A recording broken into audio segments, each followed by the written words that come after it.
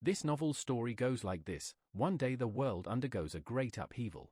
Suddenly towers and dungeons appears, and monsters comes out of it, making the world fall in chaos as the monsters starts attacking humans. The peninsula of Korea was hit especially hard. It was notorious for the endless spawning of towers and dungeons. And the monster attacks were also stronger than any other country. It was complete hell. But only in dark can a brilliant light be born, as the lightning strikes the attacking monster. The parent and her kid looks in relief as a hand is forwarded towards them. And the light in this novel were called heroes. With their power, Korea started to fight back against the monsters, and the towers and dungeons were slowly brought under control. Companies started using the cataclysm as an economic opportunity and started to recover from the situation. And as the time passed, together with the heroes, South Korea became one of the world's top superpowers. It became a country where heroes from all over the world gathered. And to combat the increasing monsters and dungeons, it created the world's best hero training center with the top magic and magic engineering technology, which was called Cube. Heroes from all over the world gathered in Cube, beating the intense competition.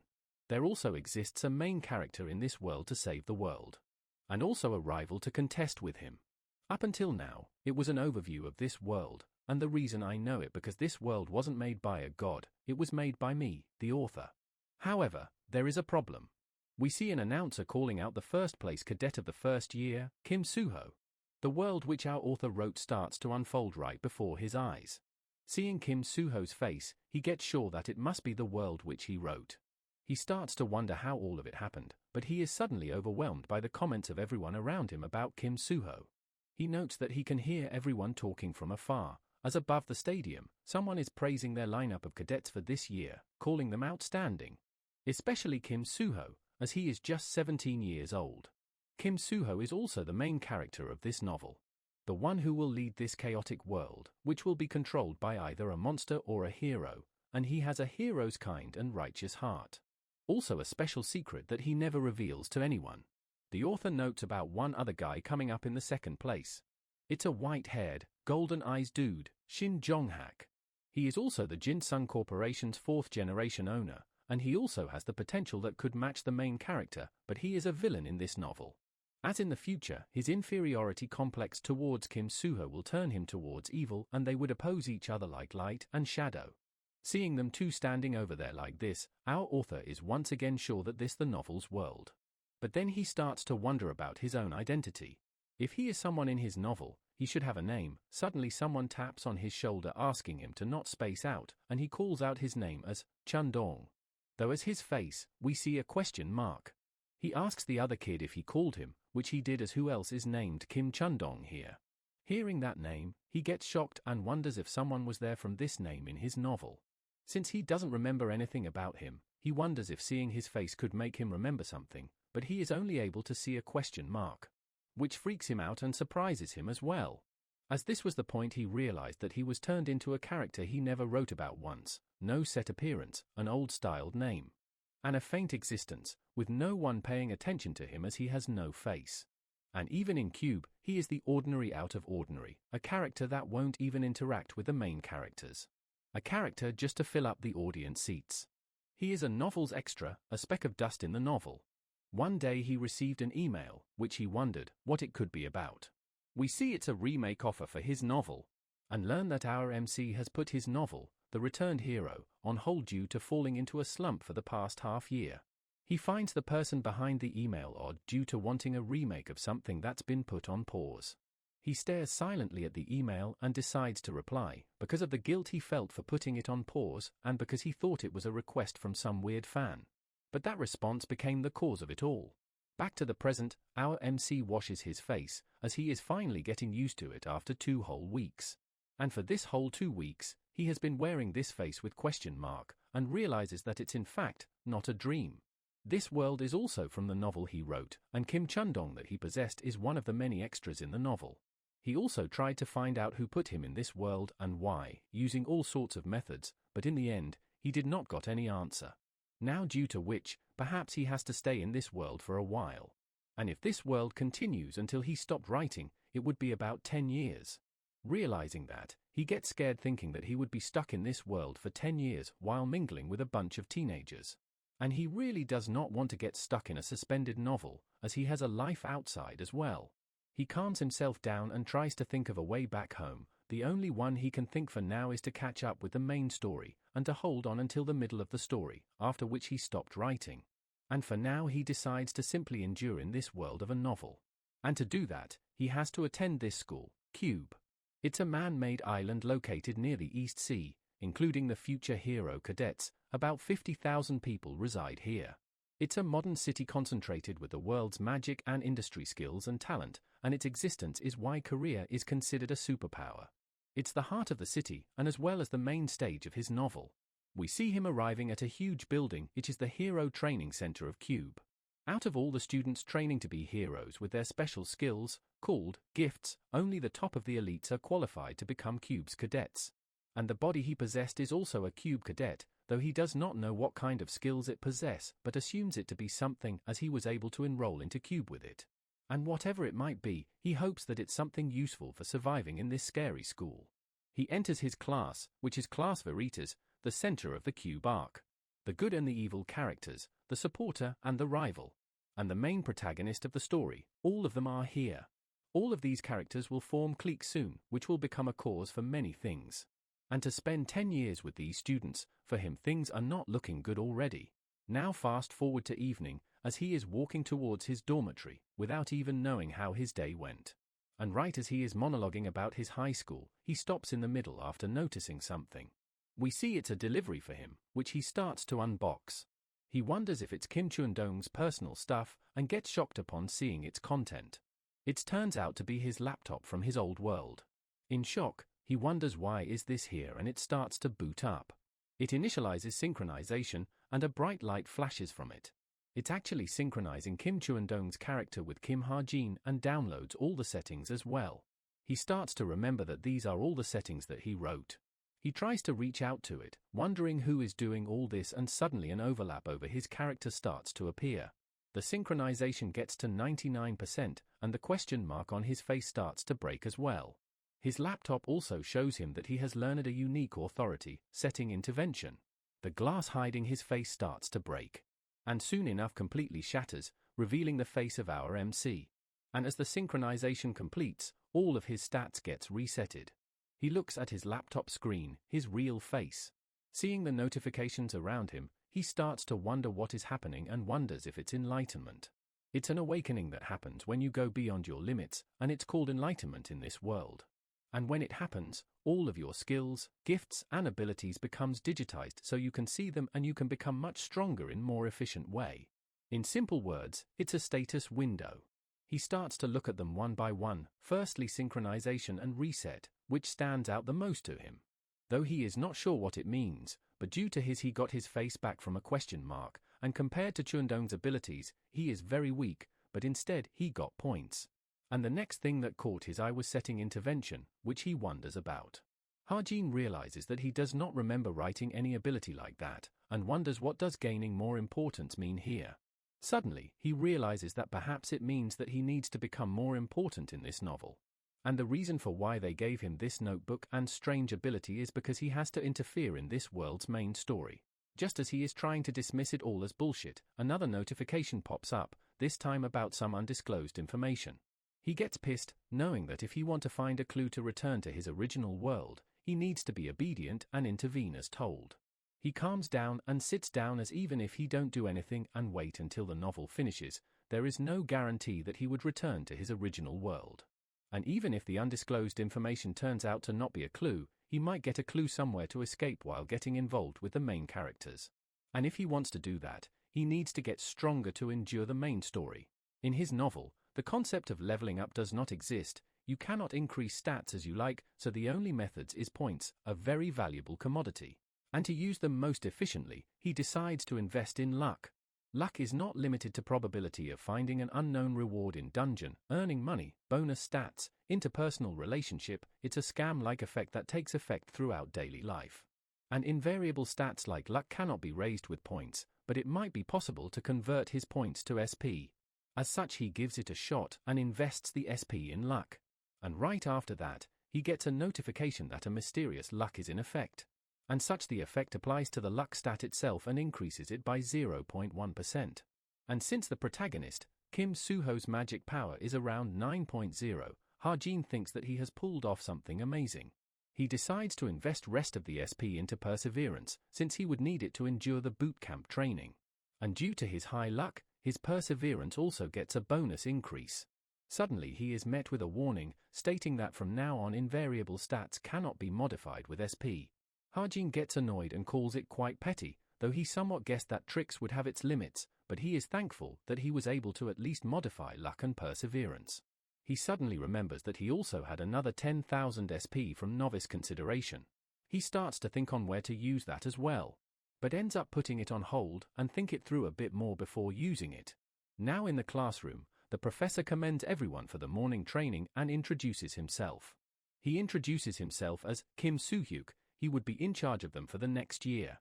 Ha-jin notes, ranking points, 3850, world ranking, 9737, an upper intermediate grade 5 according to the association's classification.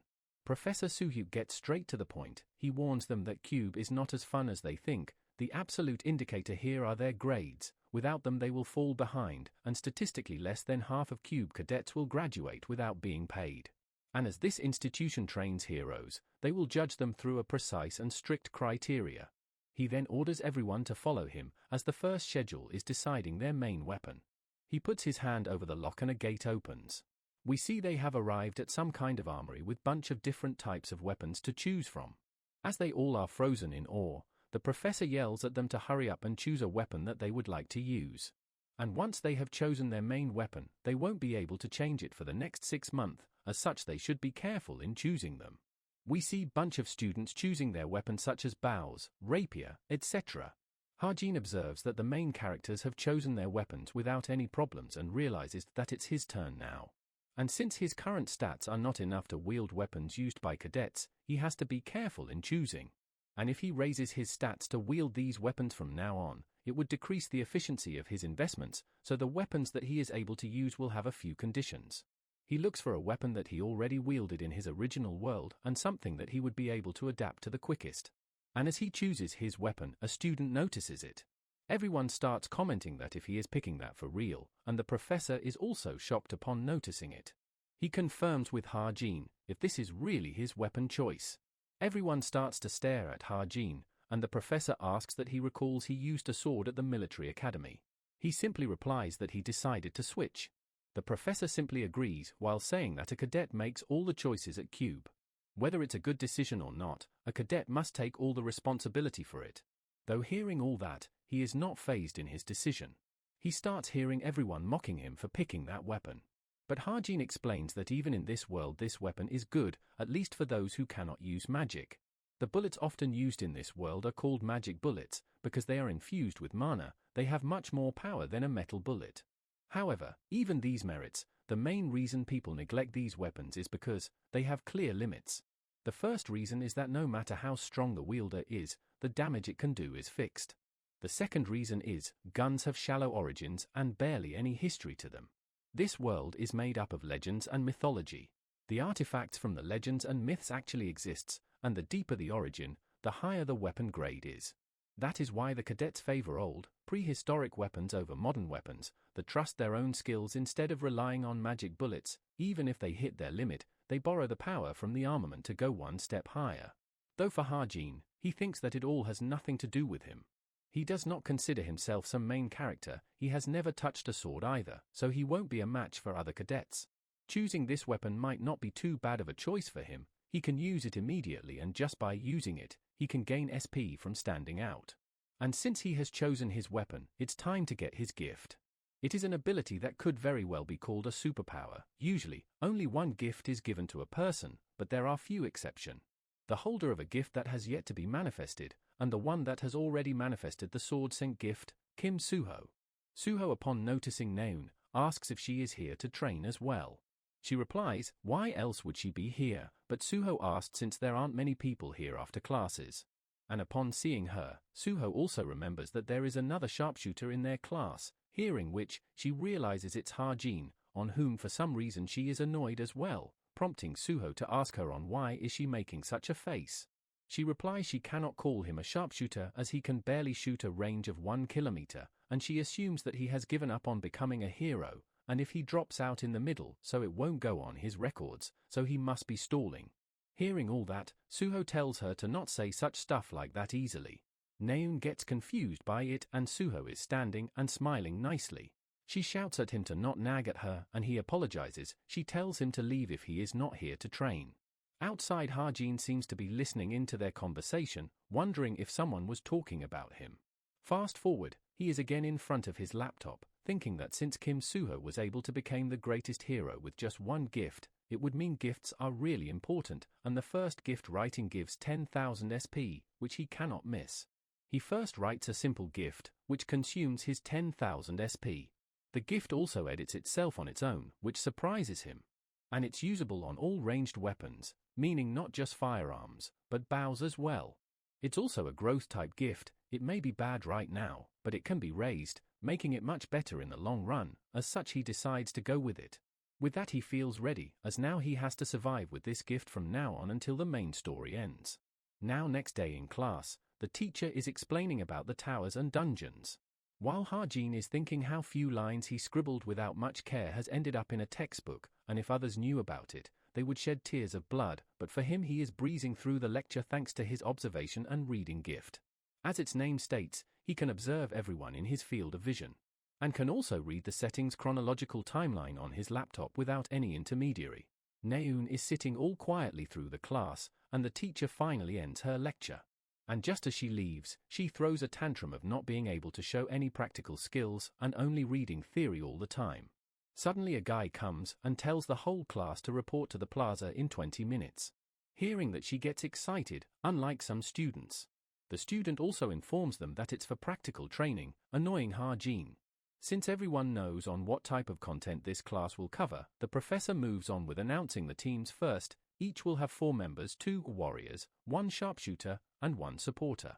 Unless there are special circumstances, these will be the team until the mid-semester exam. The teams also have been mixed with high and low-ranking cadets, so that there will be no issues, and he finally tells them to find their teammates.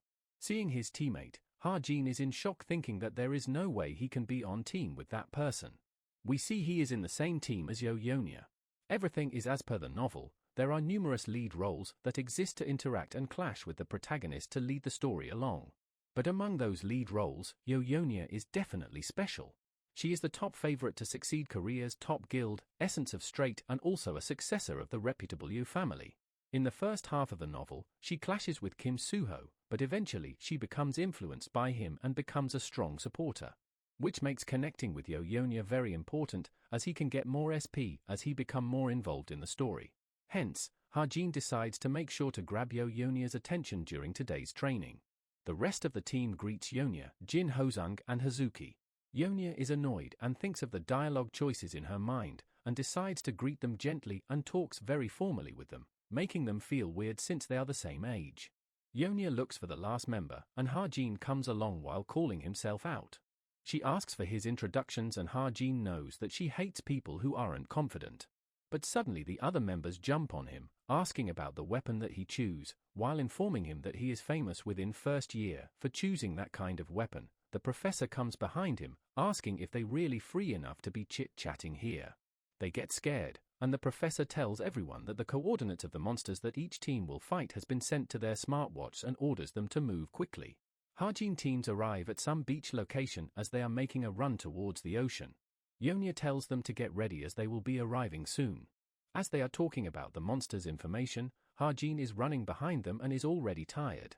And even though he is sure that his stamina stats are above average, all he can do is just keep on their tail, making him start to wonder if this is the average standard of a cube cadet. They finally stop as Yonya states that they have reached. It's the training zone of the 8th coast. And the monster that appears here, Black Hump Octopus. And as it appears, Yonya immediately starts their strategy meeting. The low intermediate grade monster, Black Hump Octopus, the main body's attack power is not very strong, but the problem is the humps on his head.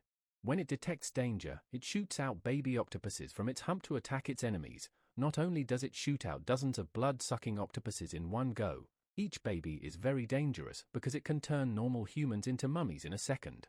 Hosung adds that once the battle starts, they should prioritize the throng of baby octopuses first then, and since there are dozens of them and needs to be taken care of quickly, Hazuki suggests Hajin, since he is the sharpshooter. But Yonya replies that she will handle them, and orders the warrior to stand back and preserve their magic power, since they need to cut down the black hump octopus in one hit because it has strong regeneration abilities.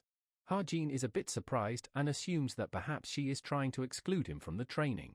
She starts to leave while asking if everyone is ready. And without listening to Hajin, she commands to begin the operation, which annoys him. The octopus completely destroys the boat. And Hosung is on land trying to attract his attention towards him, as the first thing they need to do is to lure him to the shore. The octopus notices him and goes underwater and rushes towards him. And as it surfaces back up, Hosung starts running, while Hazuki and Hajin gets ready to attack. And at last Yonya also appears with her main weapon, a whip. The octopus starts attacking with his hump and launches baby octopuses onto them. Hosung starts sweating, noting that it has already started exploding. We see all the baby octopuses are coming right towards him as he is trying to run away. Suddenly Yonya appears and takes care of all the baby octopuses. Seeing the power of Yonya, who is ranked 7th in Cube, Hosung is left in awe. He thanks her and immediately runs away, leaving her on her own to defend. As Yonya starts using her whip again, the octopus gets agitated and attacks her. But she dodges and jumps up in the air, but gets attacked by a baby octopus in midair. Hazuki shouts at her to watch out, but she is late to notice as the monster gets too close. But Hajin shoots the monster and saves Yonya from it. She is surprised that the one who saved her is none other than Kim Hajin. SP can be exchanged for stat points, and increases when Hajin's importance rises. But for extra like himself, it's difficult to attract much attention from the start. Hence, the only other option he has left is to intervene in the protagonist's stories. Just like he did right now by saving Yonya, as it made other members of his team shocked as well. Yonya tries to lash out at him about her order to stay back, but is cut short as the octopus launches his attack once again. We see tons of baby octopuses coming for them again, and Yonya gets nervous seeing them. Hajin tries to calmly assess the situation, counting their number to be only in tens, and since they have low intelligence, he can clearly see their attack paths. Hence the point at which he can perform the best is right now. He starts using his gift, Bullet Time. It's a gift that he created. When used, it slows time for 3 seconds. Meaning for 3 seconds, he can clearly see all of their movements. After that, it's as simple as to shoot these baby octopuses. We see the countdown going off quickly as Hajin keeps on shooting as well. And finally, as the countdown ends, all while Yonya is looking back towards Hajin, all the baby octopuses are defeated. She is quite shocked, and the hump of the octopus is exposed. She quickly makes use of this opportunity and grabs it using her whip while telling everyone to attack. Both Hazuki and Hosung jumps over to attack and uses magic liberation. And as Hajin is defending Yonya, both Hazuki and Hosung lands a powerful blow to the octopus. The octopus finally falls down after that attack and Hajin asks if it's finally over. Yonya silently glares back at him, and Hajin lays on the ground, claiming to be all exhausted. Their clear time starts getting calculated, and it is 58 minutes and 58 seconds, ranking them on the 16th place. Seeing their team's ranking, Yonya is quite shocked. Their battle was also recorded on a video through a drone, and the footage will be sent to their smart watches so they can analyze them on their own. Fast forward, and she is quite disappointed by her ranking, even though she knows that everyone will be graded individually. She is also jealous of the fact that Chai Naeun has scored higher than her, which is rank 4 out of 100. While staring at Shin, she thinks that she wanted to make sure and split up Chai Naeun's family right from the start, but if this is all she could manage, how can she even imagine winning? She observes that Shin is staring at Naeun while smiling. Seeing this, she gets pissed and slams on her desk, and gets up while approaching Naeun's desk. But suddenly she hugs her from behind with excitement, a stark change in her emotion. She asks him about her battle and Naeun replies that they are only in 4th place, unfortunately, and flips the same question to Yonya, who hesitantly tells her that she got 16th place. But Naeun is surprised to hear that since they had a gunman, and she points towards Hajin while saying that it would have been their good luck if that didn't slow them down. But Yonya's opinion is different. She thinks that while it's true they wasted 50 minutes on a route that should have taken 10 minutes to travel due to him, but on the contrary, he pulled more than his weight during the monster battle that followed. The dozens of baby octopuses that monsters shot out were destroyed before they could even reach the ground, which makes her doubt if something like that is possible with regular magic bullets. She starts to get curious about him and wonders, just who is he? Now at the training room, he checks up his alarms to see how much he has ranked up. We see many of his stats increase, especially due to his luck. And as expected by him, his luck was in effect during the training session today, and his SP also increased quite a bit. It was quite worthwhile for him getting himself involved with Younia. The stats also increased quite a bit from exercise, and he is sure that this is all thanks to his enlightenment and luck. He decides to head back since he has upped his stats and have exercised enough for today. Now at dormitory, in Younia's room. She is seen analyzing their training session from the morning, specifically Harjin. She notices that in 2.78 seconds, he shot 60 bullets with his weapon within that time, which makes her wonder if it's even possible to pull the trigger 20 times within a second, or did his weapon have a continuous trigger button? His reflexes are certainly extraordinary, but his health is strangely lower than other cadets, and to change his weapon so suddenly, there are too many strange occurrences here, not to mention she does not remember seeing him at the Agent Military Academy. Suddenly she gets a text from Shin, asking her on what is she up to. She blushes and smiles upon seeing it and replies that she is analyzing the video, making Shin think that she is doing something annoying again. She texts him that if he is going to take over the guild, he should hurry up and analyze people as well. He replies that are there even people on her team? He thought they were all trash, but suddenly he asks about Harjin. She smiles and thinks that Shin pretends to be disinterested, but in the end he was curious after all, calling this part really cute. She tells him that he seemed like someone who could pull his own weight, suitable enough for rank 934. Shin says that perhaps he got lucky. Hearing this, Younia goes silent for a bit and thinks, he just got lucky, in a doubtful tone. Now at Creator's Sacred Grace, Guild Building. A guy informs the vice captain that the guild observation was scheduled on the Friday 2 weeks over. She doesn't pay much attention and tells him to take a look at something, excitedly. We see she was looking at Kim Suho, calling him really amazing, and she is introduced as Yoon Sung-ah, Creator's Sacred Grace's vice captain, rank 307. Looking at his movements, she calls them fluid as water and swordsmanship that does not resemble anything else that exists. It's almost as if he is dancing. Not to mention the extraordinary cutting force, almost as if he is cutting through both the monsters and space itself. Essence of the straight, desolate moon, Frost Sanctuary, she can understand why all the top guilds of Seoul wants him. She also excitedly claims that she wants to bring him here, no matter what it takes. She then moves on to the next cadet, Kim Harjin, and suddenly she notices something. She is quite surprised seeing him use that weapon. Her assistant comments that there were stories about him in the guild communities briefly, and thanks to him being on the same team as Younia, many people have watched this video. He used a weapon that was not automated and shot 60 bullets in 3 seconds, 59 of those bullets hit their target. Even if he were to pull the trigger on reflex, his weapon shouldn't have been able to handle it. Because of the eccentric talent of Kim Harjin that was showcased through such a weapon, internally they are calling him unorthodox. And he has also changed his weapon from a sword to this as soon as he came to Cube, and Sung-ah states that it's enlightenment. It's a phenomenon in which a person realizes their talent. You do not know what talent you possess prior to being enlightened. Because of this, there are rare occasions when people would change their weapons since it would not correspond to their talent. But if such an instance were to occur, it regresses their career by at least 3 years. The Agent Military Academy highly encourages cadets to use a variety of weapons. And to think he got enlightened at 17, it's quite quick, though he does not seem that attractive as it's only limited to that weapon. But she decides to check him out regardless and asks if there are free scouts available, and her assistant replies, there aren't any, since the current leader is so extraordinary that everyone is at their limits. Hence, she decides to leave him be for the time being, since if he is a pearl in the mud, he would surely shine on his own, and they will know if the title of unorthodox is too much for him or not. Soon enough, they will. Now at Wednesday, we see Kim Suho is fighting some random guy. We learn that it's the day for anti-personnel training. This training progresses in groups of 2. All of trainees utilizes training weapons, so it's easier to judge and lessens the pain felt. Suddenly someone shouts out Harjin's name in anger. We see it's the instructor, as Harjin is crying about being the only one who has to go up against an instructor. She explains that it's because the training for firearm has yet to be finished. Using a real weapon in anti-personnel training can lead to serious injuries, and so, just for him, she will face him, and Ha-jin starts crying that he cannot do this anymore and tries to surrender.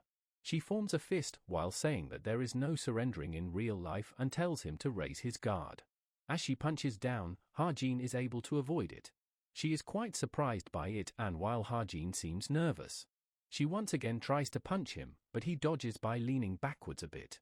She notices that even though his posture is trash, he is still following her attacks with his eyes. 1,000-mile eyes. With this skill, you can see far away, and you can vaguely predict your target's movements. Though of course, this skill simply shows him he still has to do the actual dodging himself. Students around mocks him by saying that he looks obnoxious by jumping around like that. As he notices them laughing at him, his SP increases, making him wonder if being indulgent more efficient. Fast forward as the training finishes, he grabs a can of soda for himself. As he turns around, he notices Yo Yunya passing from behind. She silently gazes at him with a disgusting look. As she leaves, he starts to think, even though he was the one who wrote her, her personality is still, and suddenly he gets an idea, and decides to check it out. He calls her out, and throws her a can of cola. She asks him if he is picking a fight, but he replies, he was carried hard in their last fight, so he is giving her this in hopes of getting along. Though it's actually a test, if being indulgent to the extras was enough to gain him 40 SP, how much would he gain if he had a conversation with a member of the main cast? She replies that she is good without it, he can drink it himself, and throws it back towards him. She also tells him to not speak casually to her without her permission, giving him his first warning. As she leaves, Ha-jin does not say anything. Now while walking, she feels that the weight of her bag is off. She opens it up and sees the can that she threw back to Ha-jin. Due to his, she gets pissed and calls Ha-jin an idiot. In anger, she tries to throw it in the dustbin, but stops and puts it right back in her bag while saying, the cola has no sins. We see Ha-jin is observing her from up above. He explains that she loves junk food such as cola, ramen, and hamburgers, but because of her reputation, she was unable to purchase these foods herself. That was her character settings. He notes that even if he pokes at the character's setting that no one knows about, if it ends up in a short conversation, he cannot earn much SP, and of course he has to squeeze himself into the main story. And he realizes that the next part of the story to start will be that. The Jin attack on the National Weapon Museum. Jin, they are the people who made a contract with the devil. The Jins who exchanged their souls for great power have become the hands for the devil's work and have spread about. This incident occurs with the motivation of assassination of a certain individual at the National Weapon Museum. However, the Jins are foiled by the main cast, who were coincidentally there looking at the exhibits. The main character, Kim Suho, gains the interest of some of the main cast due to this episode. Not only two of the main cast, Kim Suho and Chai Naeun, show up, but since it's still near the beginning, the Jin is not even that dangerous. As such, he notes that he can slip himself into this episode. As he is starting to think for a way to slip into the museum, a teacher catches him standing around and asks him why has he not returned to the dorms as the daily lessons are over. As such, he puts away his laptop to go. Suddenly his laptop starts to act weird and he gets an email from someone. Club. A club at Cube is for extracurricular activities within the academy. It can be thought of as a gathering where cadets would organize independent activities. Academic, martial arts, experimental learning, hobbies. There are over 100 unique clubs within the Cube. And the club activities don't just provide a place of self-development, but also a place where cadets can interact with each other. And the club that Ha-jin is going to be joining is here. The president of the travel club, Healing Rain, Oh Han-hyun, thanks everyone for joining their travel club. And among their new club members this year, they have a lot of incredible people. And when he received these applications, he could not believe that it was true. He then again introduces his travel club. Their objective is to rest. They would use the portal once or twice each month to travel outside of Cube. And for today's orientation, they would be going to somewhere close. And that place is Seoul. A free and easy trip to Seoul in group of 2, which is just like Ha-jin wrote in his novel. And for today his objective is the start of the first main arc, the Seoul Weapon Museum. Once he goes there with the lead roles, he plans to slightly intervene in the main story. The president tells them to draw lots, about which Ha-jin wonders if that's how it was in the original novel, though either ways he plans to move separately.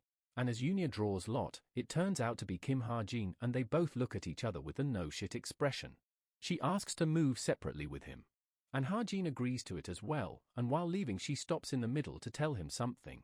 It's that he should not talk to her casually, giving him his second and last warning. Now at the National Weapons Museum, it has the largest exhibition hall of weapon replicas in Korea. As Ha-jin is moving around, he notices Chai Na-eun drooling over a bow. And with that, he remembers that Kim Soo-ho should be around there as well. He approaches Soo-ho and asks if he was looking at the seven-branched sword, and he replies, yeah, and Ha-jin introduces himself. Soo-ho replies that his name slipped his mind and remembers him for his unusual weapon. Ha-jin remembers that Soo-ho is strong, handsome and has a sense of justice, and he got cussed by his readers because Soo-ho was not a realistic protagonist. Soo-ho asks him if Ha-jin would like to go and see a firearm exhibition together with him. But Ha-jin tells him that they won't have time for that. Suddenly the building starts to shake and the warning alarm goes off. It informs the civilians that monsters have appeared right outside the museum, and their faces starts to turn into despair. It creates a panic and everyone gets in rush to leave the place as quickly as possible. Suddenly we see Na-eun breaking the glass for the bow.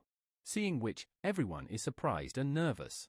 She tells everyone to calm down, as the museum's reserve hero will be arriving here soon. And if they head out right now, they would just become food for the monsters, and as she picks the bow, alarm starts to ring about glass wall being broken and item being stolen. And this all causes the barricades to come down and lock everyone inside. Na-eun tells Soo-ho to hurry up and get a weapon for himself, since they would need to stand guard until the hero gets here. Suddenly she notices someone coming. The person is emitting dark red aura and Na-eun prepares her weapon. It's the Jinn, who notices that people are inside already. Ha-jin explains that it's the demonic human, dog of Lucius, a villain that will become the foundation for the protagonist's growth. It draws its claws and rushes towards Na-eun to attack. Right as he is about to make his attack, Soo-ho tries to attack him from behind.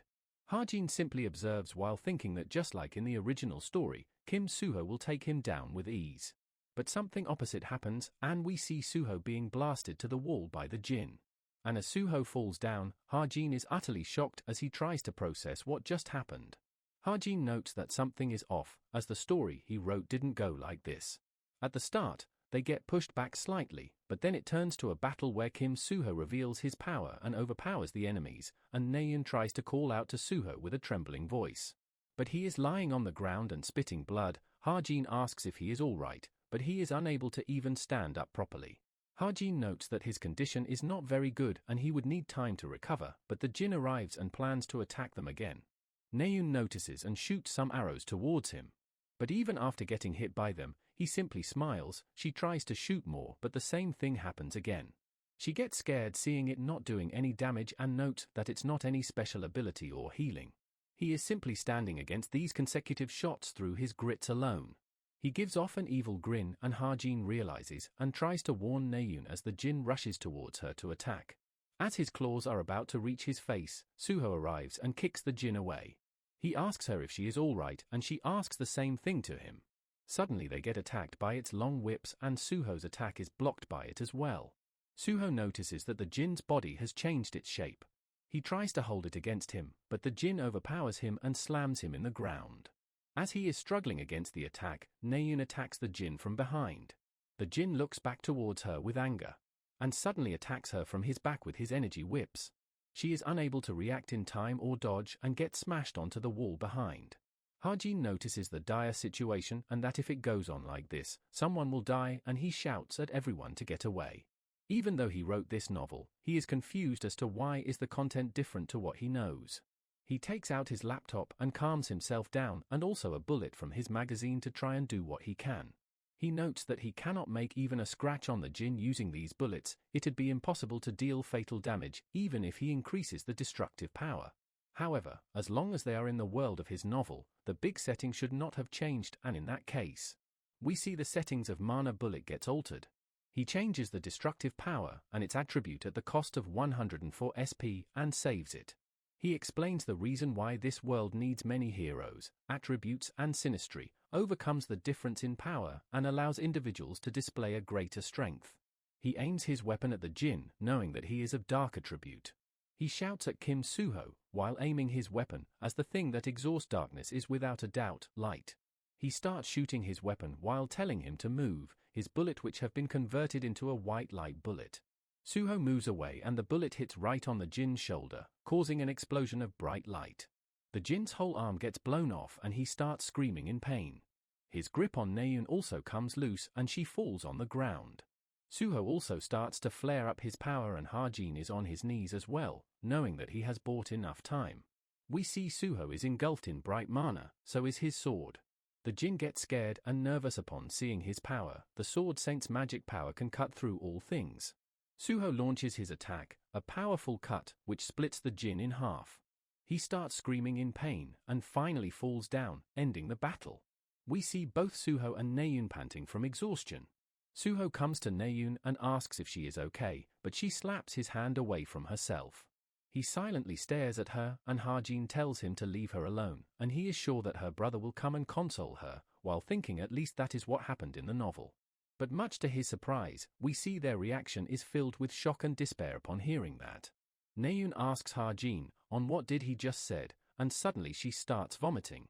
Now switching scenes, we see few monsters running around outside and a beam of light comes from the sky and pierces those monsters, killing them. We see it's Yoon Sung-ah, who has taken care of all of them.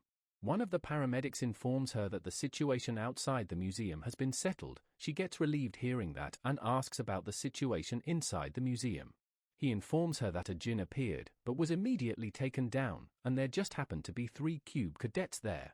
She commends them and asks for their name. He replies it was Chai Naeun, Kim Suho, and before listening the last one, she runs off. She gets excited upon getting the chance to meet with Kim Suho in a place like this. On the way there, she sees Hajin, calling it perfect timing. She suddenly gets up close to him and greets him. She tries to ask for Kim Suho, but he informs her that Kim Suho is inside before she could even ask. As she is leaving, she suddenly realizes something. It's the fact that he knew beforehand that she was looking for Kim Suho.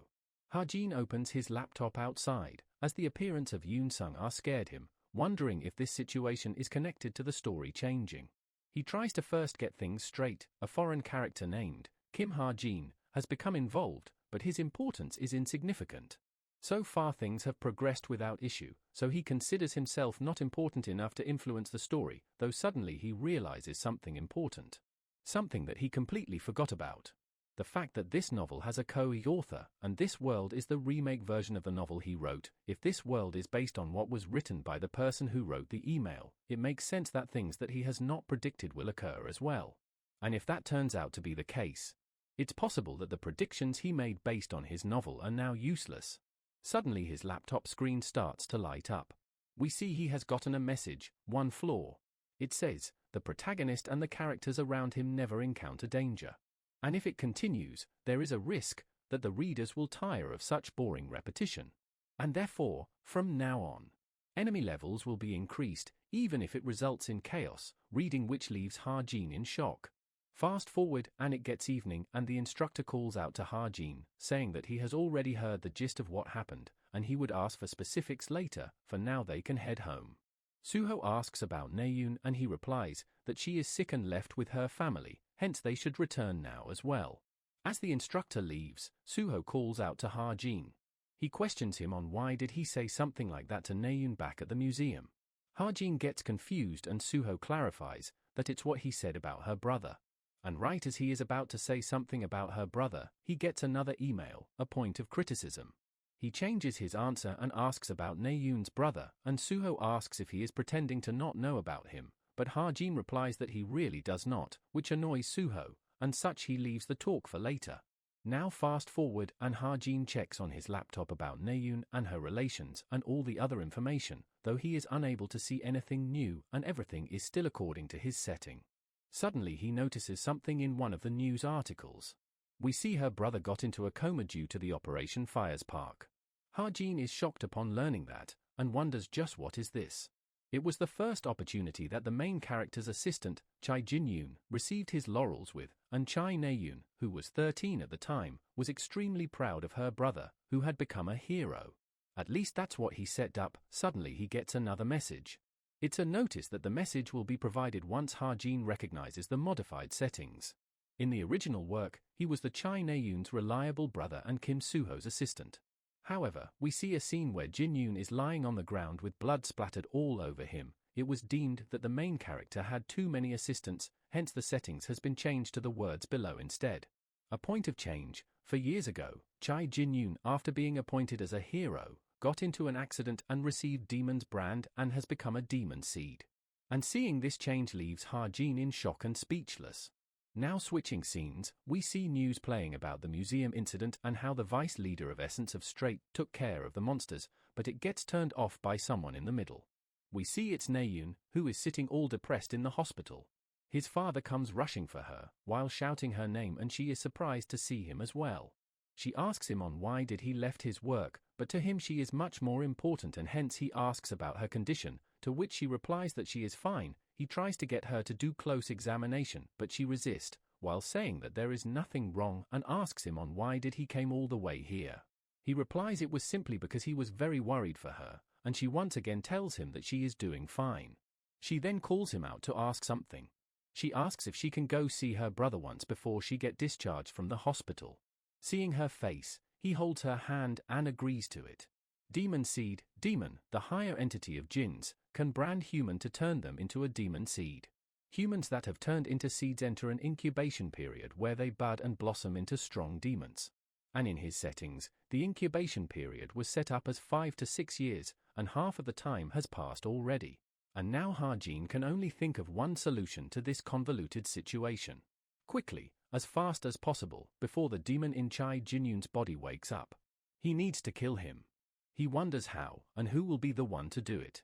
They cannot just leave it to anyone. No mercenary would accept a request to kill the 4th generation of a rich family, and because there are no indicators of a seed budding, it's impossible to suggest taking action against it. It would be impossible for Kim Soo-ho to defeat a fully blossomed demon. Even if the currently active heroes mobilized, a few of them will inevitably be sacrificed.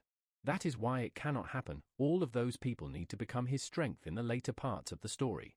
Which means, in the end. And we see Naeun calling out to her brother while telling him that she is here for him. On the other hand, Ha-jin decides that he needs to be the one to kill him. Naeun starts talking to her brother about the incident and how it was her first time seeing a jinn, and the fact that she almost died. She also starts to talk about Ha-jin but suddenly stops in the middle. She changes the topic by saying, "Let's not talk about that." Suddenly she gets informed that the visiting hours are over and she leaves while telling him that she will be back. As she is leaving, her expressions are quite grim. She starts to remember Ha-jin's words about her brother. And we see an angry and grim expression on her face as she targets Ha-jin. Now at Hero's Tower, in the file room. We see Yoon Sung-ah is looking at some files while being unauthorized and her assistant is freaking out in fear of being caught. She tells him that it's fine, she just needs to take a quick look at today's museum attack. At the scene, on the body of Jin, they found traces of light attribute mana, which means that one of the people who defeated the Jin can use light attribute. She gets fired up thinking about recruiting the person with the light attribute as they are very powerful against the Jin, and it freaks out her assistant. And she notes, since the Jin was hunted by 3 cadets, one of them must be the light attribute user, Kim Soo-ho and Chai Naeun. They are already keeping an eye on both of them. But Kim Ha-jin, ranked 934th, she has never heard of his name before. Now at the academy, Ha-jin has realized some things recently. It seems that other people cannot see his laptop, thanks to which he can check settings without worrying about the gazes of the characters. And after this realization, he has also added a certain function to his laptop. That is the function in which he gets a notification if a setting different from his novel occurs within 30 m from him. This should be much more efficient rather than getting messages from co-author, and behind him someone calls Ha-jin out. We see it's Naeun, who is quite pissed and asks Ha-jin to spar with her. At first, he does not answer, and then rejects her proposal, but she tries to rile him up asking if he is chickening out after saying that about someone's family. But he replies that he needs to be careful since they are live rounds. He does not want to get in trouble for injuring a classmate, and hearing which pisses Naeun off. The instructor comes and asks them on what are they doing. She tells Naeun to back off since Ha-jin does not have a training weapon yet, which she annoyingly does so. As she is walking away, Ha-jin thinks that he does not need to apologize to her yet, since he has a primary goal, and he is working his ass off to become stronger so he can kill her older brother. And even if he improves their relationship right now, she would feel even more betrayed in the end. Switching scenes to another club room in the cube. We see the president of the club is introducing himself. The club's name is Truth and his name is Yoon Hyeon. Their club's main activities are monster analysis and raid strategy research, so they gather every week for discussion, and looking at his appearance, we see girls getting charmed by him. A handsome appearance, the ability to capture the audience. These are both abilities of a demon. The cube, which is an important stage at the early parts of the novel, sees various events like cadets' kidnappings and monster invasions. Yoon Hyun is the villain that leads those events. He is a jinn that has obtained the charm ability from the demon, Lilith. And his primary target and the reason for why Ha-jin joined this academic club is none other than Yo Yunya. As the first orientation, Hyun tells everyone to take it easy. He introduces the high intermediate monster, the mountain tyrant, which appeared with the outcall, hence he is a monster with almost 50-year history. Both in and out of cube, information regarding high-ranking monsters is very valuable, and information regarding their weak points is valued at millions of dollars.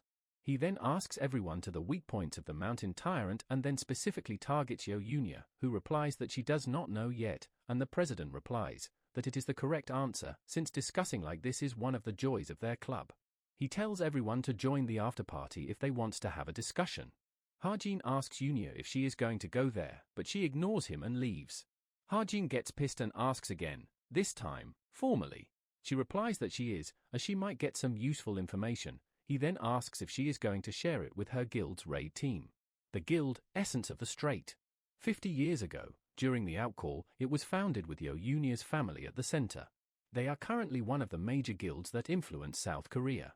Ha-jin tells her that he has heard the deputy guildmaster's pool is quite strong within the guild lately, to the point that she, the traditional inheritor, is threatened, which is why she is uncharacteristically going to the after-party to get information. Hearing all that, Yunya asks him to get to the point.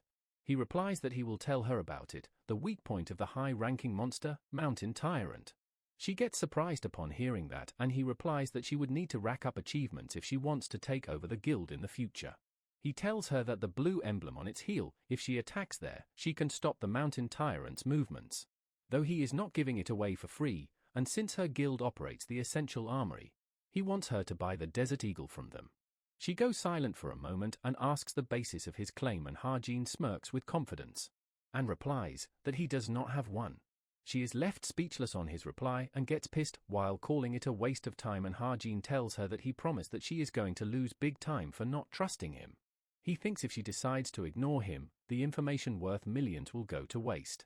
Though if she believes him, he would end up with an powerful ally. Next day, she calls to his secretary and tells him to pass something to the raid team. It's that the blue emblem on its heel might be his weak point, so try to attack that, while blushing slightly, while Ha-jin states she would be an ally, who will one day be known as the Queen of Seoul. Now back to Ha-jin, we see he has a loan notice on his name for 300,000 won. Seeing which he gets utterly shocked and is left speechless. He realizes that Kim Chun-dong took out a loan of 300 millions, which is the most amount a cadet can take as a loan. He starts to wonder, just what the hell was he doing? He then quickly checks his bank balance, which is only 3 million won. He realizes that at this rate, instead of going back to his world, he will die paying of debts for the rest of his life. He decides to first get money somehow now. Currently he knows two ways of making money. The first is stocks. Towers and dungeons still pop up everywhere in this world. Guilds were created to find and raid those. Treated similarly to other enterprises, a public guild stocks can be sold and bow on the stock market. And he already knows which guilds are going to make it big, but he does not have the money to invest, so it's not an option right now. Then the only option to remain is field hunting. It's the danger zone where monsters appear. Unlike towers and dungeons, the danger levels varies greatly, but you can immediately trade in the bodies of monsters for money. Though right now, his stats are only a little bit better than an average adult, which makes him wonder if he can go on field hunt at this level. Reinforcing training guns that he have right now would just be a waste of SP, as such he tries to think of some other way. Suddenly he gets a knock on his door, with a package for him from Yo Yunya. He gets confused and wonders what is it. As he opens the briefcase, he is left surprised with its content. Now fast forward, in Gangwon-do Wonju, field region. We see a receptionist thanking Ha-jin for using the portal, and Ha-jin notes that she is being super polite, right after he told her he is a cadet. He steps out of the portal station and into the city. And we get a clear view of a busy city street. The Gangwon-do region is a low-danger field. Foreigners are here everywhere all the time to hunt, hence it has been dubbed International Metropolis. We see few people are searching for party members and some other selling potions. Some are also selling news about a crazy man who is on a hunt, naked, and while walking he suddenly notices something. It's an agency, which makes him think that it would be more advantageous while selling if he had an agency, and wonders if he should just find some agent here. Suddenly someone approaches him from behind, asking if he is here to hunt monsters. Ha-jin asks him if he is an agent, to which he replies that he is, and he tries to give his card, but it falls, and Ha-jin notes that this guy is a bit clumsy. Upon looking at his card, Ha-jin gets surprised seeing his name, Park Soo-hyuk, the best agent representative in Korea, and the man who will become Kim Soo-ho's agent. Ha-jin is quite surprised upon meeting him at a place like this. And just like that, Ha-jin tells him that he would make contract with him, which surprises Park Soo-hyuk. Ha-jin notes that this world is still beginning, hence a lot of people have not found their value in the story yet. It would not do any harm to make connections early on, but he wonders if it's okay for him to take away Soo-ho's agent. Now at the field zone, Ha-jin asks him if it's okay for him to follow along. He tells Ha-jin to not worry and he leave him behind when it gets dangerous, making Ha-jin think that usually agents without cars wait outside of the field. Park Soo-hyuk notices the footprints of Hobo Goblin, which are easy to hunt and goes for about 300,000 to 400,000 won per head. But Ha-jin is not sure about it, as one magic bullet costs him around 200,000 won. A more expensive monsters would be better for his profits, and hence he points at another monster. We see it's some kind of boar, and Park Soo-hyuk confirms it's a steel boar. He informs Ha-jin that it cannot be defeated by his weapon, it won't pierce his outer skin, and Ha-jin replies, they will see about that. Soo-hyuk is quite surprised upon hearing that, and Ha-jin replies that his weapon is quite good. Thinking that it is a weapon that he received from Yunya, in exchange for information about that mountain tyrant. As such, we see him taking out his new weapon, Desert Eagle, high grade, steel attribute. Seeing which, Soo-hyuk freaks out, and Ha-jin has also added a certain setting to this weapon using SP. Soo-hyuk warns him again that he is going to only agitate it further. But Ha-jin does not listen and takes his shot on the boar. We see the bullet piercing through the steel boar, leaving Soo-hyuk completely surprised. The boar also falls down in one single shot. We see the changes that Ha-jin made to his new weapon as well. And while standing over the cliff, Ha-jin calls his new weapon not bad. We see his Desert Eagle has a blue smoke coming out of its barrel. And after looking at its power, Soo-hyuk compliments the weapon and Ha-jin's amazing shooting ability as well, but Ha-jin replies that it's nothing special. Suddenly he takes another shot at something, scaring Soo-hyuk. And he asks what was it, and Ha-jin points that there was a black pelican over that cliff. Surprised, Soo-hyuk asks if he could really see that far. And Ha-jin replies that much distance is nothing more than a hand stretch away for him. Finishing up his work, Ha-jin starts heading back. Now it gets evening and we see both the corpse of the steel boar and the black pelican. Soo-hyuk states that despite only being two, they were extremely heavy, and Ha-jin asks if he would be able to carry it outside the field. Soo-hyuk replies that perhaps it would be better to just pay the dispatch cost and call 911, and he would also deposit the reward money to Ha-jin tomorrow. Hearing it all, Ha-jin thinks it's as expected of Soo-hyuk, knowing how to get things done. They shake each other's hands, and Soo-hyuk asks about his first hunt, and also asks what would Ha-jin spend his reward money on. Ha-jin gives a straightforward answer that it would be for stocks. Hearing which, Soo-hyuk is a bit shocked and confused. New guild, Packhorse Masters, with the setting that a demonic human has founded it. It is a guild that is treated with importance in the novel. But it's not the area that he should be focusing on right now, but rather the dungeon that this guild has raided. The Suan Demon Den, that the Packhorse Masters cleared. After this raid, their stock will increase by 1000%. It's a guaranteed profit just by buying it, an easy way to make money. Ha-jin looks for some other useful bits of info. Since the public forums does not have much info, he decides to check on some shady website, Violet Society. And from shady, he gets reminded of something. The Chameleon Troupe, the main villains in the latter half of the story, as the name suggests, all of the members' identities in the crime organization are concealed, and the only person who have information about their location and activities is the author, Ha-jin himself. Ha-jin thinks that since they hate demonic humans despite being a criminal organization, perhaps their leader can help him kill Chai Jin-yoon. According to the story, one of their spots is vacant for now, so they should be making their move soon. Suddenly his laptop turns off, and he wonders what is happening. He gets scared thinking that he lost his only chance of going back to his old world. But it turns back on, and he gets relieved again. It shows a notification that 1 month has passed and starts updating his laptop's features. Now we switch scenes to a restaurant, and people there are charmed upon seeing someone. We see it's Yunya and Shin, and looking at whom people wonders if they are celebrities. Shin is annoyed about this noble society gathering and wonders when it would stop happening, but Yunya tells him to just bear with it, as it is not a bad thing to make connections with the leaders of the society. Yunya asks about his grade, and he simply replies it's fine, and as Yunya tries to rile him up about getting the top spot, he cuts her off, saying that it's fine. Hearing his response, she also simply replies with an okay. The door opens and we see Chai Naeun arrives. As Yunya is about to call her over, Shin excitedly gets up upon seeing her. He goes running towards her asking since when did she started to come to this gathering, and she replies she would have skipped if she knew he is also here. He asks about her condition and she replies that it was not much and tells him to stop overreacting on it. Hearing them talk, we see Yunya gets angry. Suddenly she asks them if they know Ha-jin, which surprises Yunya.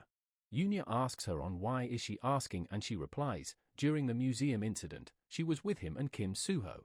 The demonic human was stronger than they thought, and they were fighting it. And Ha-jin was able to damage the jinn. Calling it unbelievable that he shot his arm of a demonic human with a weapon like that, and calls him suspicious due to it. She directs the question to Yunya as she was in the same team as him, and she gets surprised by it. Yunya has already investigated him before and knows about his debt and him being an orphan, other than that everything else is still a mystery, and he didn't told her anything, even when she asked, so they don't have any other choice but to keep investigating him, and there is a need to assess whether he is worth using or not. But he is not much anything, and from what she saw in the practical, she claims that he does not hold the power to destroy a demonic human's arm and wonders if he is hiding something. Naeun raises a question that perhaps he is a demonic human. But Yunya asks if he was one, he wouldn't have attacked his own kind, but Naeun replies that he is hiding something for sure. Now back to Ha-jin, he wonders what is happening as the update reaches 99.99%. Suddenly his wrist starts to light up and he starts feeling pain. He notices something on his wrist and his vision starts getting blurry. The stigma is one of the creator's authorities and contains magic power, and large amount of information starts to crash into Ha-jin's head like a tsunami. Back to Shin, he slams his head on the table while asking them that if what they mean is they don't like him. Neither of them answers. We see Ha-jin is in extreme pain and starts falling down. Naeun again remembers what he said during the museum incident, and upon taking that into account, replies to Shin that he can say that. While Ha-jin is lying on the floor, unconscious and with a stigma on his wrist. We see the update contents, a low-grade gift, Book of Truth, and the gift of observation and reading gets strengthened. Fast forward, soon after the museum incident, Ha-jin, Kim Suho, and Chai Naeun, who fought the demonic human, were awarded the Exemplary Citizen Award for their feat. We see Ha-jin with a bandage on his wrist, and his wound is also still hurting from yesterday. He looks at his wrist and wonders what sort of ability is this, and besides him we see an annoyed person. It's Chai Naeun, who tells Ha-jin to shut up.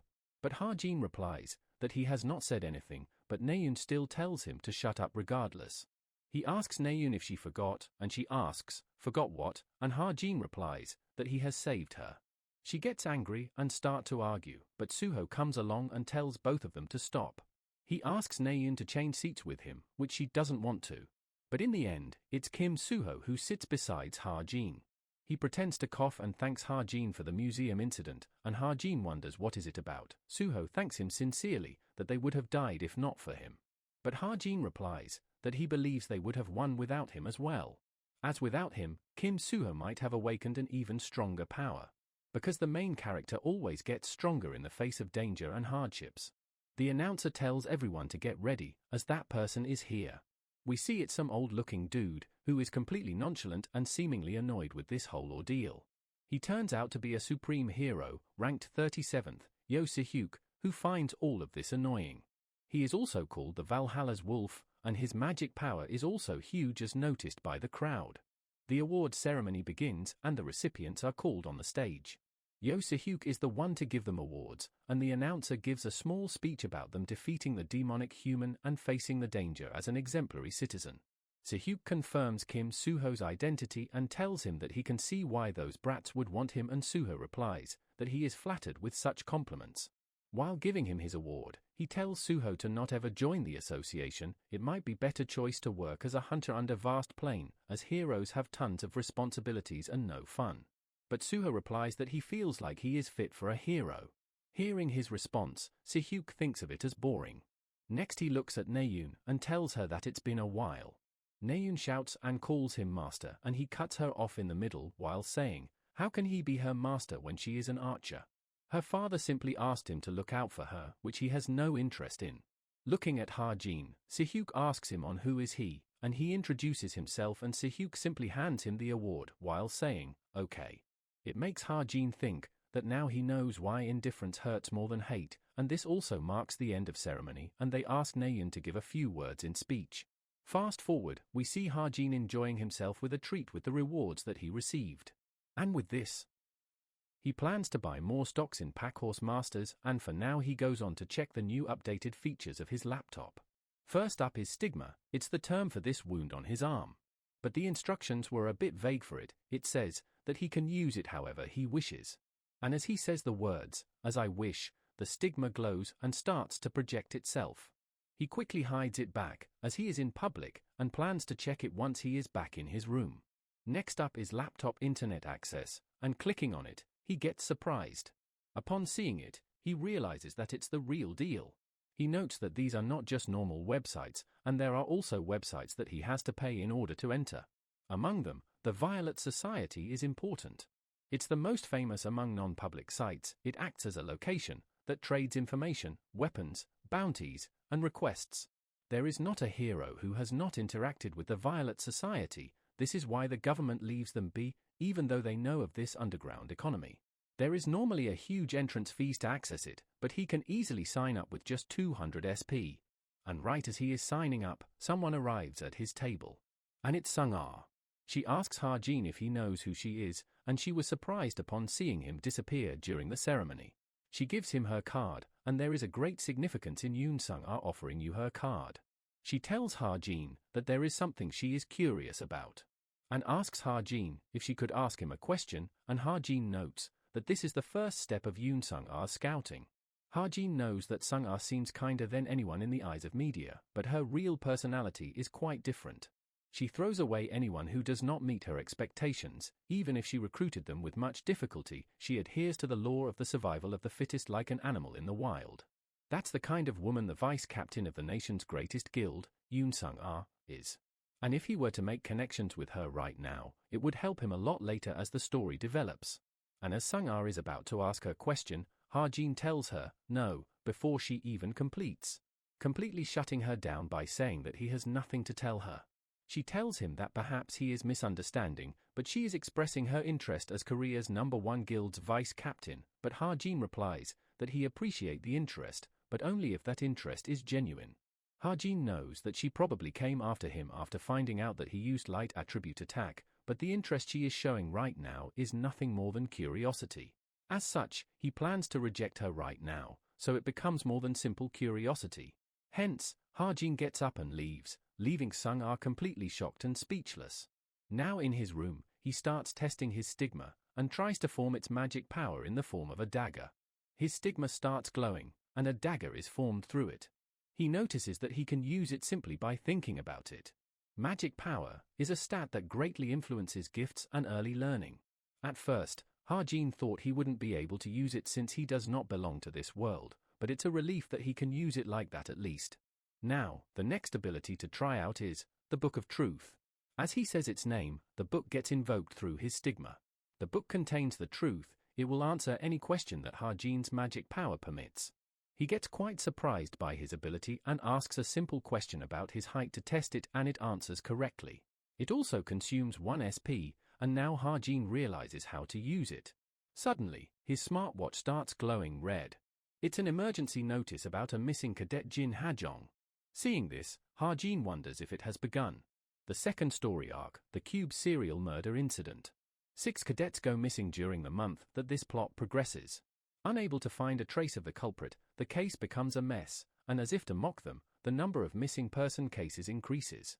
This arc is especially important because the culprit's last target is Yo Yunia. It would be a huge problem for Ha-jin if the co-author's intervention risks the loss of the protagonist's supporters, just like in the museum, hence he decides it would better if he were to catch the culprit first. But if he intervene without thinking, the story might change. Hence, he simply decides to watch over for now. Now at the training room, Suho is tired and drinks a bottle of water. Suddenly a guy comes and asks Suho to look at something. We see few guys are trying to bully Ha-jin by not letting him train. They mock for not being able to lift that much of weight despite being a cadet, and blames him for shaming the entire cube. Suho gets angry and tries to intervene, but the guy stops him, telling him that it's no need to get involved. Suho calls out Seong-hun for his actions despite being a class president, and he replies that Ha-jin has pissed off Shin Jong-hak. It would be inconvenient if they get involved. And perhaps they're just acting. Besides, if that guy really destroyed a demonic human's arm, he would not let himself be bullied by those kinds of dudes. As Ha-jin tries to lift the weights and fail, everyone is surprised for his inability to lift even that much. Seeing that, Seong-hun calls him defeating the demonic human a luck, and Kim Suho then goes on to those bullies to defend Ha-jin, and everyone notices that, while Naeun is standing silently in the corner. Suddenly the instructor arrives, shouting at them for causing commotion during training hours. He tells everyone to get together, as the results from last time's quiz are out, and they can check it on the poster which he is putting up.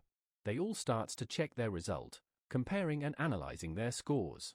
As for Ha-jin, we see he has secured first place, which makes sense for him as he cheated off the settings.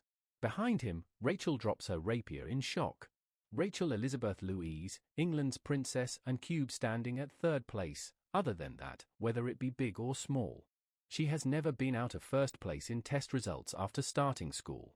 And seeing her reaction towards it all makes Ha-jin worried and speechless. We see Rachel's butler and assistant congratulating her for being accepted into Cube, and for her Korean classes as well. She tells them it's okay, and she will make sure to meet their expectations. For the honor of England's royal family. Back to the present, she is depressed about losing first place, and apologizes to her family. And the instructor is praising Ha-jin for his answers on phenomenon realm analysis and telling all the cadets to be like him and learn from him. Rachel plans to shorten the gap between her and Ha-jin, but notes that phenomenon realm analysis is a difficult subject, hence it would be hard for her to do so before midterms. She starts to stare and observe Ha-jin in class, and starts wondering on how does he study. Back in his room, Ha-jin goes on a website called Information Center for Veritas. He plans to use the Book of Truth to answer questions and get some pocket money for himself while at it. The Book of Truth can give him information from anywhere, as long as his SP permits it. He won't get much profit since he does not have any credibility, but once the rumors spread, he will get more customers in no time. Hence, he registers as a seller on that website. And next up, he plans to invest the SP he has been putting on hold. Since the start of the second main story, meaning Cube is not safe from demonic humans anymore. Setting interventions, Deadeye, he realizes that his current gifts are not enough to face the demonic humans. But he has gotten lots of SP, thanks to the bullying from Shin Posse, so he plans to invest in survivability. And for now, he decides to upgrade his weapon. He adds a transformation feature to his weapon, from a handgun to sniper rifle. Seeing the changes, he wonders if he went overboard with it. It consumes 250 SP, and we see his Desert Eagle has transformed into a sniper rifle. He chuckles, knowing that he can surprise them, and transforms his Desert Eagle back to its original state. Next, he plans to write some arts. Unlike gifts that create supernatural phenomena using magic power, arts refer to polished physical techniques or talents. The most important skill for a sharpshooter to have for survival and assassinations is positioning, and such he tries to think of an art related to positioning.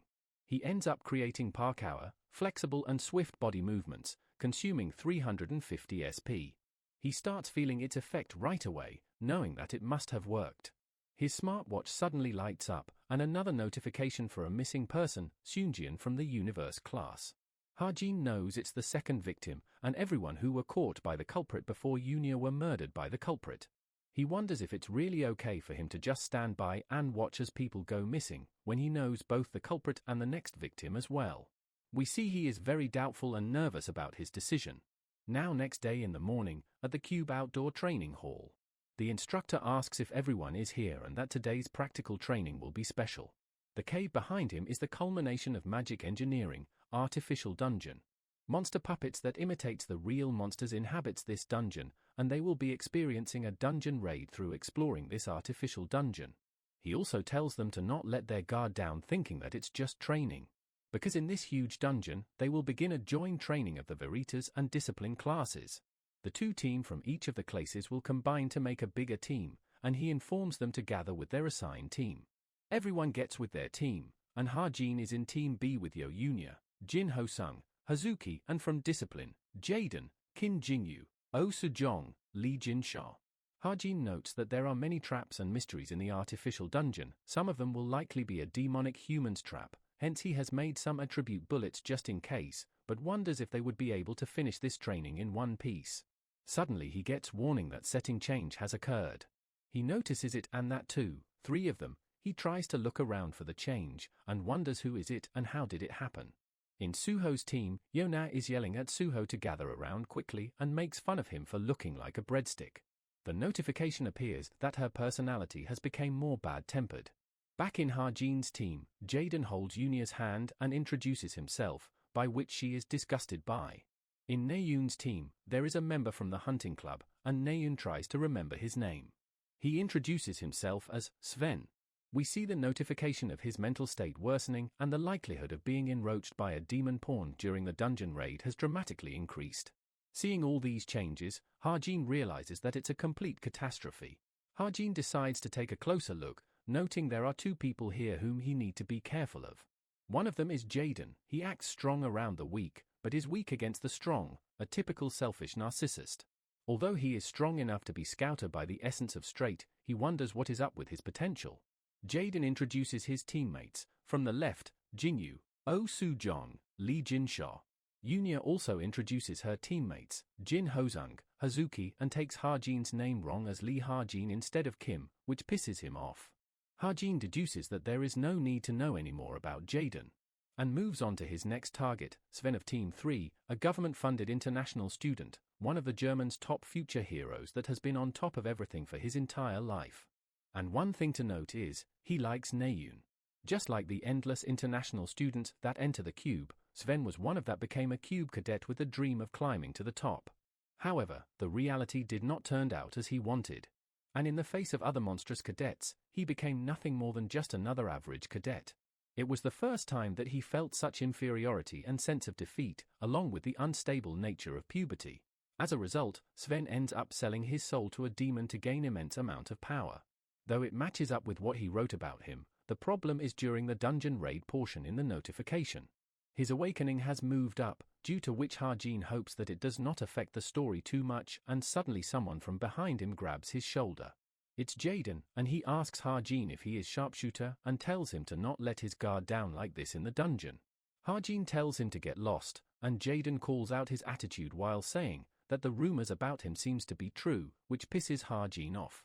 Apparently, people's perception about Ha-jin has reached rock bottom, the reason being a certain rumor about him spread from the universe class. The gist is that Kim Ha-jin is using his position as cadet to blackmail others. He goes to Seoul every weekend to enjoy debauchery.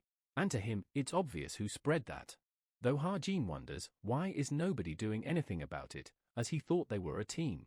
Now instructor tells them to enter in order, starting with Team 1, and Jaden tries to talk with Yunya about her getting first place in the supporter division. She replies that she has also heard rumors about him, and thinks that they have made mistakes when making these teams. Jaden, while pointing at Ha-jin, says that there is always someone weighing the team down when there is someone who carries the weight, which pisses Ha-jin off. Now their team enters the dungeon. They arrive at some place with multiple routes, and Jaden wonders if this is the first challenge. Yunya wonders which way they should go, and Jaden tries to get the sharpshooter of his team, Jinyu's suggestion. But Ha-jin speaks up before him, advising to go with number 6. Jaden gets angry and tries to refuse, but Yunya immediately accepts his suggestion. She compliments Ha-jin by saying, even though he looks stupid, he still got one hell of an eye. And Ha-jin thinks that it worked out for him due to Yunya. Now they can take the route where Naeun went. Because if Sven is really going to sign contract with a demonic human here, it would be difficult for Naeun to handle it alone, and if something were to happen to her, the story from there on out is going to be messed up. And he cannot let her die, and hence their team enters route number 6. Jaden is pissed on Harjin for his attitude and Harjin tells him to instead worry about the monsters in front of him. Jaden does not believe him, and asks what monsters is he even talking about, and Harjin asks if he cannot see it. A salamander is right in front of them, and he is sure it's a dungeon switch as well. Jinyu asks if she should shoot a light arrow and Yunya tells her to do so, and as the arrow reaches the dark depths of the dungeon, it reveals the low intermediate, grade 6 monster, salamander. Jaden is surprised, and tells everyone to get ready for battle and asks if anyone here can use water attribute. Harjin notes that it's not the time to use it yet, and hence they decide to go with the orthodox method and Yunya takes out her whip.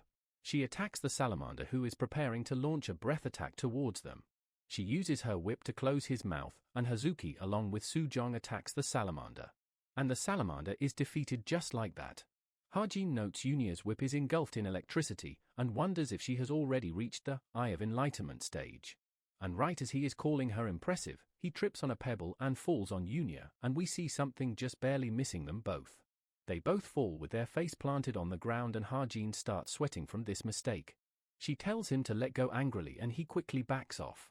She grabs his collar, and as she is about to beat him up, their team notices something. They notice an arrow stuck in the wall, and wonders where did it came from. Harjin notices that it was just when they fell down. It was an actual poison arrow that was shot towards them with neurotoxins on its tip. Switching scenes, we see someone running and Sven is shot by an arrow and is apologizing while telling his team to leave him. But Naeun shouts and tells him to shut up, telling him to get up and run if he has strength to talk. She is surprised that they actually put them through a training where darts laced with poison will be shot on them. She grabs Sven and tries to run away from something. And we see it's a huge lava monster, and Naeun yells while complaining about why is there a monster like this appearing here. Now back to Harjin's team, we see them battling out monsters.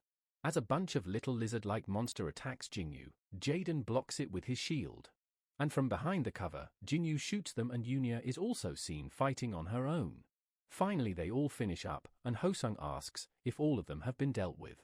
They all talk on how easy it all is, since it's mostly peanut flames and salamanders. They have not encountered any traps, except for those poison arrows earlier, so they simply have to keep progressing like this.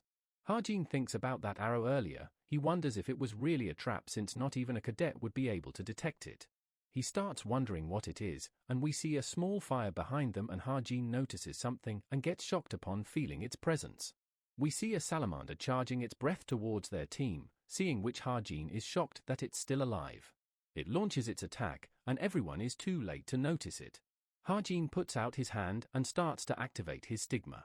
He uses its magic power and converts it into a wall of water. And such we see its attack getting completely blocked by a huge wall of water from Harjin. After doing that attack, the salamander falls over by itself. Everyone is scared and shocked upon seeing its devastating power and wonders if it's truly a monster. They think that it was a real breath as just by getting grazed by it, it burned them. Suddenly Jaden grabs Harjin by the collar and asks him if he was dozing off when they were looking for someone with water attribute earlier. Harjin makes up excuse that it's the effect of his armament, but Jaden does not buy it and Yunhe tells them to stop fighting. Sejong notices that it was a real monster instead of a puppet and wonders how did it got here. Yunya replies that since this environment has been optimized for a dungeon, a lizard could have evolved or may have appeared naturally. They decide to leave it be for now as it might convert into reward points. She tells everyone to get moving. Yunya knows that the armament thing is probably a lie, as it's not something Harjin can buy when he could not even afford Desert Eagle, and how can someone who is not Kim Suho or Shin Jong-hak imbue an attribute into their magic power? The fact he knew the vital point of a mountain tyrant and be able to imbue attribute into their magic power, she starts to wonder his reason for hiding all this. She starts to remember Naeun's word about him being a demonic human, and such she starts to doubt Harjin herself as well. Back to Team 3, they are looking over the intermediate grade, Class 5 monster, Magma Golem, and assumes that he is the boss of the dungeon and wonders if they could defeat it. One of them asks Naeun if they could kill it and she replies that it would be difficult and suggests to wait until other teams get here and join them. The blondie also tells everyone to take care of Sven's injury properly and Naeun wonders where did that arrow even came from and notices that this training is strangely difficult. Sven on the other hand is sorry for getting hit by the poison arrow like that. He starts crying and breaking down about his inability and the fact that nothing is working out for him ever since he came to Cube, calling it all agonizing. Suddenly he hears a voice calling him out, and he wonders who is it. The voice asks him if he wants to become stronger. The voice offers him strength, and Sven is speechless. It tries to convince him that the price is low, much lower than risking everything, and offers his hand. Sven gets up, trying to grab the hand and accepting his offer in order to become stronger. We see it's the demon who starts to completely absorb Sven. He starts screaming loudly in pain, and everyone notices. They wonder what it's wrong with him, and Naeun tells them to hold him down. But the magma golem hears them and gets to their team. Naeun immediately shouts at everyone to run away, as the golem spits out lava through his mouth. The golem swipes on the place they were all standing. But they all have already started running away, and Naeun is also carrying Sven on her back. The golem destroys everything, and her teammates are sent flying in the air, and Naeun is also barely able to make it. She starts coughing from all the debris and smoke, and the golem gets close to her. Seeing that, she gets convinced that there is no way it is a mere puppet. The golem starts charging its attack, and Naeun only has death in her mind, thinking that she is going to die in a place like this. Suddenly we see a bullet being shot, which hits right on the golem and splashes him with water. Naeun is confused and sees someone standing on the other side of the dungeon. And we see it's none other than Kim Ha-jin. Now a few minutes ago, Ha-jin and his team arrives at some place with a huge wall blocking them. One of them complains about Ha-jin telling them that they will find the boss field here, but it's blocked, and Ha-jin replies that it is here. Ha-jin notes that there shouldn't be a wall here, though it does not matter. Ha-jin tells him that the boss field is up ahead this wall, and he should try breaking it. He tries to break through it, but the recoil instead hurts him.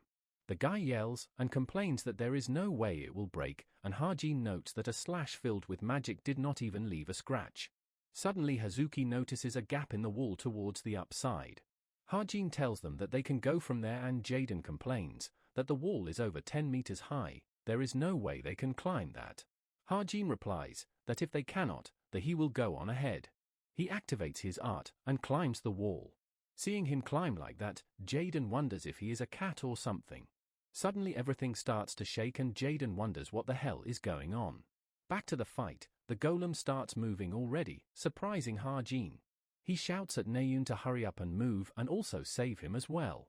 Suddenly Naeun's team arrives, shouting battle formation, and they start attacking the golem. But the golem does not even budge from their attack. Seeing her team, Naeun gets back up as well and prepares her bow. She starts charging up her attack and asks her team to buy her some time. Suddenly, someone lands a powerful blow on the golem. And we see it's Sven, who apologizes for being late.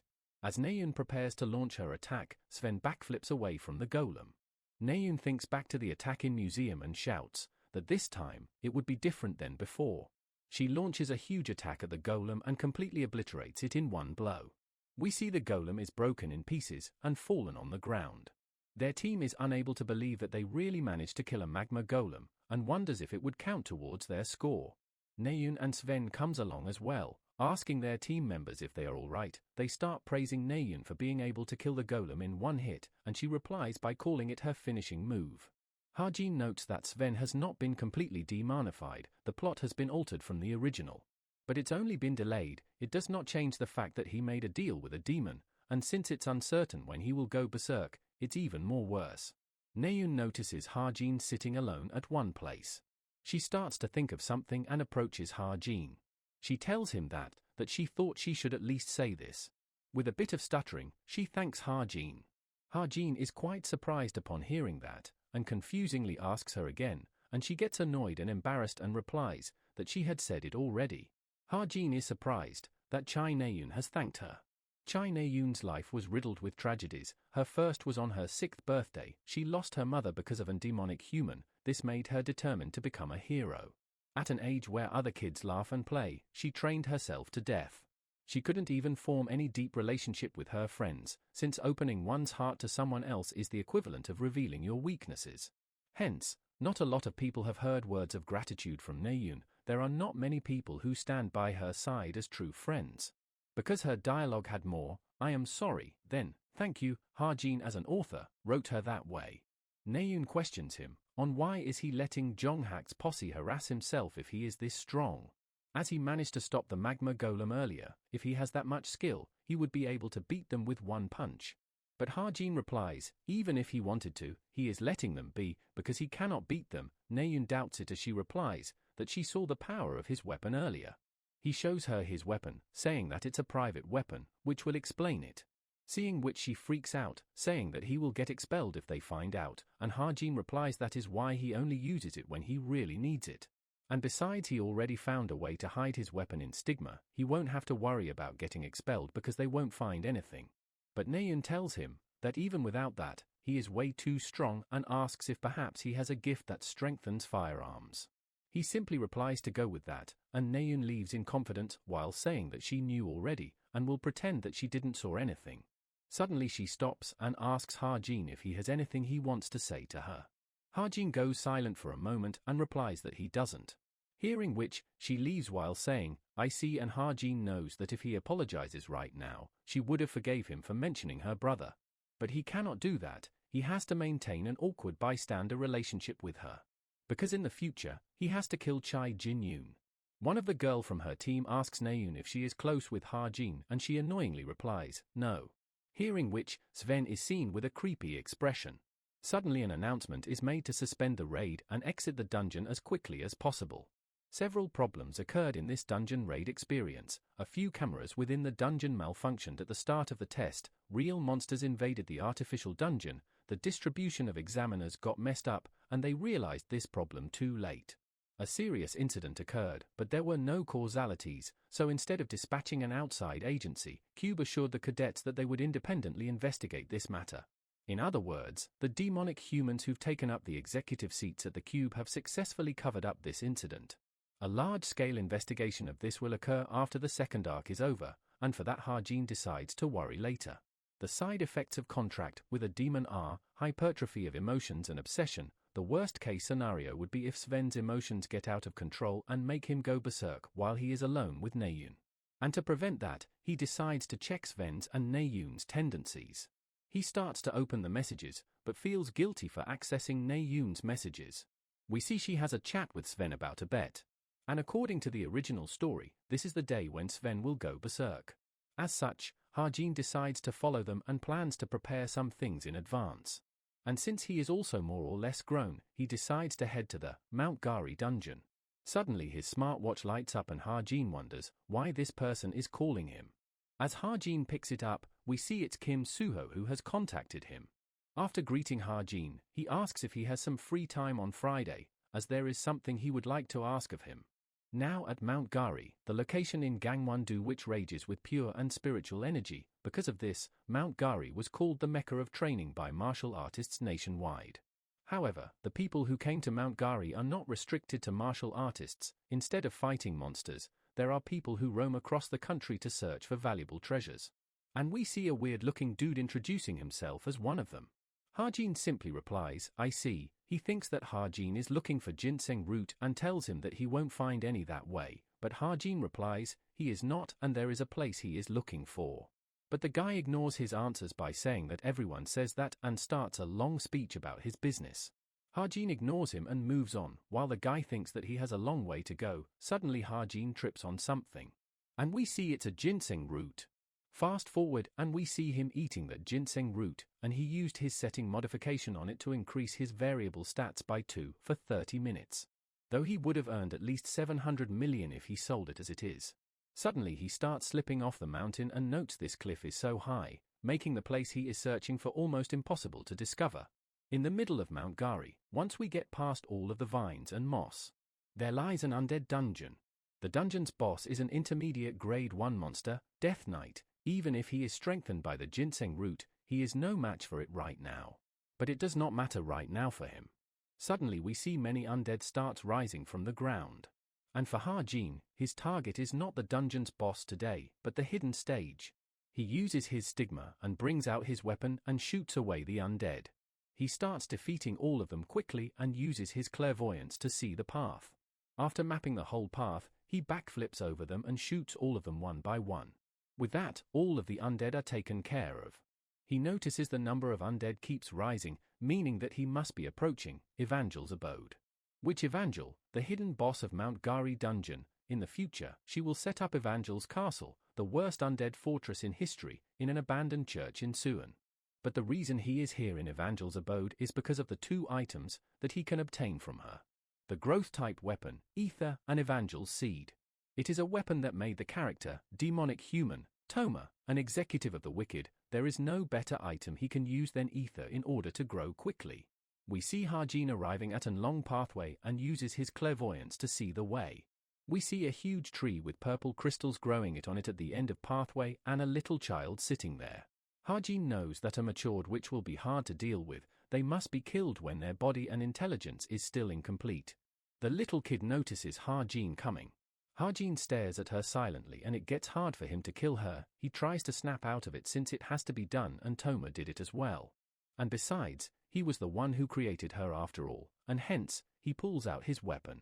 A witch in her spiritual form cannot be killed by his normal weapon in one blow. In that case, he unleashes his stigma and turns the light attribute magic power into a spear. He notes that the ginseng is working pretty good and throws the spear while thinking that he feels he became Yo-Yunia or something. We see the spear lands a clean shot at her. But he notes that she is still alive, although we see her slowly fading away. Her body starts cracking and she completely disappears. And Hajin notes that perhaps it was just a reflection of her nature. And from her, he gets both the weapon Ether and Evangel's seed. With Ether, all of his variable stats gets increased by 0.6, and Hajin notes that the attachment effect is really nice.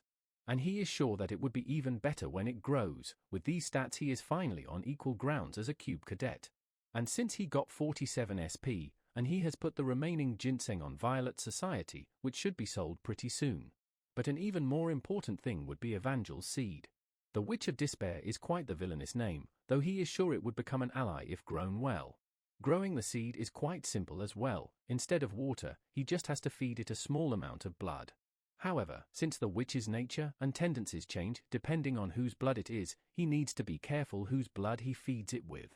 As such, he puts it aside for now and plans to go on to sleep early, since he is going to be extremely tired tomorrow.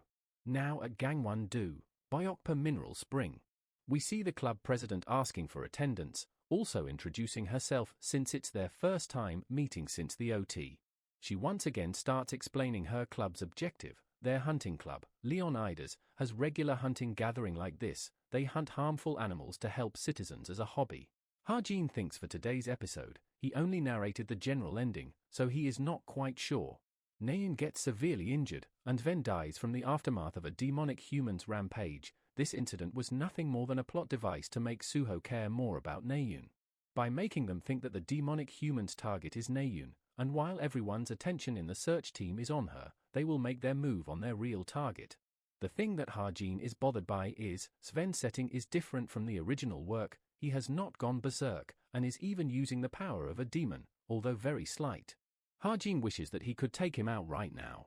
Naeun notices Hajin taking glances at her direction, and wonders why does he keep loitering around her when he is acting like he does not care. She starts to misunderstand and questions if he likes her or something. Sven warns her to be careful, and she asks if it's about Hajin, and Sven tells her about the disappearances lately. But Naeun tells Sven that Hajin is not that kind of person, which angers him. Hajin observes them both as the hunt begins.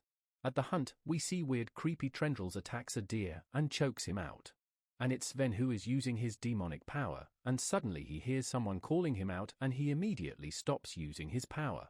It's Naeun who is carrying a deer on herself, while claiming to have won their bet. But she is shocked upon seeing Sven score, and asks him on how did he got so many. Sven tells her that he won their bet, and Naeun replies, guess, she would have to fulfill his wish then, and asks him what is it. Sven starts blushing and is about to ask her out. We see Hajin is observing them from the bushes, knowing that Sven has contracted with the demon of lust, Asmodeus. For Sven, whose desires have been amplified from becoming a demonic human, patience is out of the question. Sven asks Naeun to go out with him. And Naeun is taken back from his sudden confession, and Sven asks if she does not want to. She replies, of course not. She would not accept a confession from someone she have not been acquainted with for a week. Hajin is waiting for Sven to quickly reveal his true demonic human's nature. While Naeun also tells Sven that she only likes guys who are stronger than her. Hearing which, Sven gets agitated. Naeun starts to leave and Sven starts showing his demonic power, asking if it's really the case. And if it is, then she would have to come to him if he is stronger. Naeun turns back to tell him to leave it, but is shocked and is suddenly attacked. We see his tendrils have made contact, but Sven feels something is off. We see Ha-jin is here and has protected Naeun with his shield. As he is asking Naeun about her condition, he gets attacked by Sven. Naeun tries to pick her weapon and Ha-jin is getting choked by Sven. Naeun starts to concentrate her magic power in her hand and attacks Sven. But it does not affect him, and we see him going completely berserk while spamming Naeun with his love confessions. Naeun charges a huge amount of magic power in her hand, and Ha-jin is surprised to see it. Occasionally, there are a few characters with great potential in this world, who cannot bring out their full potential because they chose a weapon that does not fit with them. Out of which, Naeun is the greatest of them all. She once again shouts at Sven to let Ha-jin go, and prepares a huge attack. And as she attacks, we see a huge amount of mana is released through the attack. We see Naeun's attack has created a huge and long crater. Seeing that, Ha-jin asks Naeun on what was it. She replies that she does not know herself. Naeun asks if he is okay, and he replies he is, and she asks again if he is really okay. Suddenly she starts falling unconscious while saying it's a relief, and Ha-jin calls out her name in worry. Fast forward, it gets night, and Naeun starts waking up. She is shocked upon finding herself on back of Ha-jin. Ha-jin tells her that she was not getting up, so he was carrying her down. She asks him to let her down, and Ha-jin tells her that he is really going to do it, and Naeun angrily tells him to hurry up. And as soon as he puts her down, she is unable to stand up. She gets scared as she is unable to use her legs, and wonders what happened to her.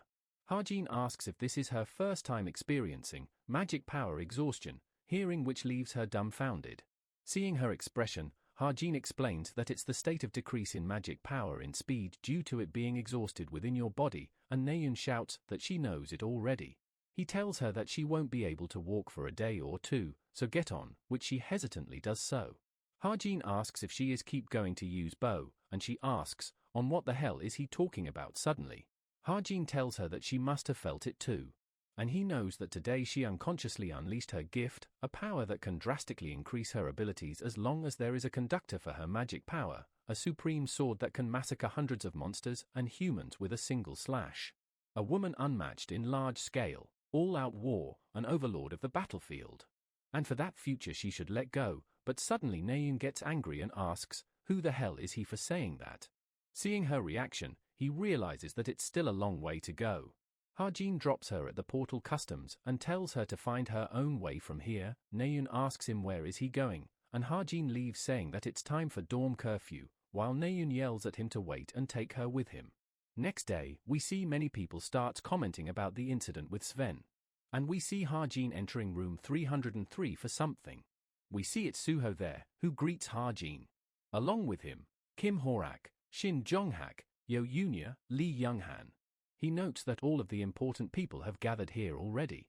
Now we go right before the day of the hunting club. On his call with Suho, Ha-jin asks him what is it, and Suho replies, it's about the incident where several kids have gone missing, and Cube has entrusted them to investigate this incident. To prevent bringing external forces into this matter, Cube entrusted a few trainees selected by grade with the culprit tracking mission. In the background, Naeun calls out to Suho to come with her, and he tells her to wait and tells Ha-jin about all the representatives for the first years. And also informs Ha-jin that Cube will be doing its investigations as well, since it's highly likely that the culprit is also a trainee. They said it's easier to track it from the inside. Ha-jin asks what does it all have to do with him. Suho replies, it's because he heard that he had good eyes and also that Naeun recommended him, which surprises Ha-jin.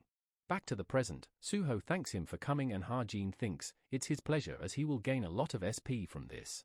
Suho first starts explaining his theory that the demonic human that attacked Naeun is not the same as the culprit. Hearing this, someone suddenly stomps their leg in anger. We see it's Shin who is angry at Suho for taking Naeun's name in a way which makes it seem they are close. Seeing which, Suho changes it to Chai Naeun. Back to the topic, he thinks that it's likely their next target is Naeun, as they follow orders of the demons they are contracted to, but if Sven failed, then another demonic human contracted to the same demon will target her. As such, Suho asks for everyone's suggestion or if someone who seems suspicious to them. Ha-jin knows the culprit already, but he believes that recklessly calling him out will be dangerous, and he has been patiently waiting for him to expose himself. But unlike in the original work, where 6 victims appear in 2 months, 3 people have already gone missing in 2 weeks, at this pace it's highly likely there will be even more victims.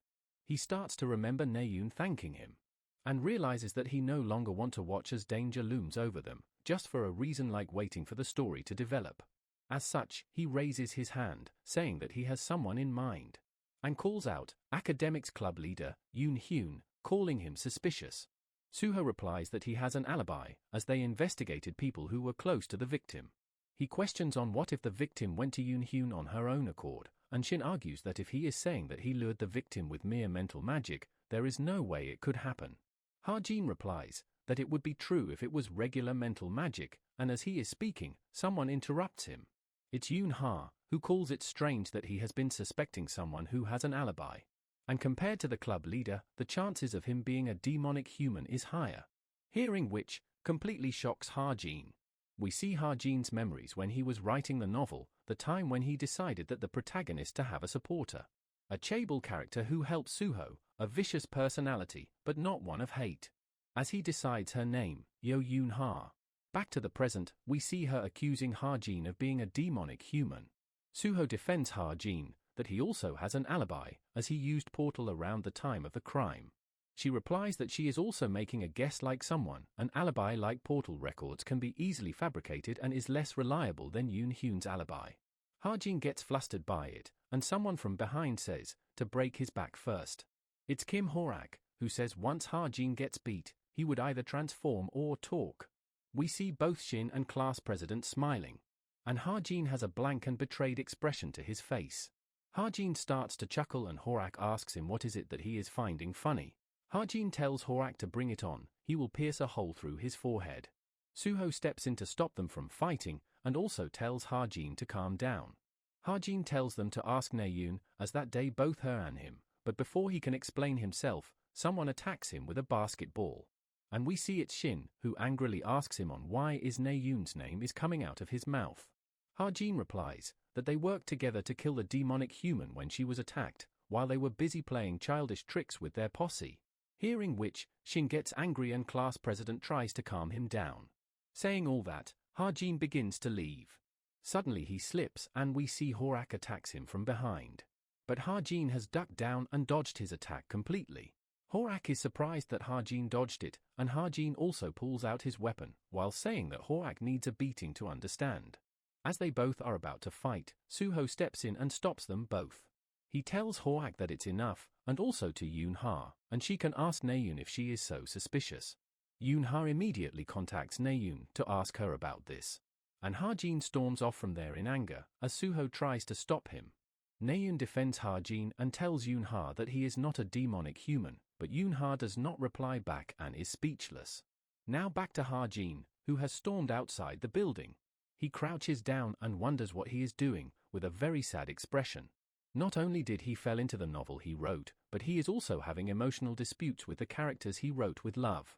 He tucks his face while saying that he is sick of it all, and he wants to see his friends and family, and wants to return to his home that has only 1 year left on contract. He wonders how the time is flowing in the original world. If it's flowing normally, would he be considered a missing person? And he starts to think about his parents and what if they were searching for him, what if they are feeling sad because of him? And starts questioning if he could even go back to his original world. Suddenly, he gets a notification that his perseverance has increased. He chuckles and smiles, while saying that it's killing his mood. He is glad that he increased his perseverance stat. The past him would not have had the courage to commit suicide, but he most definitely would have given up on returning. He wipes away his tears and starts to get back up, and stands around while looking in the distance. Inside the building, the president asks, "Where is Ha-jin?" and Suho replies that he was a bit difficult to approach. Yoon Ha confirms with Horak that he used his gift earlier, which leaves him nervous and speechless. Yoon Ha is surprised that a mere sharpshooter was able to dodge the attack of a martial arts gift, and questions on who is calling who suspicious now. Suddenly she gets a message from Yoon Hyun, asking Yoon Ha if he can see her in the study room before the club meeting tomorrow. Yoon Ha replies back, "Sure." And we see Hyun is covered in blood, while smiling looking at her text. Fast forward to next day, Ha-jin narrates that he understands why people say you should keep yourself busy in moments of melancholy. Exercising, hunting, and investing in stocks as usual does not give him much time to think because of fatigue. But he wonders what is up with Suho and the class president, while thinking to not bother him and that he is fine. Ha-jin wonders what the hell is he doing with his own characters. He should really stop doing useless stuff and think about getting back home. Suddenly Naeun arrives, and Ha-jin asks her if it's okay for to come to school already, and she replies, there is nothing to do for her at home either ways. Suho gives her his hand to grab onto, but she tells him that she can move on her own, and Shin gets angry about Suho touching her. Seeing Shin gets angry for Naeun, Yoon-ha also gets pissed. Now the instructor arrives and tells everyone to take their seats. He then informs them that midterms are only a week away now. Practical exams will begin as soon as the written exams are done, and the practical will be assessed based on 2 categories. Duels between trainees, and monster battles against a phantom beast a mage will summon. Both categories will be far more difficult than regular lessons, and hence they should devote themselves to it. Ha-jin notes that written exam will be easy, but the problem is duels. Duels involve using one of the 3 nomination tickets a trainee is given, which allows one to nominate a trainee they wish to duel. It may seem like an opportunity for high-ranking trainees to nominate mediocre trainees to obtain tons of points, but a countermeasure is placed by Cube to prevent it, which is compensation point system. For example, even if the rank 1 trainee wins against the lowest ranked trainee, the amount of points they earn changes based on the rank difference, and also the rank 1 trainee receives negative points. But, of course, there are some people who completely ignore this system and use their nomination tickets on people they don't like so they can beat the crap out of them. And there is also one more thing which is bothering Ha-jin, which is the fact that Rachel is sitting too close to him. Rachel, she does not even talk to Ha-jin, yet keeps hanging around him. She always used to study alone at the back. He wonders what is she doing and if she is peeking at his notes. We see Ha-jin writing 2 names on his notebook. Rachel gets confused on what is it and Ha-jin thinks that these are his parents' name. Now Hyun messages Yoon-ha that he is in the study room. And we see Yoon-ha arriving there. As she enters the room, Hyun greets her with a smile on his face. She says that it looks like other club members are not here, and he replies that they will be here as well. Suddenly she notices a scented candle, and Hyun tells her that it's good for enhancing focus, since they are going to be studying later after all. He also tells Yoon-ha that he heard she joined the demonic human search team, and that he is a second-year representative there. And they are making no progress at all, and asks if Yoon-ha's group found anything yet, a list of suspect for example, and she replies, not yet. But she does tell him that there was one person who said something stupid. He asks her what did he say, and we see Yoon-ha is falling under his spell and wonders what is happening. She answers that he said, you are a demonic human, as she feels her mind to be at peace. And that he used some sort of psychological magic. Hearing that, Hyun asks if he had any evidence.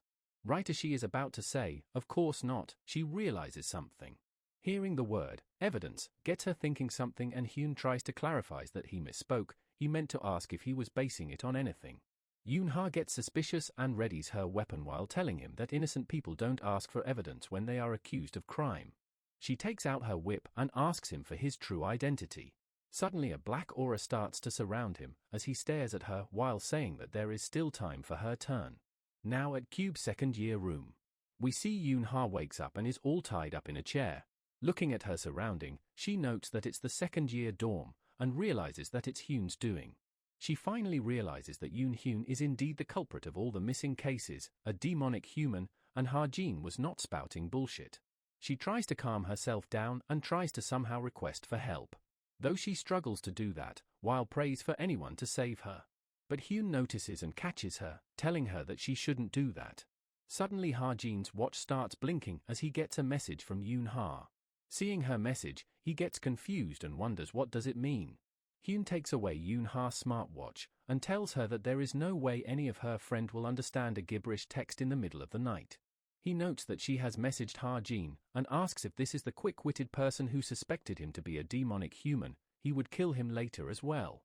Yoon-ha yells at him that if he seriously thinks he can get away after doing all of this, the search team have probably noticed already and is making a move. Hyun replies that it does not matter, he is going to leave Cube as soon as it's over, as he destroys Yoon-ha's smartwatch. Yoon-ha gets angry hearing that, and Hyun gets close to her and tells her that he loves that expression. However, Lady Lilith wants to see her face dyed with fear. Back to Ha-jin, who wonders if she has sent her this accidentally. He starts to think on what could it mean, and it turns out to be initials for the word save in Korean. Ha-jin quickly takes out his book of truth and asks for Yoon-ha's location. And upon seeing that, he is left shocked. We see Yoon-ha is getting brainwashed, as the voice speaks inside her head that she has been lonely for long enough. He tries to make it as if he knows that feeling as well, though he notices her expression and is left surprised. He calls her willpower strong, and he cannot believe that she still has not been brainwashed after all this, even though all she has to do is let her mind go at once.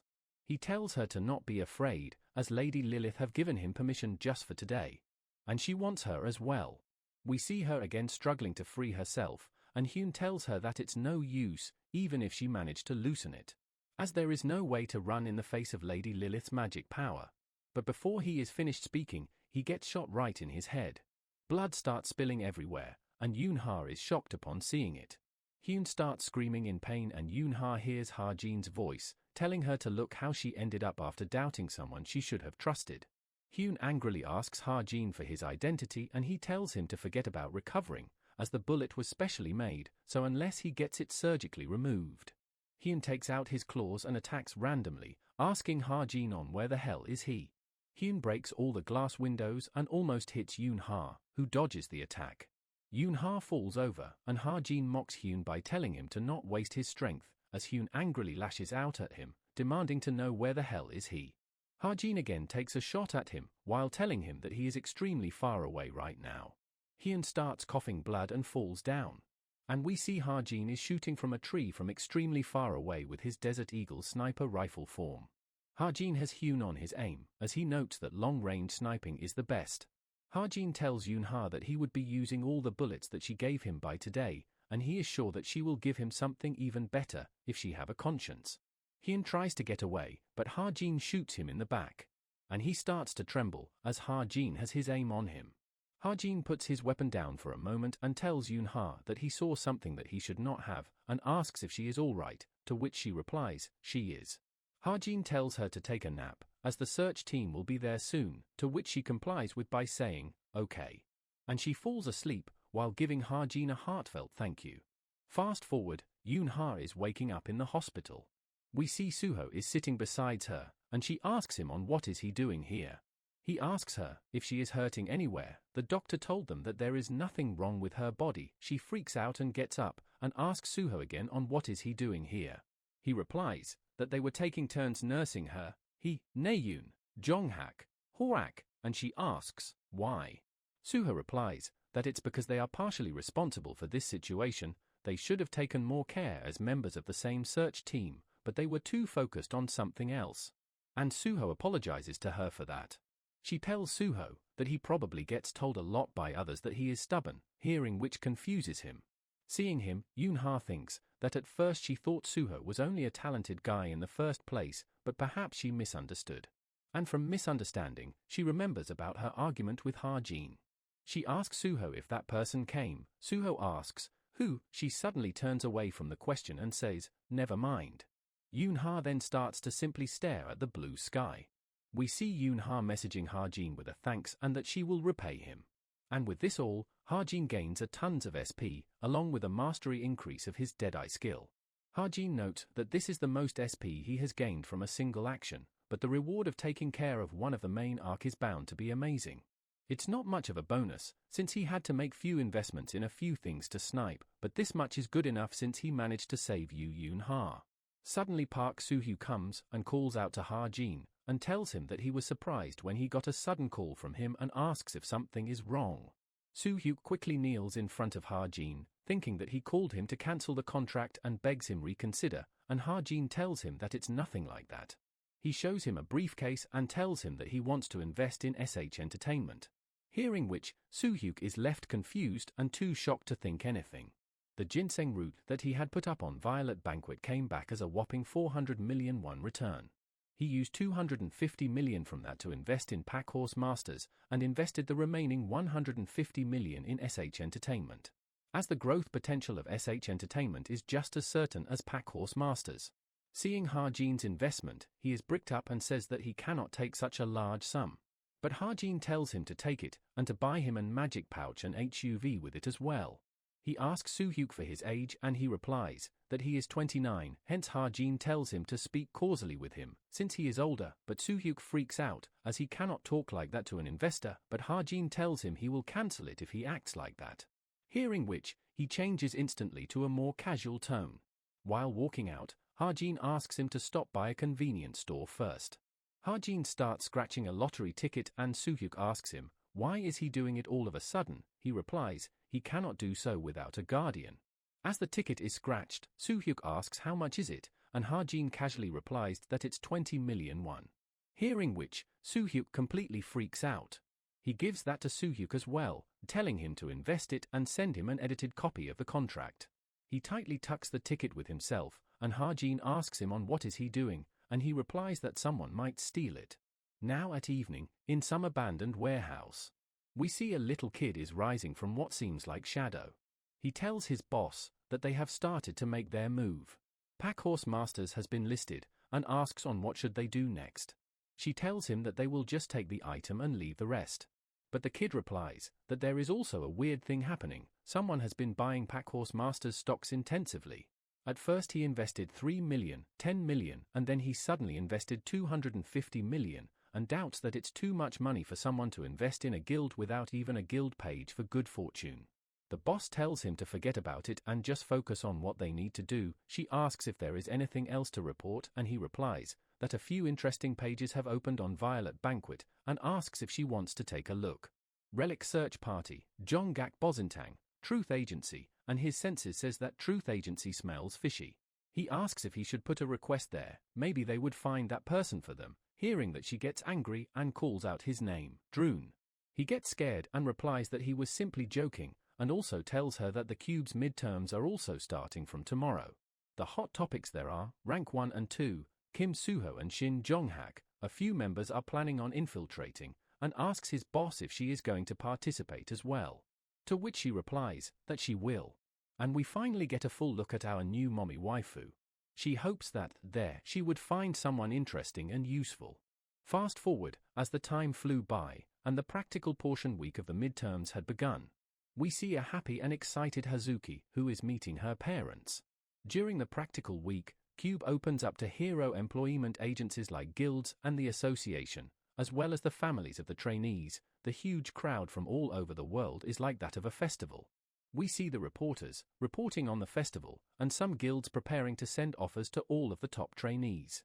We see Ha-jin using a drone and noting that there is not much action as of yet.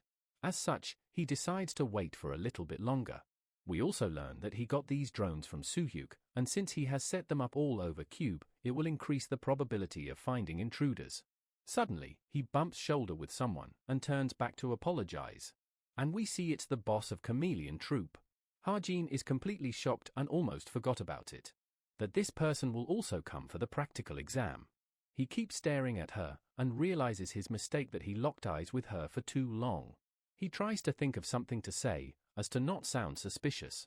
And he ends up calling her, so pretty, which leaves both of them speechless and with a deadpan expression. She simply ignores his comment and walks away.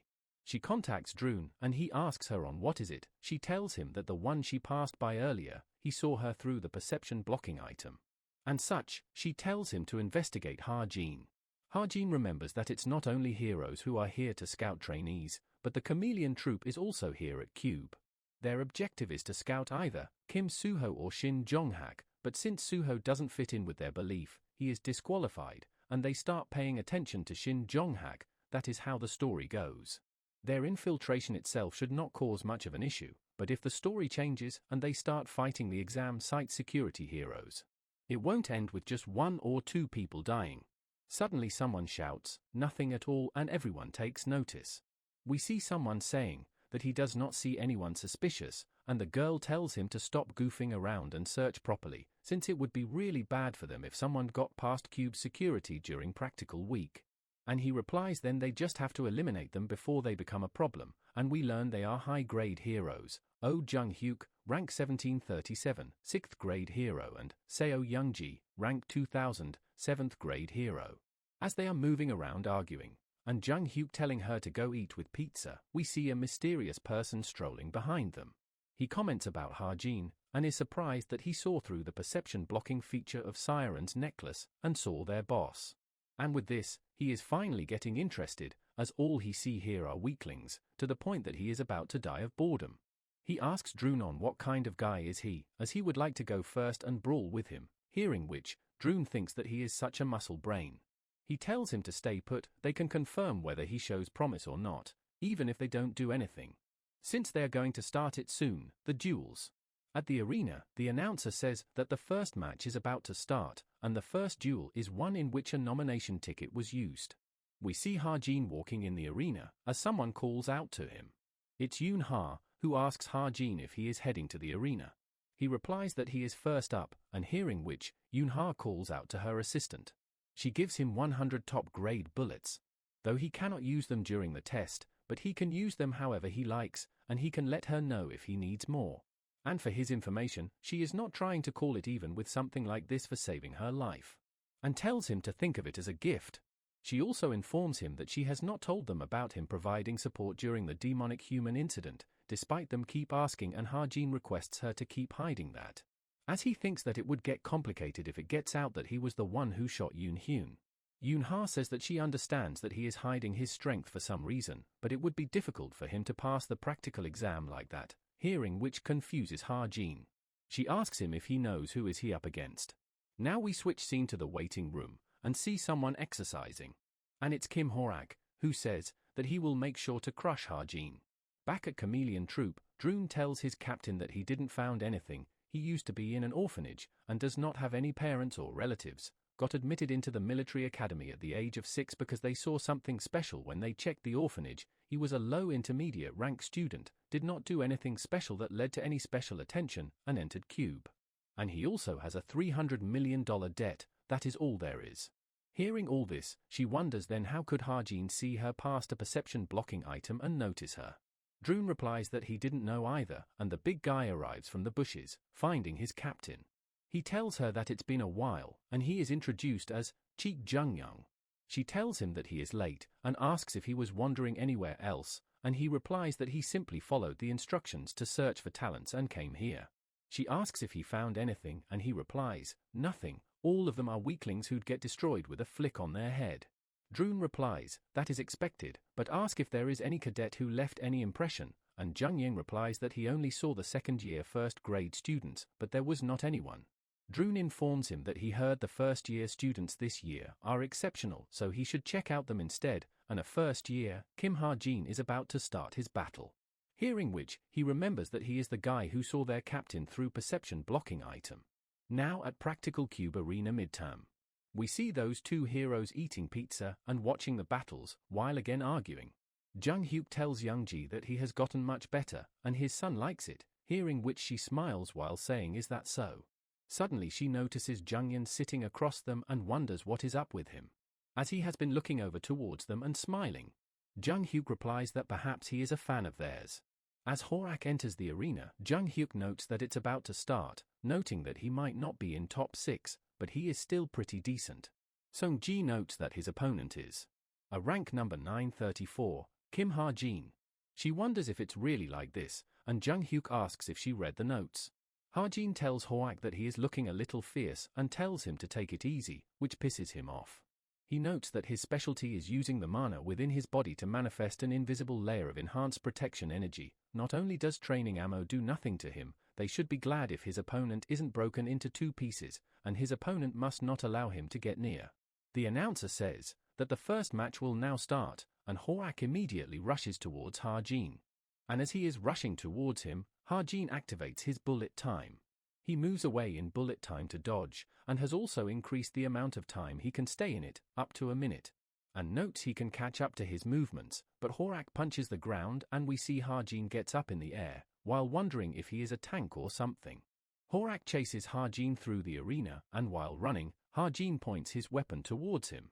Ha-jin shoots at him, and Horak smirks, while thinking that if Ha-jin really thought his enhanced protection energy was that weak, saying that he can easily deflect bullet like this, and right as he is punching it, he gets a heavy hit right on his shoulder due to it. We see him get nervous and everyone else is shocked as well. About the fact that the bullet pierced through the enhanced protection energy. Everyone in the stand starts commenting and wondering who is Ha-jin to be able to pierce through enhanced protection energy like that, as it should not be possible with a mere bullet. Hearing this all, Horak gets agitated, but Ha-jin shoots at him again and he tries to defend against it. Ha-jin thinks that if Horak thought he could deflect these bullets, it's unfortunate for him, because these bullets have been infused with the mana of stigma, and also have anti-demon powers. Seeing this, everyone starts to cheer for Ha-jin. Horak gets angry and slams on the ground, lifting up the whole arena. But Ha-jin is able to dodge and jumps backwards. Ha-jin suddenly throws a knife towards him while telling him to be careful. Horak dodges and wonders if there is some kind of device on the knife. But Ha-jin points the weapon towards him and shoots at him, calling the knife just a fake. Horak lies on the ground, and Ha-jin moves towards him with his weapon pointed at him. Everyone is shocked, and we see Ha-jin is about to pull the trigger. Horak is nervous about being defeated, and everyone is looking in anticipation and shock as well. Jung-hyuk wonders if he ran out of bullets, and Song-ji comments that Horak looks exhausted as well. We see Horak trying to stand up, and Ha-jin stares at him with a blank face. Suddenly he smiles and drops his weapon, while surrendering. Everyone is left shocked and speechless upon seeing that. The announcer announces the end of duel and the winner, Kim Horak, who is incredibly pissed at Ha-jin for surrendering like that. Everyone comments about Horak being fine after getting hit by perhaps a real bullet, and wonders if it's due to him being a fighter. Jung-hyuk asks for Song-ji's impression, and she replies, Kim Ha-jin did well and Kim Horak was premature. He should have dominated Ha-jin slowly in combat, rather than rushing in with enhanced protection energy, since it has a heavy cost, but he tried to do too much too quickly and was shamed for no reason. But either ways, she found Ha-jin to be more interesting. His unimaginable firing speed and dynamic visual acuity that can keep track of a martial artist's gift, but at a certain point, when Horak began to slow down, Kim Ha-jin also slowed down, which makes her wonder if he has a special gift that increases his physical ability. And the fact he was also using bullets infused with mana. Jung-hyuk asks that if she is saying that the density of his compressed magic bullets was so strong that it broke enhanced protection energy, that too as a cadet. She replies that they don't know what kind of gift Cadet Kim Ha-jin has. His potential has a high chance of being the greatest of all time, as we see everyone around is shocked from this battle and many guilds and association are contacting their president about it. And such, Song-ji decides to remember his name, and Jung-hyuk comments that the next duel is about to start as well. Switching to Jung-yeon, he says that he didn't like Kim Ha-jin, as he is a small guy who just shoots from far away, and wonders why did their captain told him to check him out. Droon asks if he didn't see it himself. He has the power of demon slaying. Jung-yeon replies that it does not have anything to do with being strong. Droon replies that he just dislikes him because he is a ranged fighter, which Jung-yeon chuckles and agrees with. Fatal effort, fatal murderous intent to pierce death into others' heart. You need these to have a duel. Droon tells him to go look for his cadets with fatal whatever, and asks if he saw Suho or Jonghak, to which he replies that they both look pretty good. Shin Jonghak's destructive style of aiming for enemies' vitals immediately without any information is impressive. And he liked how he caused a ruckus for the cowards who only like defending. Droon replies that if Jung-yeon likes him, he cannot expect much from his personality. And as for Kim Suho, he calls him unique. Droon asks on what does he mean by that. And he explains that it was just like they heard. He used a sword dance type of swordsmanship. He'd clearly trained and worked on those movements for a long time. But it feels like he is hiding his true colors. Droon asks if that means the number 1 in Cube is different and he replies that he doesn't know. Neither of them are at a level where he wants to fight them immediately. Droon asks, what about Kim Ha-jin? And Jung-yeon gets pissed asking if he is really including that guy as well. He replies, of course, since the power of demon slaying is what their captain is looking for. But once again Jung-yeon tells him that he doesn't like him.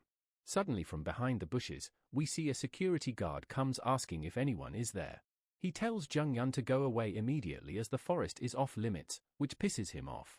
He again tells him to leave, and Jung-yeon calls it annoying. As the guard gets close, Jung-yeon flicks him on his forehead, causing a sound and killing him. Droon asks if he broke him, and he replies, he did. Droon then tells him that he is dead to the captain now, though Jung-yeon tells him to keep this a secret. Now at evening, we see their captain standing on top of a building, looking over the city. We get a flashback, on a heavy rainy day, At someone's grave, we hear someone say, they will find the traitor no matter what. And it's the captain who says that she will find them and get their revenge while crying. Back to the present, she grips the railing and contacts Droon, and orders him to check Kim Suho, Shin Jong-hak and Kim Ha-jin, and he asks on what is the order. She replies that the power of demon slaying can break demonic bodies, hence, make Kim Ha-jin the highest priority. Droon asks if it's really okay, since he does not have much information about him, and she replies that it does not matter, as she will be meeting him personally tomorrow. Now fast forward to the second day of midterms, at the first arena. People in the stands notice the scouter for the Blade Guild, and the Holy Grace of God Guild as well as the audience level, which is completely different from the first day, because today's duels are Rank 1, Kim Suho vs Rank 8, Yohei, and Rank 3, Rachel vs Rank 4, Chai Naeun. People are excited since it's duel between cube rankers, and the first match between Naeun and Rachel. Ha-jin thanks the extras for the explanation. And in today's match, Naeun gets defeated by Rachel, because it's impossible to beat Rachel with a bow that isn't even a vocational gift. Finally, the announcer announces the commencement of the battle of the first year's 8th match. Naeun confidently tells Rachel that they will be exchanging their ranks today and points her bow towards the sky. She shoots her arrow up in the sky and it creates a volley of arrows that comes raining down on Rachel. But Rachel dodges most of them and deflects one of them which was coming straight towards her. Naeun is surprised seeing her attack completely shut down like that, and Rachel rushes towards her. Meanwhile in the stands, we see the boss approaching Ha-jin. She comes and sits beside him, and they both stare at each other for a moment. A black-level criminal wanted by the Hero Association, the captain of the infamous Chameleon Troop, a strong individual who hid herself with countless names and identities. And in this world, only Ha-jin knows her real name. But suddenly she gets splashed on by a soda can from someone who accidentally spilled it on her. Ha-jin gets scared and starts sweating. We see the result of Rachel and Naeun's match. And the boss cleans herself with a handkerchief given by Ha-jin, for which she thanks him.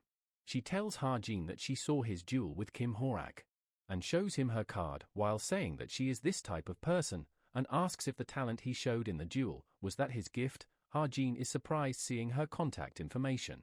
He notices that it's not her real name, and perhaps one of her countless identities. He asks her if she came from the guild and that early contact with cadets are illegal. She tries to take it back, but Ha-jin holds it tight while saying that he is not saying that he won't take it. She tells Ha-jin that while she cannot give him any details yet, it won't be anything bad for him, and leaves while telling him to contact her sometime. Ha-jin thinks that there should not be any reason for the captain to be looking for him right now, and wonders why did she came to him. Meanwhile, Kim Suho's match also concludes with him being the winner. At the end of the day, everyone starts commenting about the duels, and how it's the first time a Korean prospect lost to a foreigner in Naeun vs Rachel. Ha-jin calls back his drone, and wonders if he got something on his surveillance drone, and decides to check it once he is back at the dorms. Suddenly he hears noises of someone sobbing. And it's Naeun who is crying while hiding in a bush. Ha-jin remembers this event, the story in which Suho comforts Naeun because she is crying tears of defeat. From this event, Naeun starts to feel attracted to Kim Suho. You can work harder, let's work hard together. Meaningless words like this won't be helpful to Naeun at all right now. Sometimes, you need to give up instead of working harder, but there is no give up to Kim Suho. He does not ask anyone to give up, and neither does he. Naeun probably won't give up on her bow because of Kim Suho. And suddenly Ha-jin gets an idea, and we see Naeun receives a message on her smartwatch. It's from Ha-jin, who tells her that he has watched her duel, and Naeun wonders on what is up with this bitch. She gets surprised upon seeing more of his messages, telling her that a sword fits her better than a bow, like as he said before, and that he recommends her to change courses. Seeing which, she gets a deadpan expression to her face. We see Suho coming out of the arena and finding Naeun, asking on where did she went, and looks inside the bushes telling her that he has been looking for her for a while. But Naeun is super pissed off, as she screams that she will kill Ha-jin, and like that, the first semester midterms practical subject, duel completes. Back in the dorms, we see Ha-jin watching the footage when Jung-yeon attacked the guard, calling it brutal. He wonders if he is from the Chameleon Troop as well. Killing people without any hesitation, killing just because he feels like it, for his own pleasure. There are people who are capable of doing such things in this world. Something that's made way easier to achieve with science and magic, there are also demi-humans behind the scenes, who are not involved with laws and rules. They are humans but yet deny heroes. They cannot be called mere lawbreakers because they possess transcendental strength. Just like the heroes, they are villains. Hajin cannot simply focus on the villains that appear in the existing novel story, based on the co-author. In the novel that's been changed, they don't know when or what kind of villain will appear. Now at midterms practical, Monster Battle Examination Center. One of the instructor introduces herself as Jin Juwo, the mage in charge of supervising their exams. Before they start, she will explain what the exam will be like. The place we see is the place where cadets will be participating in the monster battle. They will be fighting monsters summoned by a mage. The test will be way more dangerous than any training they have gone so far, since the summoned monsters will have the same attack tendencies as actual monsters, but will not disappear immediately, even if the mage cancels the summon. And their life might be in danger if they refuse to yield out of pride, hence she advises them to surrender quickly if they feel the test is too hard for them. The evaluation will be done based on how long they can last and how calmly they react, and with all that, she wishes them luck in the exam. She first off calls for people from Team 1 to step into the exam hall. As the Team 1 gets into it, the instructor tells everyone to observe them quietly. If it is not their turn, they are to analyze other cadets' battle, and think about how they fought the monster and whether they could have done better, analyze them, and if there is a better way, they can express their views. Right as she is about to start the battle, she hears some sounds. Hearing which, she tells everyone to turn off their smartwatch, and she also informs them that this report will also affect their writing test, so they have to be mindful about writing the report. With that all, she finally commences the exam. The mage summons the first monster, for Team 1, Cadet Hazuki, and it's her advanced Gowl. The ghoul attacks Hazuki and she is barely able to defend against it. And other students who are observing, start taking notes. Now Team 2, Cadet Lee Younghan, and he is up against a big serpent, on which he uses magic liberation and lands a clean strike. After that a rain of arrows, belonging to Naeun, who also finishes her exam pretty easily. And like that other cadets, like Yo Yoon Ha also finishes up their exam quickly. Finally it's time for Team 10, Cadet Kim Ha-jin, and the summoned monster is Crom Wolf. Ha-jin quickly shoots the monster and hides behind a rock for cover, and thinks that if it goes in like this, it should end without an issue. But suddenly everyone hears a loud sound and wonders what is it. Ha-jin also wonders what is happening this time. We see Jung Hyuk, who is patrolling, asks if something happened in the exam hall upon listening to some noises. Song-ji gets angry and tells him to focus on standing guard, as one of the security trooper that was patrolling the cube got killed yesterday. Hence they are in the state of extreme emergency right now, so he should stay focused. Jung Hyuk replies he will and asks if they located the epicenter of the tremor just now, and she replies that they are guessing it's the ocean floor in his direction, but they don't know the exact location yet, and Jung Hyuk hopes that it's nothing serious. Suddenly he hears some footsteps in the bushes and quickly turns around. And we see it's Jung Yun, who says, "There is someone here." Upon noticing Jung Hyuk, Jung Hyuk tells him that this area is off limits and asks if he lost his way, but Jung Yun asks him on why is here then, and Jung Hyuk replies that he is not an outsider. Jung Hyun starts preparing for battle, telling him that it's enough talking, and that he should stop getting in his way and get lost if he doesn't want to get beaten up. Suddenly they both feel a huge tremor as the water starts rising up. We see a huge monster rising up from a water tornado as they wonder what is it. Back in the exam center, an announcement is made for every cadet to evacuate the building as the exam has stopped due to something happening outside the building. The instructor tells Ha-jin to stop the test and evacuate as well, while Ha-jin wonders on what the hell is going on. And outside the building, we see a mysterious figure looking towards it. Back at the training center, Ha-jin notes that the summons are not getting cancelled. He tries to call out to someone up, but no one answers, and Ha-jin realizes that something is wrong, and wonders if there were demonic humans within the dispatched mages. It's not just Juwo, since the story change alert didn't appear, and there weren't any changes detected in the people within this exam building. Which can mean only one thing, as Ha-jin realized that. We see someone arriving and meeting Rachel, telling her long time no see. And seeing that person, Rachel is surprised, and Ha-jin notes that it's definitely possible, since there are tons of extras like Kim Chundong that have never been mentioned in the novel. And the character is introduced as Sir Lancaster, and Ha-jin realizes that this is a story that he doesn't know about. Rachel asks Sir Lancaster on where has he been since the London incident that occurred 5 years ago. Not to mention that look of his as well. Seeing which, Rachel realized that he has sold his soul. She asks on why would someone like him, who was a former Imperial captain, do that, and Lancaster replies that she is mistaken about something. It's that he didn't sold his soul, a new lord simply took over his soul, a soul that was betrayed by the very country he devoted his whole life to. Hearing his answer, Rachel draws her sword, saying that it's meaningless to talk any further, and that she will be apprehending him. Rachel jumps towards him to attack. But her sword goes through his body, which surprises her. Lancaster tells Rachel that it's unfortunate, but his real body is not here, appearing in front of her is just him having some fun. It's so chaotic right now outside, that they won't care about this place, because of the invasion of monsters including the Imugi. The exam building is in a pandemonium right now, no one will be able to come to her help.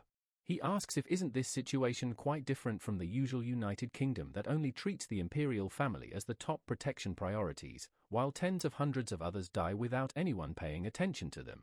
And we see a flashback of Lancaster holding someone and crying, calling that place darned. He notices some sound and tells her that he would love to talk to her more, but his time is up, and leaves while telling her goodbye, as Rachel shouts his name to try and stop him. And from the shadows, we see some kind of assassin comes out. It immediately attacks Rachel, who is barely able to defend against it. She notices that his attacks are quite powerful and she gets pushed back by his flurry of attacks. She is unable to block his attacks and starts getting damaged all over her body, and due to it she realizes that she cannot keep fighting head-on and have to take a risk and aim for an opening. But he attacks on her hand, which makes her sword go flying from her hand. We see her left unable to defend herself and on the ground. She uses a mana thread to try and pull her sword towards her. Right as the assassin is about to attack, her sword comes flying towards him. But suddenly, the wall behind them breaks, leaving Rachel surprised. And from that Harjin appears, as the assassin watches over. The assassin immediately rushes over to him to attack. But Harjin transforms his Desert Eagle into a shotgun and shoots at the assassin. After that shot, we see the assassin completely disappear, which makes him wonder if it was over in one shot, though that is to be expected since it's an attack that consumes 250 SP. Seeing him, Rachel realizes that it's someone from his class. Harjin comes towards her and gives her his hand while asking if she is okay. Though she obviously does not look okay, seeing which Harjin offers some bandages. We see him applying bandages and cleaning up blood, while saying that if he was any more late, she would not have been able to wield a sword again. Noting the blood, he suddenly realizes something, that he has obtained a cube ranker's blood unexpectedly. Rachel thanks him for it, and he replies to not worry about it. Suddenly the instructor arrives and asks them too if they are hurt anywhere. They tell them that they are coming to save them right now.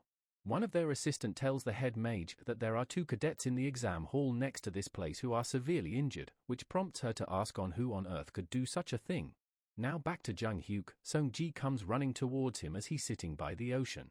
She asks him on what happened, and heard that an Imugi appeared, and he replies that she sure took a lot of time in getting here, it has already been chased away. She asks if it was him who did that, and he replies, it was an intruder who did. Though he don't know who stabbed it, but the Imugi was furious, and yet, he was able to use brute force to chase it away. He was definitely incredibly strong. Sung-ji replies she cannot believe that, and Jung Hyuk says that he does not believe it either, but it's highly likely that he is the suspect in the police station murder, and hence they should put out a search for him. On top of the appearance of an unknown intruder, the appearance of a high-ranking monster, which seems like the midterms are a bust this year. This time it would be tough for Cube executives to avoid being reprimanded for this incident. To sum things up, the Cube monster incident that took place yesterday became a well-known issue all over the world, and the midterms were postponed. Because a lot of manpower was used to clarify things for public and in repairs, after that both the test and classes were cancelled. And cadets were able to enjoy an unprecedented 10-day holiday. Seeing them excited, the instructor scolds them on how can they be like this when their cadets injured this time, they should stop thinking unnecessary thoughts and go back to their dorms. Harjin looks towards his laptop and sees the story change message finally appeared. It's about Alex Lancaster, which Harjin remembers, was one of the characters related to the UK which he created. His objective was to conquer the UK nation. Harjin notes that a pretty tough villain has become stronger than he was in the original story and has appeared sooner as well. If he knew that this would happen, he would made a greater number of kind characters. Though it's not necessarily all bad, he did manage to obtain Rachel's blood. Suddenly someone hits him with their elbow on his head. And it's Naeun, who is looking pissed at Ha-jin. She makes fun of him and asks on what is he looking at, which pisses him off. The president notes that they are again fighting, but Suho says that they are looking friendlier than before. Now we see Naeun going to her dorms. While entering, she calls Ha-jin a loser for picking a fight if he is not gonna be able to do anything. Suddenly she gets a notification on her smartwatch. And it's the report from the previous test. She opens it up to check what's in it, and notes that Suho has written in it as well. Suho's report praised her, while saying that it looked like she was worried about a lot of things. It felt like several internal and external factors chipped away at her self-confidence. However, she is an exceptionally talented cadet, an unwavering kill with the Chen Lima as an opponent. With hard work and exceptional talent, she was able to show perfect result. Someone else might think she is not talented, but what she lacks is not talent, but confidence in herself. If she continues to advance the same way she believed in herself today, he is sure that she will be able to become the best hero. Sincerely, from Appraisal Cadet, Kim Suho.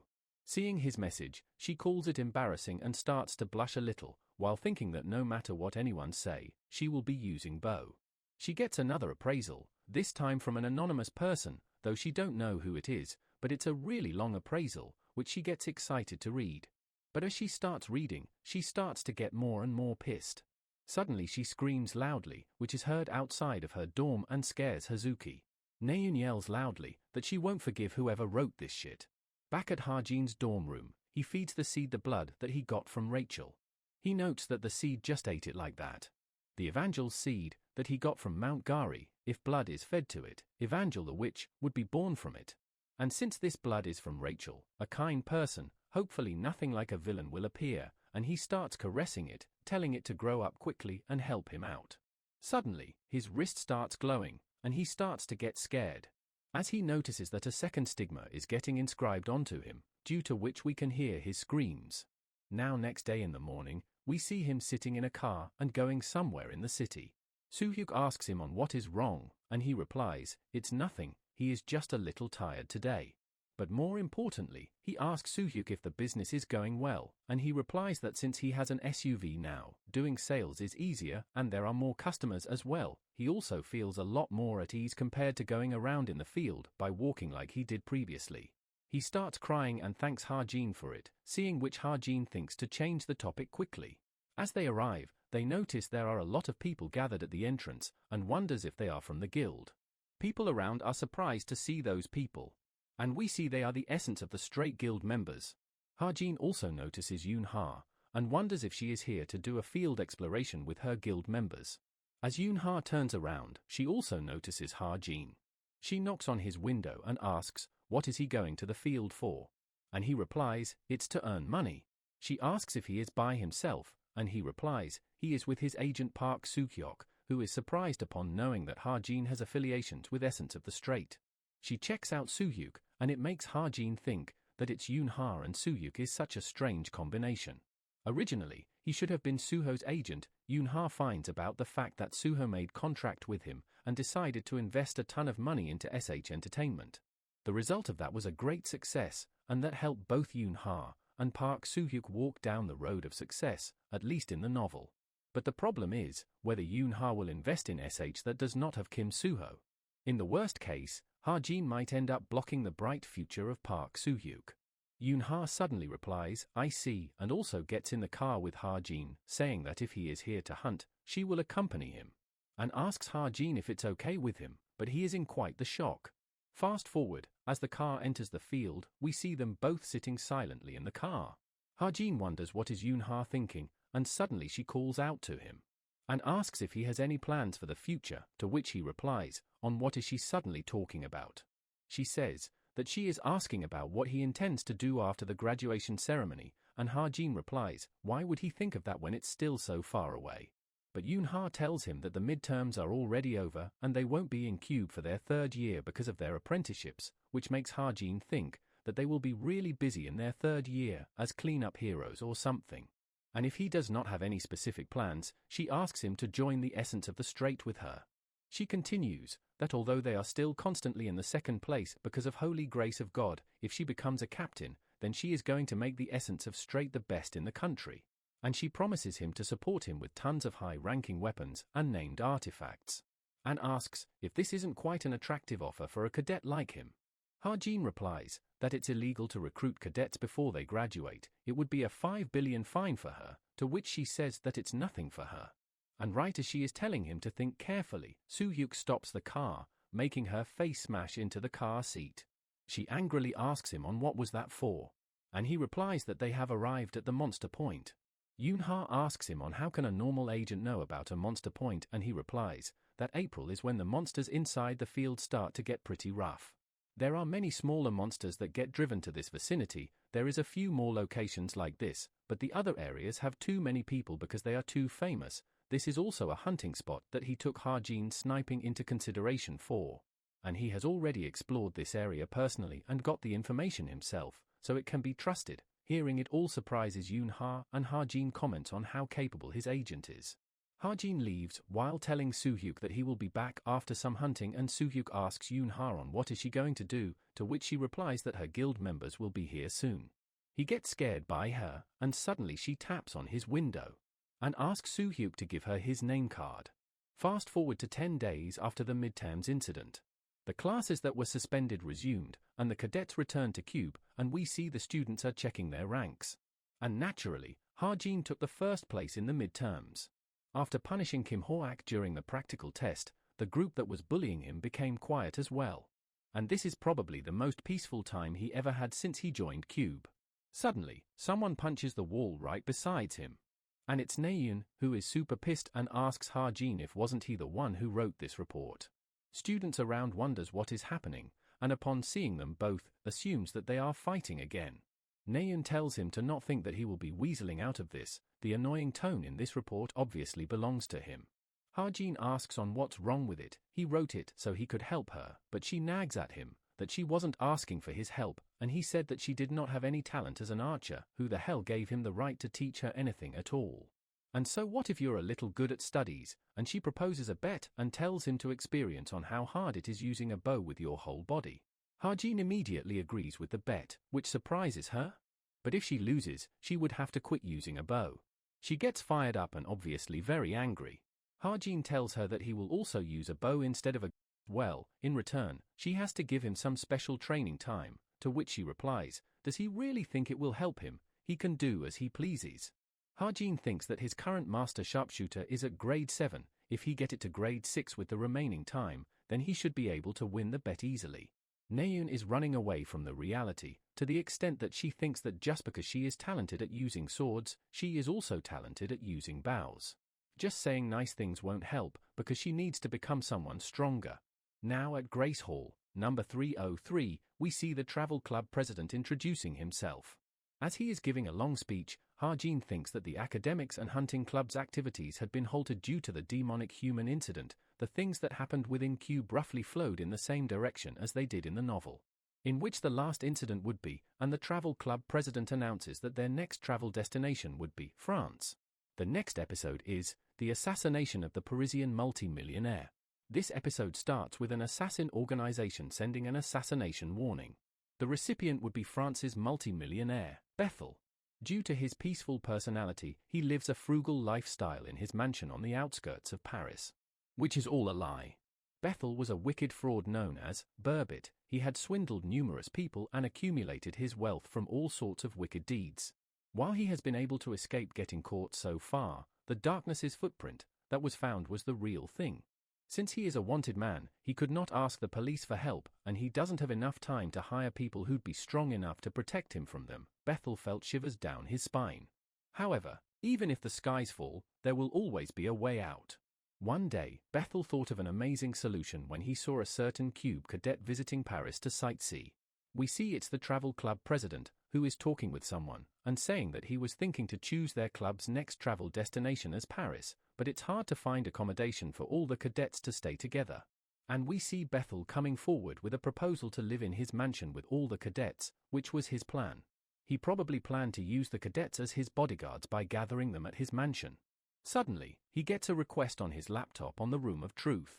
He is surprised as this is his first request, and it's to find a swindler who got away after swindling his family, and he would like the details of the person below. Seeing which, Ha-jin remembers the person. Now at an abandoned warehouse. We see the members of the chameleon troupe has gathered. One of them says that it scared him and wonders if that is the power of anti-magic. Someone else replies that the standards of the cube's first years this time around is pretty high, he should be pretty useful too, and one of them says that she is alright with anything. One of the girls raises her hand, asking the captain that since when did their group started doing analyses just to bring in a newbie. And someone else says that he thinks he got potential, more importantly he likes that he does not have any parents or lovers. The girl asks on what is that has to do with anything. And he answers that if he does not have anyone by his side, it'd be easier for him to indulge in physical things. They might not be able to provide him with things like honor, but they could give him as much money as he wants. And on top of that, their priority is to catch and punish the traitor. If he has the talent to help them, then they must recruit him. The girl replies, if that's so, then they should recruit him. However, they only have one empty spot, which is black. Would they want to give it to a newbie, the position that the chameleon troupe recognizes as the strongest, the color of that man who betrayed the former captain? Jung Yun steps forward, saying that since they have no choice, he will take up the position of black, and give him his color instead. But the members object, as Jung Yun is too stupid, which pisses him off. Droon replies, then the answer would be a majority vote by the captain. She asks, those who agree to recruit Kim Ha-jin into the chameleon troupe, show her hands. And we see majority of them agrees. Droon counts 8 agreements and 2 objections, meaning Ha-jin's recruitment has been confirmed, and it annoys Jung Yun. The captain tells Jane to look at something. It's the invitation to the Paris VIP party, and she realizes that it's the mission location this time around. She tells the captain to leave it to her. Chameleon Troupe's yellow, as stealing a single ring is nothing for her. We switch scenes to Suho and Naeun, who seem sleepy and tired. The president Han-hyun confirms everyone's attendance and tells everyone to draw lots and move to the portal. Ha-jin thinks that he has not even went to Europe in reality, yet he is going there 10 seconds from now via the portal. According to the novel, Yoon-ha and Kim Suho were supposed to team up. And the rest will be just pair up accordingly perhaps. We finally see Paris and Eiffel Tower as the travel club arrives. And we see Naeun and Ha-jin has paired up, about which she is pissed while wondering on what the hell is up with her luck, and Ha-jin asks on why is she complaining when she was the one who drew the lot. They start arguing again, and people around are commenting how cool they are upon seeing that they are cube cadets. Suddenly someone calls everyone over. And we see the President Han-hyun getting all lovey-dovey with a girl, as they both ask each other on how each of them has been, and everyone watching starts to get pissed thinking that he came here so he could meet his girlfriend. Han-hyun introduces his girlfriend, who is also their doctor for this trip, and her name is Natasha. Ha-jin stares at her, as she greets everyone and tells everyone to have a good time. They tell everyone to gather back here by 7 p.m. as there is a party in the evening. As Ha-jin is leaving, Naeun asks him on where is he going. He replies that he wants to eat something, and asks Naeun if she is going to tag along. She replies that he is forgetting that they are a team. She cannot simply ignore the fact now, can she? To which Ha-jin replies that he was simply thinking that she acts very differently from someone he knows. Ha-jin then tells her to follow him for now, and she asks if he knows where to go, and he replies that he has it in his watch, as he did some research before coming here. Hence, she should just follow him. Though while walking, Naeun tells him that she is very picky with her food, and he replies that he knows, to which she asks, how would he know? We see them both arrive in some fancy restaurant, and Naeun is quite surprised. She asks Ha-jin on how did he made a reservation in a place like this, and he replies that he has his ways. In reality he used his book of truth. He hands her the menu and tells her to order whatever she likes, which she agrees to. Ha-jin thinks that since she comes from a rich family, she would know what to order. Suddenly as he is looking out from the window, he notices someone. He immediately gets up wondering what was that, and Naeun is confused. He quickly runs outside while telling Naeun to wait, as she asks him on where is he going. Ha-jin wonders if the story changed, or did another unknown actor appear. We see a couple walking and Ha-jin calls them out. It turns out to be Sung-ah as Ha-jin wonders on what is she doing in Paris. Looking at Ha-jin, she gets nervous, and Ha-jin tells her that she walks real fast, calling her Miss Sung-ah, and asks her on what is she doing here. But she tries to act like she doesn't know him and asks Ha-jin on who is he. Ha-jin asks on why is she acting like she doesn't know him, but she doesn't reply and we see the guy with her comes forward. Ha-jin notes the system alert above them and tells them to excuse him, as he has mistaken them for someone else. He opens up his laptop while standing outside and reads the story change alert. Jane and Sung are, now he knows the reason for why she is in Paris. Both of them were in holy grace of God. As people in the same batch, Jane and Sung would participate in several missions and also experience various incidents. For Yoon Sung-ah, who led a tough life, Jane was the only person that she could call a friend. But at the most critical moment, Jane decided to betray Sung-ah. We see a place surrounded by fire, and Sung-ah on the ground asking Jane on why did she betray her. We see some substance is dropping from her face. As she replies to Sung-ah, that it was because she felt like it'd be fun. Jane's true identity was the Chameleon Troop's yellow, Jane Valorine. She was a villain who was talented at stealing things and making disguises. Back to the present, we see Sung-ah in some thoughts, as the guy with her gives her coffee. He tells her that she looks troubled, and she asks, is that so? But actually she feels refreshed, since she can finally put an end to this ill-fated relationship. He asks if Jane will really appear like what the anonymous informant said, and she replies that she does not trust that information completely. But that woman loves such parties, it'd be even better if there are things she can steal. The relic that is stored in the ballroom's safe, Homer's ring. Tonight, Jane Valorine will appear to try and steal that. We see Naeun and Ha-jin coming out of the restaurant after finishing up, with Naeun being satisfied by how good that meal was. Ha-jin asks her if they can split up now, as she might have places she wants to visit as well. And he thinks that the ball starts at 5 p.m. If he wants to find a place that has a good view of the building's insides, he would need to explore in advance. Naeun leaves while telling him to do whatever he wants, but suddenly he calls out to her and tells her to not get lost, which she gets pissed about and asks if he thinks that she is an idiot. Now at night, at the ball, we see many rich people along with a luxurious setting. People there starts to take notice of someone, and it's Yo Yoon-ha and Kim Soo-ho. They wonder if they are a celebrity, and they look so cool even though they have masks on. Hearing that, Yoon-ha comments that they say attire makes all the difference, and the effort she spent dressing Soo-ho was worth it, while Soo-ho thinks that the shirt is so stuffy.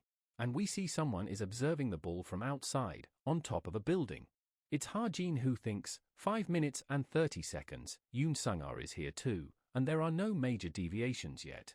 In an old castle by the outskirts of Paris, a masked ball was taking place. The thing he needs to do in this place is simply to help the story progress without any hiccups. Suddenly, he notices a mana portal, which makes him realize that something is going wrong again. The only people who can make portals like that artificially would be the demonic humans, and he is talking about a strong one who is favored by a demon and possess enough mana to open a portal. The demonic human that opened that portal is already hiding somewhere in the party. Suddenly his laptop shows him a judgment point. It shows that there are too few people involved in Homer's ring, hence the demonic group, Evil Society, makes use of it and gets involved in this chapter, changing the story. Evil Society, an evil demonic human group whose leader is presumed to be Kim Hakpyo. Relic plunder, terrorist attacks, and wars that occur in countries from all over the world. There are an uncountable number of chaotic incidents in the world caused by Evil Society's demonic humans. Ha-jin notes that this has attracted the attention of some dangerous people. Ha-jin starts to use ether on his face and transforms it into a mask, while saying that this time around, things won't go according to their plan. As such, he now starts to search for Jane in the party. At the party, we see someone choking out one of the personnel. He then goes onto the iris scanner and is able to unlock it by showing his eyes as well. As the gate opens, he calls it too easy. In the middle of that room, he finds the mythical grade relic, the Homer's ring. Right as he is about to take it, Sung-ah comes and asks on what is he doing over there, and it turns out to be the person who was with her, Yoren. He asks Sung-ah on what is she doing here, and she replies that she came here to find him. How can her secretary just leave his position out of nowhere? She gets close to him and suddenly hugs him from behind. It scares and confuses Yoren as he asks on what is she doing so suddenly, and she replies that she won't be tricked a second time. And such she lifts him up and tries to slam him on the ground, causing a commotion in the party. People starts to wonder on what was that explosion, as we see part of the place is completely destroyed. From the smoke, we see it's not Yoren, but Jane, and Sung-ah is chasing her, and Jane is surprised and asks Sung-ah on how could she notice her disguise as it should have been perfect with her talent.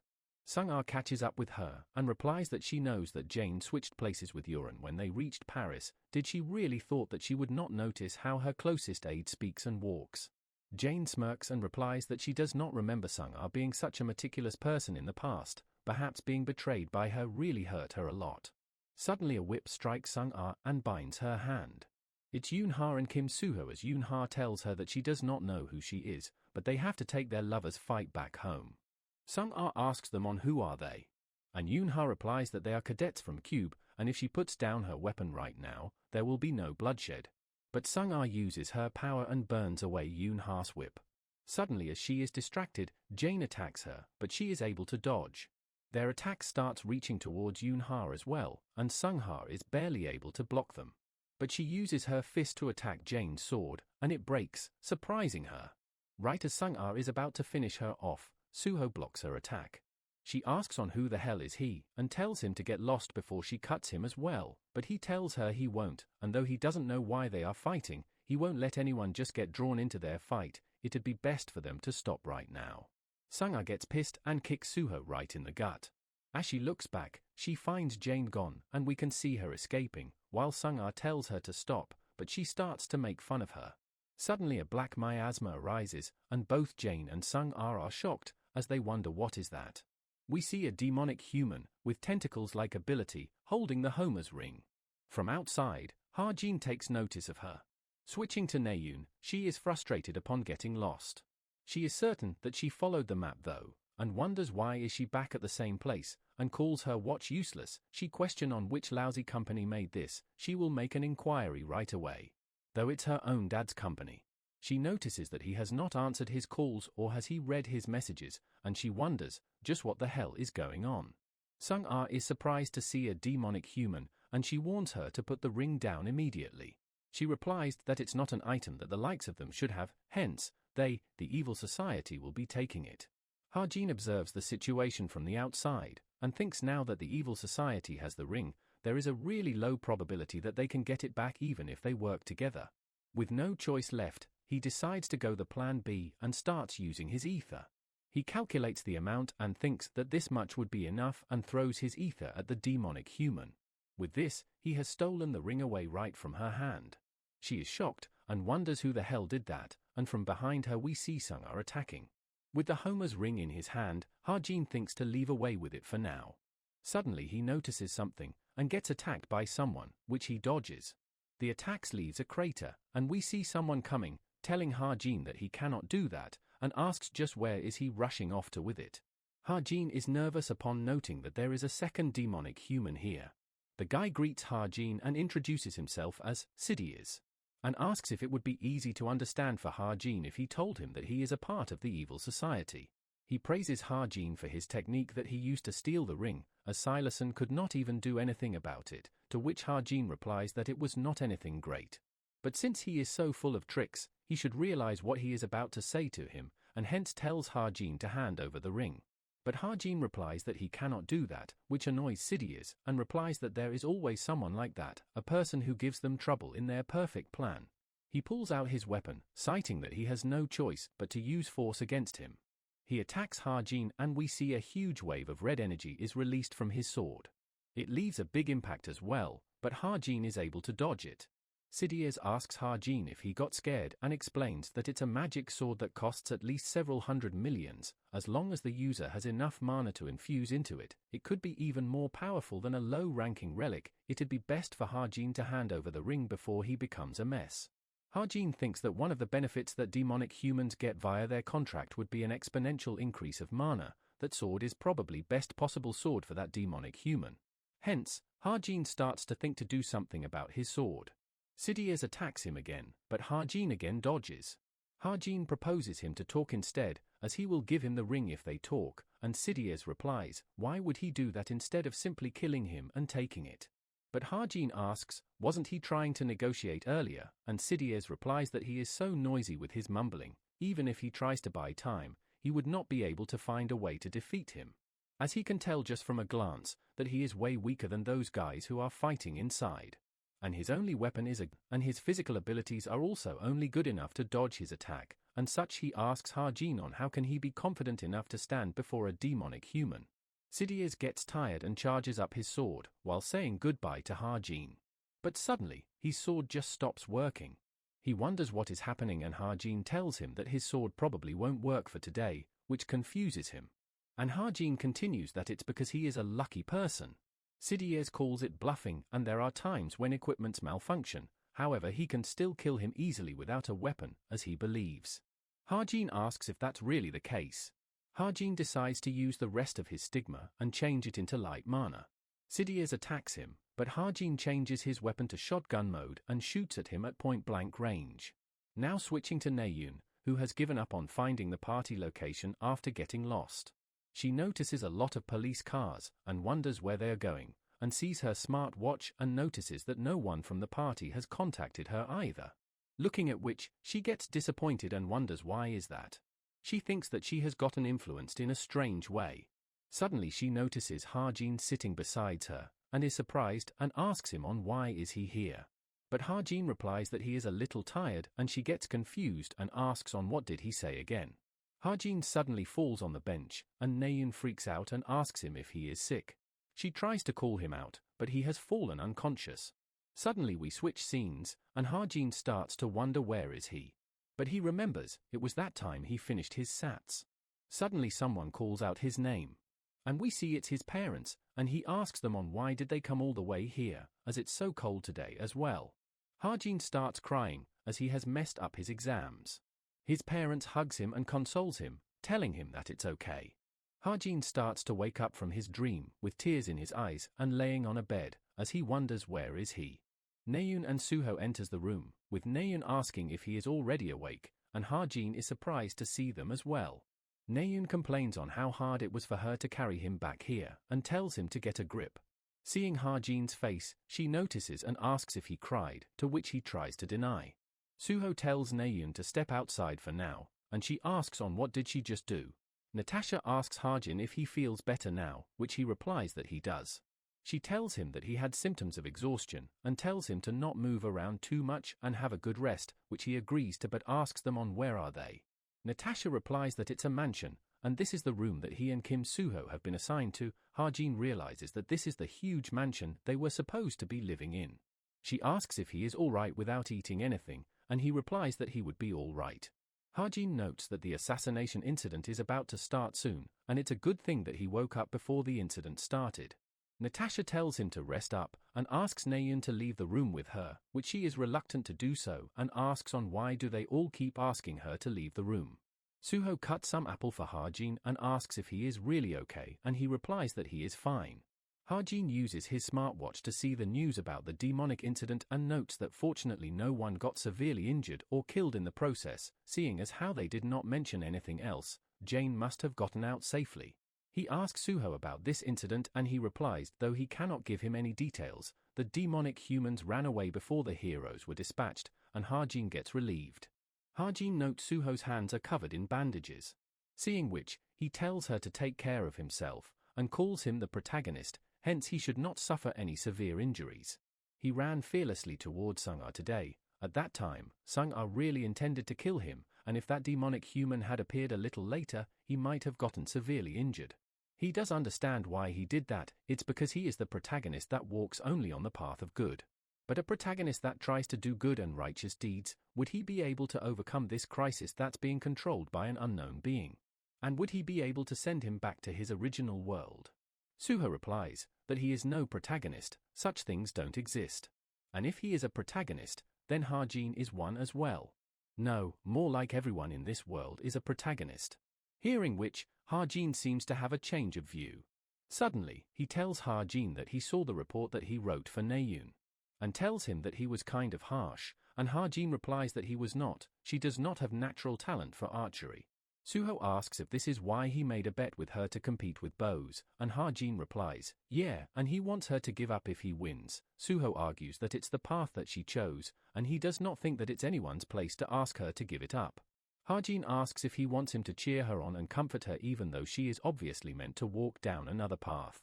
Not everything can be resolved just by saying nice words like you do. What if one tries their best to the very end, but all that awaits is despair? What would he do then? Would he take the responsibility for it? Suho asks on how is he so sure that she does not have talent for bows and if he is saying it like that because he can take responsibility for it. Hajin replies that he have thought a lot about this way more than he have, and he have observed her way longer than anyone else as well. And he knows way more about her than he does as well. Hearing which confuses Suho, and we hear a loud sound from outside, and Suho wonders what was that. Hajin with this eyes notices, one of the skills that an archer has is stealth, and calls it quite unnecessary skill that Naeun has learned. We see Naeun enter her room, shared with Yoon-ha who is trying to sleep. She starts blushing heavily, and calls Hajin totally crazy and wonders what the hell is he talking about. Yoon-ha wakes up and asks her if something happened, and she replies that it's nothing. Yoon-ha tells her to go to sleep if nothing happened, as she is really tired right now, and Naeun does so while telling her good night. But as she is in her bed, she still thinks about it and tries to calm herself down, thinking that she just eavesdropped on their conversation, she should just ignore that and act normal. She once again remembers his words and starts blushing. Right as she is wondering on what was Hajin thinking, we hear a loud scream and she gets up immediately, thinking what was that. Yoon-ha gets angry at Naeun, thinking that she was the one who screamed, but she tells her that it was not her. Yoon-ha asks then who was it, and thinks that perhaps it was really someone screaming. In the mansion, we see the maid is scared and freaking out upon seeing her master covered in blood. Hearing that scream, everyone opens up their door, wondering what was that.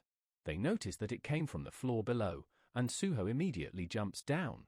Hajin and everyone is surprised, as he wonders if he is a monster or what. Suho rushes over to the location and opens the door in hurry, and seeing the horrific sight shocks him. The maid starts crying and asks Suho for help, saying that the Lord has been murdered. Everyone gathers and wonders on how could such a thing happen, as Natasha checks up on him. She tells that unfortunately he is already dead, due to there being excessive bleeding from the pierced wound on his abdomen. The butler says that this was surely done by the people who were jealous of him, and how could someone do something so evil to him when he lived his life for the sake of others? Everyone is quiet and seems to be mourning his death. Natasha tells everyone to wait outside and let the police and ambulance come. All the cadets should return to their rooms. But suddenly, Hajin turns the lights on. Natasha gets surprised and asks Hajin on why did he turn the lights on. He goes to Bethel's body and Natasha tells him to not tamper with the crime scene. She tries to make him go away forcefully, but Hajin pulls out his gun and points it right on her face. Everyone is shocked seeing it, and Naeun asks if he is gone crazy. He tells Natasha that she is lying right now, and Bethel is not dead. Villain Burbot is not dead. After he deceives people with his fake death to escape the crisis he is in, he becomes the greatest schemer as he joins the demonic humans. Because his villain role is improvised, Hajin does not know what will happen in the future. It is best for him to take him down now if it's possible. Everyone is looking incredibly shocked by Hajin's revelation. Hajin notes that it's hard to convince others. With this involvement of his, he does not know what kind of uncertainty will occur and ruin the story flow. And he remembers Kim Suho's words about being the protagonist and smiles while thinking that even without thinking a lot, some stupid guy will be able to overcome that uncertainty. He once again says that Bethel is not dead, and he is deceiving everyone by playing dead. Natasha replies on what is he talking about, as she is a doctor and she checked that he is dead. Hajin explains that firstly that wound, it's too shallow for someone who got struck from the top. Next would be the excessive bleeding. The only fatal hit he took was to his heart, yet his blood not only soaked this huge mattress, it also overflowed to the ground. And the most important thing would be, and he does something in his smartwatch which leaves everyone shocked. He shows his real identity, while saying, con artist Burbot that's on the global wanted list. He looks awfully similar to Bethel, isn't it? Natasha is left speechless and she asks Butler if he has called for police and ambulance, which he has. She tells Hajin that in this case, they can just ask them instead of arguing among themselves, since the opinion of professionals would be more trustworthy than a mere cadet. As such she tries to leave while saying to conclude this matter when the police arrives. But Hajin points his weapon towards Bethel, which scares Natasha. She gets flustered and asks him on what is he doing. Everyone else also asks him the same thing. Hajin tells Natasha that he will shoot after counting to 3, it doesn't matter since he's dead, right? He starts his counting and Natasha panics, asking someone to stop him, while saying that Bethel is already a corpse, there is no need to do that. The count goes to 2, and Natasha says that they have already called for police, what could he want more, and asks him to put that weapon down right now. Right as he counts to 3, Natasha starts to cry out of fear, and quickly rushes off to him and covers him, telling Ha-jin to not shoot, revealing that he is her father, and everyone is left shocked. The butler tries to leave quietly, but Ha-jin shoots beside him and stops him, and tells him to not get the police but the heroes instead, and tell them that they caught a wanted criminal. Fast forward, and it gets morning, and we see the police are taking away Natasha and Burbot's unconscious body. The assassination incident was a self-fabricated scenario set up by Burbot and Natasha. Burbot, who was wanted all over Europe for his crimes, planned this so that he could get away from the police dragnet that was closing in on him. The fact that the fool that his daughter, Natasha, happened to bring was a cube cadet had contributed positively to his plans. The plan was known as the coming back after suspended animation. While the ingredient to put someone into suspended animation is very expensive, Natasha, who was a doctor in Cube, was able to obtain it easily. The next step was simple. After creating a fake wound on Burbot, who was put into suspended animation with the help of an illegal mage, she just had to spill the blood all over the scene. The ambulance workers that had arrived wouldn't be able to tell whether he was faking death, and all the police members around Paris had already been bribed by Burbot, and so, a similar-looking corpse had been provided to switch places with him when he's being transported. After that, the cube cadet that was made a fool of would then give his testimony, and the words of a cube cadet are 100% trustworthy. With that, Burbot would officially become dead on paper, but in actual fact, he would be reborn under a new name. However, it's no longer the case. As we see, the first question he got on his website was about Burbot as well, about which Ha-jin notes will increase his credibility as well. Yoon-ha arrives from behind and asks him if he is Sherlock. As there was that incident with Yoon-hyun and now today's incident, she suggests that he could open up a detective agency at this rate, to which Ha-jin replies that a sharpshooter needs to have observant eyes. Though she questions him on how does he knows the faces of the criminals, and Ha-jin replies that it's a family matter, and his tone puts Yoon-ha in confusion as she asks him on why is he speaking formally so suddenly. From family matter, Ha-jin starts to think about something, wondering what was Kim Chun-dong's family history. Now we switch scenes to someone looking over a huge aquarium. We see the demonic human, Silason, is kneeling in front of him and reporting that an unknown person who wore a leopard mask got in their way. He was exceptional at stealing things, and even Sidier's lost to him. He asks if he was not like a demonic human, and she replies that he was not like a hero either. He orders her to look into the heroes and hunters, and if she finds him, she has to report to him first without taking any action, to which she obliges. But then he asks her on why is she going around and advertising that she is a demonic human. Confused, Silason says, "Pardon?" He replies that it's that face of hers, and asking why is she basically advertising that she is a demonic human while being very angry. She apologizes and changes her face, while saying that she will make sure to find him in the shortest time possible. He also asks her if she retrieved the magic sword, the weapon that Sidai's used, and she gets nervous in telling him about that. Meanwhile, we see Ha-jin holding that sword, wondering how is he supposed to use this. It's a weapon that is useless to him since he is unable to control magic that is not stigma normally, though he thinks that it would sell for quite a high price, but something does not feels right. And the next item he got, the Homer's ring, originally a certain amount of magic power needs to be infused into it to modify it, but there is no need for Ha-jin to go through that trouble, as he can just use some SP to change a few words. And such the ring transforms and its status changes as well. A relic that increases magic power and also increases intelligence permanently, and it's not a bound item, so he can transfer it to someone else as well.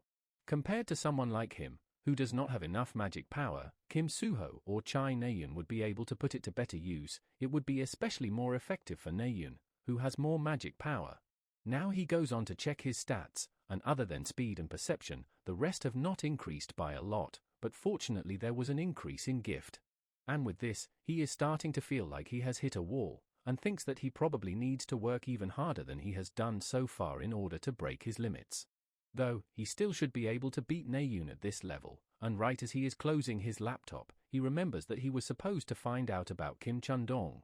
He enters Violet Society, thinking that there is no way that the co-author would leave Kim Chun-dong's past totally blank. He joined Cube, even though he might have been an extra in his novel, he should still have been an elite in the real world. That means there is a high chance that his parents are not ordinary people. Though searching for information on him might be a tough task. Troubleshooter, Yo Jin-hyuk, He is someone who is known to be the best at finding all sorts of information on people, but he is also very expensive. But since he is very good at finding people, he decides to hire him, only to hit a realization. The fact that he has no money as he has been investing, which he completely forgot about, and suddenly he looks over and notices the evangel seed starting to twitch, and he realizes that it's already its feeding time. Now at some huge building, we see Yoon-ha looking something on her smartwatch. And we see she is calling her uncle, Yo Jin-hyuk. Fast forward, we are suddenly in Norway, which Ha-jin questions as well, and calls it a long story. And suddenly he gets hit by a snowball right on his face, and says that the story might be short as well. We see it was Naeun who threw it on him on purpose, which pisses him off. The club activities that got paused after the Sven incident resumed again. The hunting club borrowed a mountain cabin on a hill and organized an event for the resumption of club activities. The club president calls everyone over to explain the event.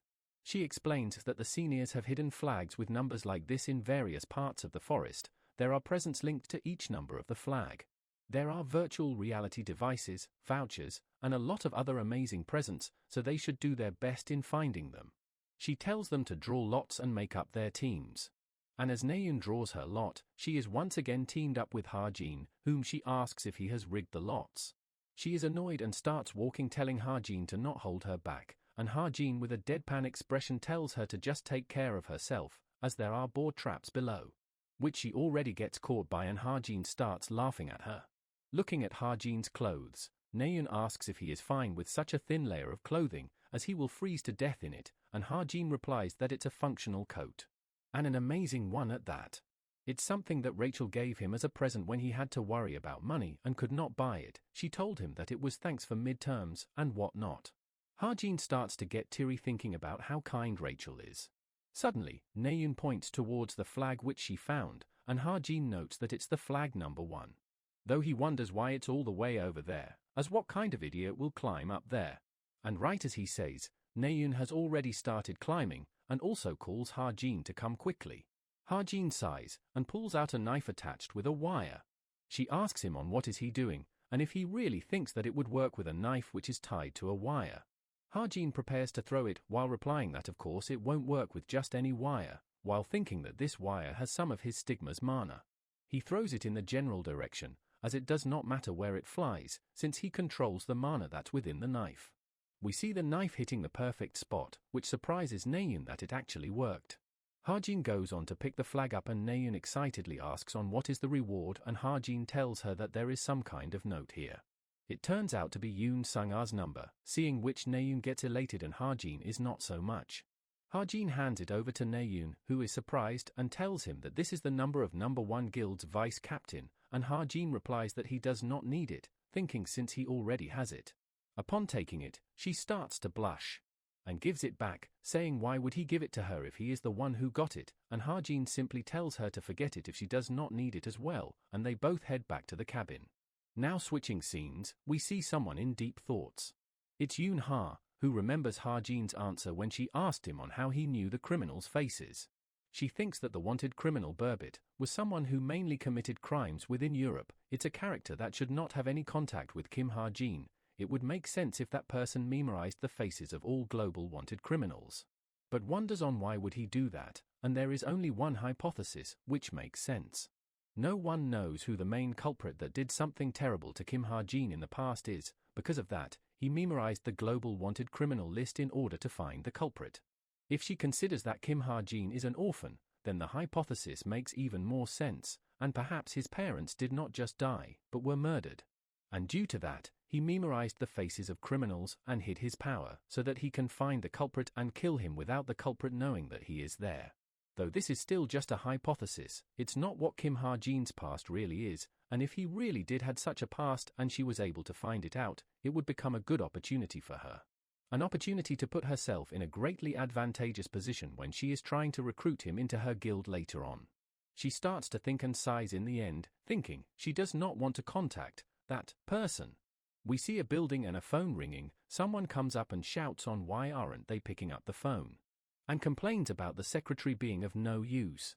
The person picks up the phone himself and introduces himself, objects, people, information. He will find whatever they want, as this is Yo Jin-hyuk's office. As Yoon-ha greets her uncle, he is surprised knowing it her, as she rarely ever calls him. She tells him that she wants to hire him to investigate someone. His name is Kim Ha-jin, a 17-year-old cube cadet, and she wants to know everything about his past and where he has been before. Since with his ability to experience the past, he can find out everything. Back to Ha-jin, everyone is surprised seeing him take the first place, commenting that they are so envious of him, but Ha-jin thinks that the present for number 4 is better than number 1 for him. Fast forward and it gets evening and they all start eating. Ha-jin tells them that he will cook the meat and the rest of the items, so they can go and rest. The guy besides him starts to think that Ha-jin is completely different from the rumors. For Ha-jin, since his aunt runs a Korean barbecue restaurant, he is more confident in barbecuing meat than others.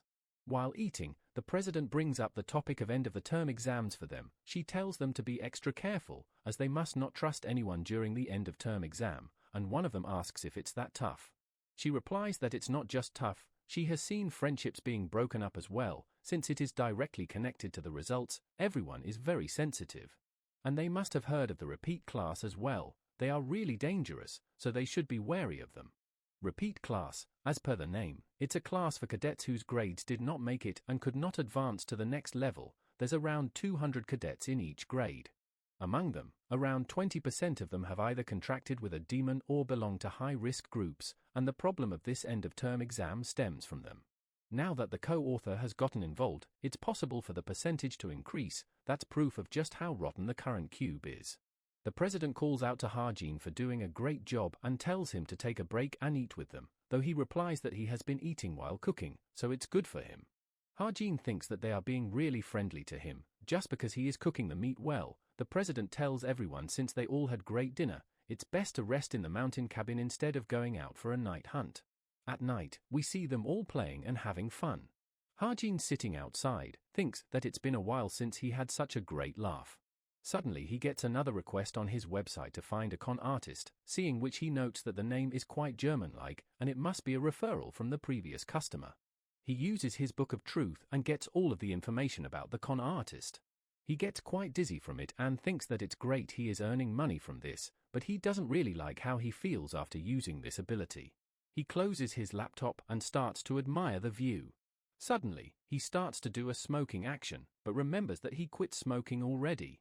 He also remembers smoking at least half a box every single day for 5 years. He totally forgot about it since he fell into this world. Suddenly, Naeun approaches him from behind and asks if he used to smoke, and seeing her, he asks since when she was here, to which she replies she has been standing here for a while. Upon learning that he used to smoke before, she calls him a real thug and asks that he must have tattoos as well, though he does not answer, and she assumes that it's true, but he clarifies that it's not. She starts to stare at him for a moment and asks if he is confident in winning against her. To which Ha-jin replies with a question of his own, is she confident in giving up on Bo if she loses? She replies that losing does not even sound possible, so she did not think about what would happen afterwards. He asks if she is going to cry if she loses, which she almost did today, and she gets pissed hearing that. She then shows him an article in news that was written about him in France today. Apparently Yoon-ha showed it to her. They said that he was the Korean Sherlock that caught the notorious con artist. Naeun says that she cannot believe they are calling a thug who is always quarreling with her and smokes Sherlock. Ha-jin gets tired of her banter and tells her to go to sleep. She makes fun of him while going for it. She stops again and asks him what is it like to smoke though. In winter, at some old orphanage, we see Yoon Jin-hyuk waiting for something, almost reaching his limits. As just a little more and his mana will be depleted, but just then he notices someone with a baby in her hand. She puts the baby down in front of the orphanage, and Jin-hyuk notices that she is just a kid herself. Suddenly it all starts to go awry, as he notices that the density of the past is too high. He gets back to the present, and wonders just who the hell is she. We see Jin-hyuk arriving back at his office, and his employee welcoming him back. He asks Jin-hyuk on how was the target this time around, and he replies that it was a little unusual. Though before saying anything further, he rushes off to use the toilet. 17 years old, used to be from orphanage, Jin-hyuk went back to the day target entered the orphanage to take a look, but he could not see the target's parents, instead saw some kid put the baby down and left. He could not find out much, and the past was strangely covered in a thick fog. It seems that if he wants to find out more, he would need to maintain his top condition. In any case, he thinks it would take quite a while. It's too much work to do for free, even if it's a request from his niece. But his employee tells him that he would probably needs to do it even if that's the case, as another request to look into Kim Ha-jin's past just came in, which surprises Jin-hyuk. And what is worse is that, this time around, it's coming from the top rank of Violet Society, a red diamond rank purchaser, which surprises Jin-hyuk as it's the same rank as him. He reads the request and notes on top of being a red diamond rank, the letter is very politely written, and also have an abnormal deposit amount, with which he gets certain that it's a request from the Chameleon's troupe. He gets a bit nervous and excited while saying that Kim Ha-jin, there is really something about him. Now on Friday, the instructor announces that 4 weeks from now would be finals. The practical exam for the finals would be much harder than the midterms. They would be tested on what they learned about being hero in this semester, hence they should make sure to be thoroughly prepared. Ha-jin thinks that unlike the midterms which had more entertainment, the finals does not have a prepared arena or audience. The finals would be held at a certain remote island in Korea. A survival exam would be conducted on an island that's overflowing with monsters and beasts. But if the co-author gets involved, then there will be a ton of changes that will occur there as well.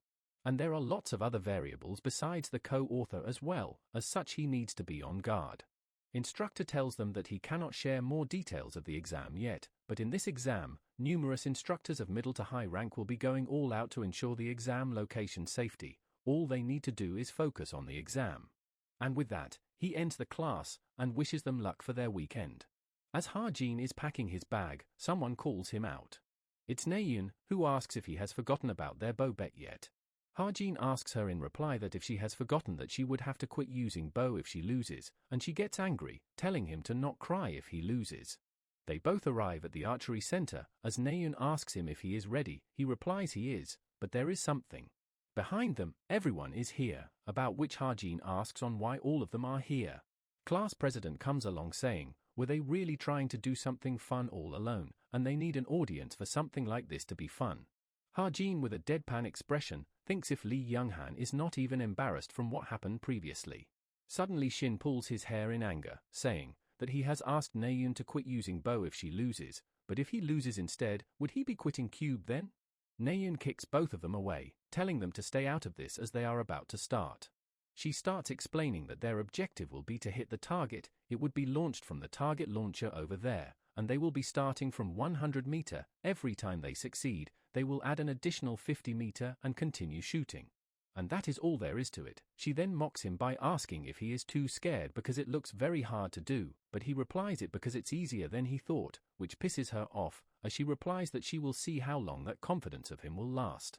They both take their position and get ready to shoot. Naeun shouts to start shooting, as the launcher shoots the target in air. She shoots first, and it perfectly hits the target. She looks towards Ha-jin while saying that 100 meter is easy. But Ha-jin apologizes as he froze up and did not shoot because he was surprised, and asks to give him another chance, leaving everyone dumbfounded. Class president burst out laughing and Shin gets angry at Ha-jin for pulling such antics. Naeun is also taken back and says that even his posture is a mess, and it wouldn't matter how many times he shoot. Suho tells Young-han to stop laughing at Ha-jin. As Ha-jin prepares to shoot, he thinks, although Naeun has perfect posture, stuff like that does not matter to him. One does not become top grade just by learning the posture perfectly, that's just the basic requirement to become one. In this world, the power known as talent is the one that determines who's top grade and who's not. As Ha-jin yells shoot, and the target launches shoots the target. And Ha-jin's talent is Master Sharpshooter, which assists his arrow and hits the target perfectly. Seeing which, everyone is left shocked. As Ha-jin tells Naeun that he got the grasp of it now, and he is going to go again. We go back to the past, where a bunch of kids are trying to see the hero's disciple. Who is Chai Naeun, also called a child genius. Everyone outside wonders on what happened, and her master asks if she is really serious about changing her weapon to a bow. He asks if it's due to her mother, and she replies that there is no reason for it. She just wanted to change it, and says a genius like her would probably become the best archer even if she became an archer instead. He replies that he even gave her a magic sword, and she apologizes to him. But he gets pissed at her, shouting who the hell is her master. He does not have any disciple who just changes their path in life so easily. As he calms down and says that he won't stop her if that's her decision, and asks if this is really what she wants, and tells her to think carefully and not do anything she would regret. Back to the present, Naeun once again shoots down her target. And as Ha-jin's turn comes, he is also easily able to shoot his targets down as well. Seeing this, other students comment that Ha-jin is way better than expected, and the distance is also already 400 meter. Someone pops up behind them and says that he is not just keeping up, he has been shooting immediately after Naeun hits her targets for a while now. He would get it if it was just 1 or 2 shots, but isn't it natural for someone to feel psychologically intimidated in a match like that when there is constant pressure? But Ha-jin is looking relaxed despite being in such psychological war. As such, in quite a bit of surprise, he wonders if Ha-jin would really win it. And Shin gets angry hearing that, as he looks over at Naeun with concern. As she hits her next target, she misses the bullseye. Seeing which, Ha-jin once again tells her that she is not suited for bows. She asks if he is scared, and what is up with his cheap provocation. He should just shut up and fire the arrows. Ha-jin knows that Naeun does not have a calm personality. She gets angry and shaken at the slightest provocation. It's natural that she is not suited to be an archer, but the reason why she still chose to become an archer. As he tells Naeun that she is scared, isn't she, to fight using a sword. She gets pissed and tells Ha-jin to watch his mouth. He continues on that if that's not it, since that is what it looks like to him, it is also why she always tries to rationalize it, doesn't she? Saying stuff like, I am as talented in bows as I am with swords, I can also become the best hero with a bow. Though, considering she changed to bows halfway, she is doing pretty well as an archer. Hearing this all, she gets more agitated and tells him to shut up. And with his next line, he completely shakes her up, that with her level, she would never be able to kill even a single demonic human, not to mention avenge her family.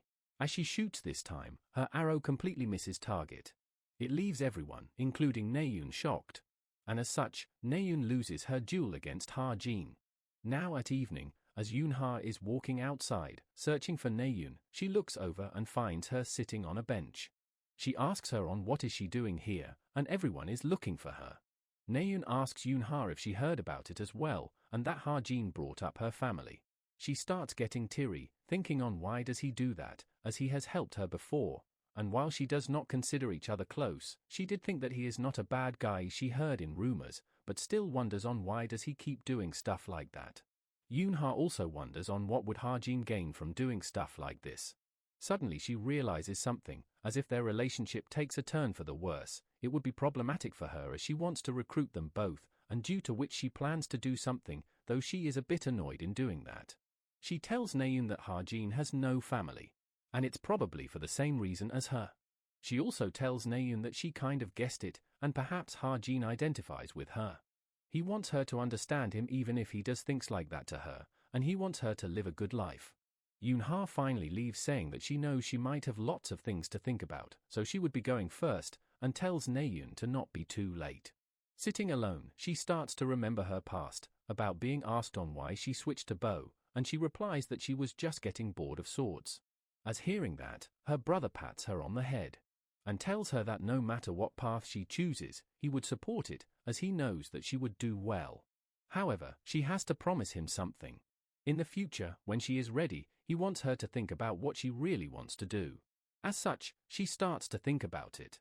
Switching to Ha-jin, we see his SP has increased by a lot, and extreme luck also activated in human relationship, seeing which Ha-jin wonders, what is this? Fast forward and we see Jin-hyuk telling Yoon-ha that there is something definitely up with Kim Ha-jin, and he would be able to know after further investigation, but he might turn out to be related to a terrible illegal organization, while thinking that it would be best if he did not mention Chameleon Troop to Yoon-ha. He confirms with Yoon-ha if it's okay for him to keep looking into Ha-jin. She smiles and replies, of course, as she has already made up her mind that she is definitely going to bring him over to Essence of the Strait. Hearing which he starts to smile, saying that seems like he would have to put in more effort, and hearing which Yoon-ha asks if he is misunderstanding something here. We switch scenes to Ha-jin, who arrives at training center, as apparently the rumors about the shooting competition spread quickly since a lot of people were watching, though he did not expect it to be called in by an instructor. Though with how things turned out, he is a bit scared going into the classroom. Suddenly he notices another person who is here, and peeks through the corner. He gets surprised seeing that it's Naeun, who is training with a sword. And as she turns around and sees Ha-jin, she quickly hides the sword behind her back in embarrassment. Ha-jin awkwardly calls out about her training, and Naeun, while embarrassed, hesitantly replies that it is what she was doing, and asks if she is not allowed to do that. Ha-jin replies that it's not that, and suddenly notices her new hairstyle and calls it out. Naeun asks him on what about it. And Ha-jin asks if she cut it due to him, but she replies that she cut it because it was getting warm, and asks if Ha-jin really thinks that she would dwell over stuff like that. Ha-jin smiles and compliments her new hair and asks if it feels refreshing. She blushes slightly and replies, it probably does. Ha-jin leaves while telling her that he is going to be training over there as well. Naeun thinks that Ha-jin was a swordsman to begin with when he threw away everything he learned throughout his whole life and chose a different weapon. It makes her wonder about what kind of feelings did Ha-jin had at that time. She then starts to channel mana into her sword.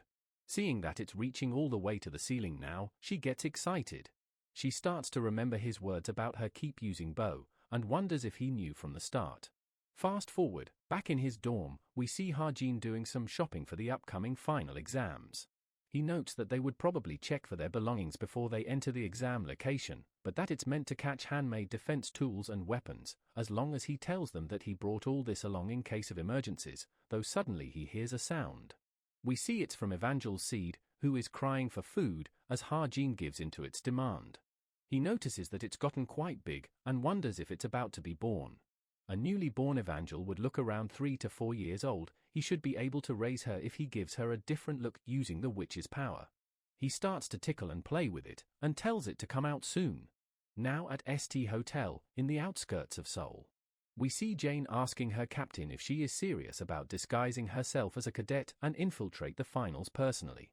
She replies, she is, and that is why she needs her help. Jane asks if she really needs to go that far, and she has gotten obsessed with something weird again. Captain replies that there is someone whose ability she wants to see for herself, and she has something she wants to get from the exam location as well. Jane sighs and agrees, while saying that it's not like anyone could stop her anyways.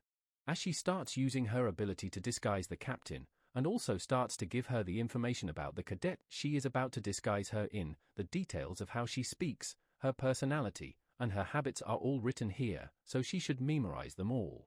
Though Jane says that she is very uneasy about it and the captain tells her that she gets worried quite easily now, this is not even a big deal. Fast forward, we see the captain disguised as a cadet and is surrounded by her clingy friends. She notes that these are the friends who were mentioned in the notes earlier, as she calls it all really easy, and imitating a cadet, piece of cake. Right as she starts her acting all cutesy saying that she got no boyfriend, Ha-jin arrives. Upon noticing each other, both of them are left shocked and surprised. Ha-jin gets scared and quickly turns away. He wonders what was even that, and why on earth. Is the captain here, disguised as a cadet? Fast forward, and the theory exam ended and right now, the final exams have started.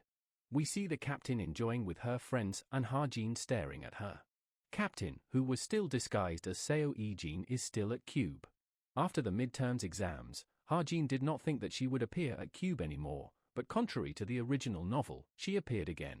Though he don't know the reason, he considers this a chance to obtain SP, and hence he plans to follow her around. He acted friendly towards her and also talked to her, but the only thing he got out of her was a can of soda. It makes Ha-jin thinks that perhaps he needs to observe Kim Suho and Shin Jong-hak more.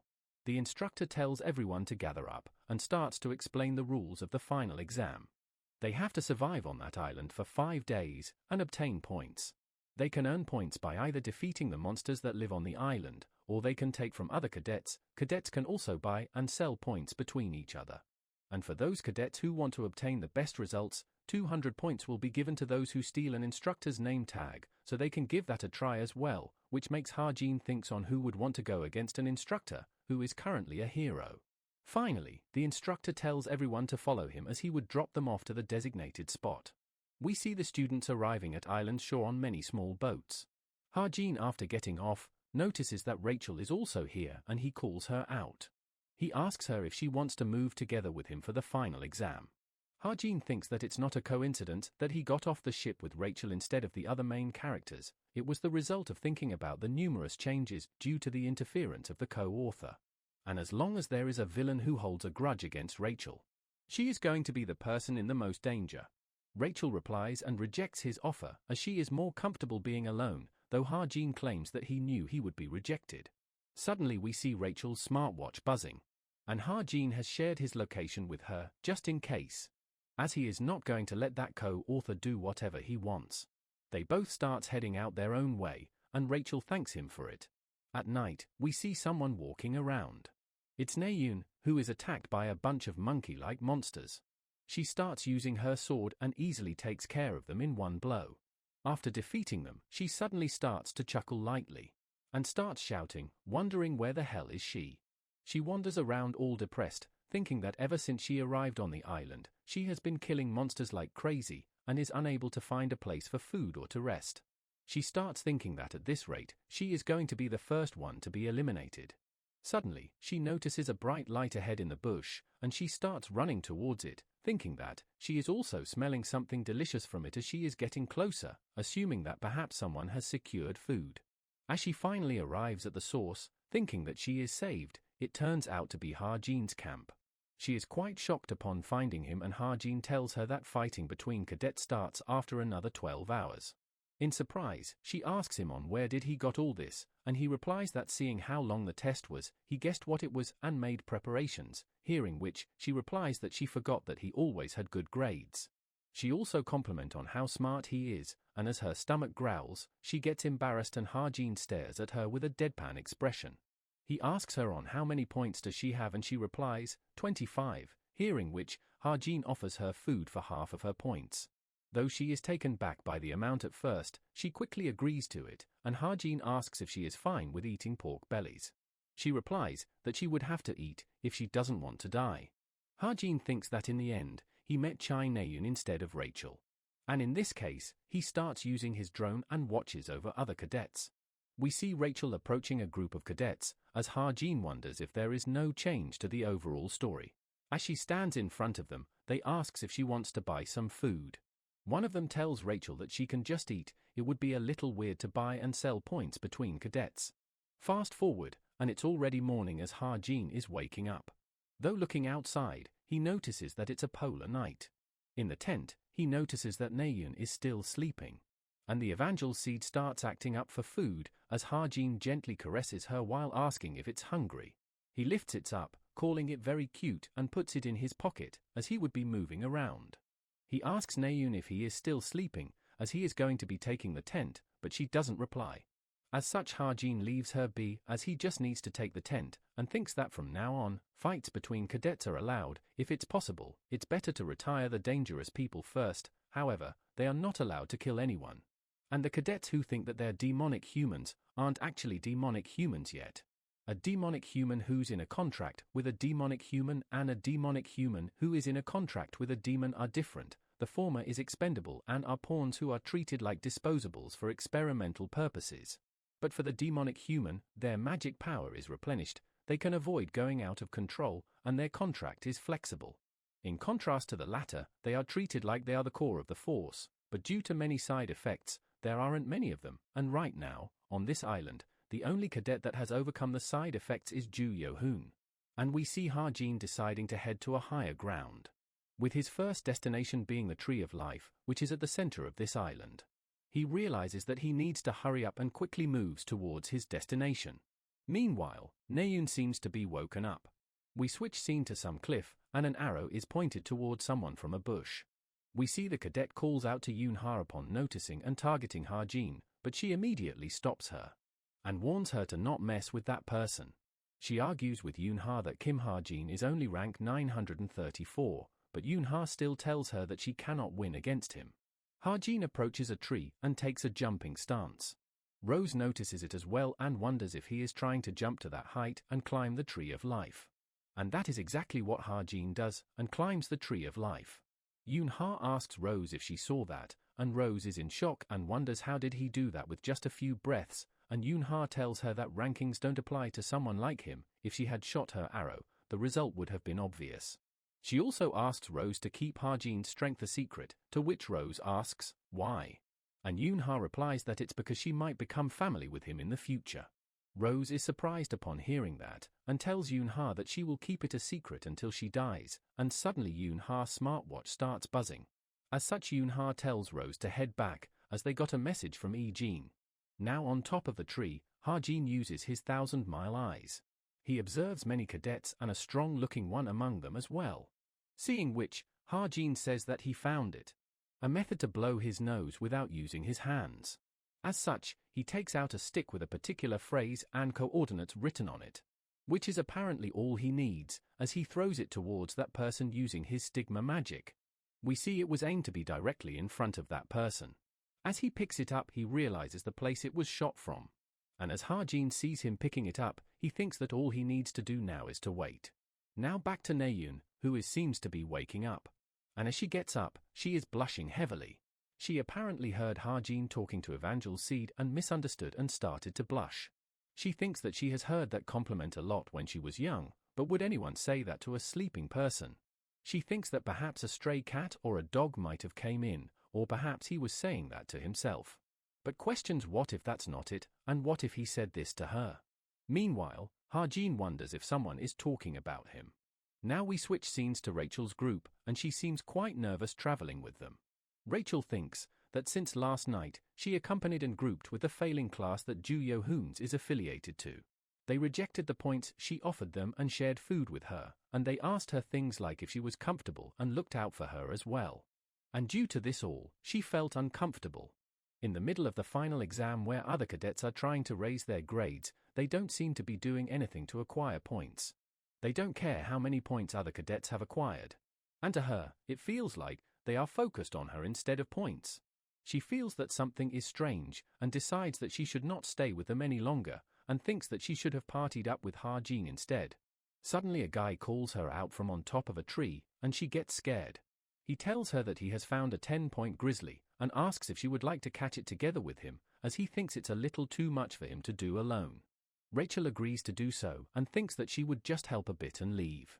He asks her to follow his lead, and Rachel thinks that if she does this, then she can probably naturally get away from them. As they arrive at the location, the guy says that this is place with that big bear right over there. But instead of a bear, we see a person standing in front of what looks like a mana portal. It seems like a demonic human, as the guy says that he does not look like an instructor and wonders who is he. Rachel senses the danger and pushes away Yoo-jun. As we see the demonic human attacks Rachel with his sharp claws. Rachel is surprised upon seeing a demonic human following her all the way to the island. But she realizes that the first thing they need to do is to run away, and she asks Yoo-jun if he is injured anywhere. He starts acting injured while saying that he is bleeding, seeing which Rachel is confused and replies that he does not seem to be hurt. He then acts scared and quickly runs away. Rachel realizes what's happening and comments that he is not great at acting. She also knew that things were suspicious. But she didn't know that a cube cadet will be an inducement for a demonic human. She misjudged that. The demonic human begins attacking and sends a large slash towards Rachel, which she dodges. But the demonic human immediately catches up to her and attacks, which she blocks. She notes that he has incredible destructive power. However, she believes that she can handle that much and deflects his attack. The demonic human again tries to attack her, but she crouches and finds an opening to counter. But suddenly, he disappears and reappears behind her while her foot gets binded by something. As she looks behind her, she realizes that it's a feint, as another demonic human appears. And this time she is unable to dodge their attack. Suddenly, we see an attack coming from the sky which completely shoots through the demonic human. Suddenly the second demonic human attacks her with a flying slash. But Kim Soo-ho arrives and slashes the attack itself. And then shouts at Naeun to launch her attack. And Naeun shoots a huge arrow right at him. We see more cadets arrive along with Naeun, and she asks Rachel if she is okay. Since that person probably was not an instructor, Rachel replies that she is all right and thanks them for helping her. Soo-ho looks over the cliff and thinks that he probably jumped off the cliff before the arrow could hit him. And since they don't know when she would be attacked again, Soo-ho asks her to move together with them until they are away from this place. As all of them are leaving, Rachel suddenly notices something. She goes over to check it, and notes that it's a bullet. She is shocked and thinks that the first shot probably was not from Naeun.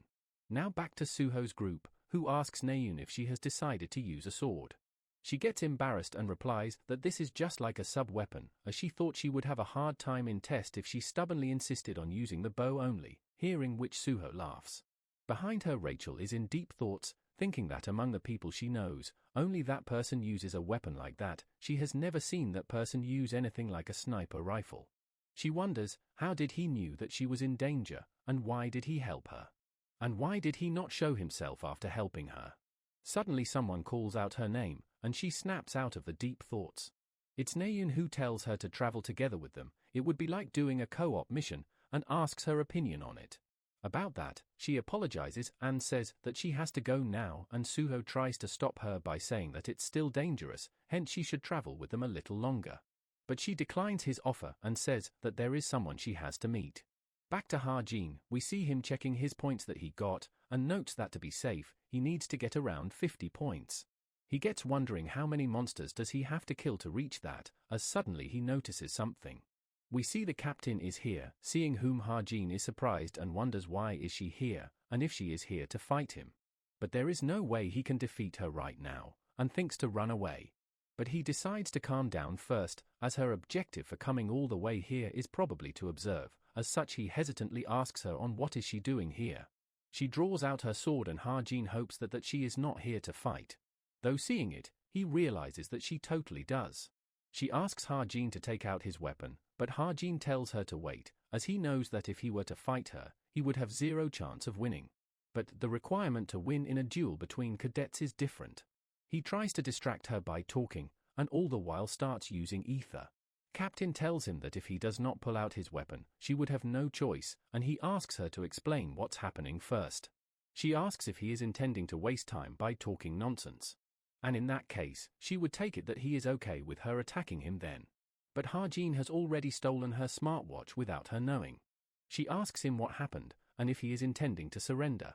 Though Ha-jin shows her the watch and asks if it looks like hers, hearing which she checks her wrist. She is shocked upon discovering her watch is stolen, and Ha-jin tells her that battle between cadets are won by the person who steals the opponent's watch first, and if he presses it now, she would be disqualified. She lets out an audible, "What the hell?" and Ha-jin asks if she attacked him without knowing what he was capable of. But he gives her smartwatch back, telling her not to be scared. While saying that he went easy on her. She is surprised hearing that, and Ha-jin immediately runs away after that, while she tries to call him out. She asks Jane if she saw that, and Jane asks, "See what?" as apparently she was distracted for a moment, hearing which the captain tells her it's nothing. The captain thinks that even though more than half of her senses are gone because of Jane's talent, she cannot believe that a 17-year-old cadet is so agile and elaborate in planning, and wonders if she should have turned on a spell release technique. Back to Ha-jin, who has set up a camp. He says that he was so scared right now, as he would have died if she really fought him back there, and wonders if he should be glad that she is in disguise. But he was able to discover a tent in the middle of the confusion, and since he is safer now, he decides to eat first and then use some of his points. As he is looking to spend his points, he notices a sound from the bushes. It turns out to be Rachel, who finally finds Ha-jin. He asks if she was looking for him. She is a bit hesitant to reply, and suddenly her stomach growls out of hunger. She gets embarrassed from it, and Ha-jin asks if she would like some food. Rachel then asks Ha-jin on what he's been doing alone so far, and he replies that he has just been going around trying to get points. Though he thinks that he is a little embarrassed to say that he was the one who saved her. Seeing a wound on her neck, he wonders if she got hurt, but considers it normal as she was up against a demonic human, and as the food is cooked, he tells her that they can eat now, hearing which, she lets out an audible, "Wow." Suddenly, the evangel seed inside Ha-jin's jacket starts to act up, as Ha-jin asks it on what's wrong, but the seed jumps out of his jacket. As Rachel asks him on how did he prepared all this, the seeds goes inside Rachel's jacket. And she completely freaks out and screams. Rachel takes out the evangel seed out of her jacket, and Ha-jin apologizes to her for it. While saying that it's some sort of almond that he is raising, Rachel doesn't quite get what he is saying, so Ha-jin instead simply says that he is raising a pet seed. She asks he should be raising things like that by planting it in the ground so that it won't fly around, and he agrees to do that. As they both finally decides to eat, Rachel suddenly calls him out to ask him something. She says that even though she is a little late, but would he like to team up with her, as it'd be something like a co-op mission. Ha-jin tells her that she is saying the same thing as Naeun, and Rachel freaks out and asks if Naeun has already proposed to him, but Ha-jin replies it's not it, and agrees to team up with her. She asks if it's really okay, as she already have a team of sorts, and Ha-jin asks what does she mean by that. She tells him about Yo-hoon, and Ha-jin tells her to not worry about him. She gets a bit confused by his statement, and says, "Pardon." But Ha-jin again tells her that it's alright, she should just team up with him. While we see an angry Shin sitting, who is surrounded by a bunch of cadets lying on the ground. As Yo-hoon arrives at the location of his team, he sees all of them lying on the ground and gets shocked upon seeing Shin Jong-hak there. Shin greets him and immediately attacks him, and misses on purpose. We see he has thrown the stick, which Ha-jin threw at him, and it had challenge along with coordinates written on it. Yo-hoon tells him that it was not him, and that it was sent by someone else. But Shin Jong-hak replies that it doesn't matter. Hearing which, Yo-hoon gets scared, while Shin gets up and walks towards him, saying that he simply doesn't like vermin like him. He grabs him by the throat and tells him that the ones that don't know their place with their tongues out are like snakes. Now at the northwest side of the island observation tower. We see Sung-ah looking out of the window, as suddenly someone calls her from behind. The guy asks her on who is she thinking about. She replies, Kim Ha-jin, and the guy asks who is that, and wasn't she head over heels for Kim Soo-ho? She replies that her favorite cadet is Kim Soo-ho of course, but she got some pretty fascinating information. 2 days ago, she got a top-secret report, Yo-yoon-ha report. In that report, Yo-yoon-ha had evaluated Kim Ha-jin to be even more outstanding than Kim Soo-ho. Though there is a chance that information is false, but they have already discovered the special circumstances of Kim Ha-jin, the fact that he can use the mana of light, and thinks that they can allow a cadet like that to deceive them once. The guy asks if it's impossible to verify that information and she replies that she will try when she have time, and he asks if she is going to pick a fight with him. She points towards her badge, saying that she has this. A bait that is worth 200 points. We then see Rachel alone outside of the tent, thinking that the person who protected her was probably Ha-jin. But more importantly, she wonders why did he told her that it wasn't him. It's also a question on how did he knew that she was in danger. She suddenly remembers someone telling her that they will protect her in the past. And she thinks that today's ambush was probably his doing as well. It all makes her wonder if she should have died back then as well. We switch scenes to Ha-jin hunting a monster. As he kills it, he says that today's hunt is going pretty well. Although Rachel did not seem to be in a good condition this morning, but she recovered quickly after he gave her meat to eat. Suddenly he notices something and goes to check it out. There he finds a huge lake, and he is surprised knowing that there is a lake in a place like this. He thinks that there should be a monster worth quite a few points here, a crocodile monster perhaps. He makes a sphere of light, thinking that it should be easy to lure it out with it if he shines it over the lake. Suddenly he hears some noise and looks back, shouting, "Who's there?" But he doesn't see anyone and thinks that whoever they are pretty good at stalking. But he uses his 1,000 miles eyes, while saying that now that he discovered them, they cannot escape from his eyes, as we see that it's Naeun. He immediately shoots at her, while missing on purpose. She comes out of hiding while being pissed and Ha-jin asks her on why is she stalking him, and she replies that she wasn't after him. He asks her on what is it then, she gets a bit hesitant to reply and Ha-jin notices it and tells her that she is lost for words because she was stalking him and she refutes it and changes the topic, asking on what did he do to her. But Ha-jin tells her to answer his question first, and she replies that she has told him already that she was not after him, she is after Sung-ah. He asks if it's the Yoon Sung-ah that he knows of and she confirms and asks on why is he speaking casually to her. He ignores her and opens up his laptop, prompting Naeun to ask on why is he suddenly kneeling down while talking and he tells her to wait. Ha-jin remembers that he knows the whereabouts of Yoon Sung-ah within the novel. During the first and second day, she was monitoring Kim Soo-ho. During the third and fourth day, she should be monitoring the rest of the promising cadets, and the fact she is after him means he is also among the list of Yoon Sung-ah's promising cadets. Naeun asks Ha-jin on how did he do what he just did, that thing he made, the sphere of light. He replies that what she said was correct, but also warns her to not try to find out more information, and tells her to shut up if she understood, with a charismatic smile, but Naeun is disgusted by it. She asks if he has gone crazy and replies that she is not even interested, and won't ask anymore, and it pisses off Ha-jin as she was the one who asked it first. He tells Naeun to go the other side since he arrived here first, and she reluctantly agrees to his orders. Hajin thinks that he might come off as arrogant to her, but he cannot tell her the truth. Since if he tells her about the mana of stigma, then he would also need to tell her about the fact that this world is within a novel. Fast forward, we see Hajin has killed many monsters to collect points. He notes that it's been 2 hours since he has split up with Naeun. Since he was busy farming on low-medium grade monsters, he managed to obtain 15 points pretty quickly. Suddenly his gaze shifts, while saying that there is a problem, and we see someone arriving and greeting Hajin. We see it's Sung-ah, who tells Hajin that they will be meeting for the first time, since she got rejected. Hajin doesn't have much of a reaction except for, I guess, and Sung-ah asks if she appeared too abruptly, and asks Hajin to relax. She informs Hajin that she is actually here to conduct events, on top of testing the abilities of cadets. He asks her about events, and she replies that the rule is very simple. She would be staying in one spot and will only use her left hand, and he can attack her all he wants.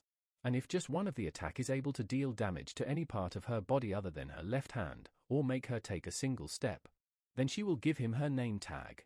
She asks, "It's easy, isn't it?" And Hajin thinks that the name tag of an inspector is worth 200 points. One can easily become number 1 right away after getting it. That is definitely an attractive proposal. However, the opponent is the cream of the crop, hero Yoon Sung-ah. As such, he questions if he would be able to pull it off. She asks how would he like to proceed, if he would like to give up here or will he take up the challenge. Hajin chuckles and pulls out his weapon while saying, "What a sudden event this is." He shoots the bullet toward Sung-ah, who is completely unfazed by it. The bullet gets incredibly close to her, while she thinks that it's time to see how strong Hajin is and easily deflects bullet. The bullet is completely deformed, while she notes that him being able to create the sphere of light, and having this much power from a pistol. And this all convinces her that the report was not unfounded, as she tells Hajin that his attack stung a little. Hajin gets in bit of a pickle, as he notes that she was able to deflect a strengthened magic bullet easily without using mana. Realizing that straightforward attacks will be useless, he pulls out his daggers and throws it at her. But she dodges them easily, while commenting that he was a swordsman before a sharpshooter, which makes it a good decision to use both swords and ranged weapon at the same time. Hajin once again readies his weapon and this time shoots multiple bullets at her, which she once again easily deflects. Sung-ah says that the firepower is way more powerful than those of the training firearms, which makes her recognize that he is indeed talented with firearms, as suddenly something shines behind her. The daggers she dodged before suddenly comes back from behind her, and Hajin thinks that it's too far for her left hand to reach. He can win like this. But Sung-ah releases her ability and all the daggers gets deflected away from her. Hajin gives up, thinking that he cannot do anything about it. Meanwhile, Sung-ah calls it fascinating that he was able to change the path of his knife with his mana, and asks what kind of technique was it, and says that he is just like an onion. She then asks if he has any other talents, but Hajin holsters his weapon while thinking that now that it has come to this, and simply starts leaving. Sung-ah gets confused by his behavior and tries to stop him. She asks him where is he going, as things were just getting fun, but Hajin looks back and tells her that she moved. Since she said that she would only use her left hand, but she has used her leg as well. Sung-ah gets pissed and asks Hajin if he is treating her proposal as a joke. Hajin replies that he was just trying his luck, as it's just a waste of time since the difference between their stats is obviously huge. As such, he gets moving while saying that he will give up here. But actually, he was half serious about insisting that she lost just now, but she is too scary, so he was unable to go through with it. Sung-ah tries to stop him, saying that he will regret this, but he simply ignores her and walks away. Meanwhile, we see Captain was standing on top a tree branch and observing the fight between them. Droon contacts her and asks if the infiltration was successful, which she replies, yes. Droon says that it wouldn't be a good choice to be moving separately from the team, as her friends might say that she is suspicious, but the captain replies that it's a worse choice to travel with them. Suddenly she hears something, and Droon asks her, what happened? She replies that she heard a heartbeat, and that butterfly sapling is about to awaken. Butterfly sapling, it's a spirit-type monster that leeches off a tree like a parasite. It appeared on the last day of the final and was killed by all the main characters. In the process of that, Kim Soo-ho obtaining the dust of the sapling, and Rachel getting a hint about the enlightenment was how the original story went. However, right now, she has formed a team with Hajin, and in order to help her with enlightenment, Ha-jin would need to lead her to join the battle against the butterfly sapling. But there is a problem, as Rachel calls out to Ha-jin and asks him on why does he keep going circles around this vicinity. And the problem being, not even Ha-jin knows where exactly the butterfly sapling will appear. We switch scenes and see an incredible amount of large monsters are piled up, with someone saying that they would probably get first place in the finals like this. And it's Kim Soo-ho and his team, as Rachel asks if there is only 20 hours left until the test is over, while Young-han runs away to drink some water. As Soo-ho is getting up, Naeun calls out to him to ask something. And she asks, what does he think of Kim Ha-jin? He replies, why is she suddenly asking him that, and she says that it feels like he is hiding a lot of things. He was constantly suspicious both in the museum and in Paris. It's also suspicious that he's pretty high-ranked and strong despite having that frail-looking body of his, which Soo-ho agrees with as well. Suddenly, Soo-ho remembers Ha-jin words about Naeun. And upon remembering, he starts to smile, which causes Naeun to ask on what is with his reaction. Soo-ho replies that he is simply agreeing that he looks like he is hiding a lot of things, and due to his previous reaction, Naeun thinks that Soo-ho knows something and angrily asks him to tell her as well. But Soo-ho replies that she should find out herself, and why is she asking him instead? Suddenly a huge tree root starts growing beside them, and as they all look over, they see the tree root starts moving, which shocks them. Ha-jin notices it as well, as we see cadets trying to run away and defend themselves against it. Rachel feels the trembling, and wonders what on earth is this. Ha-jin calls her out and tells her to go to the source of the tremors and kill the monster with him, and she must protect him when they are near the monster. Rachel agrees with his plan, and Ha-jin thinks that the cadets who felt the tremors must be heading towards the butterfly saplings now, and he won't let them have this opportunity. And like this, both Rachel and Ha-jin heads out to join the fight. Meanwhile, Sung-ah is also observing the monster, and the guy contacts her that such monster was not expected to appear and wonders if they should stop the test. But she replies that it's probably going to be alright. The abilities of the cadets taking the test right now should be able to take it down without any problems, and the black guy replies that her ways are way too old-fashioned. She asks if he really thinks so, and tells Vieri to not underestimate them, as the cadets are the hero. And heroes always grow during crisis, as we see Naeun using her sword to cut down one of the roots. She excitedly exclaims, "How's that?" and Soo-ho says it was incredible. But he also tells her that the cutting power will increase way more if she circulate the sword energy near the sword, and Naeun gets annoyed and tells Soo-ho to tell her about that later. Young-han questions on why does they keep appearing endlessly no matter how many of them they take down. Soo-ho replies that if taking down the roots is not doing anything, then they would have to destroy the main body first. One of the cadet tells everyone to look over to the tree, as it's strange and something inside the cocoon is moving. The cocoon starts to break and we see a huge butterfly coming out of it. Everyone is shocked to see it, and the butterfly spreads its wings and starts flying over them.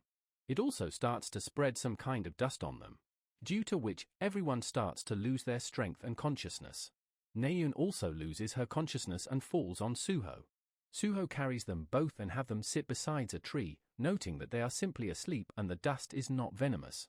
He holds his breath, and notes he won't be able to keep moving like this and would have to defeat it before catching another breath. Suddenly he notices two people jumping out of a tree towards the butterfly.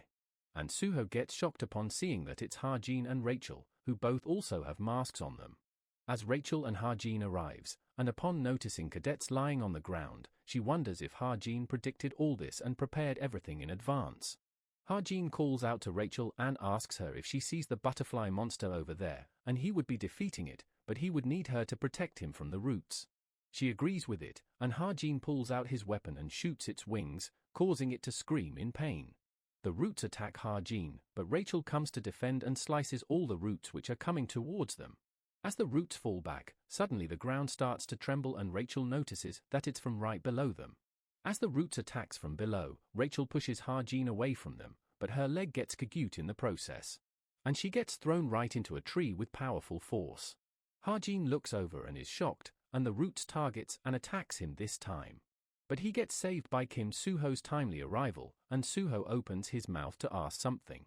But instead inhale some of the dust instead. Behind them, Ha-jin notices that Rachel has fainted, and he wonders what should he do now.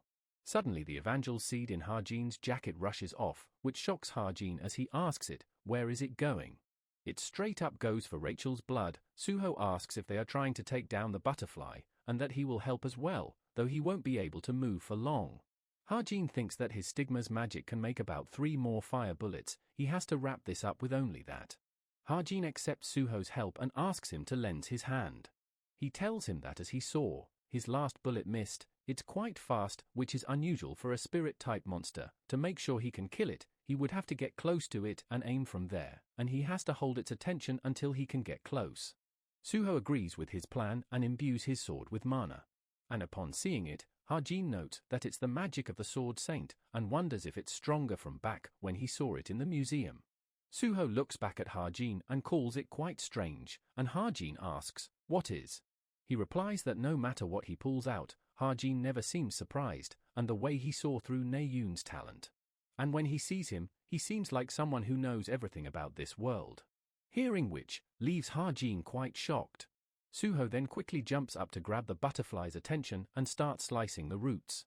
Hajin stares at Suho for a bit, while thinking something. He then also starts running, while replying to his words in his mind, that how else would he know? He is the author who created this world after all.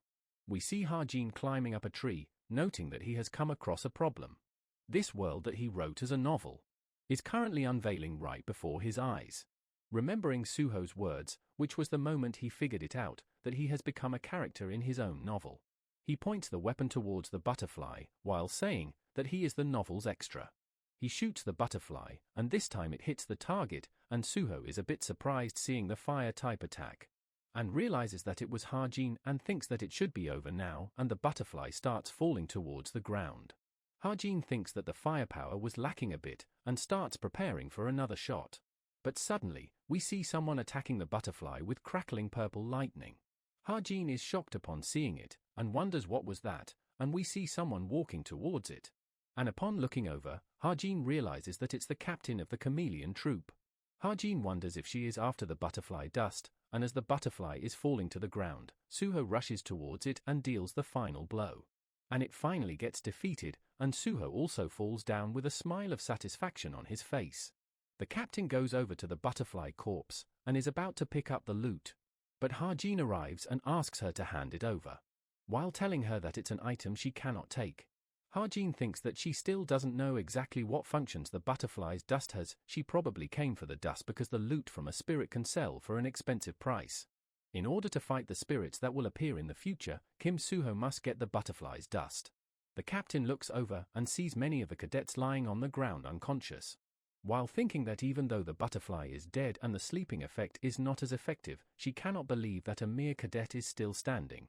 Due to this, she calls Kim Hajin a truly weird one, and that she needs to observe him more. Meanwhile, Hajin is reaching his limit of withstanding the dust with his ether, and is having a hard time breathing as well. As such, he quickly tries to put up his mask, but suddenly he is seemingly attacked by the captain. Her powers creating a complete black ball, isolating both Hajin and herself from the world. Inside there, she removes her disguise and asks Hajin that he knows her, doesn't he?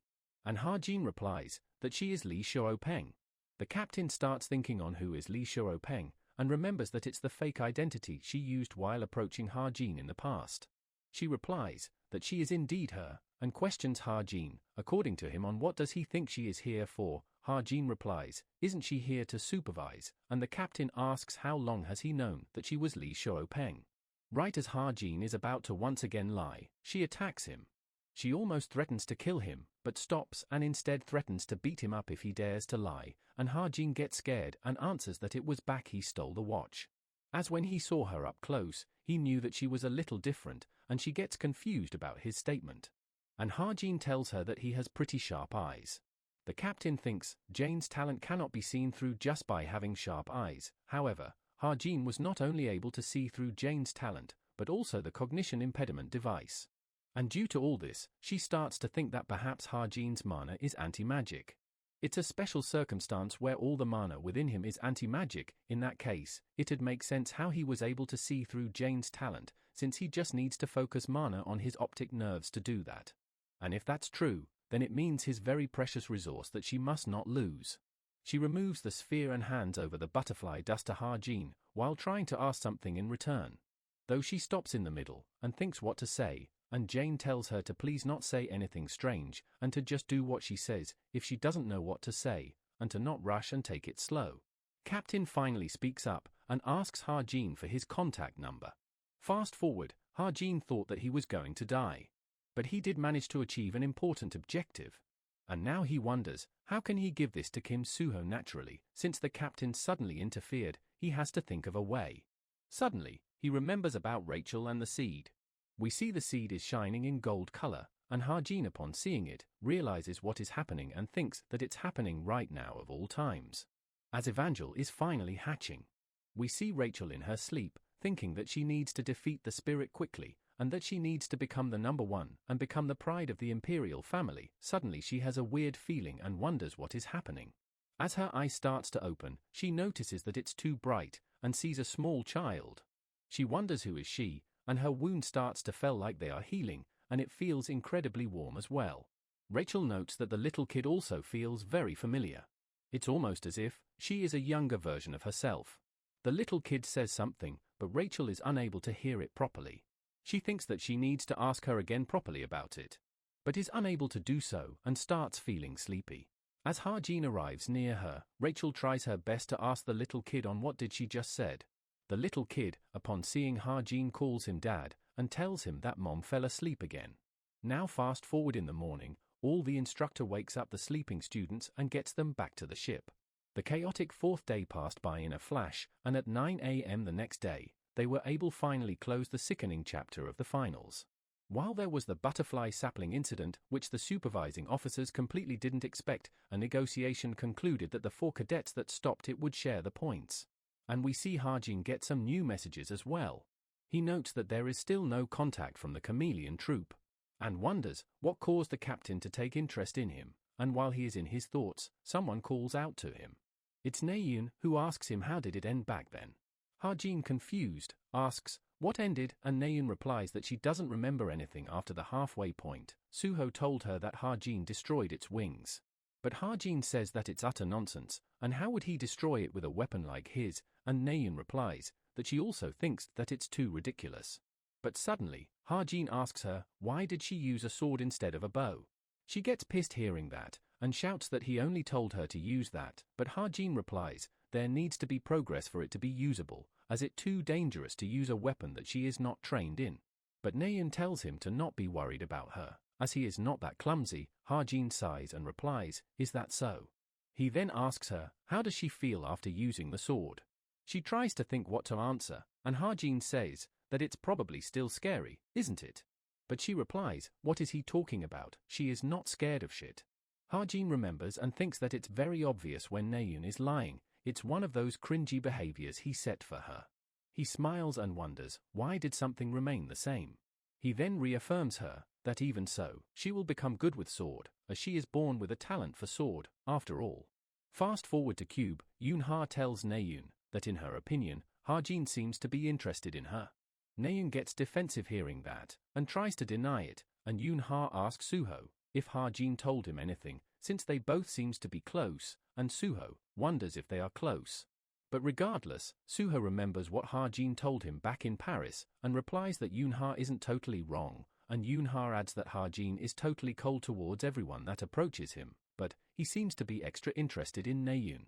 Na-eun replies and asks Yoon-ha that wasn't she close to Ha-jin at first, and she replies that he only approached her because he wanted something from her, and this type of interest would be different. She starts to blush and again tries to deny that. Yoon-ha asks her, what is she going to do, and she replies, there is nothing to be done. Suddenly, Yoon-ha notices and calls out his name, and Na-eun quickly turns her back and blushes. Ha-jin turns towards them and they all greet each other. Ha-jin glances at Na-eun and leaves immediately after.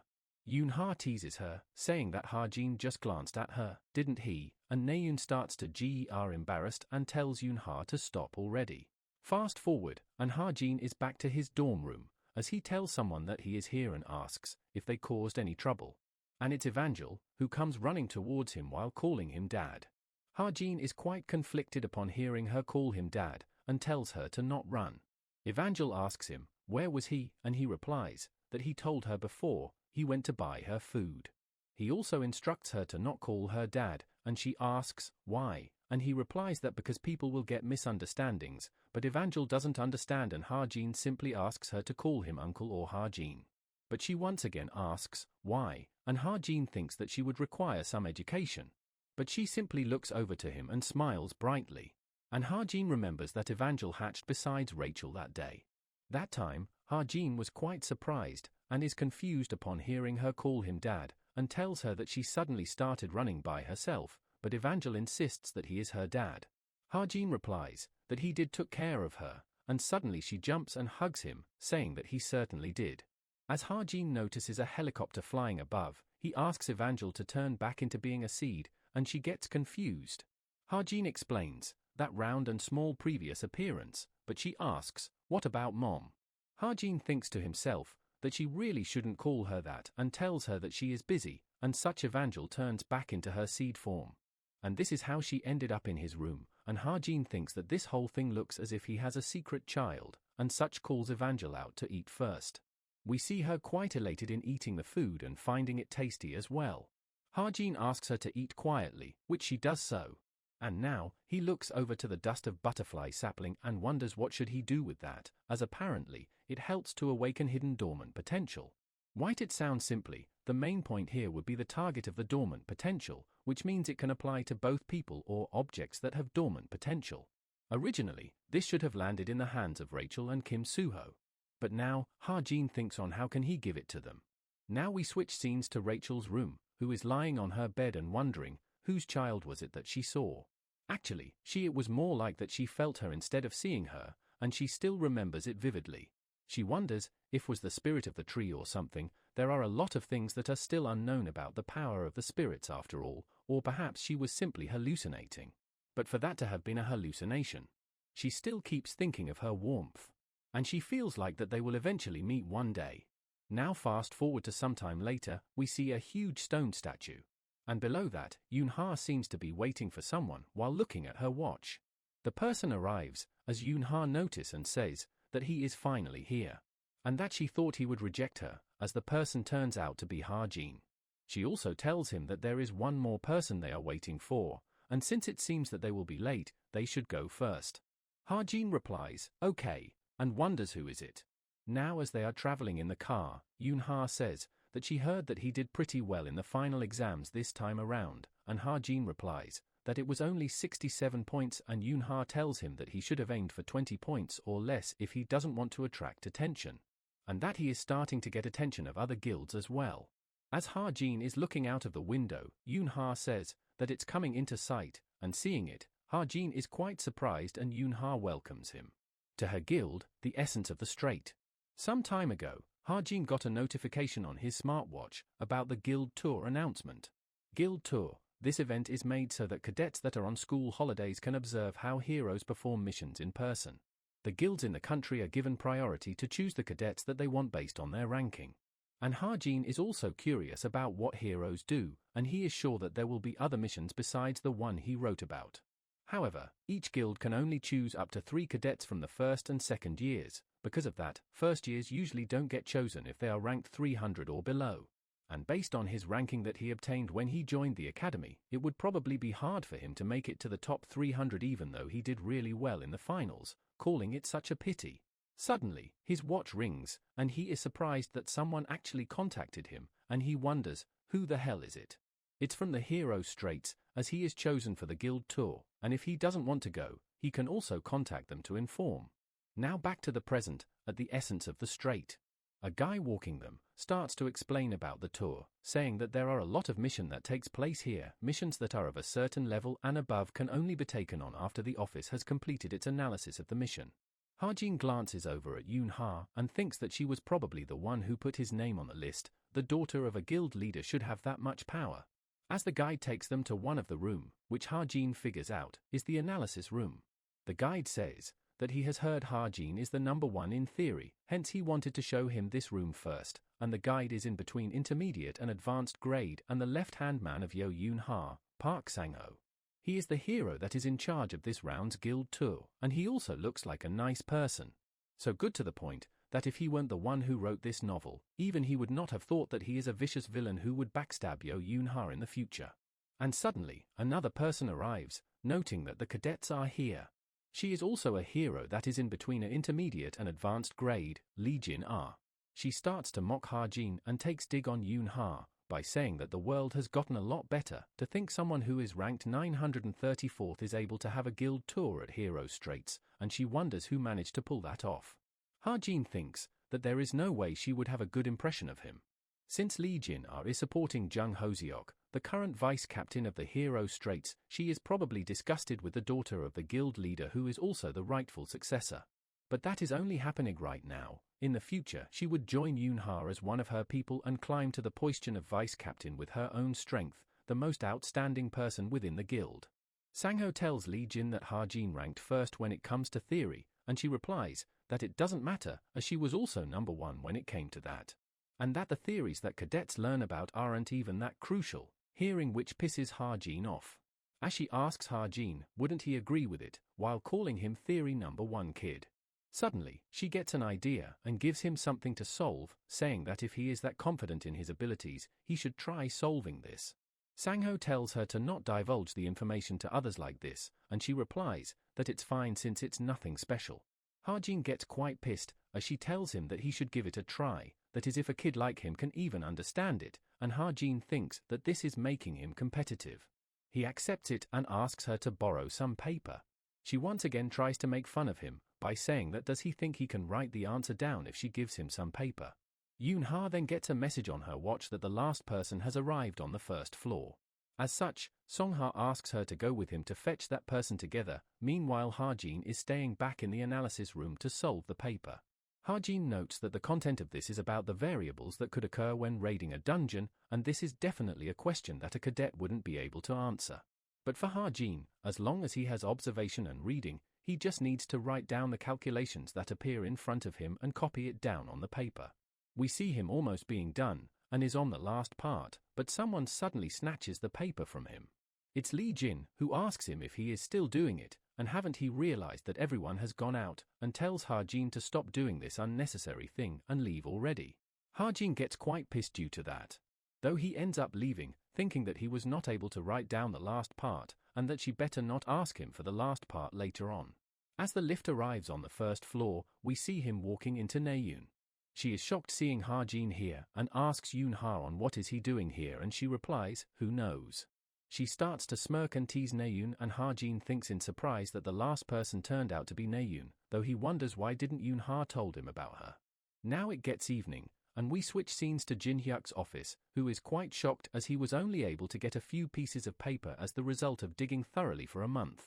Kim Ha-jin, the number of people he has been connected to so far, who his parents are and how he became an orphan, no matter how hard he tries to find information about him, he wasn't able to find a lot of details.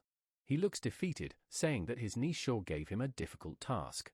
But the more difficult it is, the more his interest is getting piqued. Back to the guild tour, Sang-ho tells them that today's guide will be an activation mission. They need to be on standby until they get activation orders. Sang-ho asks Naeun why was she late, and she replies that it was because she was meeting her grandfather before she came. Hearing which, he gets excited and asks if she is talking about the great hero, Chai Jukiel, and behind them, we see Yoon-ha checking something on her smartwatch. Yoon-ha tells them to go ahead, as she needs to make a call. As she gets on the call, it's her uncle. She asks him how is the thing that she asked him to help with. He replies he still haven't gotten started yet, as he has been pretty busy. She gets pissed hearing that and replies, is he messing with her right now? He asks, why is she trying to find his parents, and in the first place, does he even want to find his parents? She replies, probably, as Ha-jin has memorized the wanted persons list, and she thinks that his parents got caught up in some crime. Hearing that, he thinks about the Gwango shelter massacre incident and goes silent. She calls him out and asks when would he start looking, and he makes an excuse that a visitor has came and he would talk again later. She tries to tell him to wait, but he cuts the call immediately after. He wonders if Ha-jin is really related to that incident. Gwango shelter massacre incident, 16 years ago, when monsters flooded the Gwango fortress area. It was the incident where the 87 normal civilians in the shelter and the 9 heroes that defended that place were all massacred. And he got caught red-handed trying to look into this incident more than 10 years ago and was expelled out of the Yo family. Although the government and the association concluded that it was done by the demonic humans, that is what it just looks like on the surface. The true perpetrator behind that incident was the president of South Korea at that time, Kim Se-oko, the chairman of Daehyun, Choi Ju-kil, and his brother, Yo Yoon-ha's father, Ju Jin-yong. And what is worse was they actually hired assassins to do it. To them, it was probably not even that important. But he wonders, what if there were survivors from that incident? Could Kim Ha-jin's parents really be victims of that incident from 16 years ago, and if he is actually plotting revenge?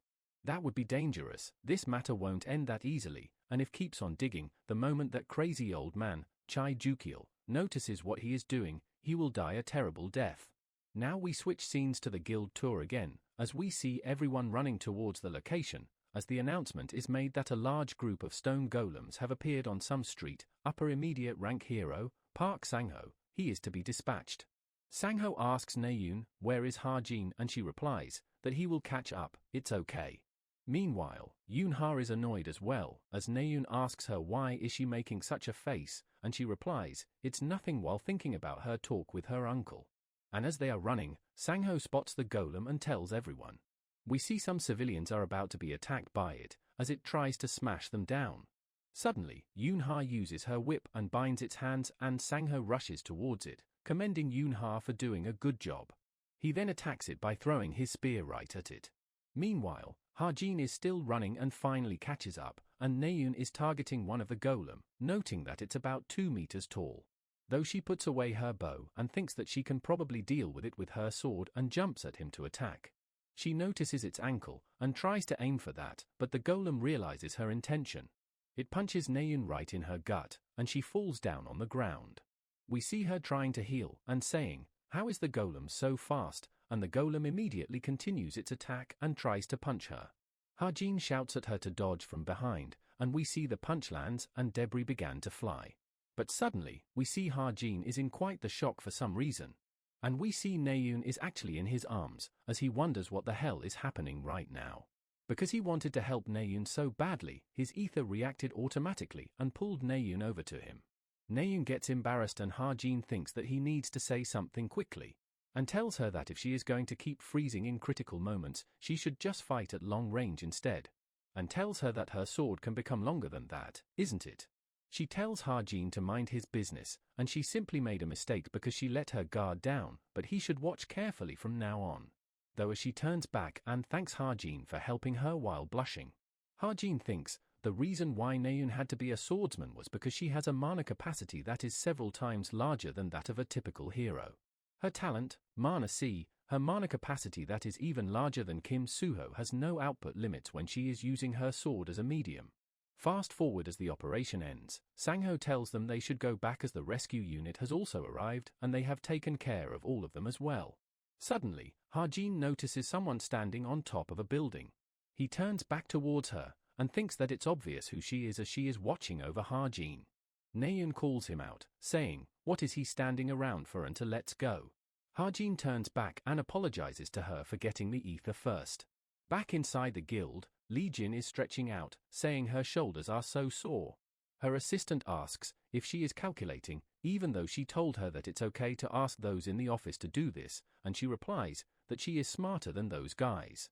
Her assistant then asks, what is up with that paper, and was she using a pen and paper to calculate, and she replies, this is a scribbling of that arrogant brat. She picks up, thinking to grade it a little, and is completely shocked seeing its content and wonders, what is this? We see Lee Jin messaging him, asking him if they can talk for a while, and to answer her call for a quick talk, but tells him that since he is coming to the guild tomorrow, they can talk then anyways. But Ha-jin thinks of not going at all, and that now he knows roughly how guild operates, so he doesn't have any business there anymore.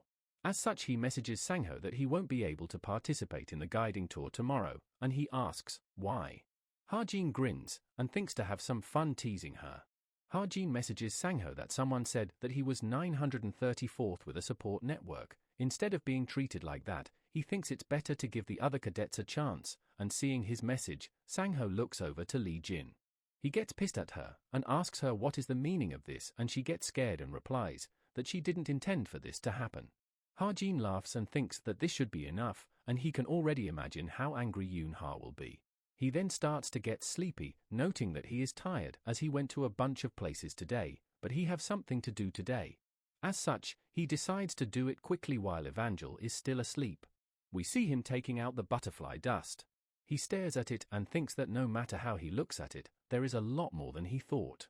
And if it's this much, a little to Kim Suho and Rachel, and he can use it as well, and divides it into 3 equal parts.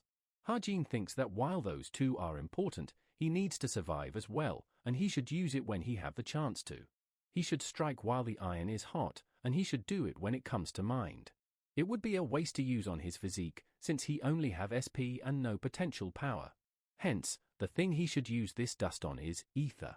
He starts to pour it on the ether and waits till it gets absorbed. Suddenly, he gets a message, and it's from Naeun, which he thinks is out of the blue. She has texted him thanks for today and is trying to say one more thing as Ha-jin waits for her to continue.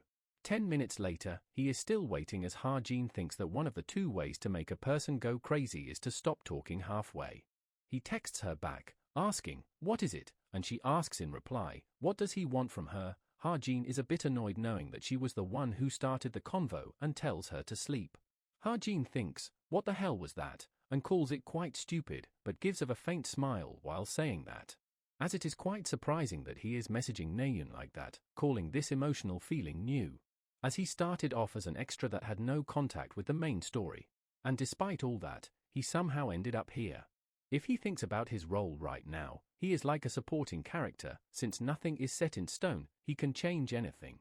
Now we switch scenes to Yoon-ha, who is thinking that there is a lot more things that she needs to take care of, and she needs to write up the guild tour report and guild recruitment post. There is an information team at Essence of the Strait, but it's not enough. The system is ready, so she just needs to hire some people.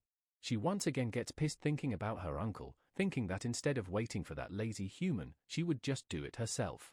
Suddenly, she gets a call from Naeun, and she wonders why is she calling her at this time. They both greet each other and Yoon-ha asks her, "What's up? Why did she call all of a sudden?" and that she is quite busy. Naeun replies that she is going to a seminar with Suho next Tuesday and asks her if she would like to come as well. As Yoon-ha is about to decline, Naeun tells her that Shin Jong-hak is coming as well, and Yoon-ha immediately agrees upon hearing that. She asks Naeun if that is why she called him, and Naeun replies, no, and asks her if she saw that drone footage of yesterday's fight with the stone golem. Yoon-ha replies that she did, since she needs to write up the report, and Naeun replies that it's about that. Yoon-ha asks if she is talking about the part where Ha-jin helped her. Naeun gets flustered and refuses, and Yoon-ha teases her by saying that it was filmed properly, and it looked like she went right into his arms, hearing which she curses, and tells Yoon-ha to not dare to share it. Yoon-ha smirks and replies, why would she, and asks her if it felt good, and Naeun replies, what is she even saying? Yoon-ha laughs and tells her that she is busy and hangs up. Meanwhile, we see Naeun blushing quite heavily after her conversation with Yoon-ha. Yoon-ha smiles while saying that Naeun is not honest at all and starts to get back to her work. She suddenly gets another message, which annoys her. This time the message informs her that Ha-jin is giving up on the guild tour and that it was Lee Jin who said that, hearing which she is annoyed and tells him to hang up. Yoon-ha gets very pissed at her and calls her crazy, as they were barely there in getting him to sign the contract, and is also annoyed at Kim Ha-jin, saying that his moves are unpredictable. Meanwhile, Ha-jin gets a notification of his SP increasing, and he is confused about it, though he is happy for receiving it. He then decides to invest this SP as well, and thinks that no matter how hard he tries, his physical stats will fall behind with time. So the best he can do is choose and focus. Since he used the sapling dust for his ether, he is going to put all the SP into a weapon instead of physique. Ha-jin notes that on the outside it looks like an unlucky talent, but since his luck is in the top 0.1%, the effectiveness for him will be good, although whether the writing will be successful or not is another issue. But he decides to go through with it. As he types in the talent, he prays for it to be successful. The talent writing is successful, but due to not having enough SP the quality decreases, but Ha-jin's luck activates and loss recovers. Ha-jin breathes relief, while thinking that he is not totally satisfied, but since this is an unbelievable setup he should be thankful for that much. Ha-jin notes that his preparations are complete, as the reason he rushed the enhancement preparations is due to a reason. And once again, he gets a message on his smartwatch. It's from the travel club, with their next destination being decided as England, as the reason for rushing was due to the main story starting again soon. Fast forward after a week, Ha-jin's summer break was like a consecutive series of hellish training sessions, because he still need to train even though he put all of his SP into weapon. And despite training so hard, his stats are still average. But his ether was able to complete its maturing. To summarize the changes, physical strengthening has increased by 0.7, and it's got 2 additional functions, to details manifestation, which can manifest some color and feel. He thinks to give it a try, and thinks that it would be hard to make a firearm since its composition is complicated, as such he tries to make a knife from it. He succeeds, and notes that it looks and feels like a normal knife. But he uses his identify skill and checks its stats, and we see the random enhancement skill is applicable on it as well. He throws the knife and says that its power is nowhere near the normal, as the knife pierces through the rock and slices it in half. Ha-jin is quite surprised upon seeing its power, and calls it pretty useful, though compared to the relics, it's not as powerful, but what is important is its outer appearance. A normal-looking item would cause others to drop their guards, and that's when daggers will stab through heart of the one who let their guard down. That is good enough. Now back in his dorm, he tells Evangel to be nice and quiet while he is out for his club activities. And he would also buy her delicious food, and she happily agrees.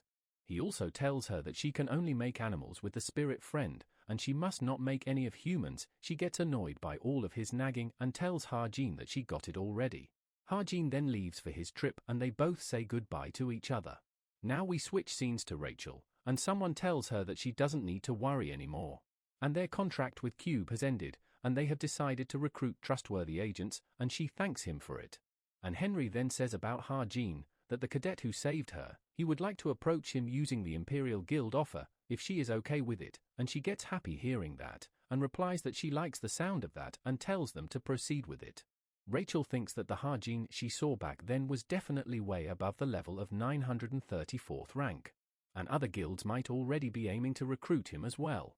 Though she says that she is only observing for now, as approaching cadets early is illegal, and even though the Imperial Guild isn't lacking in any way compared to Korea's famous guilds. With the Imperial Guild's priority recruitment right, they will be able to legally propose a much better offer than any other guild. Now we switch scenes to the travel club as the president says, since everyone is here, they should depart for England.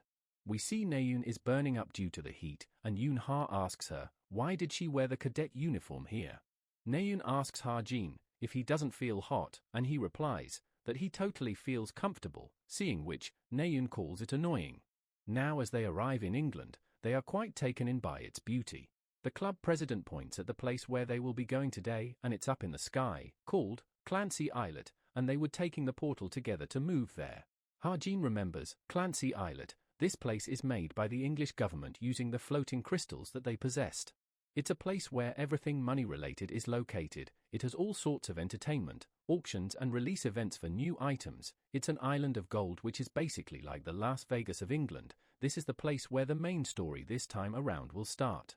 As they enter it, they are quite amazed by it, with Naeun commenting that it's really been a long time she has been here, and Yoon-ha says the same thing. Suho asks if they both have been here before, and Naeun excitedly replies, it was with her brother when she was 11. And she suddenly gets sad remembering him, while saying that she hasn't came since then. Suho tells her that it's his first time, and asks Naeun to be his guide. She gets back again, and tells them to count on her for this. The club president tells them that there will be a big event on the islet at 7 p.m. He has asked them whether they can participate in the event, and they have gladly allowed them, so they are free to walk around and enjoy themselves before the event. As he asks if anyone has questions, Naeun raises her hand. She asks if they can go to casino as well, and he replies that they can, as a cadet is considered an adult. Hearing which, she pushes everyone, telling them to go to casino with her. At the casino, Ha-jin thinks that it more fancy than he thought, and Naeun excitedly goes on to exchange some tokens. As he goes to the reception, she asks Ha-jin to show her his identity card before the exchange. As he is giving her his card, he asks her, how many years have she worked here, as we see it's Jane in disguise. She replies, 6 years, and Ha-jin tells her that it's quite long and thanks for the tokens. Ha-jin thinks that it's expected that Jane has already infiltrated this place, and the event that Oh Han-hyun mentioned will be taking place at 7 p.m., and it's a huge problem, since the event is really big, and also because all the beasts from all over the world will be gathering here to go after that thing. And although he wants to remain cool-headed, he cannot help but feel nervous. Because this is the place best to earn money for someone like him, who lives on luck. He smiles knowing that he still have time as the event starts at 7 p.m, as such he goes on to raid the slot machine first. And after that he tries to see his next target and sees Naeun playing against some blondie, and losing. Harjin remembers that person as Vert, and Naeun, after losing everything starts to get up and leave. Vert calls Naeun back and tells her that he doesn't feel good winning a kid's money easily and offers her 25% back. Naeun gets angry hearing that, and tells him that she can take it back easily if she played seriously. Harjin remembers that in just short of 2 hours from now, Naeun will end up crying in the hotel after losing all the money that she brought here. Because all of them are con artists. Especially their leader, Vert, who is one of the important characters in his novel as well. Naeun loses once again and Harjin calls her a loser, while noting as the fourth-generation member of a rich family, losing money means nothing to her, but Harjin is also interested in Vert. As such, he goes to the table and tells Naeun to get up as he will play in her stead. As Harjin starts, Hanhyun tells him that he needs to go, as he got a call, and Harjin replies then it would nice with just 5 of them here, and Naeun tells Harjin that he doesn't have much money, does he, and the minimum bet here is $100, and Harjin tells her to not worry about that and continue. She sighs and tells him to do whatever he wants, and the guy starts to distribute the cards now. As everyone is looking at their cards, the distributor asks them to open their cards if they have chosen. Suddenly, the bald cut notices something. He sees Harjin is not even looking at his cards and asks him if he is not going to look at them, and Harjin replies that he is not going to look at them, while thinking that he can see them without flipping them anyways. The Baldai is quite surprised by his actions and calls Harjin a total nutjob, and Harjin replies, does he really think that he would be playing this game blind? Harjin then chooses his card to open with and flips it. The Baldai gets annoyed as Harjin was speaking to him very casually and lashes at him. Harjin replies that he was the one who speak casually first. He gets angry and slams the table, but Vert tells him to calm down and asks him to see Harjin's clothes, as they are cadets from Cube, they should maintain their manners here. Harjin thinks that Vert must be feeling pretty flustered inside, but he sure is good at acting calm, but Harjin smiles and seems to be onto something. Now as the game is going on, Jane reports to the captain that they have confirmed that there are 6 people from the evil society, 3 heroes from the association, 1 swindler, and 1 from Light Source, but the hero from Light Source is probably just here for sightseeing. And even Kim Harjin, captain's favorite, is also here. The captain tells everyone to be on standby now, and Jane informs them that Harjin saw her face, and asks if her cover is blown. Captain replies, that will only happen if he focuses mana on his optical nerves, and people normally don't do that, and Jane replies, guess that is true, as she couldn't sense the movement of mana either. Meanwhile, Vert seems to be in quite the position, and Harjin has stacked up wins and is on the 12th round, with $60,000 in. Harjin notes that Vert's card is an ace of hearts, and if combined with the remaining cards, he would have an aces full. Vert calls on his turn, and Harjin thinks that he is managing a poker face despite having really good cards, which is not too bad. Naeun raises, the Baldai also calls, and Harjin raises. Harjin thinks that Vert's current cards would be an aces full. In order to win, he would need to have at least a 4 of a kind, and he wouldn't normally aim for such cards, since the chances of a 4 kind appearing after a full house is really low, but for him it's different. Vert tells Harjin that he knows that he doesn't have that much money, and Harjin thinks that he is indeed lacking in money here. As such, Vert asks him to bet that ring of his as well. Harjin takes it out and Vert tells him that he can tell it's an artifact from a glance, and asks Harjin why does he have a ring around his neck. Harjin with a serious face replies that he has his reasons, seeing which, Naeun gets concerned. She quickly gets up and tells Harjin to leave with her as well. But Harjin asks her what is she doing and tells her to sit down, and she replies that she would give him the money that he lost as well, and if it's important enough for him to be wearing it wherever he goes, then it must be precious. But before she can complete her sentence, Harjin pulls her hand and tells her to sit down. He gets really close with her and tells her that he definitely won't lose, so just stay still, and it causes her to blush.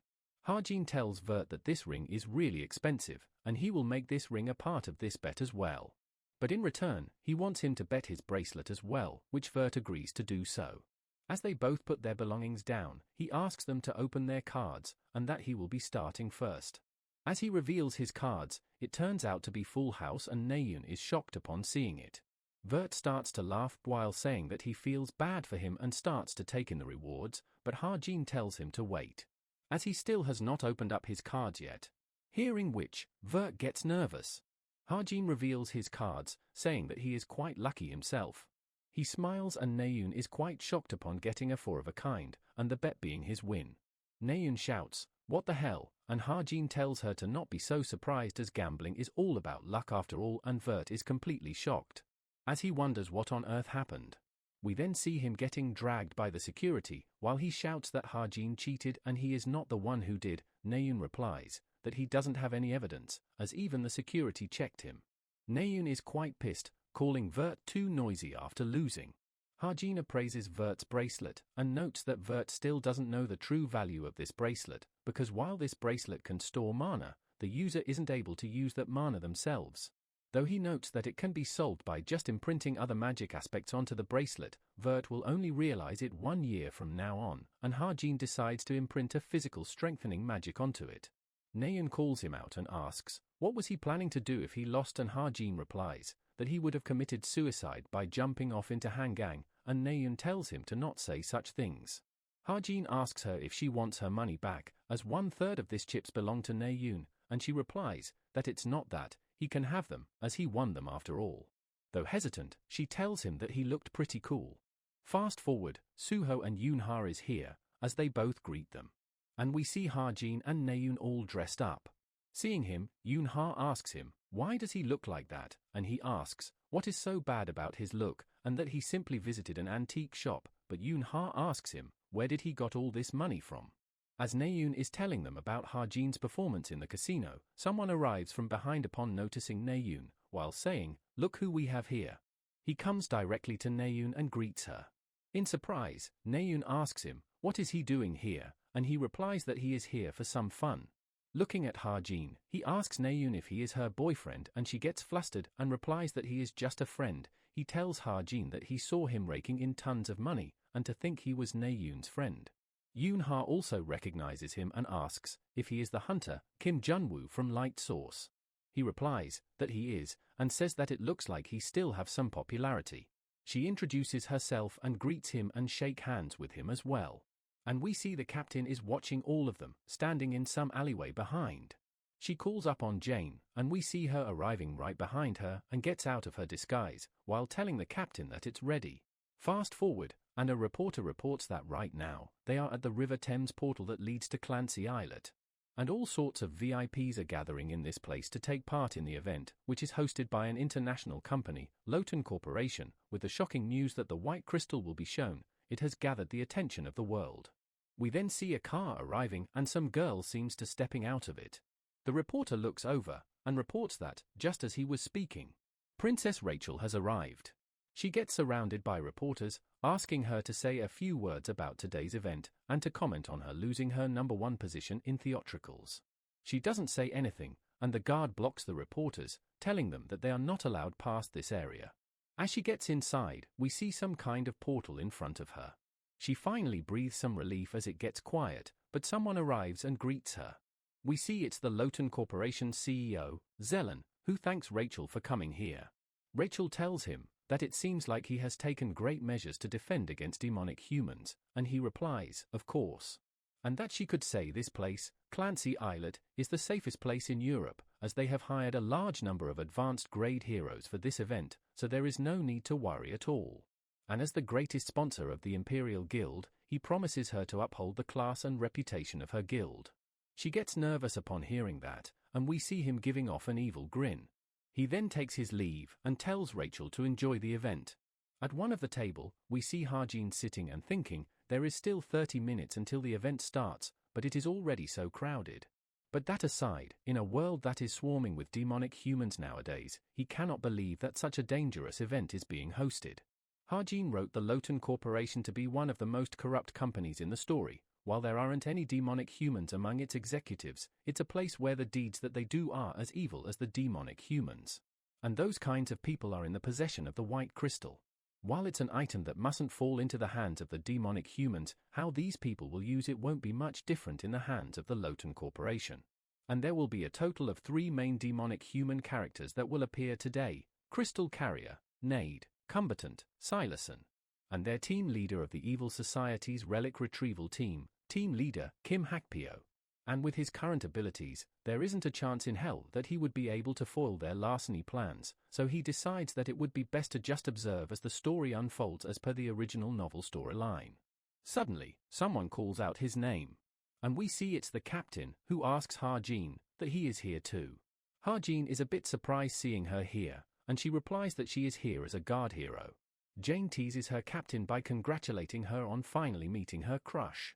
She gets really pissed at Jane and asks, what the hell is she talking about, and Ha-jin gets scared, thinking that it's for him. She apologizes to him, saying that her colleague was saying something weird on her earphone, and Ha-jin thinks that he heard that as well.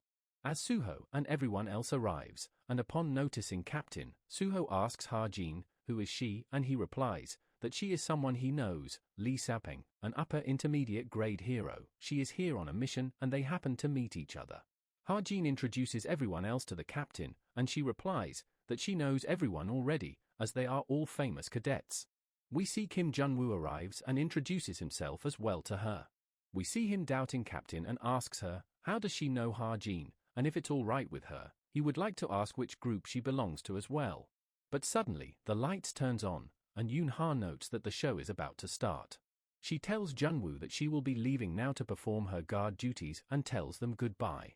Jun-woo seems to be thinking about something and Ha-jin hopes that he didn't catch on to anything. From up above, Rachel notices Ha-jin sitting at the table. She also notices the relic that she gave him and gets happy and smiles upon seeing him wear it.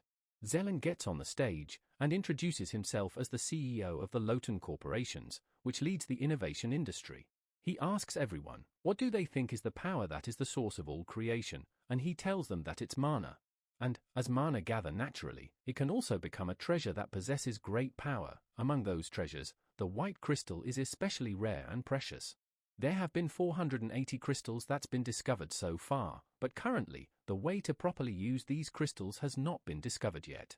However, from now on, they at the Lotan Corporation will demonstrate them how to properly use the white crystal. Seeing this, audience starts to clap and Ha-jin looks on with a poker face.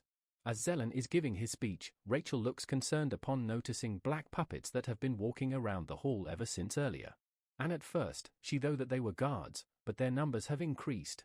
And she also feels that something is ominous, but she cannot move recklessly. She suddenly notices Ha-jin getting up and going somewhere.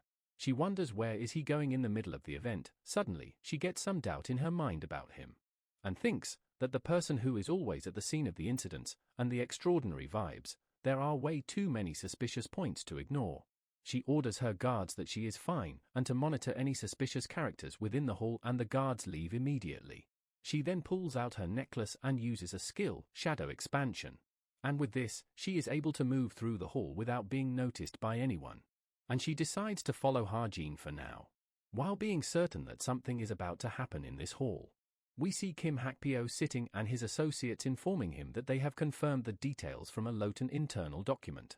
The item that's in Clancy Hall right now is the real thing. Zelen explains that this cube's essence is that of an ancient relic, earthenware. They have split it up into dirt and then gave it a new life by using the most precise mana technology to put it into a glass box.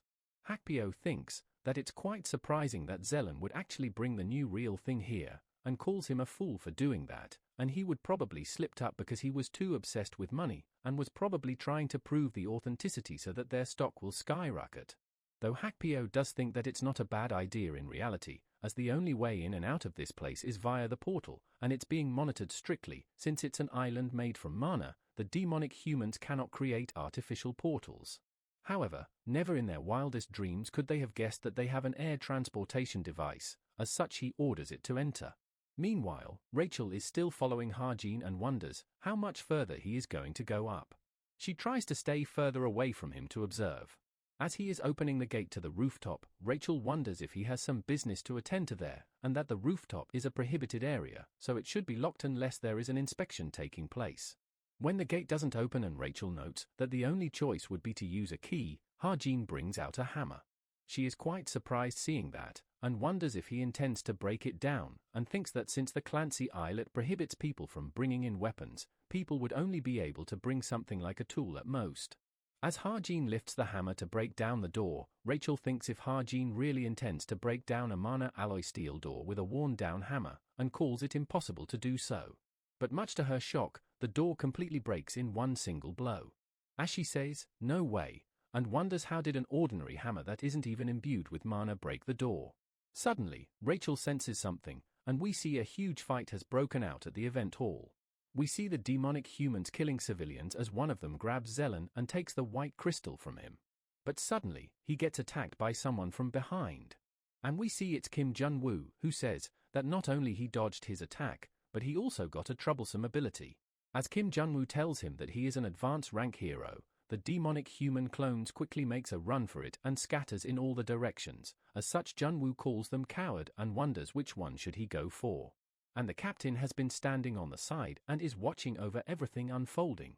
We see Naeun and Suho fighting as well, with Naeun wondering what the hell is going on, as there is not just demonic humans, but also a destruction demon. We see someone calling and asking Naeun, where is she, and it is Jun-woo, who is relieved upon seeing her all safe and sound. He also throws a sword toward Suho, telling him to take it, as he would need it to fight, and that it belongs to the demonic human sprawled on the ground over there, though he can use it. Now at the rooftop, Ha-jin is looking over and remembers that in the original story, Nade split into 8 bodies and escaped. The first would be the East, one hero is already chasing after him, but that Nade doesn't have the crystal. In the South, a demonic human that took the form of Jane is running away with him, however, that man doesn't have it either. And the North, where the captain is at. In the original story, that Nade has the crystal. As we see, the captain is attacked by a bunch of demonic humans together. She uses her ability and creates a purple ball in the air. But one of them swings down his weapon regardless, while saying that such a small mana wouldn't do anything to him. But much to his shock, his hand completely disappears inside the ball, and he himself also starts to get sucked in, while he screams in pain, scaring others. They all try to run away from it, but the ball sucks all of them in. Nade wonders, what the hell is that? And just then, Captain's ability pierces right through him. Ha-jin thinks that although he was the one who created her character, she truly has an terrifying ability, but in any case, as per the original storyline, the white crystal is now in the hands of the chameleon troupe. But this Nade also turns out to be a clone, as Ha-jin is shocked seeing that the crystal is not there. Ha-jin quickly opens his laptop to check if the story changed again, but he didn't got any message regarding that, which makes him realize that this isn't a change in story, but it's a change caused by the current situation's variables. Ha-jin wonders, what should he do, and suddenly gets an idea. He thinks that he has never tried this method before, but he don't have time to waste, since the mana of the stigma can be used according to his will. He tries to focus it on his retina, or more like, into his far sight. And he succeeds with it and looks for the crystal in the city. He then finally finds it, and someone is seemingly carrying it in a car. But suddenly, he gets a backlash from his ability and is thrown out of his far sight. We see Ha-jin had an overload, at such a bad timing as well. But since he doesn't have any time to waste, he jumps after him himself. And right at the place he jumps, he finds a bike parked there. He gets on it and apologizes to the owner, as he would be borrowing for a little while. We see Naeun and everyone evacuating the civilians to safety. As she is guiding them, Ha-jin arrives and calls out her name, and she looks back. She is quite surprised seeing him and asks, where the hell has he been, and Ha-jin doesn't reply and throws something towards her, telling her to take it. It's actually the mana sword he got back in Paris. He tells her that he is sure that she would be able to use it, since she cannot possibly fight with demonic humans without a weapon. Ha-jin thinks that the special weapon, mana sword, which he took from Cedius, depending on the mana capacity of its user, its stats could have a world of difference. And with the amount of dormant potential that Naeun has, let alone demonic humans, she can display power even greater than they can. She gets confused and asks him, what is she supposed to do with it, and he simply tells her to take care of herself and don't get hurt. She then asks him, where is he going? He replies that he got some business to take care of, so he would leave this place to her. She once again gets confused and again asks, where the hell is he going? But Ha-jin leaves without saying anything. We see Ha-jin is speeding towards the location, which is towards the southeast, and it won't take long for him to reach the target either. The guy tells the driver that they will reach the location soon, and the driver replies, they will arrive in 1 minute. They said there aren't any issues with the transport aircraft either. But suddenly, as the guy looks outside, he sees someone.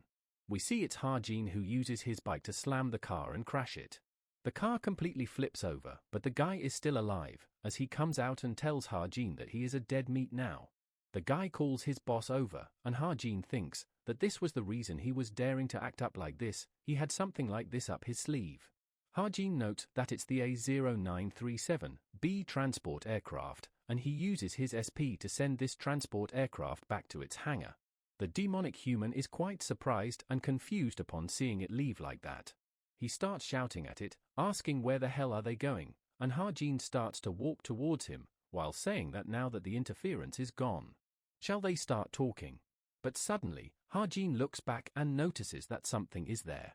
Suddenly someone arrives, creating a huge impact on the ground. We see it's Junghyun, who is holding 2 people in his hands as well, along with one other demonic human, while saying that he was wondering what took him so long. And that guess a fly got in the way, and he also seems to be holding Rachel on his shoulder. Ha-jin thinks that he cannot believe Junghyun is here right now out of all times, which is a really bad situation. But suddenly, he notices Rachel on his shoulders, and is quite shocked and wonders, what is she doing here? Ha-jin starts using his ether, while thinking that this has become a complete headache. Ha-jin quickly grabs the white crystal from in front of him, and Junghyun tells him to put it down while he is still asking nicely. Ha-jin points his weapon towards the crystal and tells him to put down Rachel first.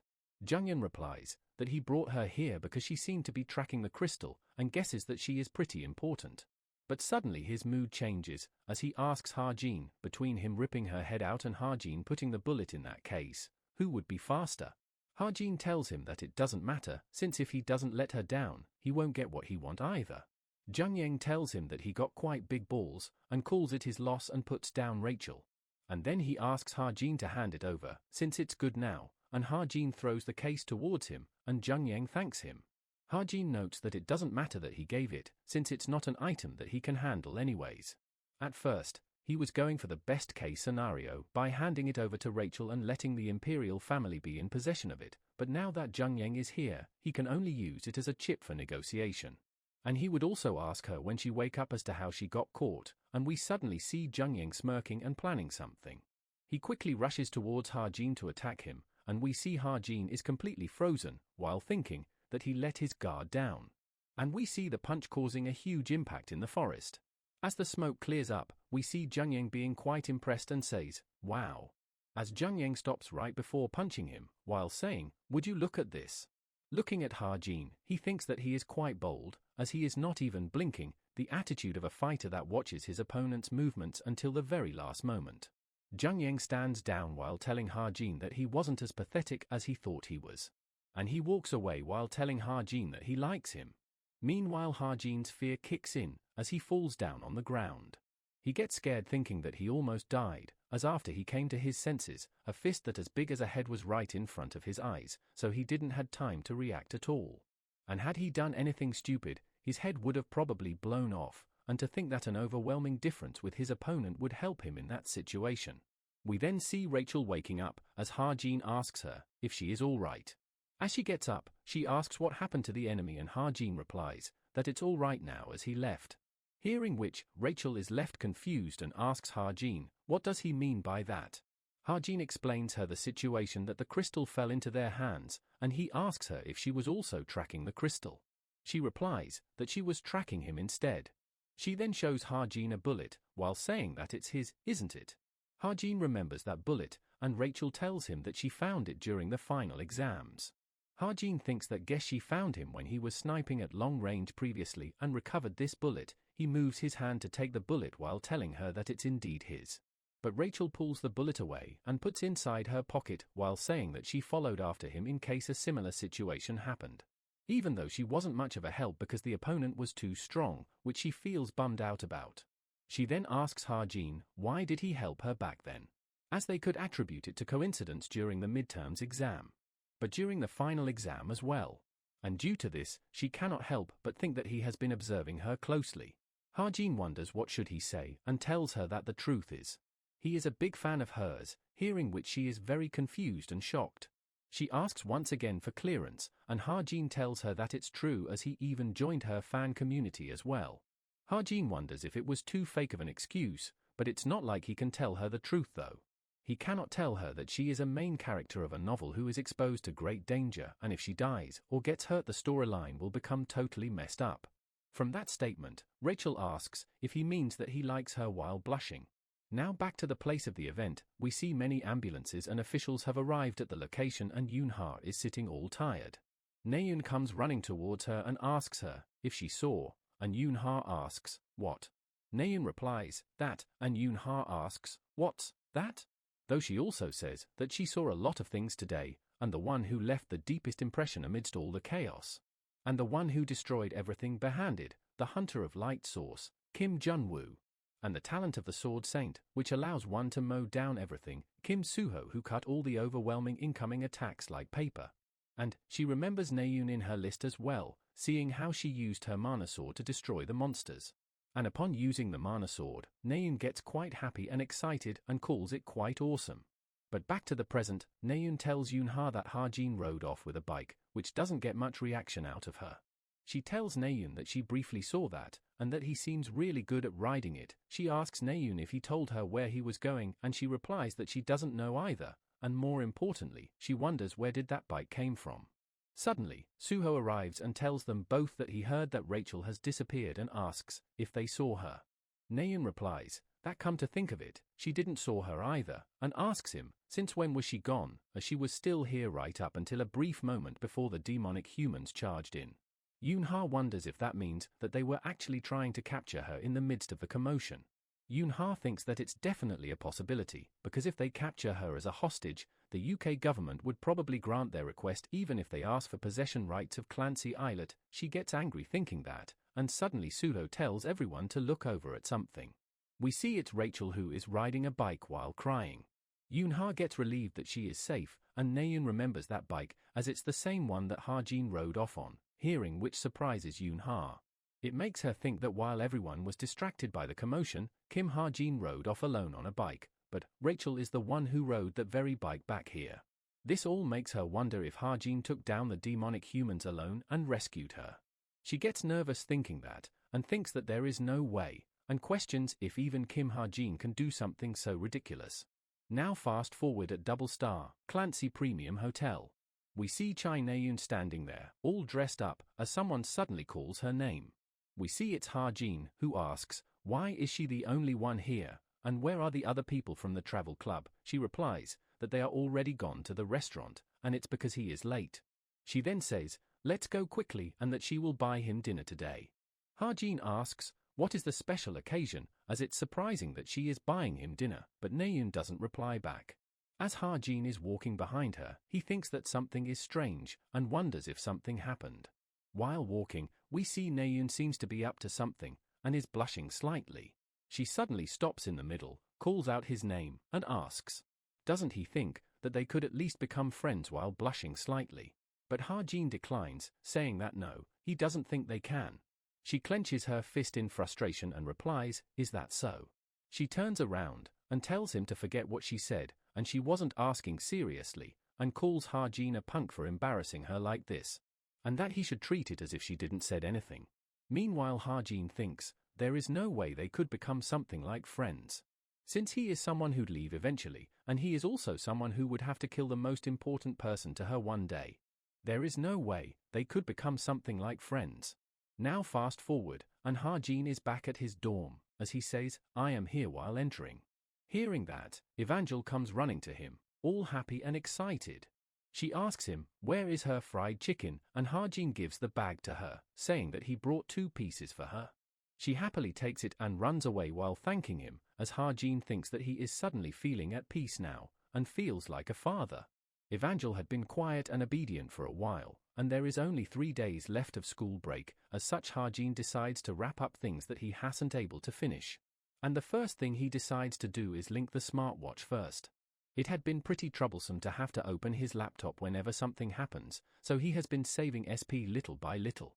And back when Jung Yang was about to punch him, we see Ha-jin got a notification that due to his extreme luck, he has avoided an impending death. A part of the accumulation of luck, a special stat of the narrow escape from death has been activated, and his SP increases by 193. And now he is finally able to do this with the SP he got thanks to Jung Yang. As the linking completes, we see Ha-jin's smartwatch is able to display all the information that his laptop can. Using it, Ha-jin thinks that this so darn convenient, and he cannot believe that he was delaying such a thing, and he once again thanks Jung Yang for it. Now after completing this, Ha-jin thinks that he got one more important task left. As he calls Park Soo-hyuk and asks if he bought that, and Soo-hyuk asks if he is referring to that motorbike, Augusta. Ha-jin replies, yeah, and Soo-hyuk tells him that he tried to look for the one that has the best specs, but even the ones without all the options already cost 150 million won, and Ha-jin tells him to help him get the one with all the options. Soo-hyuk freaks out hearing that and asks Ha-jin if he is serious, and he replies that he is, as such he should help him get one with all the options. Soo-hyuk replies that he will order one in his company's name, and Ha-jin thanks him for it. Ha-jin thinks that since he won around 2 billion from the casino, 150 million is easy enough, and also, that day is approaching. The day of the raid of the Suan's Den of Devils by the masked demon's master. And that means it isn't long before his stock price is going to the moon soon. Thinking about which, Ha-jin starts laughing hysterically. Now fast forward, as the 1-month school break is finally over. Ha-jin looks around and thinks that everyone is doing well, since the atmosphere within the cube looks good, and he also hears about social media from cadets around him. As such, he remembers that it's been a while since has last checked the social media accounts of the main characters. He used to do it all the time before. As he opened the social media app, all he sees are posts from Shin Jong-hak. Seeing which, Ha-jin calls Shin Jong-hak completely mad. He notes that Kim Soo-ho and Yoon-ha doesn't use social media much, and Rachel's account is managed by the Imperial family. And Naeun, the last post she uploaded was after the casino incident. And it looked like she had quite a huge shock. She would probably overcome it though. But Ha-jin is glad that there aren't any major problems with any of them. Now as the instructor arrives, he informs the class that today marks the start of the second semester. And as they know, the second semester is quite different. Not only there will be changes in ranking, but there will be also newly transferred cadets. And he is sure that there are people who already saw the transfer ceremony yesterday. Ha-jin thinks that at this time, mages who want to become heroes from the 10 magic academies from all over the country will transfer into Cube. 20 from each academy, a total of 200 of them, and he has already memorized the faces of the mages that are important in advance. The instructor then calls in the transfer students to come in. As they come in, Ha-jin starts counting and sees that one of them looks familiar. He wonders if she is one of the mages whose face he recognized, but he is shocked upon noticing something. He recognizes her as Toma. He quickly opens his smartwatch and thinks that although her hair and skin color are different, that is definitely Toma's face, and he wonders what is she doing here. We see Ha-jin gets a notification of a partial story change, as Toma is now trying to build connections with important characters from the start. Seeing which, Ha-jin thinks that there is another unnecessary piece of trouble, as we see Toma smirking. Now fast forward, and we see a brand new place, and Ha-jin seems to be moving into it.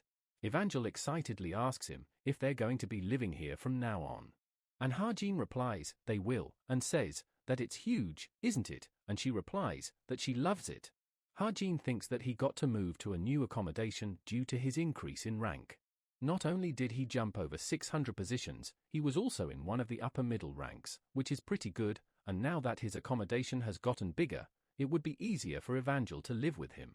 And as for what should he do with Toma, he can only start to think about it slowly from now on. Ha-jin starts to leave while telling Evangel that he would be back after class, and she tells him goodbye. After school started, the first lesson was outdoor training, with the main objective being to help existing cadets and transferred cadets get to know each other better. It's also known as Dangerous Mountains, though despite the name, this mountain doesn't have any dangerous monsters. But there are tons of dangerous traps lurking in various places. They have reenacted the kinds of traps that the demonic humans use. If they slip up due to carelessness, they would be headed for the hospital, hence they should make sure to be alert at all times. And each group will have 12 members, and there will be a designated entrance for every group, so they should move towards them now. And after the teams are formed, the instructor orders everyone to head in. As they head inside, the atmosphere completely changes, and they cannot believe how dark and cold it is in here. Suho tells them, as the instructor said, they don't know where the traps are. So they should be careful, but right as he says that, one of the cadets gets caught into one of the traps. Naeun says that it appeared as soon as Suho said it, as the roots traps most of the cadets except for Suho and Naeun. As they keep going further, we see them getting mangled up in a bunch of different traps. Everyone, including Suho and Naeun, are completely terrified of the last trap, especially, with Naeun saying that her heart almost stopped and Suho saying that it was really scary. Suho commends Naeun for doing well, and she replies that he did good as well. Suddenly, Naeun asks Suho that they are friends, aren't they? And Suho replies that of course they are, and asks, why is she asking that? She simply tells him that it's nothing and thinks that this is a natural response, but thinks that Ha-jin didn't want to be friends with her. But she thinks that could it be that he doesn't want to be friends, but rather something more, as she starts to blush while thinking that. Suddenly from the bushes, we see Ha-jin arriving and he asks them, what are they doing here? The two cadets, Lee Jion and Simon Dellick, tells Naeun and Suho that there was a illusion barrier, and they have been roaming around lost for an hour. But then Ha-jin suddenly asked them to move out of the way with a frustrated look. At first, Simon wondered why, but Ha-jin was able to find the entrance very quickly. Simon also remembers that they will be working in teams soon, and Ji-yoon comments that team training has always been a part of the second semester for generations after all. She asks Suho and Naeun if they have decided on their team yet, and they both replies that they haven't. Ji-yoon speaks up that she is thinking to team up with Ha-jin. Hearing which, Naeun is quite shocked, and Ji-yoon says that they will have to choose their team members across different ranks anyways, and he is the best among cadets whose ranks are in the triple digits, and he is also pretty smart. Naeun tries to argue for them to not do that, and tells them that he is cold-hearted and hard to deal with, so she doesn't think that it would work out. While saying all this, she thinks to herself, that why is she even saying that? Simon chimes in and tells them that more importantly, don't they know there is a really negative rumor about him? That he leaves Cube very often, and he also heard that he goes out to enjoy all types of indecent entertainment when he goes out. And from what others said, he also routinely pays money to gangsters as well. But Naeun gets pissed hearing all that about Ha-jin as she walks on Simon in anger and asks him if he has seen him do that himself. Simon gets scared and replies that it's not him and it's just a rumor, and Naeun once again asks him if he has seen him do that himself, and he replies that he hadn't seen it. Naeun replies that despite all this, how can he still believe in such a ridiculous rumor? Suho also agrees with Naeun and tells Simon to not spread such rumors if they didn't see him do that themselves, and Ha-jin isn't that kind of person who would do that either. And now they all starts to leave as they have rested enough, and Ji-yoon tells them, see you later. Now we switch scenes to some building and see someone clearing their throat. We see it's Yoon-ha who was checking her voice change, which is perfect. And since this is the first time meeting, she notes that there cannot be any mistakes. The Information Guild, Falling Blossoms, it's a completely independent of the essence of the Straight, consisting of intelligence agents that only works for her. We see her wearing a mask and a hoodie as she greets everyone. They all greet Yoon-ha back and refers to her as Master. Yoon-ha notes that it's a good start and thinks she has split Blossoms into 3 divisions. Team 1 would collect information or plans of competing guilds, Sejak. She tells them that it would consist of Creationist Benevolence, Forlorn Moon, etc. Finding out the plans of their competing guilds will be the top priority. And Team 2, they focus on letting her know of new dungeons or appearance of new monsters that are upper intermediate grade or above, called Watchtower. And the last, Team 3, they will only move in shadows and perform background investigations, tailing others, kidnapping and blackmail. And if needed, they would take lives as well and will be called the Shadows. She gives her order to Team 3 to find out about the past of 5 targets, however they are strictly prohibited from allowing themselves to be seen or be hurt by them. Yoon-ha thinks that it goes without saying that 4 of these 5 targets are just fillers, and she tells them that it's all for today and that she hopes to see great results from them. As she dismisses them, Yoon-ha thinks that there is only one real target, and that being Kim Ha-jin. Now on the next day, as Ha-jin wakes up in the morning, he notices Evangel sleeping beside him and wonders, when did she came in? Looking at her, he thinks that she is really cute and pats her on the head. From out of his room, his pet cat starts to meow as well, as Ha-jin tells her that she is awake too. He pats her as well, and thinks that a witch is capable of creating spirits, and this spirit cat is not an illusion or temporal form. It's an actual creature that Evangel made with her abilities. Though it looks cute right now, but it would become powerful in the future. Ha-jin goes out and is walking while yawning, and someone calls him out. And it's Yoon-ha, who asks Ha-jin where is he going as it's so early in the morning. He replies that he is going to the canteen. They both start walking together, and Yoon-ha says that she heard he climbed quite a number of ranks this time around, and he replies, yeah. And that he is thinking he might continue to stay in this vicinity in the future as well, and Yoon-ha asks if he has plans for the future already. And isn't that too early to be planning for that? And he replies, not at all, since they will be going on hero internships starting from the 3rd year, and it would be hard for them to even visit Cube. Yoon-ha then asks Ha-jin about joining the Essence of the Straight. Ha-jin thinks the guild which Yoon-ha would become the leader of in the future, and that it would be a guaranteed path of success for him, but he tells her the Hunters of Light appeals to him more. And that it depends on whether he can actually get in. Its system isn't very fixed since they are mainly made up of mercenaries. Yoon-ha thinks and tells Ha-jin that she will change his mind. And that if she brings him something that he has been looking for a long time, then he would probably think differently, isn't it? Ha-jin is confused and asks her, what is it? And she replies, not telling. She also informs Ha-jin that Lee Jin-ah, who previously harassed him, she also got punished. Now in the classroom, Ha-jin is staring at Suho and remembers that it's about time for Kim Suho to start preparing to clear the dungeon. In the original story, Kim Suho was climbing up Gamak Mountain after the summer vacation ended. And a resonance of energy drew him to find an undiscovered dungeon, and while it's not possible for someone to clear dungeon alone unless they are pretty strong, Kim Suho, the protagonist, managed to defeat the boss alone and obtain a really important weapon. And that weapon is expected to be awakened with the power of the sapling dust. But the problem now is that Ha-jin is the one who has the dust, and he is also worried about whether he would be alright alone. In order for Kim Suho to grow properly, he must go to the dungeon together with him, since this is a world that he designed, it's not the one that's kind to him. And by going there, Ha-jin also hopes to find something for himself. Now at evening, Ha-jin wonders, what should he do with Toma? As he would like to prepare some measures against Toma before the dungeon raid starts. But Toma isn't fully on the demonic human side, and if he could find her father, then he could possibly win her over to their side. Because she is only after one thing, which is to find her missing father and kill him with her own hands. Though the problem is that he doesn't know where to find him either. He has tried using the Book of Truth, but he might not have had enough mana because it only gave him some vague information. And since the fixer, Yo Jin-hyuk, only works within the Korean peninsula, it would be meaningless to ask him if the target is overseas. As such, Ha-jin tries to think of someone else he can ask for help, and with that he remembers someone from Chuan-dong's memories.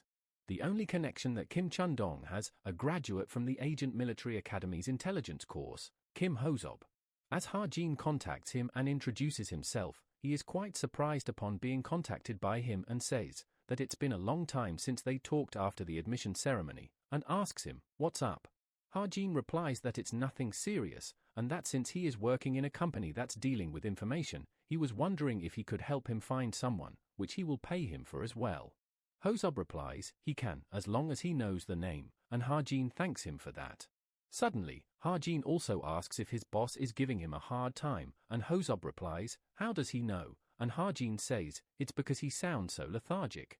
Ha-jin recommends him a guild if he is having thoughts on quitting his current company, and assures him that with his skills, he would be surely treated well. It's an information guild known as Falling Blossoms. Ho-sob thanks him for that, and Ha-jin gives him a good luck.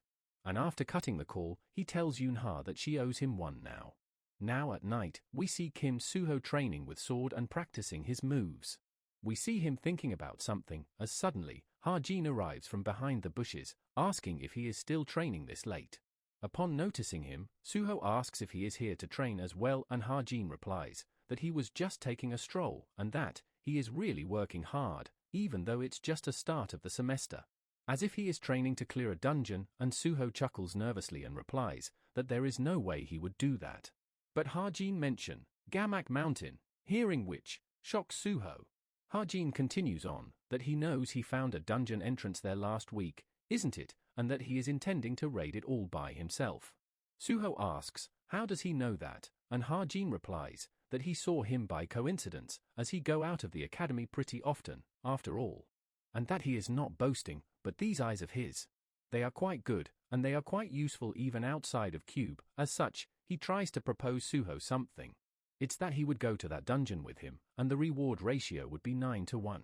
If he finds a branch, then he would take few leaves from it, and ask Suho, how does that sound to him? Suho reveals that just as Ha-jin thought, he has discovered a dungeon on Gamak Mountain last week.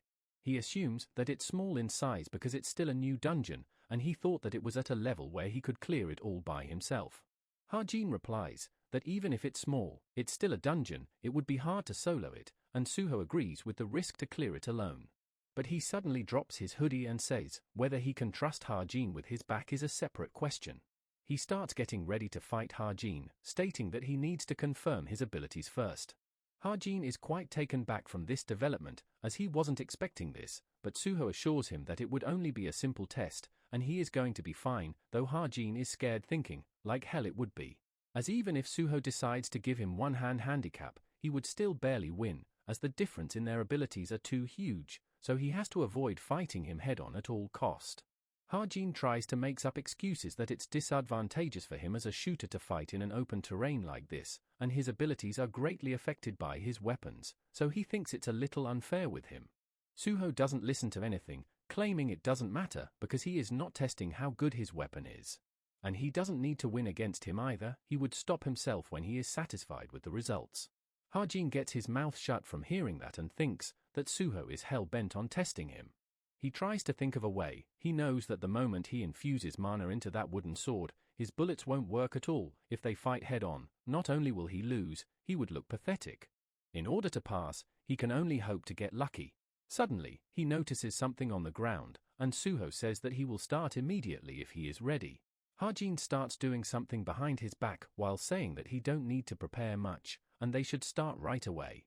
Hearing which, Suho quickly closes the distance between them, though Ha-jin uses his eyes to track his movements. He activates bullet time and steps backward, while claiming to be able to see the movement his wooden sword will make. He dodges Suho's first strike, but Suho immediately goes on for a second stab while still being in mid-air. Ha-jin gets slight scratch, noting that Suho is quite fast, and he cannot just be on defensive, as such he takes out his weapon and shoots, which Suho dodges.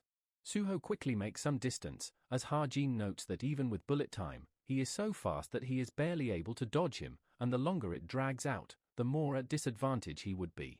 Looking at Suho's jacket, he thinks that he needs him bait him into taking just that one step. Suho disappears from his sight and appears right behind him. Ha-jin looks back in shock, wondering when did he get behind him. He quickly fires his ether and attaches it to the tree behind him. He quickly pulls himself towards it, dodging Suho's strike. Suho comments that he is able to dodge something of this level, but he quickly catches up to him with a single step. As Suho gets up close to him, Ha-jin thinks, just a little more, and Suho's foot gets right over his jacket. Right as his feet touches the jacket, he is flung back in the air. Ha-jin smiles, thinking that he did it, and we see Suho crashing on the ground. Ha-jin quickly gets behind him, asking if he is satisfied with this. Ha-jin notes that what he did doesn't inflict any damage and is volatile because it would only last for 10 minutes before disappearing. And he is quite glad that he invested his SP into this, while Suho accepts his defeat with a smile. He gives Ha-jin his hand and accepts his offer to go together with him. Ha-jin grabs it and says that he can count on him. Now at some abandoned factory in Suwon, we see Junghyun, who asks Drune that he destroyed the relic like he told him to. Is it really okay to destroy something so precious? Drune tells him to not worry, as there is a way to get double its value back, which is when they use this item from UK. As such, Drune activates it and it starts shining golden. The light shines on the broken sword, and it starts to get reformed. And we see multiple copies of the sword are also being created, and Drune explains that they are replicas made from fragments. There is no need for any other processes, it can make parts of the relic even with just the crystals. And based on the test results, this weapon possesses an ability that's above low-grade relic. The relic can produce around 30 swords with just one sword, and based on mana capacity of the crystal, they can make 6 more of them. If they sell each one at minimum of 700 million, it would be at least 5 billion. Junghyun smiles hearing that, commenting that this is a goose that lays golden eggs. Jane arrives and claps to get their attention, calling it amazing and says that she has an important thing to say. It's that masked demon's master has started to raid Suan's den of devils. She confirms with her captain that they are their next target, and she replies, they are. And they, the chameleon troupe, will be stealing from the masked demon's master this time. While walking back, Suho thinks the movements that Hajin showed him. He notes they were both slow and full of openings, and he also did his best to dodge his attacks. And also that unknown attack at the end, which gets him wondering, what on earth was that? He wonders if it's some kind of physical power or an instantaneous mana discharge. But after thinking for a bit, he smiles and laughs, stating that he can figure it out, no matter how hard he thinks. He seems a bit relieved, thinking that if one is stronger than the average, then it would attract unnecessary attention, and the reason Hajin probably hides his strength is to protect himself. Before, Suho thought that he was the only one who hid his strength. But there was another person who was thinking of the same thing as him. Suddenly, he hears some sound ahead, and upon reaching, we see it's Naeun, who seems to be practicing with her sword. Unknowing to her, Suho sneaks up behind her and asks, what is she doing, which scares the hell out of her. He asks if she was training with her sword, and she gets embarrassed and replies that she was simply training her stamina. Seeing Suho out late also interests her, as she asks him, what was he doing out so late? Suho smiles, thinking of something, and tells Naeun that he met up with Hajin, hearing which surprises her as she asks, what business would they have with each other? Suho replies that they both talked about her, which causes her to blush and explode, saying, what nonsense are they talking about? Suho apologizes and reveals that he was just joking and that they were just sparring a little with each other. Naeun questions, isn't Hajin too weak to be sparring with him, and if there is a need for Suho to do that with him? Suho annoys Naeun by saying that it's a secret between them two. Naeun starts to leave, while telling them to do whatever, as she would just go to finish up her training. But Suho gives her a tip to relaxing a little on the hand that she uses to hold her sword. And if she holds it that tightly, she wouldn't be able to cut things that she should be able to cut. Seeing Suho's demonstration really excites Naeun, as she asks him to show him again, and Suho teaches her how to grip her sword. Back in the dorm, Naeun seems to be in thoughts, as she holds out her arm against the ceiling. She remembers Suho's words about him offering to help with her practice if she is all right with it. She thinks that it feels if she does something a little different, that she would be able to get a better grasp on it. But all this thinking gets her frustrated, as she gets up calling it quite stressful. She looks towards her gaming console, while saying that it's the only way for her to relieve her stress late at night. It's a device that many active heroes use to do image training. A virtual game that is popular all over the world, Gladiator of the Century. The league that opens every season is broadcasted, and it's so popular that even the media is interested in the winner. And there is a special thing about Gladiator of the Century as well. It's different from a normal game, as it doesn't have stats or any items. Which means that one can only try to win with their own fighting instincts and control over the body, as she starts to boast about her results. Though as she is here to relieve some stress, and such decides to ignore the rankings and find someone to fight with quickly. She notices someone passing by, named Extra 7 with 43 wins and 43 losses and of the platinum rank. She sends him a challenge, thinking that it would be a piece of cake for her. He accepts her duel request, as Naeun thinks that the basis of a fight is to figure out the opponent. She decides to wait and observe to see how his attack, but as soon as the match starts, he rushes towards her to attack, which surprises her. He starts landing consecutive strikes on her, the moment the duel started.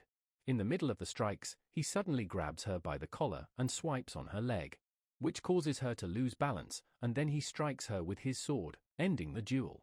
She gets pissed afterwards by his sneaky tactics, calling him a little rat. Stating that she cannot lose to him, she challenges him to another round, which he once again accepts. But she loses again, and as she keeps re-challenging him, she keeps losing. She gets frustrated and accepts that she cannot win against him, not even once. She tries to request one more round, but he declines this time, saying that he needs to go to sleep. She tells him to wait, and asks if he always logins around this time, and which he says he does. She asks if he can duel with her every time they meet, which he agrees to. As the guy logs out, wondering who Naeun was, as she was so darn persistent. We see it was Kim Ha-jin behind that character, who apparently won 7 consecutive times against Naeun. Though he was only playing to check if his talent also works in the game. Ha-jin thinks that the function of the random enhancement is way better than he thought. He did got a little worried when his mana was starting to run out. The concept of this is literally enhancement. With this trait, his gaming device is on a whole different level as compared to others. And even in game, he feels that his senses are completely enhanced.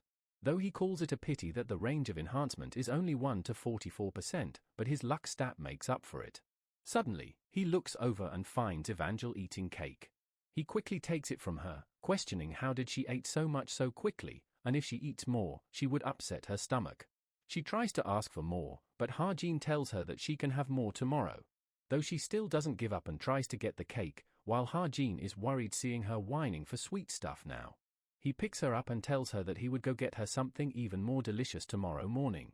She asks, would he really? And Ha-jin replies that he has never broken a promise, have he, and tells her to go to sleep now, which she does so. Now at night, Ha-jin seems to be checking his smartwatch. He then notices that Suho has sent him a message. It's to meet on the second Friday of August. Ha-jin smiles thinking that everything is going as he planned, and all that is left now is to clear the dungeon. And so, for the next few days, he simply trained and studied every single day. And also continued his sparring with Naeun, who is quite annoyed at his moves, and asks, how did he did that consecutively? He replies that he just needs to be calm while doing it, and Naeun replies, as if it's that easy. She then questions, why is his win rate only at 50% when he is this good at this game? And he replies, because he don't like to relate to wins or losses using ranks, while the truth being that he lost because of random stats. Naeun calls it amazing, as she couldn't even sleep if she lost a ranked battle on that day. Ha-jin then starts to leave, telling her to stop here for today, and she tells him that she will see him tomorrow. Ha-jin thinks that he is acting as if they promised to meet tomorrow. But seeing her excited face, he also smiles and tells her that he will see him tomorrow. As he takes off the gaming device, he thinks that this has also become a part of his daily life. And that the person is actually pretty polite. He thought he was weird when he suddenly picked a fight with him at first. Though he still don't know how he is supposed to read his nickname, and he is simply calling him by hey for now. Ha-jin tries to think how his nickname is supposed to be said. He arrives at the word Naeun and quickly disperses the thought, calling it far-fetched. As based on his temper and how he talks, Naeun definitely seems like a guy to Ha-jin. We then see Naeun asking Suho if he thinks that she has improved quite a lot, and he replies that her movements feels more natural now. She replies that she started playing a game, and that it's been helping her quite a bit.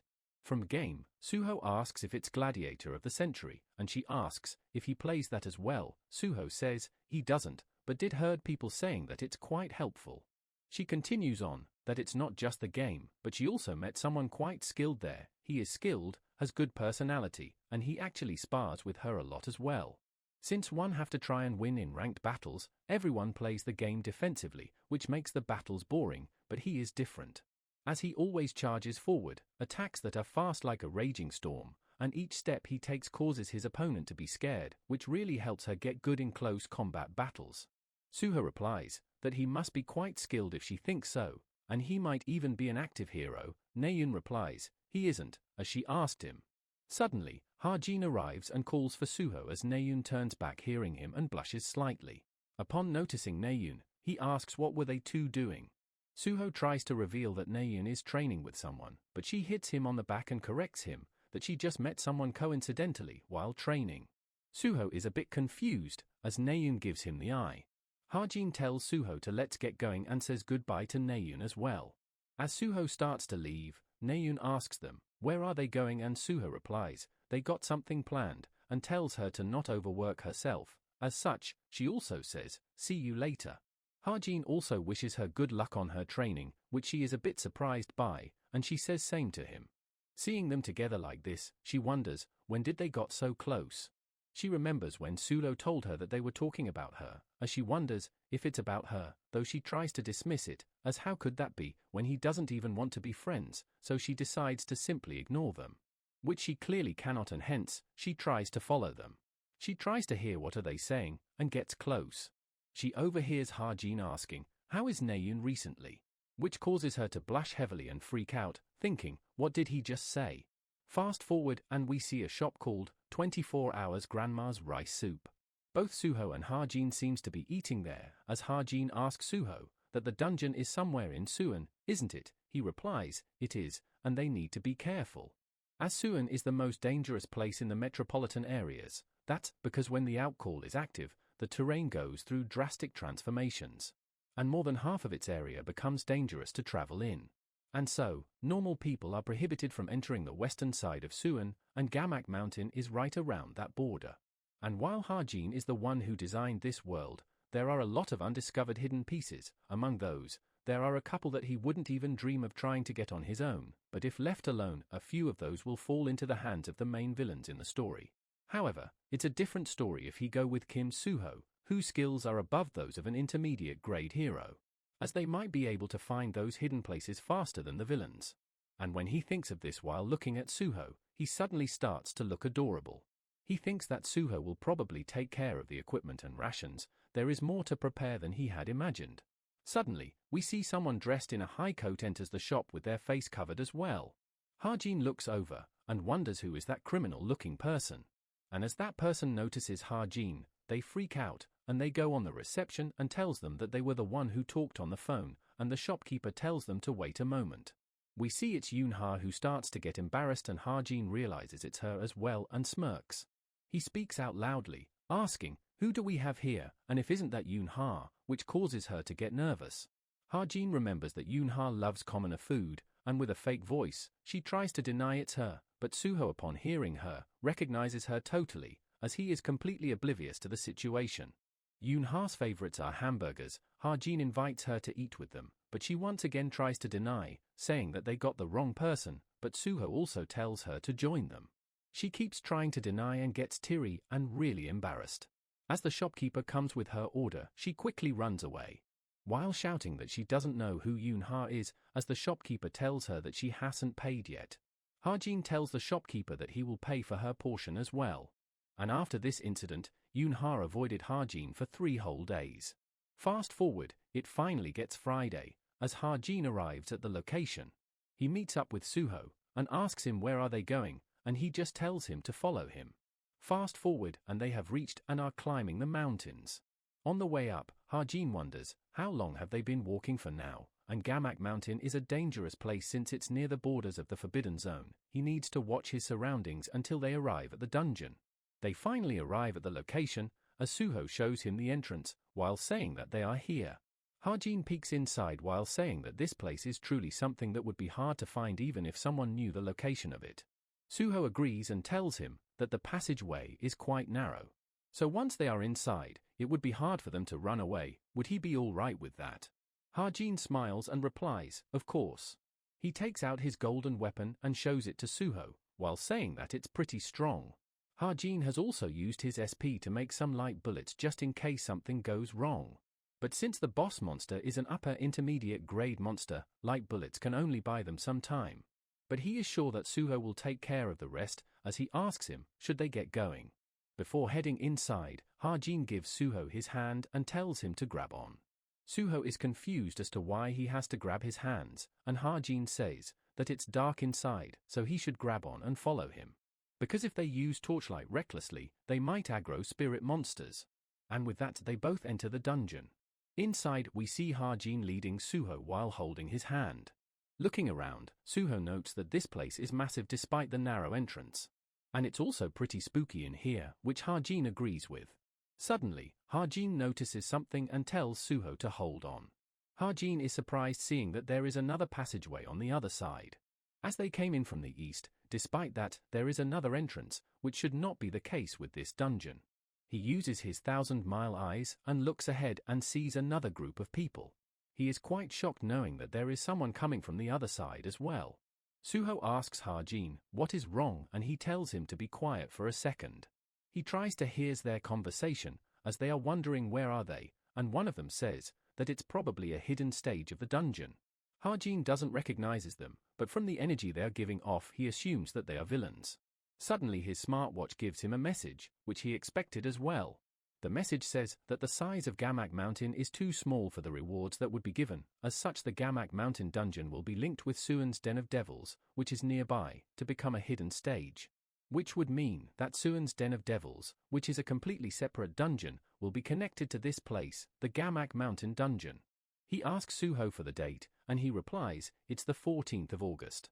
Hajin realizes the problem, as today is the day that a guild made of demonic humans, the Masked Demon's Master, raids Suan's Den of Devils. And in that case, the people coming must be demonic humans from the Masked Demon's Master, and seeing as how there is only 2 of them, they are probably here for reconnaissance. Hajin gets frustrated, as it had to happen today of all days, and Suho asks him if something happened. He informs him that there are people on the other side, and Suho gets surprised hearing that. The Masked Demon's Master is one of the stronger demonic human organizations around. Every one of the alternate identities that they use are at least intermediate grade heroes or above. And taking them down right now won't be easy, even for Suho. As such, Hajin wonders what should they do. Suddenly, he hears them talking again, as the bald guy tells the blondie to return to the main squad first, as it would be a pain in the ass if someone accused them of stealing something. The blondie agrees to do that as well, and they start to return to their main squad. As they leave, Hajin notes that they have to clear the boss while they are gone, and decides to use the mana of his stigma on his far sight to find the location of the boss. He informs Suho that after going straight and turning right twice, they would see a room. That is where the boss will be, and they should end it quickly as possible. Now, on the other side of Suan's Den of Devils, we see a bunch of people waiting around. The Masked Demon's Master Guild leader, Kim Jinkyung, asks James and Johong if they discovered anything. They reply that they have found a hidden path, and they think it's a hidden stage. Knowing this, Jinkyung gives off an evil smile, as they inform him that they will go together after they return to the main squad. But he tells them to not do that, as they would head over to them instead, and they should continue their reconnaissance. He informs rest of his squad to get up, as the 2 members that went out a moment ago have discovered a hidden stage. One of them asks what about the reconnaissance team, and Jinkyung replies that they will be joining them. The guy smiles hearing that, and states that it means there are 2 less people here. He touches his earpiece, and one of the blondie notices him. The blondie asks Colleen why is he waiting around, but much to Jinkyung's shock, we see him open some kind of portal. He asks him, what is he doing right now, as no one asked him to open up an artificial portal. He doesn't say anything while thinking that it's not a portal, but a phase shift, which connects nearby spaces, which he finds too troublesome to explain. Jinkyung gets angry, and asks Colleen, did he not hear the order to close the portal? Colleen simply smirks, and Jinkyung gets pissed seeing him like this. He moves towards him in anger, asking, what trick is he trying to pull right now? Suddenly he waves his finger, and we see everyone get stunned along with Jinkyung. As from the portal, we see a beam of energy comes and pierces Jinkyung right through his head. It then completely splits him in half, as everyone watches, being too stunned to do anything. Suddenly, the shock hits them, as they start to feel the fear. As they shout, what the hell did he do, while we see a hand coming out of the phase shift. And it turns out to be the captain of the chameleon troop. Captain starts releasing a dark miasma which surrounds everyone, and we see them starting to get dizzy. All of them then falls on the ground, unconscious. The captain says that she will let them live for now, for the sake of the stock, which Colleen agrees with. He asks her if they should go look at the hidden stage now, but she orders him to be on standby, which confuses him. He asks her if some unexpected variable appeared. And she replies, there are 2 people in the hidden stage right now. And they are both candidates. Colleen realizes that it's a test for them to see if they are worthy of joining the chameleon troop. We then see Captain transforming in some kind of purple liquid and heading to where they are. We then switch scenes and see some monsters, Gowl, who are lower intermediate rank 9, undead monsters. One of them gets shot right on the face by Hajin. He then quickly takes care of the Gowls right behind Suho as well. Suho is quite impressed, thinking that they were in a situation where they couldn't see anything due to the darkness. But Hajin still managed to strike all of them in their vital points in an instant. He tells Hajin that he is really incredible, and Hajin tells him to not give him that. He tells Suho to get moving as they don't have much time, which he agrees with. On the way, they once again encounter a bunch of Gowls, and they both takes care of them easily. Hajin thinks that there are monsters waiting around every corner, but they are all low-rank monsters, so they should be able to get through the cave without any issues. He also remembers that it's about time for that thing to appear, as just then Suho calls out to Hajin, informing him that something is written there, hearing which Hajin smiles, thinking that they found it. As he arrives at the wall, Suho shows him the writings written on the wall. Suho wonders if the smartwatch can translate it, and Hajin gives it a try. Upon scanning the writing, it gives them a riddle. This and that are always together. If they observe the area, this and that can be felt almost at the same time. However, if they observe from afar, this is nearer than that. What is this? Suho notes that it's a riddle, and that he heard things like that appears in dungeons occasionally. Hajin remembers that Suho in the novel was unable to solve this riddle. However, he asks Yoonha for help, and Yoonha asked the Intelligence Guild for help and then gave him the answer after they solved it within 5 minutes. But since they are pressed for time right now, Hajin gives the answer himself, which is lightning. Upon saying that, the wall starts to shine blue. And Suho notes that the writing has disappeared. The whole area then starts to tremble and we see the wall breaking apart to open. And as it opens up fully, it reveals a complete hidden pathway. Suho asks if the answer was lightning and Hajin replies, it was, while remembering that this riddle was something that he made up after randomly seeing it elsewhere. In this riddle, this is lightning and that is thunder. Lightning and thunder are always together. However, since sound is slower than light, thunder can be thought of as slower than lightning depending on how far away we are from it. That means thunder is heard after lightning strikes first. Suho gets excited and praises Hajin for solving it really quickly and calls him a genius, while Hajin thinks the opposite. Hajin tells him that he would tell him how he figured it out, but they should clear the dungeon first, and Suho agrees with him. And from above, we see the captain was observing them, thinking that Hajin is indeed on a different level than the normal cadets. He got good judgment, quick thinking, and bold, on top of all that, an exceptional mind. Even though this is a just hidden stage, he managed to make it here by his own strength in just 10 minutes. She then smiles saying that it's good enough, and she would recruit Kim Hajin into the chameleon troupe. But there is still something that is bothering her in recruiting Hajin. It's whether Hajin can really kill a person without any hesitation. She suddenly hears the 2 remaining group members coming, who are circling around the dungeon. Looking at them, she wonders if Hajin is aware that those 2 people are actually jinns. As such, she smiles thinking to test him out with those 2. As Hajin and Suho arrives in the hidden passage, we see many skeletons lying around there. We also see an undead sitting on a throne, seeing whom, Hajin thinks that this monster must be the master of this dungeon, the Chaos Knight. Sensing their presence, the Chaos Knight wakes up. He immediately notices Suho and gets close to him without him being able to react, and the Chaos Knight calls him an interesting fellow. Suho finally reacts, noting that he needs to counter as he grabs his sword to attack. Hajin shouts his name out loud and tells him to focus, as we see the Chaos Knight actually hasn't moved from his throne. Suho thinks that he was pretty sure the Chaos Knight got close up to him, wondering if he used teleportation. But he grips his sword tightly upon realizing that it's actually his momentum, as the Chaos Knight smiles upon him. And judging by his ability to communicate, he assumes that he must be above average tier monster, and unlike the ones so far. We see Suho's feet gripping and him hesitating. But the Chaos Knight takes out his sword and slams it in front of himself, asking Suho if he is afraid, but he shouldn't worry, as he plans to kill them quickly. They both notice him take out his sword, as Hajin tries to motivate Suho but notices something. He notes that Suho gained confidence upon realizing that his opponent is a swordsman. As his expertise relies on swordplay, no one can stand against him in terms of swords. And Suho thinks that if his opponent is a swordplay, there is no reason for him to lose. Hajin informs him that he thinks his vessel is his sword. The voices they heard a while ago came from the sword. His body is just a corpse. The Chaos Knight smiles, and Hajin thinks that Suho managed to get this information after fighting it in the novel, but they get no time to lose right now. He tells Suho to not aim for his body, and aim for his sword, and he will be assisting him. Suho replies that he would trust him, and just then we see the Chaos Knight is already behind him and about to attack. Noticing the ambush, Hajin calls out to Suho and we see the attack causes a huge amount of debris and smoke to rise up. Hajin is unable to see anything due to the smoke. But as it clears up, we see Suho has blocked the Chaos Knight's surprise attack. As they both clash, their attacks push either of them back. Suho once again rushes in to attack him and the Chaos Knight comments, "Not bad." Suho jumps over him for an overhead strike and we see their clash causing an explosion of debris.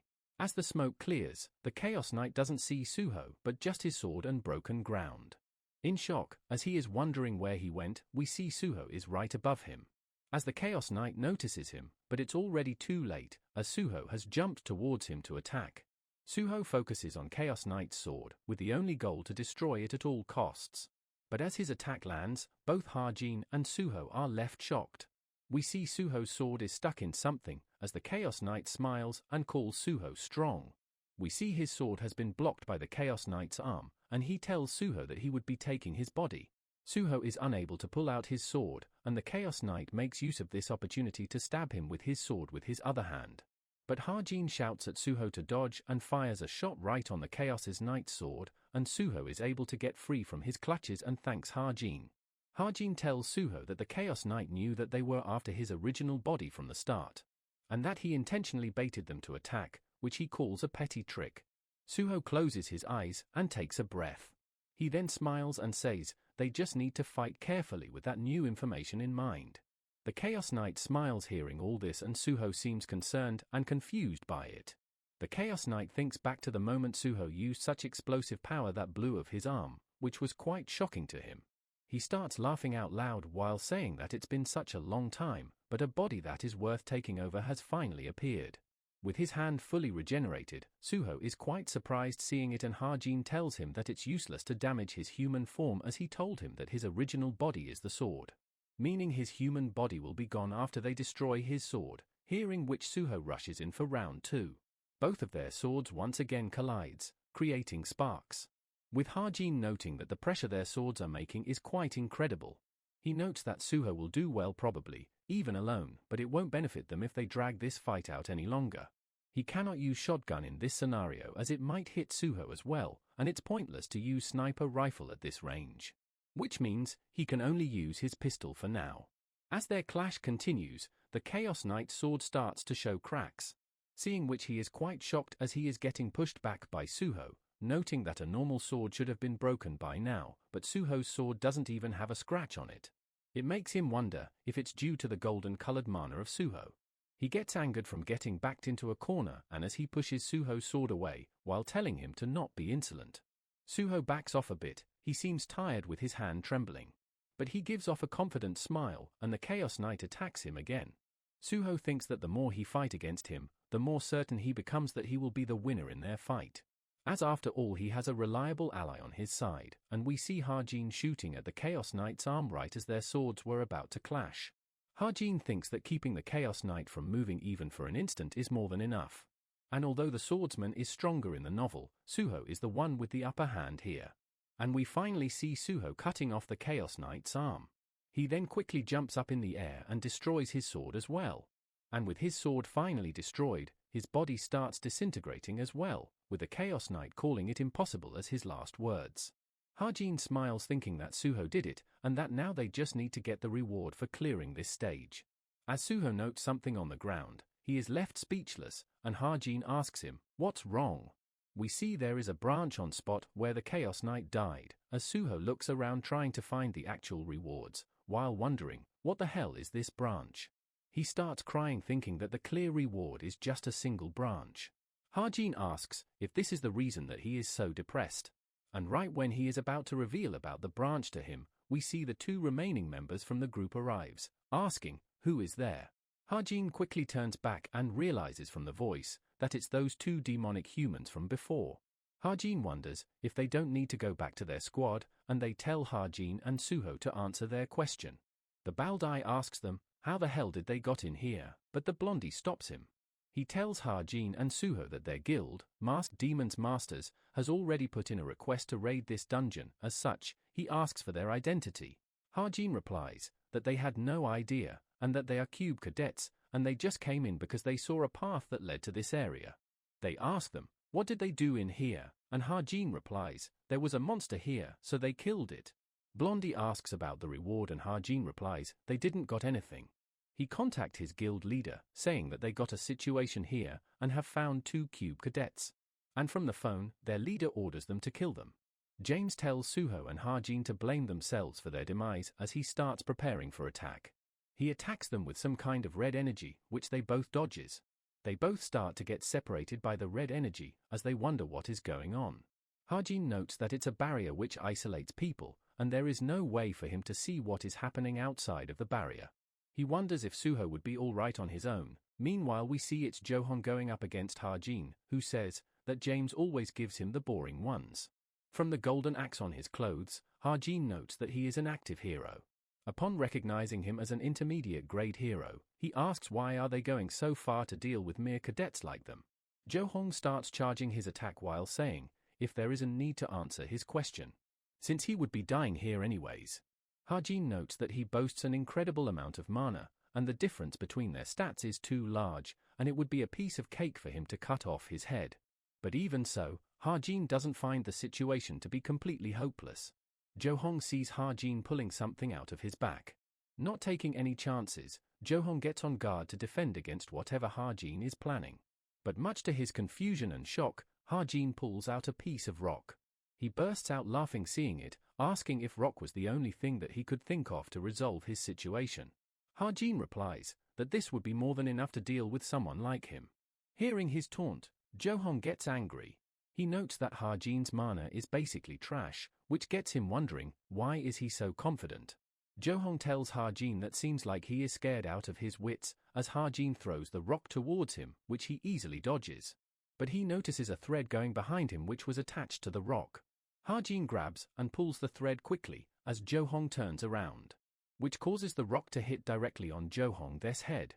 And he then finally falls on the ground, unconscious. Ha-jin finally breathes relief, while saying that it only worked because he let his guard down, and notes that ether can be used this way as well. He then goes over and pulls out his weapon and aims right at his head, while thinking that he need to hurry up since demonic humans recover quickly, though using a shotgun would be best, but he doesn't have much mana left to do so. As he pulls the trigger and shoots him, he gets shocked, as the bullet only makes a slight dent on his head. And Jo-hong wakes back up again, giving him a side eye. Ha-jin gets ready to shoot again, realizing that the shotgun was indeed needed. Jo-hong lets out a loud shout which sends Ha-jin flying into the wall behind. He starts to cough blood, while commenting that it hurts so much, but he was able to use ether on time to defend himself. He is shocked upon noting that even his voice alone is this powerful. The angry Jo-hong starts to transform, while telling Ha-jin that he has been acting way too cheeky, and that he didn't wanted to use this transformation on a mere brat like him. And Ha-jin is scared thinking that he should have ended things before it came to this. The special ability that demonic humans have, demonification. Now we switch scenes to Suho and James. Suho tries to call out to Ha-jin, but gets no response and he realizes that he cannot hear anything and is isolated. Suho notes that there is no way to escape and the enemy is also approaching him with murderous intent. And he got no choice but to fight. Suho asks James, why are they doing this? But James tells him to consider themselves unlucky. Upon looking closely, James notes that Suho's face looks familiar.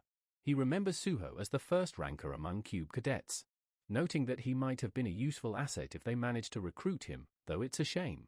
We then see James almost instantly appearing right in front of Suho, without him being able to react. As James tries to cut him, Suho dodges barely, but gets injured regardless. He then plants his hand on the ground and tries to kick, but James vanishes. Suho looks back and finds James, wondering when did he even got there. He also realizes that he have been hit on his leg in that short period when he tried to kick. Suho notes that he is quite fast and wonders if he would be able to match his speed. He decides to give it a try and focuses, and tries to read his moves. James once again rushes towards him at high speeds, and Suho barely blocks his attack. Despite blocking, he notes that he is barely able to react to his attacks, and that he needs to somehow lure him into getting closer. He dodges one of the attacks by inches on his face, which gets James irritated, as suddenly he notices something. He sees Suho's sword coming right for him, which he tries to dodge, but still gets injured on his leg. Suho notes that he didn't came closer to him, and he is a lot weaker than Chaos Knight as well, but he is unable to find the right timing to counter his attacks. Suho wonders what Ha-jin would have done here, but realizes that there is no need for him to think about that right now, because this is his fight.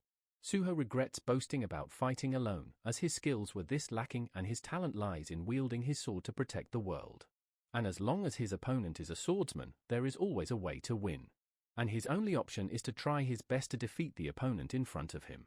Suho then starts to release a huge amount of mana, seeing which James is left stunned at its amount. He thought that he was just a kid even though he is ranked first among the disciples of the cube, but seeing this, James realizes that he should not waste any time. And such, he will end it with his next attack, and Suho prepares to strike as well. Suddenly, Suho feels something and he notes that it's not coming from his opponent. He remembers that this was the feeling he got when he first encountered this dungeon. It's almost as if he is being called by the dungeon itself, and behind him we see the branch glowing golden. Now back to Ha-jin, who is lying on the ground completely unable to move. Jo-hong tells him that he will make sure that Ha-jin never sees the light of day ever again. Ha-jin is scared and nervous, thinking that it's over, as it's not an opponent he can defeat. As Jo-hong attacks him, Ha-jin closes his eyes and accepts his fate, thinking that it's his end. But as he opens his eyes again, he sees a sharp spike with blood dropping from its front as it has pierced through Jo-hong. As the spike is pulled out from Jo-hong, we see a figure appear in front of Ha-jin. And it's none other than our mommy waifu, seeing whom Ha-jin wonders, what is the captain doing here? Ha-jin grunts in pain, thinking that the timing isn't good as he is not sure if he could handle if they attacked him right now. There is a scenario where the chameleon troupe is connected to the masked demon, but Ha-jin still wonders, why do they keep appearing in front of him? As they both come face to face of each other, she starts moving her hand towards Ha-jin, while he seems nervous. She greets him by saying that it's nice to meet him, which leaves Ha-jin speechless.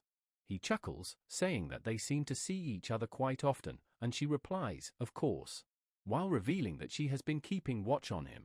He is a bit surprised and confused, and asks her, what does she mean by that? Meanwhile, Jo-hong gets up and attacks her from behind, and Ha-jin warns her that it's dangerous. But she easily kills him without even looking back, shocking Ha-jin. As he thinks that she is so powerful, she tells him that there is something she wants to talk about to him, and Ha-jin stutters while repeating the same.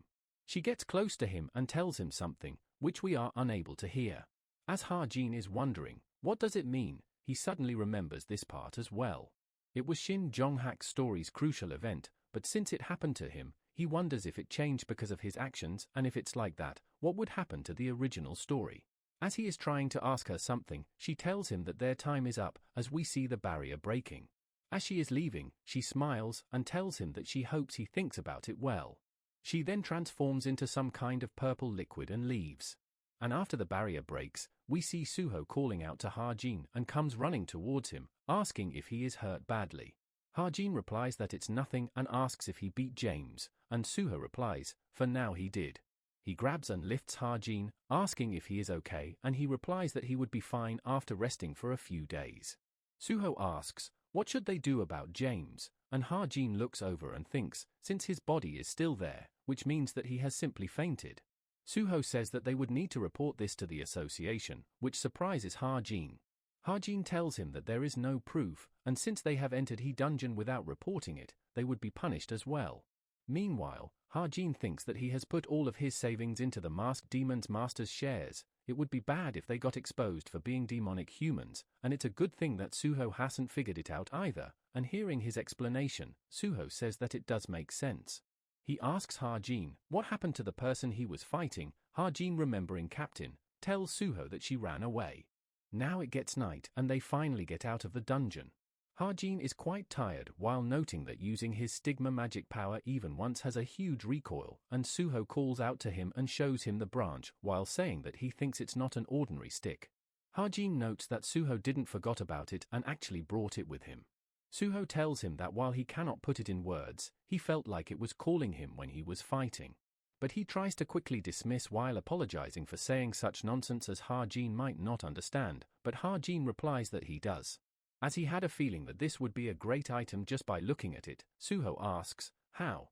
Ha-jin knows that it's an ordinary item that is hard to think of as a dungeon reward, but it's the most special stick that can be recognized if you know the myths and numerous stories about it. He asks Suho if he has heard about mistletoe. In Northern European mythology, it's known as a legendary weapon which was connected to the murder of Balder, the god of light, and it was deemed the Godslayer stick. Hearing which, Suho is left shocked as well. Ha-jin continues, a divine weapon needs to be awakened in order to change into its true form. Which makes Suho realize that it's not its complete form, and says that he knew it, as it looked too shabby for a dungeon reward, and Ha-jin remarks how disappointed Suho was before due to it.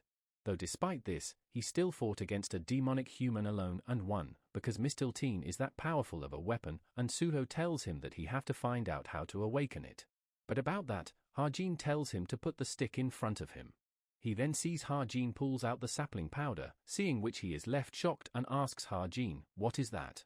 Ha-jin replies that it's an artifact, which he thinks will help them awaken Mistilteen. Suho asks, where did he got that from, as he can tell from a glance that it's precious.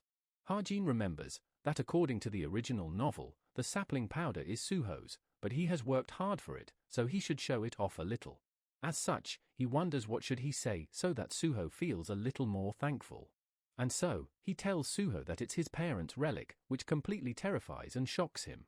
Seeing his reaction, Ha-jin is also left speechless, wondering if he can't even tell a joke. As Suho gets teary hearing that from Ha-jin, Ha-jin quickly tells him that he was simply joking, as he was simply saying that it was important to him, while realizing that he overdid a little by calling it a relic. He explains that this powder accelerates potential to their peak, and applies to both people and items. In short, if he were to sprinkle it on Mistilteen, there will be a change, as we see it starts to release a golden aura. Right as Ha-jin was about to sprinkle some on it, Suho quickly grabs his hand and stops him. He once again asks Ha-jin if it's really okay as the powder is important to him. Ha-jin sighs and replies that it's important, which is why he should use it at times like this. Since when other time would they be able to obtain mythical item like this, but despite this Suho still hesitates. Seeing which Ha-jin tells him with a bit of force that he should accept it while he is offering, and Suho finally agrees while thanking him. As he sprinkles it on the Mistilteen, it starts to glow blue. And seeing its transformation, both Suho and Ha-jin are quite fascinated. And we see the Mistilteen shining and has grown some leaves on it. With this, Ha-jin notes that the first awakening has been completed, and in order for Suho to grow and be able to destroy their enemies, it will naturally change into the shape of a sword. As Ha-jin starts to stand up, he picks up one of the leaves as he promised. That since if he takes the stick, he would take the one leaf from it. Now as they are walking back, Suho asks if it's really okay for him to take the leaf, but Ha-jin replies that it's fine and Suho is still not convinced. Ha-jin once again tells him that it's alright, as he wouldn't need something like a stick since he doesn't want to die in close combat. Suho still doesn't agree with it, but for Ha-jin, he thinks that it's enough for him right now. The Mistilteen's leaf can help one's body become stronger if they boil it and drink, and they can also grind it and make it an incredible weapon. Seeing which, Ha-jin notes that it's not a byproduct of a legendary item for nothing, and he is quite happy with this reward. Right as he was thinking how he should use it, he trips on something. It hurts him a bit, and wonders why is there a tree root here, but suddenly realizes something. He remembers this exact thing happening to him before as well. Suho then calls out to him, asking if something happened, and he replies it's nothing. Meanwhile we see Ha-jin humming and see he has a ginseng root in his backpack. Now back at the dungeon, we see Jane and Captain as Jane calls it quite nice upon seeing Ha-jin fight. She notes that even if one put all of their power into it, it's still not easy to have such force with a whip. And something she likes even more is his cold-hearted decision-making. She thinks that even though the current Ha-jin didn't knew his opponent was a demonic human, he still tried to kill them without any hesitation. As such, she agrees with the captain that she was right, and Ha-jin indeed have potential. She tells Jane it's enough, but she asks the captain where is she going, and if she is not going to watch it until the end, since Jane wanted to see the demonization as well. But Captain replies that she doesn't want to see that, and Jane asks her, why is that? And she simply replies that it's gross. Now back at this dorm, we see Ha-jin is incredibly tired from his trip. His legs start to tremble, as his whole body hurts, why he feels as if he is going to die. Evangel wakes up and Ha-jin picks her back up and apologizes for disturbing her sleep and puts her back. As he goes to put her down to bed, he sees the moon and remembers something. At the Suwon station, we hear Suho telling Ha-jin to go back first. Ha-jin asks, what would he do, and Suho replies that since he is here, he is going to meet his family. Suho then gives Ha-jin a heartfelt thank you. And Ha-jin feels quite good and warm after hearing it. Kim Suho, who is the protagonist of this world, he doesn't compromise on anything, and don't let himself burn out. He is simply a hero of justice who steadily walks on the righteous path. In the real world, it's not possible to find someone like him. Yet, Ha-jin drew him with the feeling of wanting a person like him to exist somewhere in real. Suho, which means protect, is the true savior of this world. Back to the present, Ha-jin goes quiet and Suho asks him if something is wrong, and he replies while smiling that it's nothing. He tells Suho to take care, while thinking that he is someone whom he can trust more than anyone in this world. The Hero Association calls the 9 demonic humans that stands at the top of the demonic human society the 9 evils. The nickname is supposed to be interpreted as the nice sources of evil, a number of destruction, but the 9 evils actually considered the nickname a compliment and accepted it. The third devil. Defiance had created a top-secret sanctuary by remodeling a cave deep in the mountains of South Hamgying. And now at Defiance's sanctuary, we see someone seeing Toma and wondering what happened to her, as she is suddenly in the office, since she is usually not the one to show interest in the missions. They all call her weird, and wonder if she is even demonic human.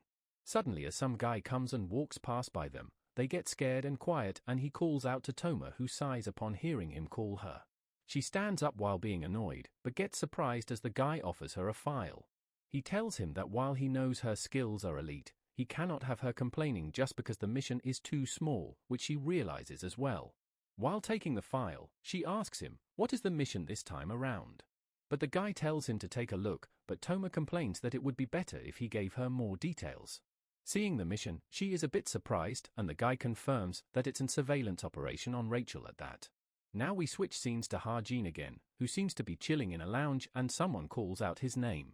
It's some blondie who asks Ha-jin if he made an appointment for the magic aspect engraving, which Ha-jin confirms. The guy greets him and introduces himself as a 4-star mage, named Jin. Ha-jin realizes that he is the person in charge of today's aspect and tells him that he would be counting on him. Ha-jin notes that he got super lucky, as a 4-star mage with major in artifacts is a highest rank that a normal person can meet. Meanwhile, Jane observes Ha-jin and gets a change of attitude suddenly, with Ha-jin realizing that he literally just scanned what he was wearing today. Ha-jin notes that mages are so materialistic, he actually dressed himself up because he knew that, though now he wonders if he should have dressed up even more. Back at his office, Jin asks Ha-jin what kind of aspect would he like to engrave. And Ha-jin replies that he is looking for something physical strengthening or something with defense magic. Jin casually snaps his finger and shows him a bunch while saying that these should meet his requirements. He then asks Ha-jin if there is any he likes from this. Ha-jin thinks that people usually engrave magic aspects that consume very little mana into their artifact. It's because, even if one has a lot of mana inherently, there is a limit to how much they can use, but Obsidian Bracelet doesn't have that kind of restrictions. So what he needs is a magic aspect that uses so much mana that he can only use it once a week, but that also has an incredible function. But as Ha-jin looks at Jin, he gets annoyed by his attitude towards him. While knowing that he is looking down on him adroitly, realizing that his value is being determined from what he wore. Ha-jin wonders what should he do with him, as if he leaves him like that, there is a chance that he would engrave his aspect half-heartedly.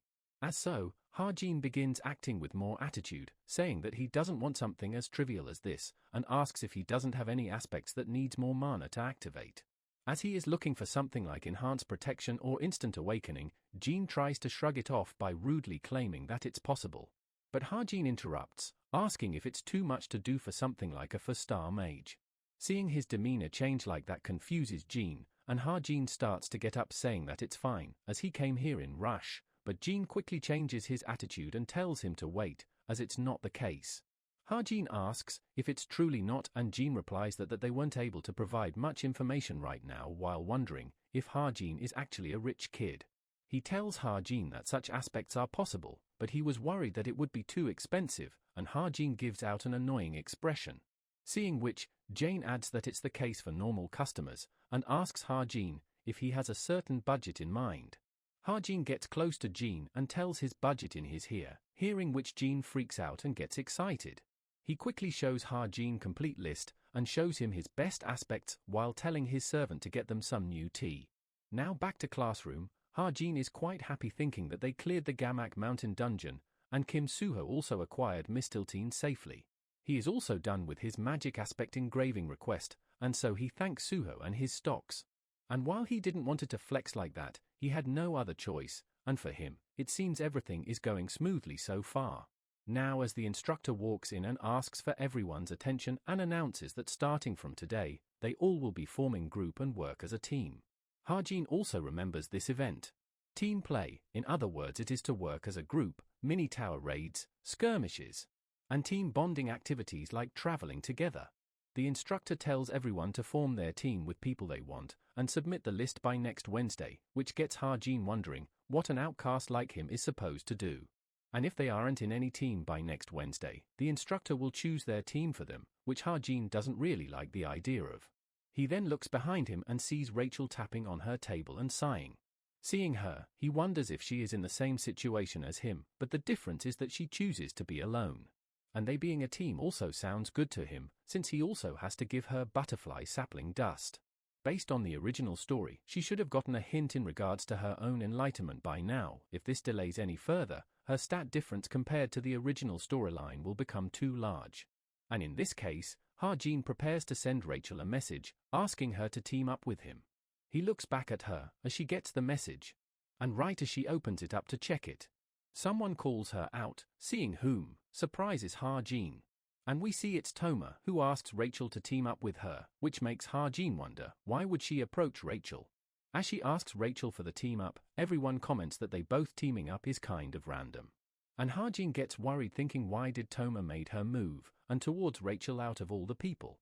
In the demonic human society, if defiance, the mercenary starts to make a move, there is a high chance that it was ordered by someone behind the scenes. And for a huge target like Rachel, Ha-jin assumes can only be one person behind this. And that would be Rankster. Rachel tells Toma that she would think about it, since there is still time left for it. Toma smiles and replies, she can do as she wishes.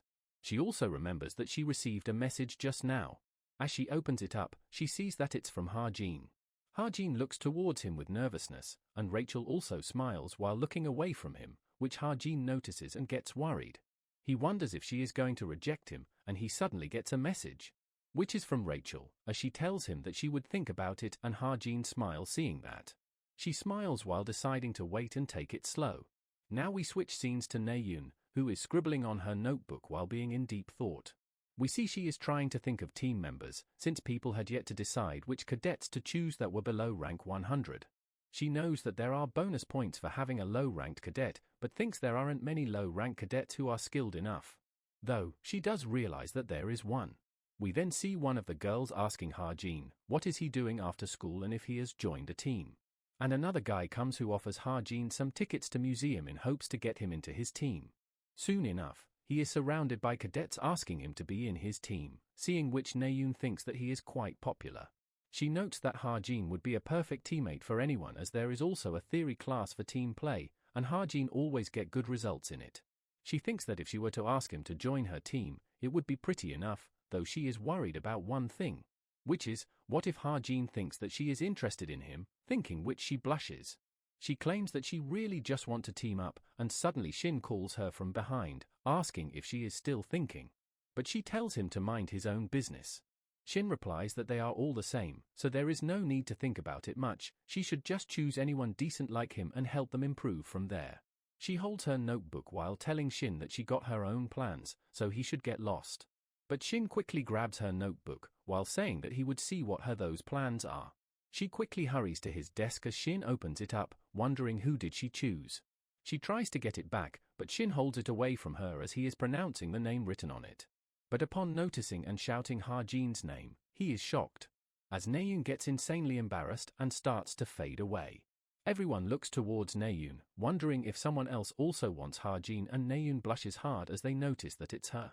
Shin asks her, what is this and when did she took notice of Ha-jin, and Naeun starts to get angry at him. She then punches him right in the gut while telling him to shut that mouth of his and grabs her notebook back. She then glances towards Ha-jin as he looks back as well. She quickly turns away as Ha-jin is confused at her behavior. After the class ends, we see Naeun tries to call out to Ha-jin. But as he is not hearing, she grabs his hand to make him wait and he asks her, what's the matter? She hesitates a bit but tells Ha-jin she doesn't know if he heard that just now.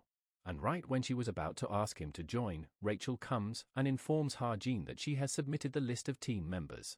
Hearing which Naeun is confused, as she asks, what list, and Rachel tells her that Ha-jin has decided to team up with her. Hearing which, she is quite shocked as she looks towards Ha-jin for confirmation.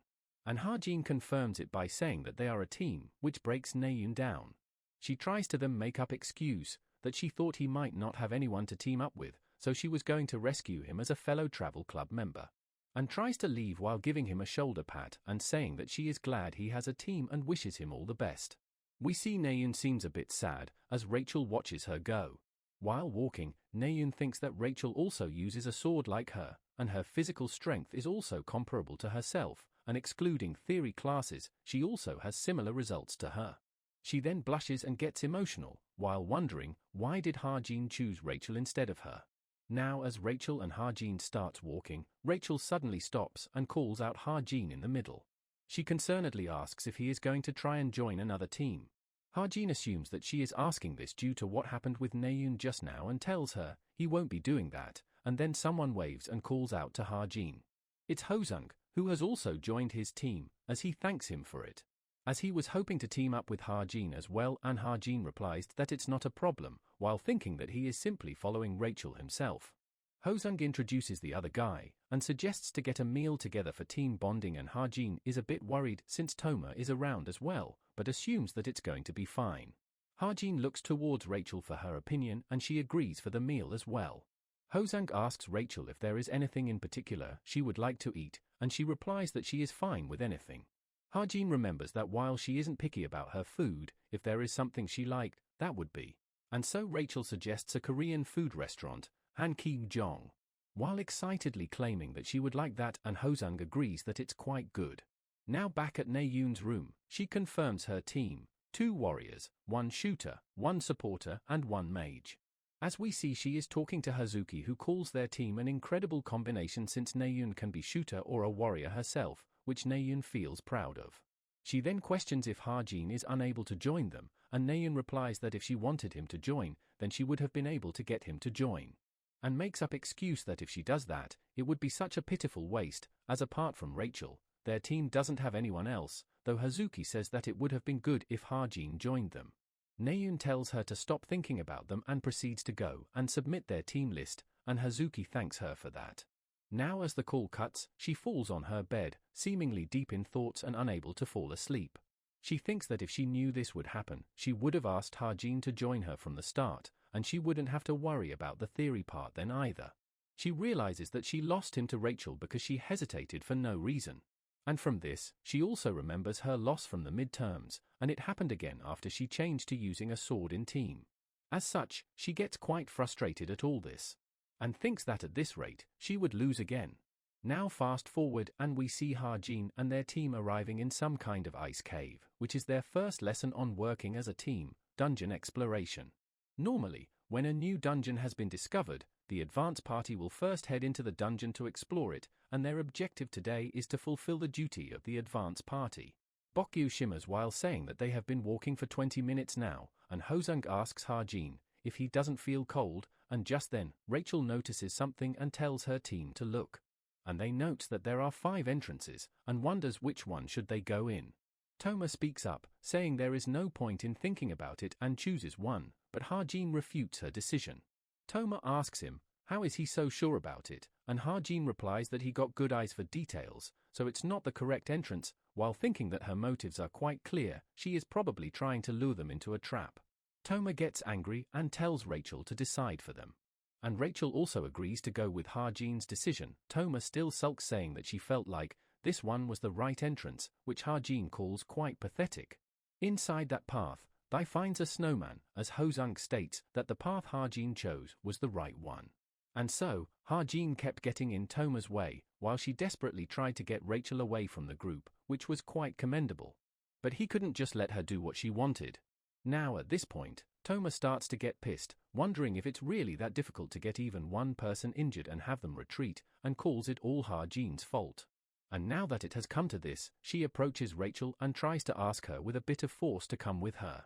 Rachel asks her, what does she mean, and she replies that it's going to more efficient to split into 2 teams and explore, since she doesn't think it's too good to rely on just one person. As Rachel is trying to refuse, Harjin steps in, telling Toma that they don't have time to waste. He then grabs Rachel's hands and takes her with him, while Toma asks, why is he acting so confident in here? But Harjin has activated his far sight and pinpointed the location. Rachel looks at Harjin in surprise, while he leads her to the goal. They soon enough arrive, as his team notes that the path is the clear one upon noticing the instructor. Upon reaching, Rachel tells Ha-jin about her hand, and he suddenly realizes. He quickly lets go of it and apologizes to her, while she blushes and replies that there is no need to be sorry for it. They then submit their report to the instructor, as he nods at their report and calls it perfect, and his team gets happy and celebrates. They all surround Ha-jin, while claiming that they just need to count on him from now on. While Toma is standing behind them, quite furious. We go back to a bit when Toma was receiving the mission from her apparent superior. He gives her the objective to injure and weaken Rachel, and even the Cube executives that infiltrated C-Jack have promised to assist them, so it won't be a difficult job.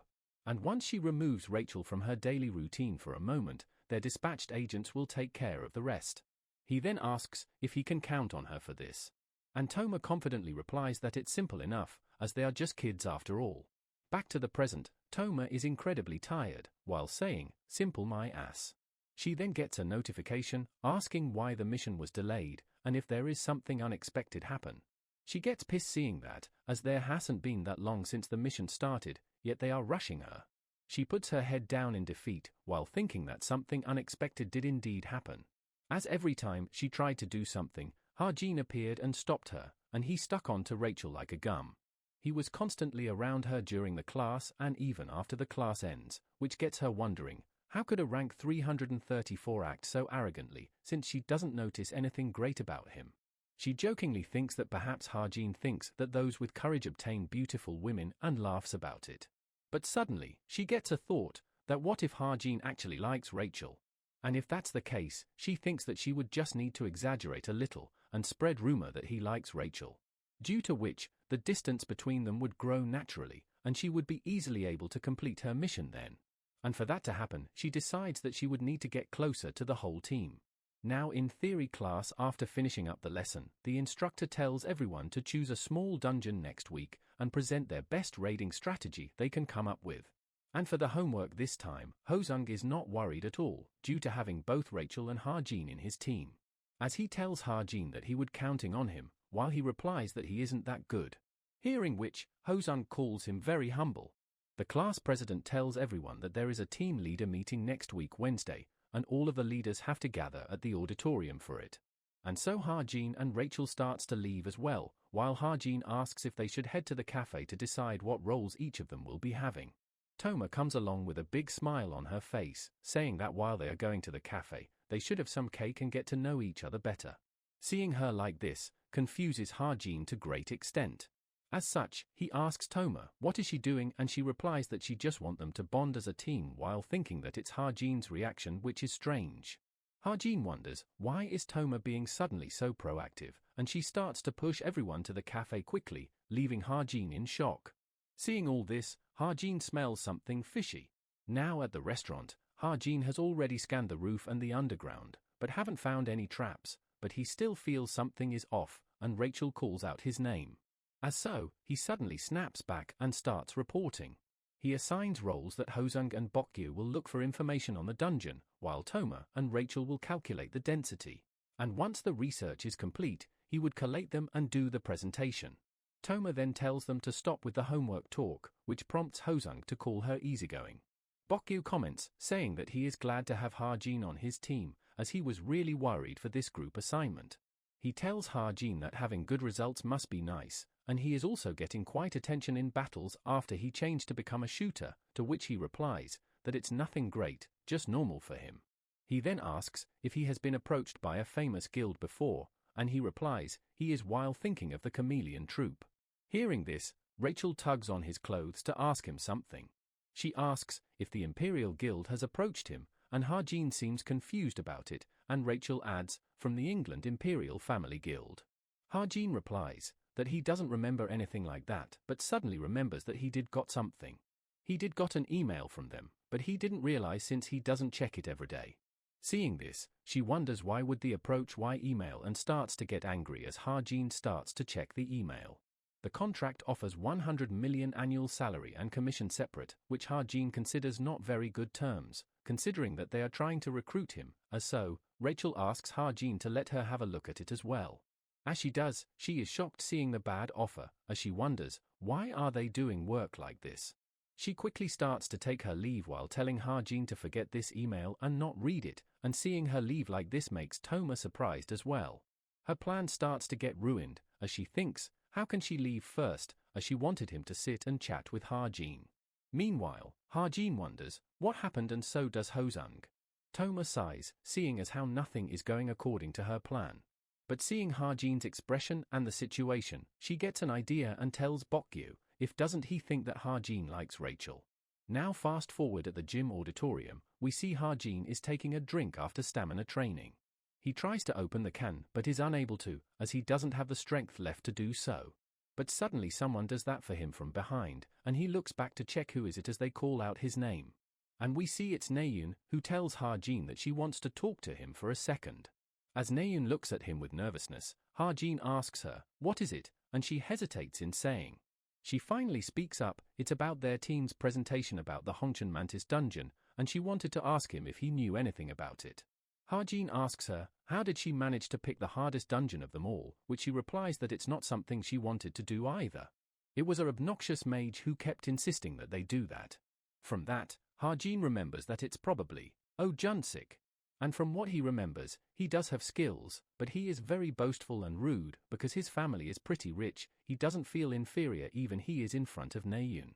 As such, Ha-jin decides to tell her the necessary information for it, and tells her that she would get bonus points since it's much more difficult.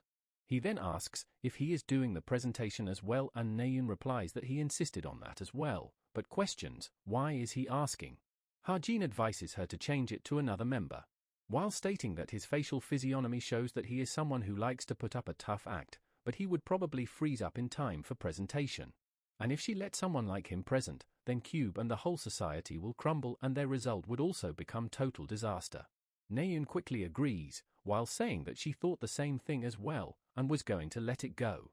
After yapping for a bit, she claims that she has never seen anyone do whatever they want even more than her, and Ha-jin comments that she does recognize that she does whatever she wants to.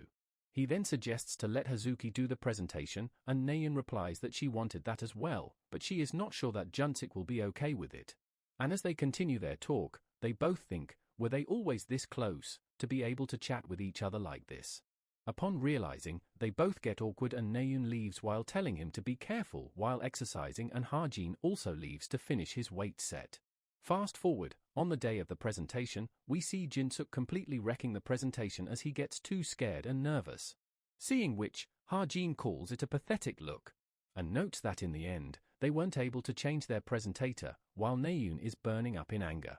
After the presentation, Jinsuk walks back as if nothing happened, while casually apologizing for getting too nervous. Both Naeun and Hazuki are left speechless at first, and then Naeun gets furious at his attitude and Hazuki tells her to let it go. Naeun plans to knock his shit off when she meets him after the class. And as the instructor calls for the next team, it's Ha-jin's turn, who walks past by her, wearing glasses.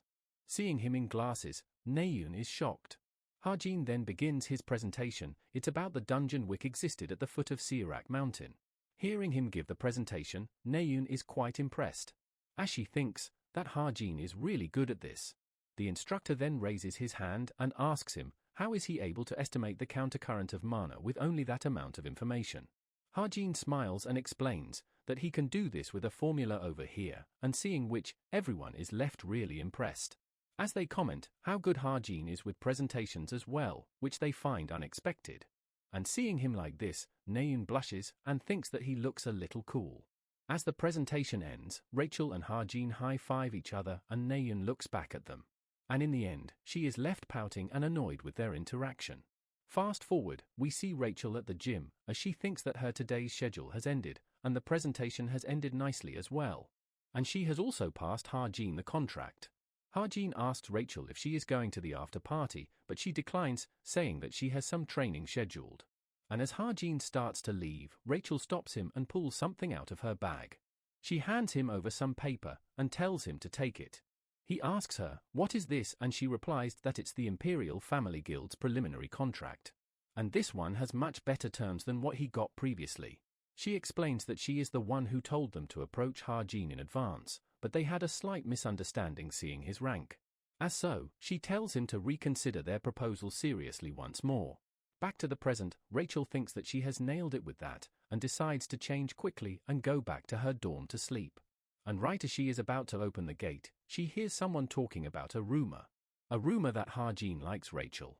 Though they wonder if it's true, and it's okay for Ha-jin to even do that, and they apparently also heard that Ha-jin has already confessed to her, while Rachel is standing outside, hearing all this. And as she processes the information, she blushes hard, while thinking if Ha-jin actually likes her. Rachel is quite flustered while hearing that Ha-jin already confessed, while thinking, what the hell are they saying? But more importantly, she wonders, how does they even know, as the girls comments that Ha-jin looked suspicious to them, and assumes this was the reason he was following Rachel around. Hearing which, Rachel gets angry, as they were only doing it since they were in the group and while angrily calling their comments nonsense. She then suddenly remembers her moments with Ha-jin, while thinking that he had to be around her, and then she remembers Ha-jin saying that he is a fan of hers. They then comment about the difference in both of their status, and as she is standing in the way, someone bumps shoulder with Rachel. And we see it's Naeun and Yoon-ha, as Naeun asks Rachel, what is she doing? Rachel freezes up and replies, nothing, and Naeun gets pissed while telling her to get her foot off hers already. She apologizes and Naeun and Yoon-ha enters the changing room, while Rachel thinks it's going to be a problem if they enter the room right now. The girls inside asks Naeun and Yoon-ha if they heard a rumor. Meanwhile Rachel freaks out, wondering what should she do, since it would be a problem if the ridiculous rumor keeps spreading. Right as they were about to tell them about Ha-jin, Rachel quickly enters the room. Seeing her, the girls wonders if she heard them, and quickly runs away while Naeun asks them to finish what they were trying to say. She tries to ask what they were trying to say about Ha-jin, but they run away and Naeun is left confused. Meanwhile, Rachel gives a sigh of relief, and Naeun is annoyed thinking what they were trying to say. Yoon-ha speaks up and asks Rachel that she seems to be on the same team as that person. Hearing which, Rachel is confused as to who that person is and Naeun clarifies that Yoon-ha is talking about Ha-jin. And for that some reason, Yoon-ha is unable to say his name out loud, which Yoon-ha denies. Yoon-ha continues with her question and asks Rachel, how is it? But Rachel is confused at what Yoon-ha is trying to say. Yoon-ha smirks, while asking, why is she acting like she doesn't know? She is talking about the fact that the Imperial Family Guild already made contact with him, which everyone already knows. She comments sarcastically that it's surprising that Imperial Family's precious preliminary contract was used on a rank 334, it wouldn't make sense unless the Imperial Guild has gone crazy. Though, she would have understood if it was someone who saw what he was hiding. Hearing their talks, Naeun is confused, while wondering, what are they even talking about? Rachel replies that she is not sure what Yoon-ha is getting at, and even so, they have the right to contact him early based on their treaty. Yoon-ha laughs, while saying that she was just joking about it. But she then warns her that it would be wise for them to not use that privilege carelessly, as it wouldn't be good if she makes enemies with people around her unnecessarily. Rachel realizes that Yoon-ha is giving her a warning, and assumes that she is telling her that she had dibs on him first, and doesn't want Rachel to cross the lines here.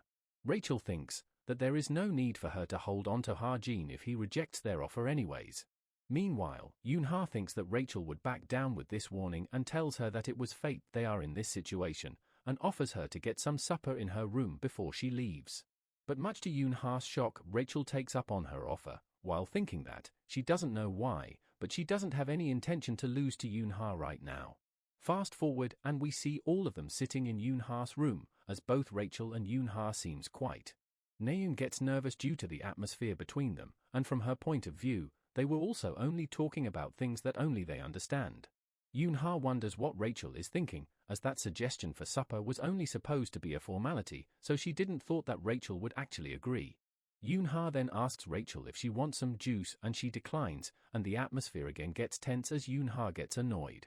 But Yoon-ha walks up and gets some juice for herself, while beginning to ask Rachel something. She questions Rachel, how did she came to know about Ha-jin?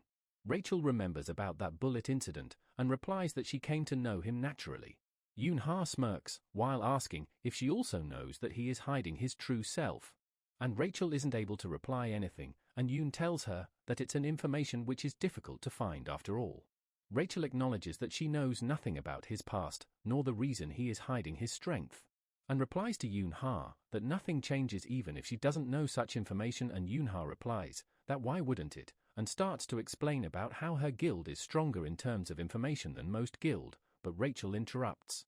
While saying that what she meant she still has the upper hand, by waiting patiently until Ha-jin himself tells her why, at least compared to looking into him and finding out that information.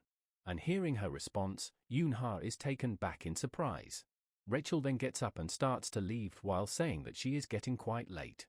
On the way out, she thanks Yoon-ha for inviting her to supper. Meanwhile, Yoon-ha and Naeun are completely silent. But Naeun shouts and complains about those two saying things that she doesn't understand at all, while asking them to speak in Korean, while in fact the conversation was in Korean. We switch scenes to Cafe Carrot, and there the two girls tells Toma that Ha-jin likes Rachel. She tries to act surprised at this revelation, while the blonde girl guesses that she didn't heard the news since she came from outside, but apparently Cube has been in uproar due to that rumor recently. But in reality, Toma knew it, as she was the one going around and spreading this crazy rumors. The black-haired girl comments that while they've been hanging around together a lot lately, she assumes that is due to them being a team, hearing which Toma gets a bit nervous. And, once Rachel graduates from Cube, she would become the captain of the Imperial Guild. She could just be making more acquaintances in advance, which actually sounds convincing to the blondie. And since Ha-jin improved to 334 recently, he is actually perfect for England's Imperial Guild, ranked 60 at the world. Hearing this all, Toma thinks that this isn't how it's supposed to go. Her plan was to first get closer to some Cube cadets and then lead them to spread the rumors even more. So she cannot have these rumors dying out already. She thinks that she has to get them more interested in this. As such, she tells them that she saw Ha-jin staring at Rachel, and his eyes seemed full of love, which she herself thinks sounds a little far-fetched. But they believe her, and get excited hearing it, and Toma notes that they are at age where they are very interested in other people's affairs. Toma then starts explaining made-up scenarios to them, while we see her smartwatch glowing. Meanwhile, we see someone has access to her smartwatch and is reading her messages. And it's Ha-jin, who already expected that she came to Cube for other reasons. Last month, he met Toma at a nearby convenience store, as we see Toma approaches Ha-jin and greets him. And Ha-jin feels that he has been running into her a lot more recently. But while talking, he notices something strange about her watch. And upon checking it, he realizes that it's indeed a fake one, since it cannot deceive his eyes. As he reads her messages, he confirms that Toma is indeed after Rachel. Although he had to use ATSP so that she doesn't realize that she has been hacked, he did got some good information from it. He chuckles thinking that Toma wouldn't imagine that she is leaking information. Some of her messages informs Ha-jin about an item that Toma's organization has put on the management center on the lowest floor in underground area B3. And since the date is tomorrow, Ha-jin realizes that he needs to hurry up, and just then, his smartwatch buzzes. He gets a message with a picture. Seeing it's a question, he wonders if it's Rachel. But later realizes that it's not her, and we see it's actually Naeun. She looks over to Rachel, who is sitting right across her, and upon seeing her ponder over it, she notes that it must be difficult for her as well. She sighs, and thinks that it's probably a piece of cake for Ha-jin. She looks over to her smartwatch, and thinks, what should she text him to ask her to teach her this? In the end, she finally texts him, simply asking to teach her the question. She claims that while she is close to solving it, she is still asking just in case she gets it wrong. And fast forward 20 minutes later, she still haven't got an answer from him, which makes her think that he ignored her. And right as she angrily gets up, her smartwatch buzz. Upon noticing it's from Ha-jin, she chuckles and sits back down. Back to Ha-jin, who took time to write an answer since he had to write something that Naeun can understand. He thinks that Naeun really works hard on everything she does, just like in the previous presentation too, which makes him believe that she would actually become a better hero than her own brother. And from that, he remembers that he completely forgot about her brother. As although he is in coma right now because he become a seed of the demon, he would become demon after the incubation period. And there aren't any heroes strong enough to defeat him yet. No one knows how long he will stay asleep either. So, he has to do something before that happens. But the problem is that he is the only who knows that Chai Jin-yoon is in this state. It would be impossible for him to get close to him by himself. Unless he can disguise himself. He remembers and picks up the card that Captain gave him. And remembers that she asked him to join them. Upon receiving the card, he sees the name as Geronimo Mercenaries. They are currently one of the top few mercenaries currently. However, it's actually just a disguise for the Chameleon Troop, though he still doesn't know why they recruit him instead of Shin, which makes him wonder how much the story will change with this. And if he can get help from them, it would be possible to kill Chai Jin-yoon without anyone realizing it. Suddenly, Evangel wakes up and calls him out, and asks if he is not sleeping yet. He apologizes to her for waking her up with lights and picks her up to get her back to sleep. Ha-jin decides to slow down a little right now, since if the incubation period for the seed is around 5 to 6 years, he will still have 1 year left. And with that much time, he is sure that there is a way to resolve this. Fast forward to the next day, as the instructor tells them that today's practical training would be a mock relic war. Ha-jin remembers that normally for relics, the country that found them will become their owner. But there are numerous countries that have been destroyed by outcalls in the world. As such, in the current situation, relics discovered in those empty lands belong to the finders. In order to obtain those relics, guilds or even demonic humans would fight among themselves, which is known as relic war. In simple words, this training exercise is for them to experience what a real relic war would be like. The instructor explains that the size of the relic excavation site will be extremely large. The theme will be melee. The command hierarchy, methods of contacting other team members, and the location of relic are unknown, so they would need to make good decisions every turn. During the training, the white team will be in charge of defending and the black team will be in charge of attacking. When they judge that they have taken a fatal injury, or if they shout surrender, then they will be disqualified. He then snaps his fingers, and we see everyone gets a blindfold on their eyes and are unable to see anything. He tells everyone to calm down, as it's his mana, so they shouldn't be surprised. He has covered their eyes so they can randomly assign them to all different locations, and they start to get moving. Though Ha-jin is not surprised that an upper intermediate hero is capable of covering eyes of this many cadets at once. But despite this, Ha-jin is completely able to see through it. He explains that when someone mentions a relic excavation site, people would usually think about pits, but the most advanced technology that is used would make it closer to being an underground bunker. Since there are people who possess all sorts of amazing talents in this world, and as they reach the underground floor 1, Ha-jin remembers the number of people who would be assigned here. And that would be 15 cadets. And underground floor 2, 25 cadets. Underground floor 3 has Chai Naeun and Rachel and 15 other cadets. Due to this, he notes that there is going to be a huge fight between them. And as he reaches his location, he notices that he is on underground floor 4, and on the black team. Though he also wanted to find out where Shin Jong-hak and Suho is, but he has no choice, and he wonders if the area he is in is residential. Suddenly, he notices someone in the other room.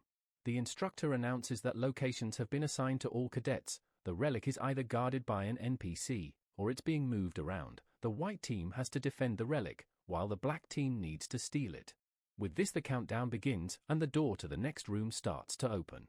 Everyone gets ready as the countdown starts from 5, 4, 3, 2, 1. And the relic war begins. Ha-jin readies his weapon, and remembers that the relic that Toma is supposed to collect is in the B3 region of the lowest floor.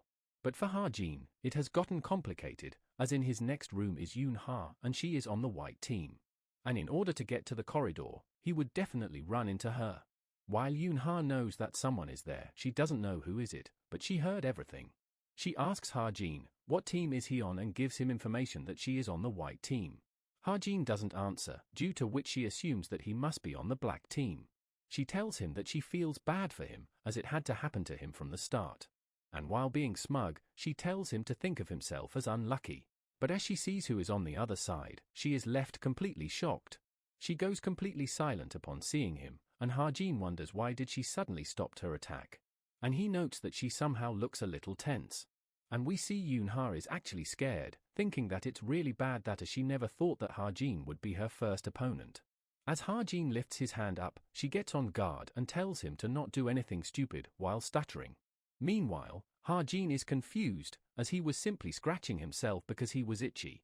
Yoon-ha knows that while his weapon is a normal cadet pistol, he is able to produce an attack powerful enough to pierce through enhanced body protection. As such, Yoon-ha wonders what should she do right now. Should she fight him? But as she looks behind her, she thinks that she is screwed, as the outside corridor is narrow and just one direction. No matter how she runs, she would in range for his weapon. But she tries to pull herself together, as this could be an opportunity for her. Since so far, she has only estimated how strong he is through observation. And this is an opportunity for her to personally find out how strong Ha-jin truly is. Right as Ha-jin starts to call out her name, we see Yoon-ha attacks him with her whip. She strikes right on his hand, which makes him drop his weapon. And as his weapon is in the air, Yoon-ha uses her whip and pulls it towards herself. She gets quite happy upon taking his weapon, thinking that she was actually able to pull it off, as she didn't thought that she would be able to take it away. And such, she thinks that perhaps Ha-jin is actually not that big of a deal.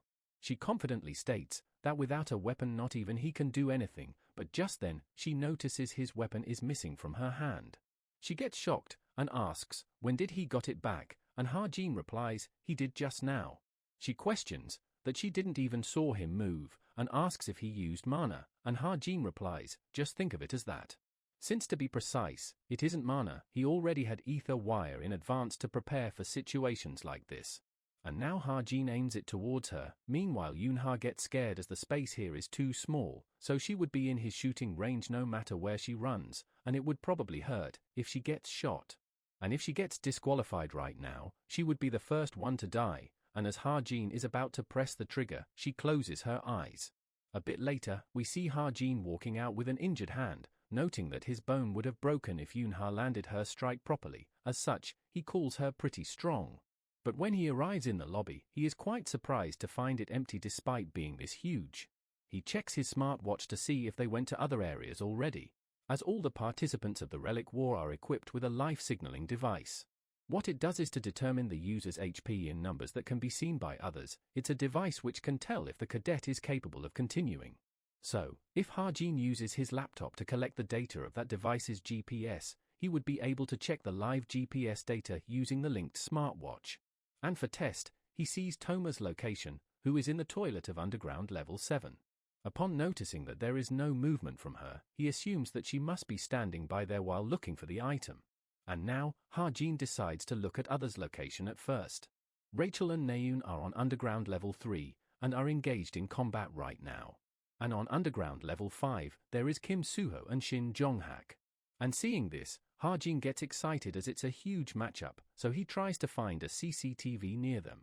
Both of them are simply standing against each other. Meanwhile Ha-jin is listening in as they both comment that they knew a day like this would come. But suddenly, someone shouts near Ha-jin, and he gets surprised. He calls it quite a rowdy way to pass by this area, though he realizes that he got completely sidetracked, as he need to go to Toma. He tracks her location, and gets going. We switch scene to a black uniform cadet surrendering to someone. And it's actually against Naeun, who is quite proud of herself, as she got her 3rd kill, and she finds it quite easy. She is quite surprised at herself, as she got this good in less than 3 months of changing to using a sword. As such, she calls herself pretty talented with it. Ji-yoon then calls her out and jumps on her in happiness of getting saved, while Naeun asks her, where was she all this time? She replies that she was hiding when she got found out by the black team, and was barely able to escape. Naeun chuckles and says that it's nice to see her here. She notes that while a supporter like Ji-yoon would be really weak in direct combat, she would be of help in a combat situation with her buff skills.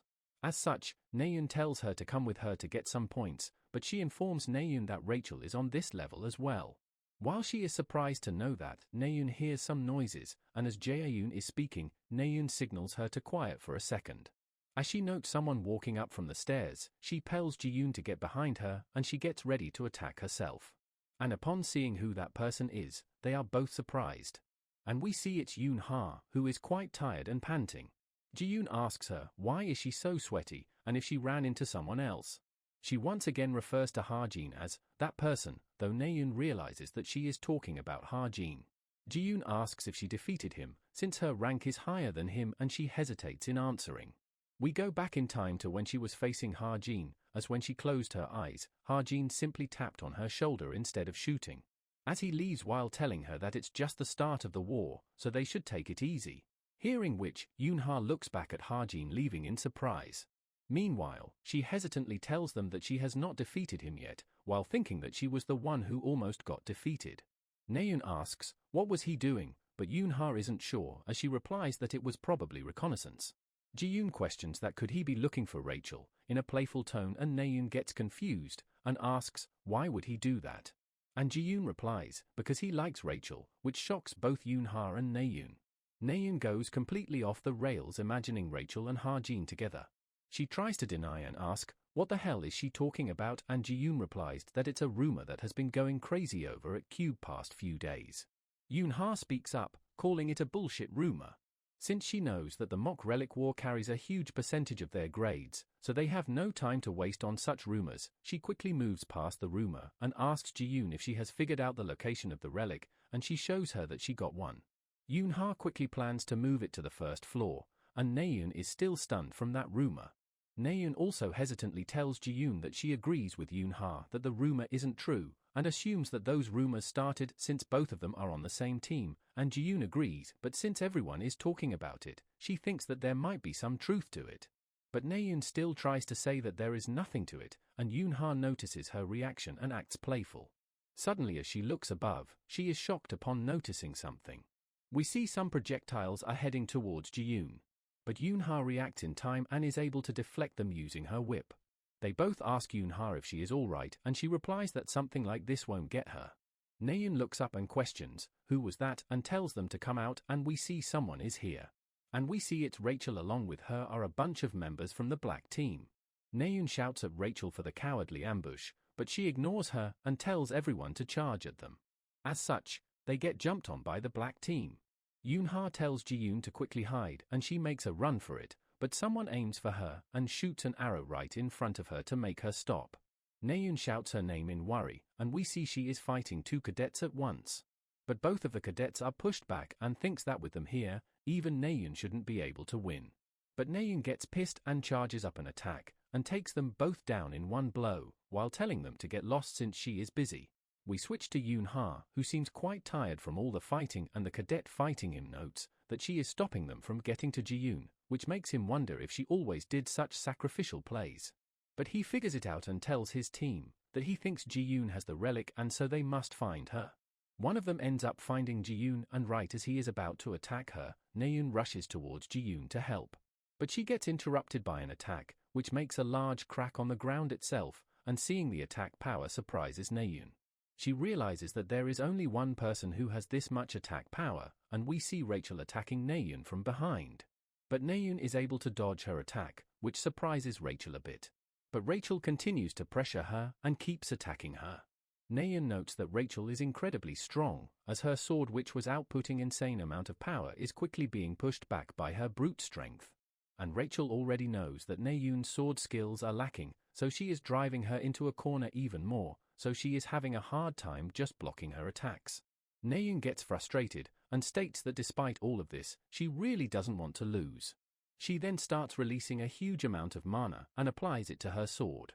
As she attacks Rachel, she is able to dodge and notes that Naeun's energy has suddenly changed. And her mana is also really impressive, but despite this, she notes that Rachel is still inexperienced in using it. So instead of countering, Rachel decides to keep dodging and wait for an opportunity, but suddenly she trips and loses her balance. Naeun notices the opportunity and jumps up to attack, while mocking Rachel for her lack of focus. As she lands the attack, Rachel is able to dodge it barely, and plans to quickly close the distance between them. But suddenly, the ground beneath her starts to crack. And everyone around gets shocked, as the ground completely breaks and Rachel falls inside, while they shout her name in worry. Down there, Rachel is quite shocked upon seeing the whole floor collapsing from a single strike from Naeun at that. She hears others from above and snaps back, realizing that she doesn't have time to be in awe and she needs to join up with rest of her team. But suddenly, someone arrives at her location. And we see it's Suho, seeing whom she is quite surprised, while she pants and realizes that it's quite bad timing. Suho then rushes towards her to attack. We now switch scenes to on the other side of underground floor 6. Ha-jin notes the CCTVs and notes to be careful so they don't get suspicious of him. He stands outside the toilet and starts to act while thinking out loud on where the toilet is, while wanting to go in and see. Inside there, he notices someone sitting in one of the stalls. And as he opens the stall and looks inside, he finds a frightened man with a relic in his hand, and Ha-jin is surprised to find the relic here. As he takes away the relic from him, the guy runs away in fear, begging Ha-jin to spare his life. And we see that he is actually an hologram, and Ha-jin is quite impressed by how real it looks. But regardless, he sits on the toilet and has gotten a relic as well unintentionally, and now thinks to somehow take Toma out. He notes that Toma is right below him, and she is waiting in the toilet of the 7th underground floor. He remembers the message and the meetup time and notes that it's 15 more minutes until the designated time period, and wonders what can he do. He suddenly gets an idea as he looks up towards the vents and realizes that the vents should be connected to underground floor 7. And so, he decides to use his stigma's magic to make it into some kind of mana smoke that can put Toma to sleep. And it works, as Harjin starts to spread it on the underground floor 7 toilet through the vents. Meanwhile, Toma is annoyed and wonders, what is this, and Harjin comments that it's useless even if she fans it away. Because this smoke is controlled by his mind, as it goes straight inside her nose, and she starts to cough and wonders what the hell it is. She gets up and starts to feel really sleepy due to this. She tries to resist falling asleep, but in the end, she ends up doing so and falls on the floor. And Harjin notes that his mission was a success. He then arrives in the CCTV room and checks if anyone is in the room. He sees the box and wonders if this is the item and decides to open it up and check. As he opens it up, he is quite surprised upon seeing what the item is. It's Gimlet of Weakening, which weakens a target it slashes, and is imbued with a magic effect called Weakening. Harjin is shocked seeing it, as it even has an advanced enchantment engraved on it, and that while it's not a relic, it's still worth hundreds of millions. And so, he gets happy as the item now belongs to him and he starts to leave with it. While leaving, he has also deleted all the recordings, which solves all of his problems. Upon reaching the above floor, he notices Rachel is standing there, and questions her current conditions upon seeing her like this. As he calls her out from behind, she freaks out, and as she turns back, Harjin tells her to calm down, as he is in the black team as well. He asks her on what happened and she replies that she was part of an ambush and failed. And then she ran into Suho, from whom she barely escaped, and then Naeun caught up with her, and after getting away, someone else fired magic at her. Hearing this all, Harjin comments that she went through a lot. She asks him, how many people has he taken down, and he replies, none, and asks back same to her, and she replies, only one so far. Harjin notes that at this rate, Rachel will get a low score in the Relic War, and it's not hard to catch up on those scores.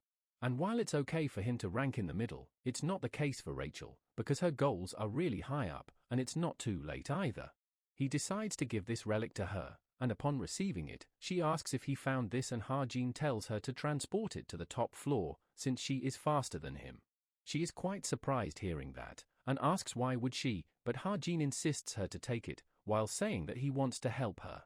Rachel is quite surprised at this situation, as she looks on at him with surprise. He also tells her that there is an emergency staircase on the right-hand side of where he came from. She can go from there, as he doesn't think anyone would be there. But Rachel is still hesitant, and asks if it's okay for her to do this. Suddenly, someone yells at her from behind that they found her, as she turns back. And we see it's Naeun, Yoonha, and their group, seeing which Harjin gets a bit worried as well. Naeun also notes Harjin, and sees the relic in Rachel's hand as well, and notes that she took it from someone else's hands. Harjin tells her to hurry up and go quickly, but she still hesitates to do so. He then tells her that he would buy her as much time as he can. And so, she tightly grips the relic and starts to run away while blushing and thanking Harjin for it. One of the girl, upon seeing Rachel run away, shoots at her to stop her from running. But much to her shock, her attacks gets intercepted and blocked before it could reach Rachel. And we see it's Harjin who shot her arrow down in mid-air, as she calls him a pest for doing so.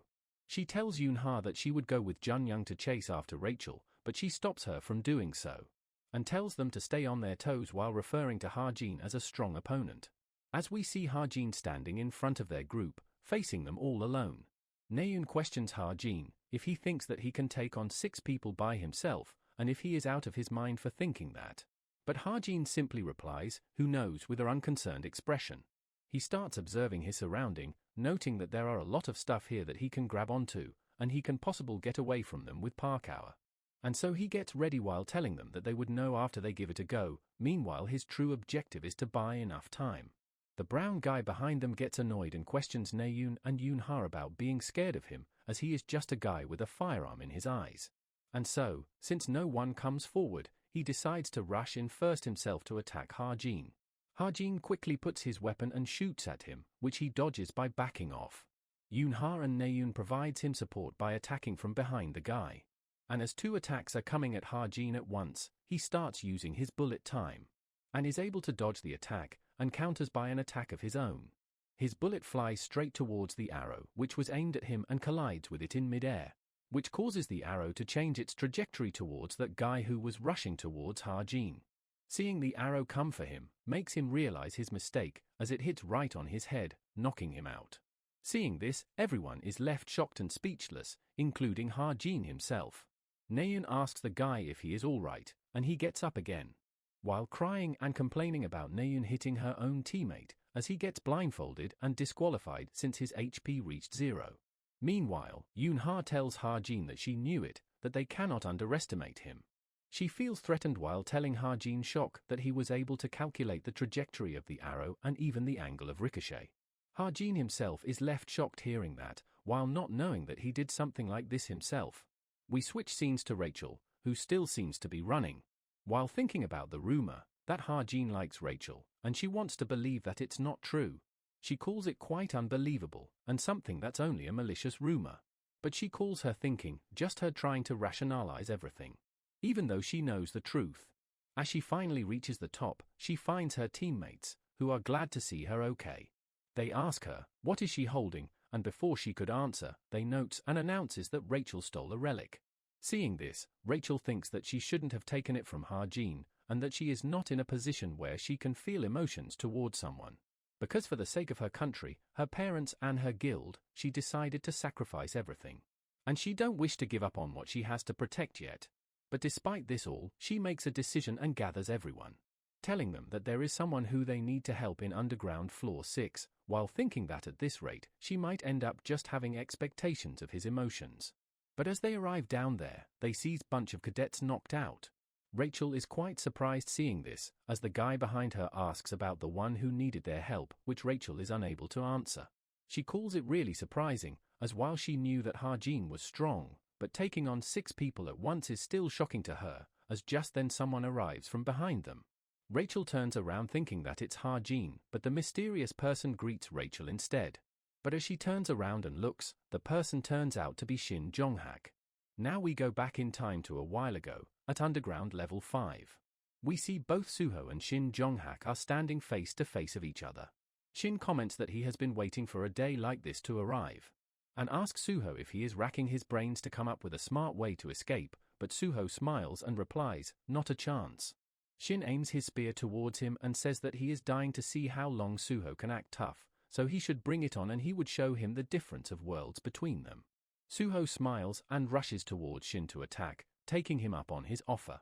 Both of them clash, as Suho states that he is not going to go easy on Shin, and Shin replies that he should at least not show him a pathetic performance. As their battle continues, they both seems evenly matched, and Suho dodges a strike of his spear. Shin quickly pulls back his spear, causing him to graze Suho's clothes, and notices an opening to attack.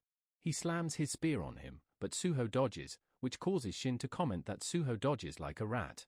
But as he tries to pull his spear back out, he is unable to do so, as it's stuck in the ground. He gets worried and annoyed, and realizes that he made such a beginner mistake, while Suho takes advantage of this and kicks Shin on his face. It causes him to fall on the ground and also disarms him of his spear. Suho points his sword at Shin, signifying his loss, as he again remarks that it's like he told him before, that he won't be going easy on him. But Shin believes that it's not over just yet, as he strikes the floor with his palm. Suho asks him what is he talking about and notices that Shin has struck a pipe that was going through the ground. It explodes and causes a smoke screen, blinding Suho for a bit. And in the midst of that, Shin is able to escape and disappear. As he walks down the stairs, commenting that he let his guard down this time, and he would make sure to pay him back next time for sure. Back to current time, Shin says that he was doing something else here. Both Rachel and Shin notices each other and glares at each other awkwardly. One of Rachel's teammates asks Shin if he defeated those guys lying on the ground, and while he stutters a bit at first, he acknowledges that he is the one who did it. Hearing which, causes a reaction out of Rachel, while her teammate comments that there was no reason for them to come here. We then get her explanation for this from Ha-jin, who explains that Shin, who lost to Suho in a fight, discovered Yoon-ha and Naeun having trouble with someone who was speedy, and so, he launched a surprise attack by throwing his spear and disqualified 2 cadets with it. Shin thinks that although he just stole some kills, it's still true that he was the one who took them both out. But Rachel seems a bit angry as she tightens her hand, and Shin comments that in this case, he would be leading the black team now.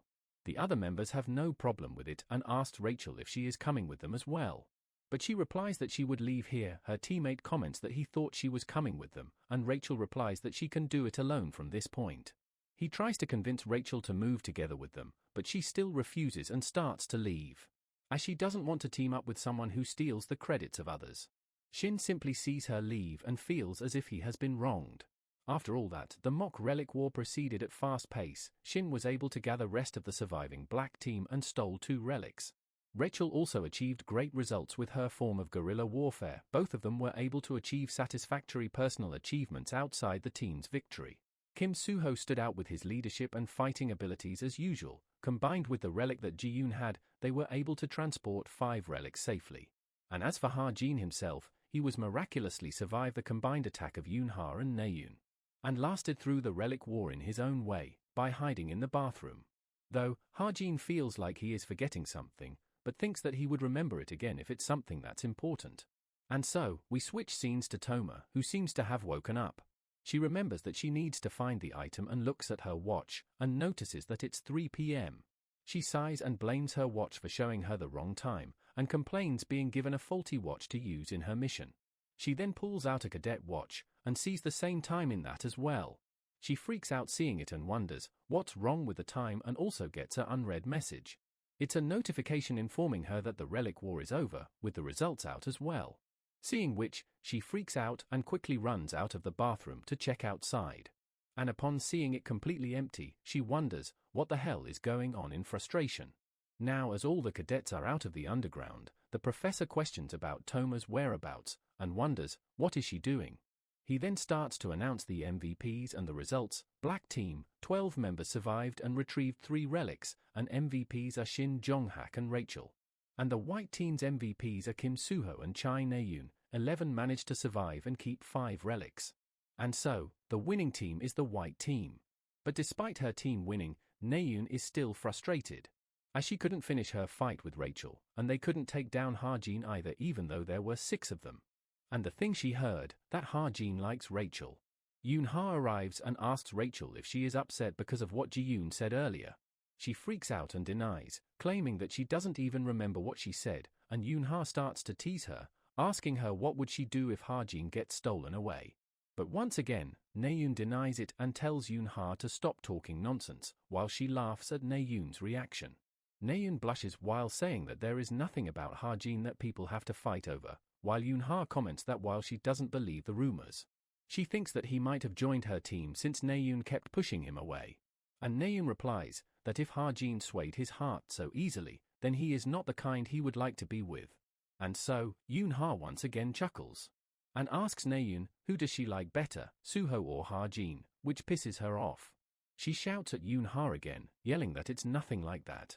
Hearing her shouting, Shin arrives, asking her what is happening and why is she screaming. Seeing Shin, Yoon-ha gets happy and excited, and Na-yoon asks him, since his team lost, how does he feel? He tries to act cool, replying that it's unfortunate, but since he is the MVP of his team, it's good enough, and it cannot be helped. Since Na-yoon was on the white team after all, and hearing the praise, she starts to get on high horse, acknowledging the fact, which makes Yoon-ha think that she is so simple. They all then note Professor scolding someone. And we see it's Toma, as the professor asks Toma to explain herself for staying in one spot throughout the whole test. Everyone else wonders what is happening over there, as Professor scolds Toma. Shin starts to leave, since there is nothing else to do, and Yoon-ha also happily says bye to him. But he ignores her and instead tells Na-yoon that he would talk to her later, which kind surprises her, and Yoon-ha gets upset over it. She once again calls out to Na-yoon, and she asks, what is it? Yoon-ha questions that if she doesn't like Ha-jin or Soo-ho, then perhaps it's Shin Jong-hak, but before she could even complete her sentence, Na-yoon gets pissed and calls her crazy for even thinking that, which makes Yoon-ha sure that she definitely doesn't like him. Yoon-ha suddenly tells Na-yoon that she is envious of her, and Na-yoon doesn't get what she means, and asks, what is she talking about? Yoon-ha doesn't reply and speaks in her mind that Na-yoon has 3 people she can choose from, while she has no one. And with this, the midterm's last large-scale practical training, the Relic War, finally ended. Ha-Jin heads back to his room while remembering that he didn't write Relic War in detail, so he stayed behind until it was over just in case, but nothing happened in the end. And now that he is tired, he thinks that he should have just gotten himself disqualified in mid-lesson. We then see Evangel happily and excitedly running towards Ha-Jin and welcoming him home. He also gets happy seeing her and lifts her up and asks her if she had fun. To which she replies that she did, and seeing all the animals behind her, Ha-Jin assumes that to be the case. Ha-Jin reminds her again about what he told her about the spirit animals, and she remembers it well, that they must not be allowed outside. Evangel then asks Ha-Jin about the food, which he apparently forgot since he was so tired. She starts to cry since Ha-Jin didn't bring her any food. Ha-Jin quickly puts her down, claiming that he has ordered it and it would be delivered soon, and quickly goes to toilet. He orders various food for her quickly inside there, and with this, he takes a breather. Suddenly, he notices something, a piece of news, which he was waiting for and got worried since he didn't hear anything about it. He then begins to check his stocks, as he invested around 1.5 billion in it. Seeing its current value shocks Ha-Jin, as his stocks are up to the moon. He cries tears of joy as his 1.5 billion has turned to 15 billion. He thinks that the price will probably surge further, but thinks to sell just now as in case something happens. But regardless, he is quite happy that he has now enough money to fool around and do nothing for the rest of his life. But his mood changes suddenly, as he sighs and remembers something. The fact that this money would disappear once he returns to his own world. We now switch scenes to outside, and see the huge city. And now at Geronimo Mercenaries' office. We see Jane, who is looking for something that she can assign to trainee mercenaries. A requirement is tied to the test mission for joining the group. The target has killed countless people, a villain that deserves to die. But she finds something and contacts her captain, informing her that she got one. She asks her, what's the request, and Jane replies that it's Italian mafia, suspected to be a demonic human, which captain finds good. Jane then asks her if she got the answer that she needed. That if Kim Ha-Jin would join the Geronimo Mercenaries. She once again asks if Ha-Jin really told her that he would join Geronimo Mercenaries, and the captain replies that his answer was positive. Jane asks, what did Ha-Jin told her, and she replies that he told that he would call her later when he has time, and it was on the day when they gave him the business card. Jane notes that from that point on, it's been 2 weeks. Which the captain agrees with and believes that she would get a call soon, and orders Jane to fix the mission, but Jane tries to tell her to wait, but she hangs up. Jane is quite in dilemma due to this. She wonders if Captain is being like because she never had a social life or if she is just bad at noticing. But Jane decides to follow the order regardless, since she was told to do it, and accepts the mission. We switch scenes to Ha-Jin, who seems to be near the woman's dorm and notices that it's his first time being here. While walking, he notices Rachel from behind and calls her out, as she takes notes of him as well.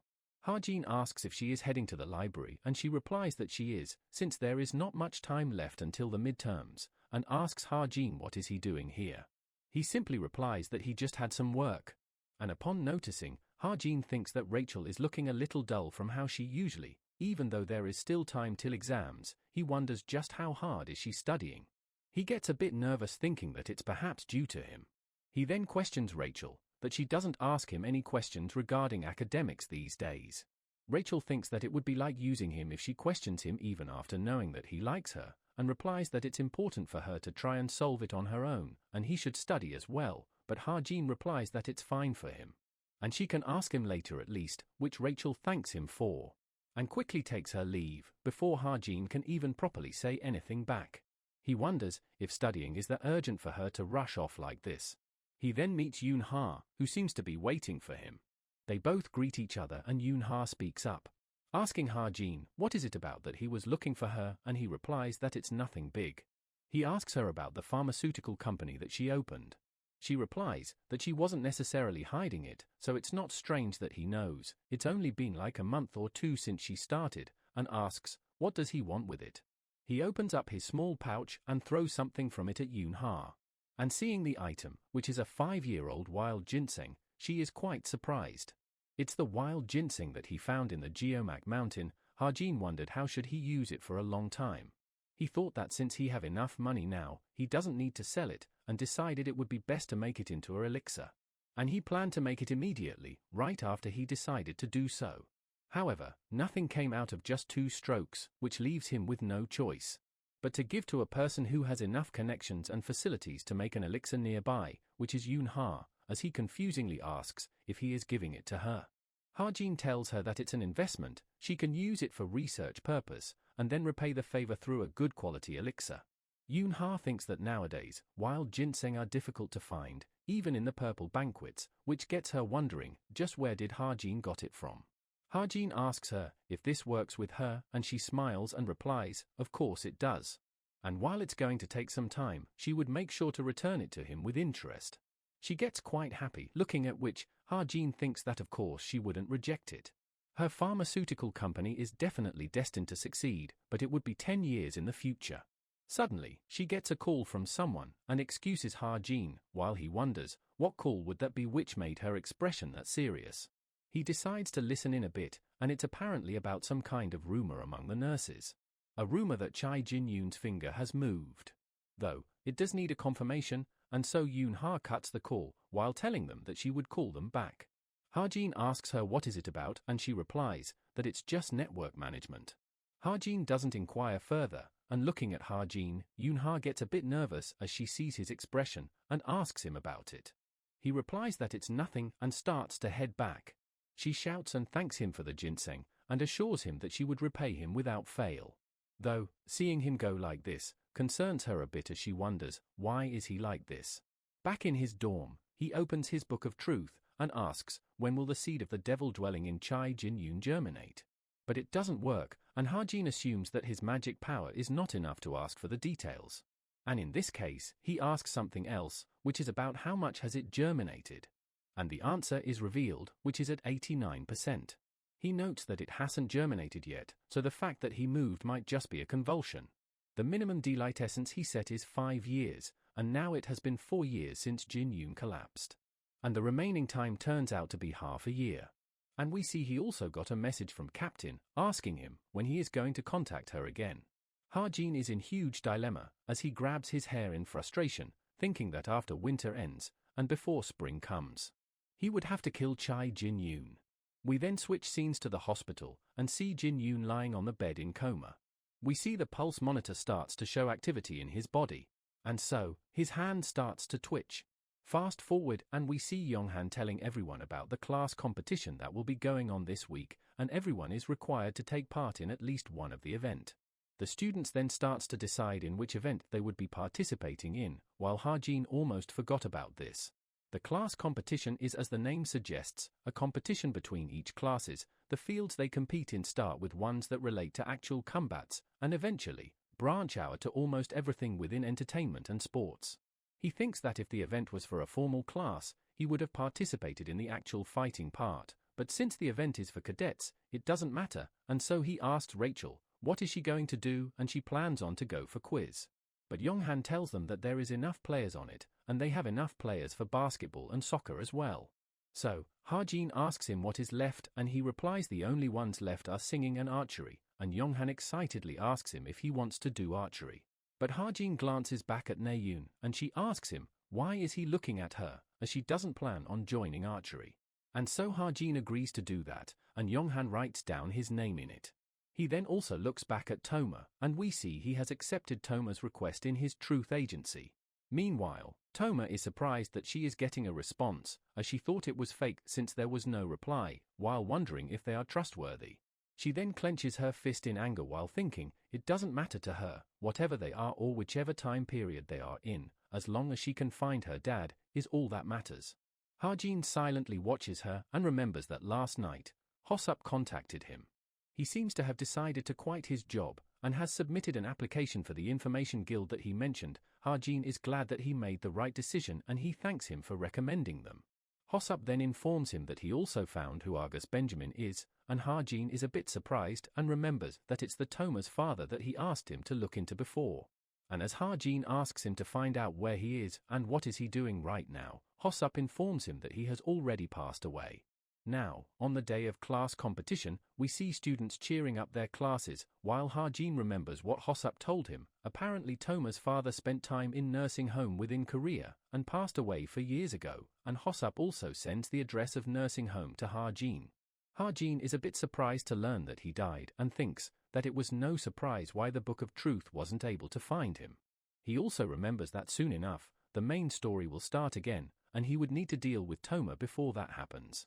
We then see him getting up and starting to leave for somewhere, and Yoon-ha notices him leaving as well. We then see him arriving and sitting in a church. He thought that he would feel a sense of reverence, but doesn't feel it. He then starts to check up his message from the captain, as he converse about the money, and the captain also tells him various other benefits besides that. Ha-jin remembers, the Geronimo mercenaries are the chameleon troop and they are a villain organization. While they have an unspoken rule of not taking unnecessary lives, they are no different from evil society, that kills people and plunders their wealth. But if he were to join the chameleon troop, he wouldn't have to worry about straying away from the main story, and since the pay is pretty decent, he should be able to deal with any unexpected situation that appear. And most importantly, he will be able to kill Chai Jin-yoon. From the very start, he knew that he wasn't capable of doing it alone, but it does bother him that he would have to commit crimes in order to do it, and it gets him thinking if he can really kill another person. And he is unable to decide that, since to him, this world no longer feels like it's just the inside of a novel anymore. Suddenly, Suho arrives at the church as well, and gets surprised seeing Ha-jin there and asks him if he is Christian. Ha-jin asks him what is he doing here and also disagrees with his previous comment, while asking him the same thing, to which Suho also disagrees, and tells Ha-jin that he was just reminded of his past. And so, Ha-jin asks him if he attended church in the past, and Suho replies that it was something like that. So, Ha-jin takes a lot of guesses on what he attended, but he was wrong every time. And lastly, he asks if it's a religion from another world, which visibly changes Suho's expression. Though, Suho calls that claim ridiculous. But he then calls out Ha-jin, and asks if he thinks that there might be another world, something like the Lord of the Rings.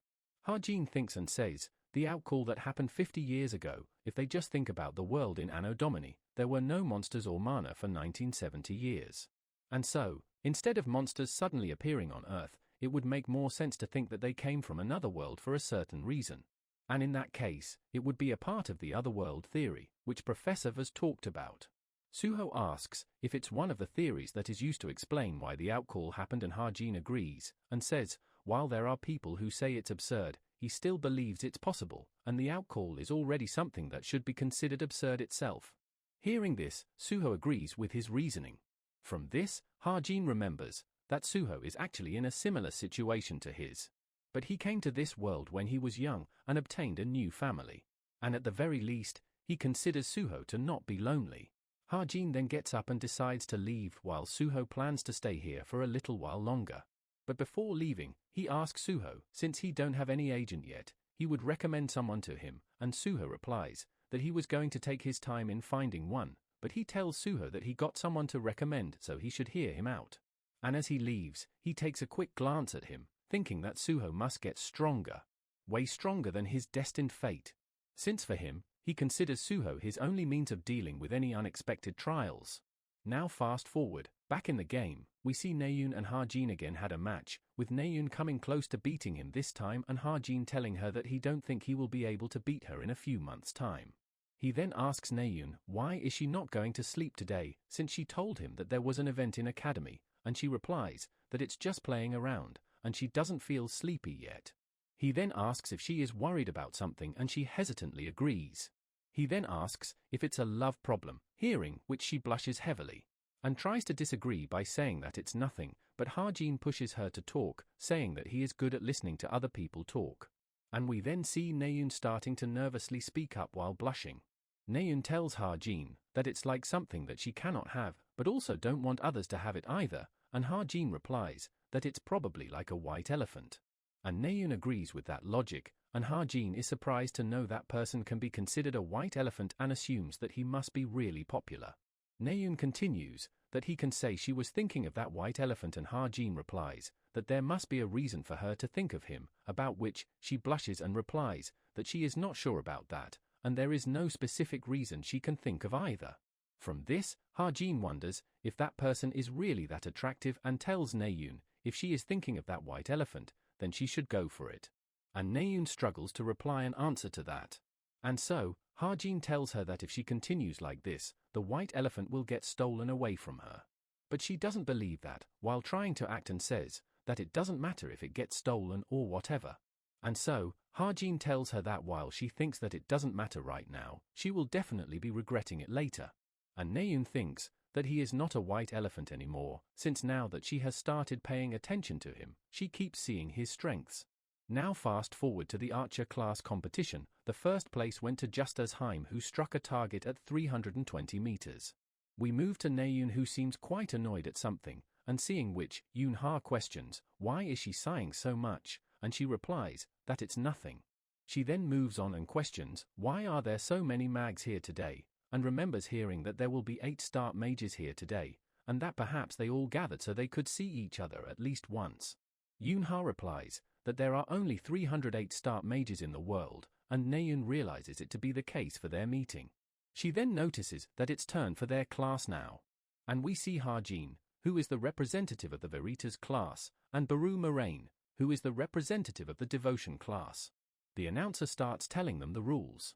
Both representatives will fire an arrow in their own lane at their target, and the one who strikes the target furthest away will win, and they would only have one chance to hit each target. But there will be one difference, and the announcer asks Ha-jin to fire his arrow, starting at 50-meter distance. And right as he prepares to fire his arrow, we see his whole body getting pushed down. As the mages will be inflicting numerous effects to hinder the archer, and Ha-jin thinks that in this world, just hitting the target is no fun for both the audience and the archers. But, regardless, he finds these effects way too strong. We then see someone getting asked if the cadet with the red hair down there is their nephew. And the person in question is an 8-star mage, Archduchess Ahane. She replies, he is, but unofficially, though she does consider that he has grown up splendidly, which the mage behind her agrees. Ahane comments that her nephew looks even better when placed beside Ha-jin, whom she refers to as an average-looking boy, hearing which, the mage behind her chuckles nervously. And looking at it, Ahane doesn't find Ha-jin form to be too bad. She then asks the mage behind if she can take over from 350 meter onwards, since she believes that no one will be able to reach 350 meters anyways. The guy then remembers getting orders from his superior to let Ahane do whatever she wants. So the guy agrees, saying that it's just an event after all, and the cadets would feel honored just by her attendance here alone. And now we see Ha-jin has reached and struck the target at 300 meters, and Baru comments that he is pretty good, and that his talent isn't a lie. Ha-jin replies that he looks pretty relaxed, and Baru responds that it's just the difference between their skills, which pisses off Ha-jin. He asks Baru if he is not considering the fact that his aunt might be trying to hinder him.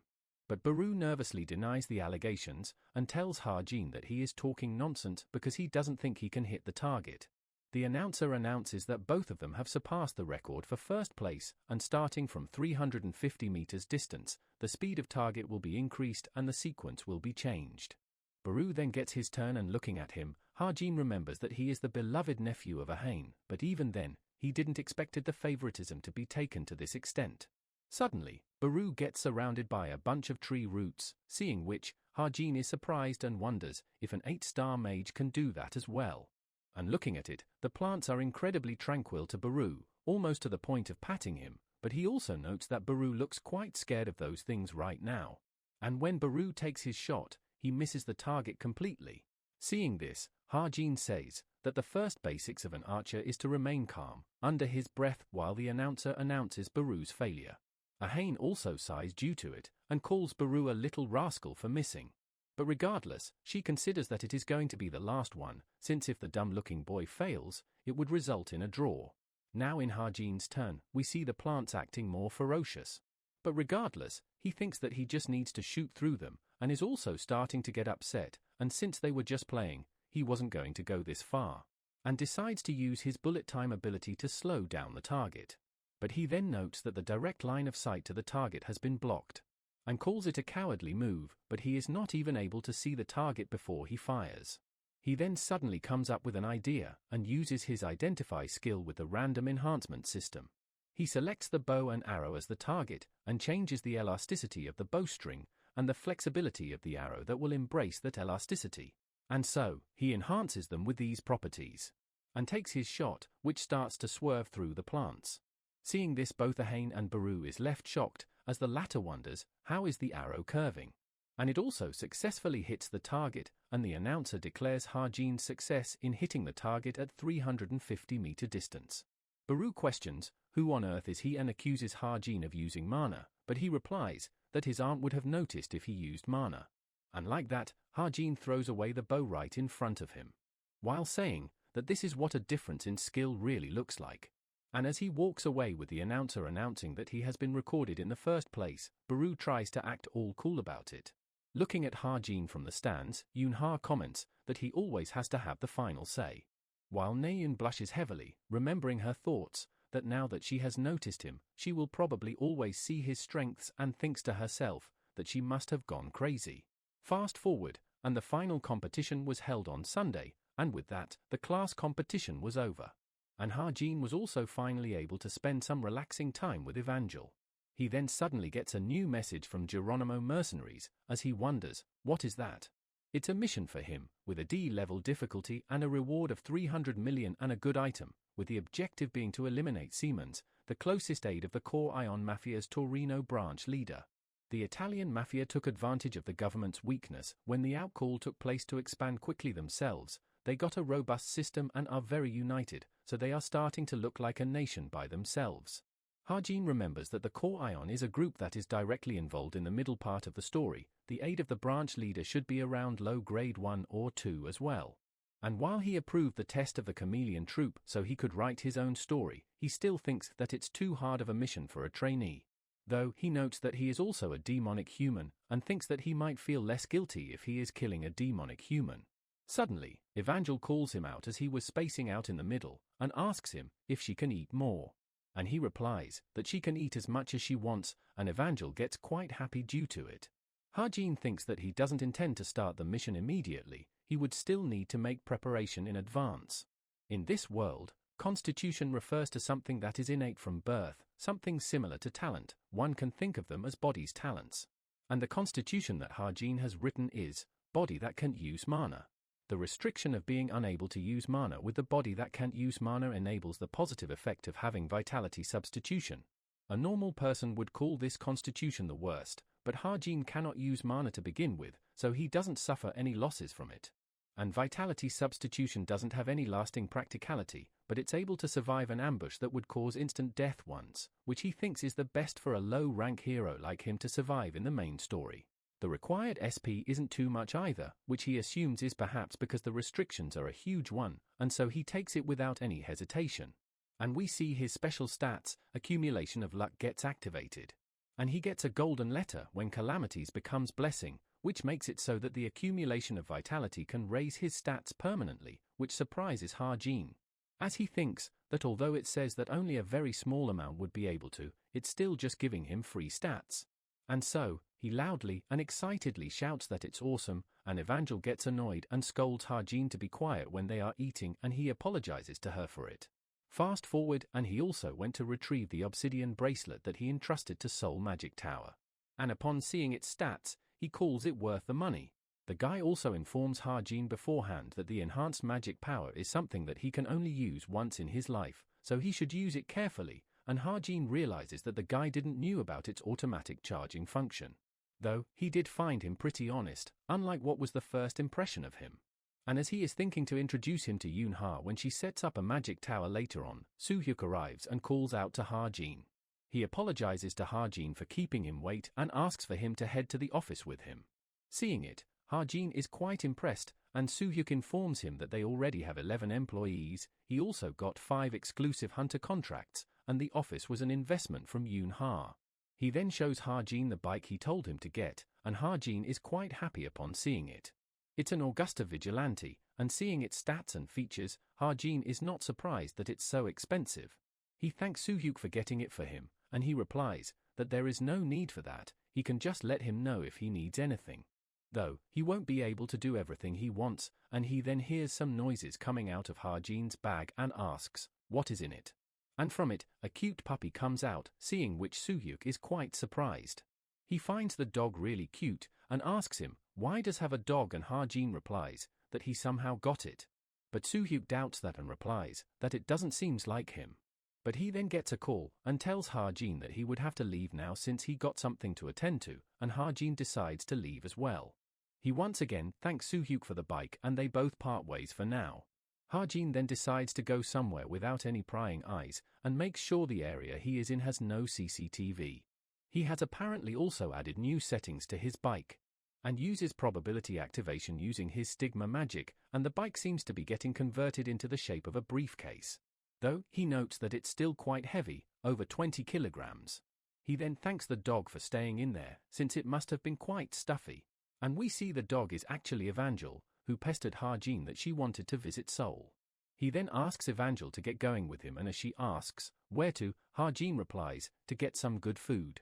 We then switch scenes to Yoon-ha, and some lady who is telling her to take a good look, as all the land around here will become hers in the future, and that old lady is Yoon-ha's mother, Jin Yo-jung, who is a real estate mogul.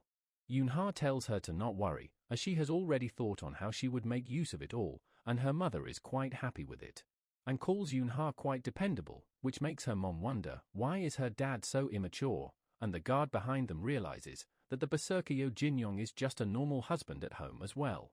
Though, Yoon-ha tells her that he has gotten much better these days. Suddenly, as she turns around, she sees Ha-jin. But setting that aside, in shock, she wonders who is that kid with Ha-jin. She immediately decides to find out and tries to call him out, but her mother grabs her hand and asks her where is she going, as they need to go visit the tenants of their building now. She tries telling her mom that she got something urgent to do, but her mom tells her that she has to stay here, as she will be inheriting it later on, while she looks back and sees Ha-jin getting farther and farther away. But regardless, her mom drags her away with herself, while Yoon-ha really wants to check it out. We switch scenes to Evangel, who is eating out with Ha-jin and is really liking the food as well. Ha-jin asks her what else does she want him to cut up for her. He then asks Evangel if she will be able to get through the weekend by herself, hearing which she suddenly stops eating and goes dead silent with a blank, despaired expression on her face. Seeing her face like this, and noticing that she has stopped eating, Ha-jin thinks that she is going to cry, and tells her that he will buy her all the toys she wants today, so she can tell him if she wants anything. But she gets sad regardless, and agrees to do what Ha-jin told, while Ha-jin wonders what should he do, as she got super depressed. Suddenly, the waiter arrives with more food, a tomahawk steak that they ordered, and seeing this, she again gets excited and happy, and asks Ha-jin to quickly cut it up for her, as Ha-jin mentally apologizes to her while saying that he will come back quick. We then see them walking down back home, as on the way, Evangel notices something. Ha-jin asks her what is the matter, and we see she has taken a liking to a cat. Ha-jin wonders what is a cat doing at a place like this, and Evangel asks Ha-jin that she wants to play with Whitey. Ha-jin asks her if that's his name, and she replies, it is. Ha-jin also thinks that it's really cute, and with the dorm room he is staying in, he could easily afford to take in one more cat. But he asks Evangel what would happen to her spirit friends if she raised this cat, as it might try to fight them, but Evangel replies that she will make sure that they don't fight. And so, he asks Evangel to make a promise to him, which she does. Fast forward, and we see Evangel getting angry and scolding Whitey for biting a toy. Ha-jin seems to be leaving, as he tells Evangel that he will be back just like he said, and that she should make sure to get along with Whitey. But she completely ignores Ha-jin, and seeing this, he notes that she is treating like he is not even here, which is making him kind of sad. But he feels much better like this. Fast forward, and we see Ha-jin has arrived in Turin. He was quite nervous since he has a fake passport, but it got through without any issues, which is a testament of how good Chameleon Troop is. And looking around, he notes that this place is quite fascinating, as in his novel, Italy was a rather unique country. One of the main reasons would be the existence of the mafia. In the story of this world, they are different from some lawless and reckless organizations. On the surface, they seem to be in conflict with the government, but they come to a relationship of cooperation when monsters appear. They created a guild and are viable both in shadows and in sunlight. They live independently within the confines of the law, for now that is. He sighs knowing that the Korean Mafia, which his target belongs to, is the strongest group among the mafias, and that he is supposed to kill one of their members. But he thinks that there is a chance that this assignment might have been ordered from within the Korean Mafia. Suddenly, he gets called by someone from a corner. And upon looking, he notices that it's the captain, who seems to be waving at him. Fast forward a bit, and she seems quite fascinated by the fact that his briefcase just turned into a bike. And Ha-jin asks her if she is here to help him, to which she replies she will not be assisting him. So, Ha-jin asks, why is she here then, and what is she doing right now? The captain tells Ha-jin to start riding, as apparently she wants to go for a drive. As there is a lot of time left, so they should go take a look around Turin. We now switch scenes to Naeun and everyone else, who seems to be tired from training, and Suho calls it understandable, as they have been sparring since classes ended. Meanwhile, Yoon-ha seems to be in thoughts, and Naeun asks her why is she not sparring. But she is still thinking about the child that was with Ha-jin last night, and wonders who is she. She doubts that he would have kid at such a age, and he cannot have a niece either, since he is an orphan, and she didn't find any relatives of him either. Naeun gets tired of being ignored and asks Yoon-ha what is she thinking about, and if she got dumped by Shin or something, hearing which she gets pissed off, as she got rejected by him when she asked to study together. So she takes her revenge by telling Naeun that Ha-jin said he hates her now, and Naeun gets flustered by it and asks what is she suddenly talking about. Suho asks if she is serious, and she replies she is, and that rumor has already spread throughout the academy as well. She continues on that if she was in Ha-jin's place, she would have also preferred Rachel over Naeun. It starts to piss off Naeun as well, as she asks if she is going to keep talking like this. But Yoon-ha asks her why does she care, since she said that she hates him before. As the tension starts to rise between them two, Suho is standing confused. And so, Naeun angrily walks away, while Suho asks them why are they suddenly quarreling. He gets all teary, thinking that everyone was getting along just fine until a moment ago. We switch back to Ha-jin, as Captain is sitting behind him, as he wonders if she really just wanted to go for a drive. She speaks up, telling Ha-jin that there is a gathering at 9 p.m. and Ha-jin realizes that it's the hint of the trainee mercenary mission. She continues, the location will be the Leoron mansion in Turin. The target is in charge of hosting the society gathering, and there is an abandoned cathedral in the forest near that mansion. And the spire of the cathedral is quite high, so it's the perfect place to snipe from far away.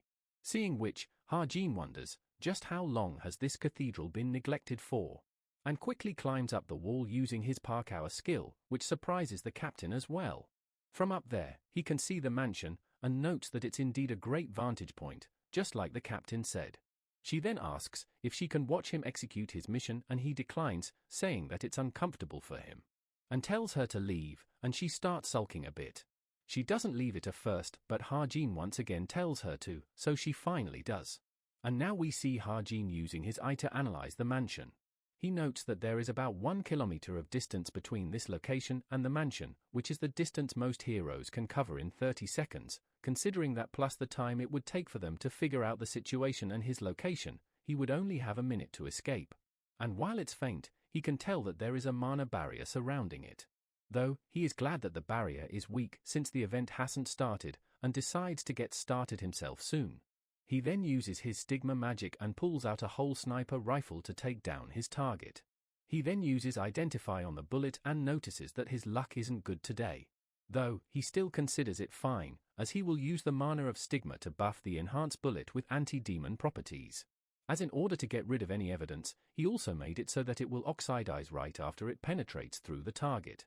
In other words, there is no need for him to worry about the failure of the mission, as he will kill him in one shot. Ha-jin hesitates to pull the trigger, thinking what if his target is a human? Since him being a demonic human was just a rumor, what would he do if he isn't a demonic human? And questions himself if that would make him a murderer. While he knows that he is within a novel that he wrote, and they are just characters that he created. But now, it feels like that they are real to him. He then remembers his parents, and we see blood starting to drip from his mask. He thinks that he will be spending at least 10 years in this world, and he might end up being here even longer than that. Which is why he thinks that he has to become indifferent to these situations. And even if they really feel like real people, this place is not reality, but just a novel. And so, he strictly convinces himself that it's just a novel and takes the shot. We see the bullet piercing straight through the target's head, as everyone around freaks out that he has been shot. Seeing his body and blood, the captain comments that the demonic humans don't bleed. We now see Ha-jin sitting with a serious expression on his face. And so, the captain also arrives and calls him out. He asks her, how did she knew that he was here, and she replies that she tracked him down, and Ha-jin gets surprised knowing that she can do something like that. But regardless, she compliments him doing a great job today, and Ha-jin replies that he is glad to hear that. Though, she notes his hands trembling and thinks that the mission took a huge toll on his mind. And that it was probably his first time killing a person as well. She then asks Ha-jin about his day today, and he replies that it was a little difficult for him since it was his first time. Captain agrees, saying that earning money is not easy, but money is the only thing that can be trusted. Especially for people like them, hearing which, Ha-jin's eye widens. Ha-jin is confused about this statement, and Captain continues that it's because they lived their whole lives without any family. Hearing which, Ha-jin gets angry at first but quickly calms down and agrees with Captain.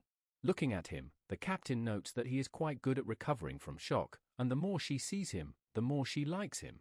And also remembers that the thing that destroyed the mana barrier was definitely anti-magic, and so thinks that she wasn't wrong in what she saw, and that Ha-jin will definitely become the ultimate card that will kill that person.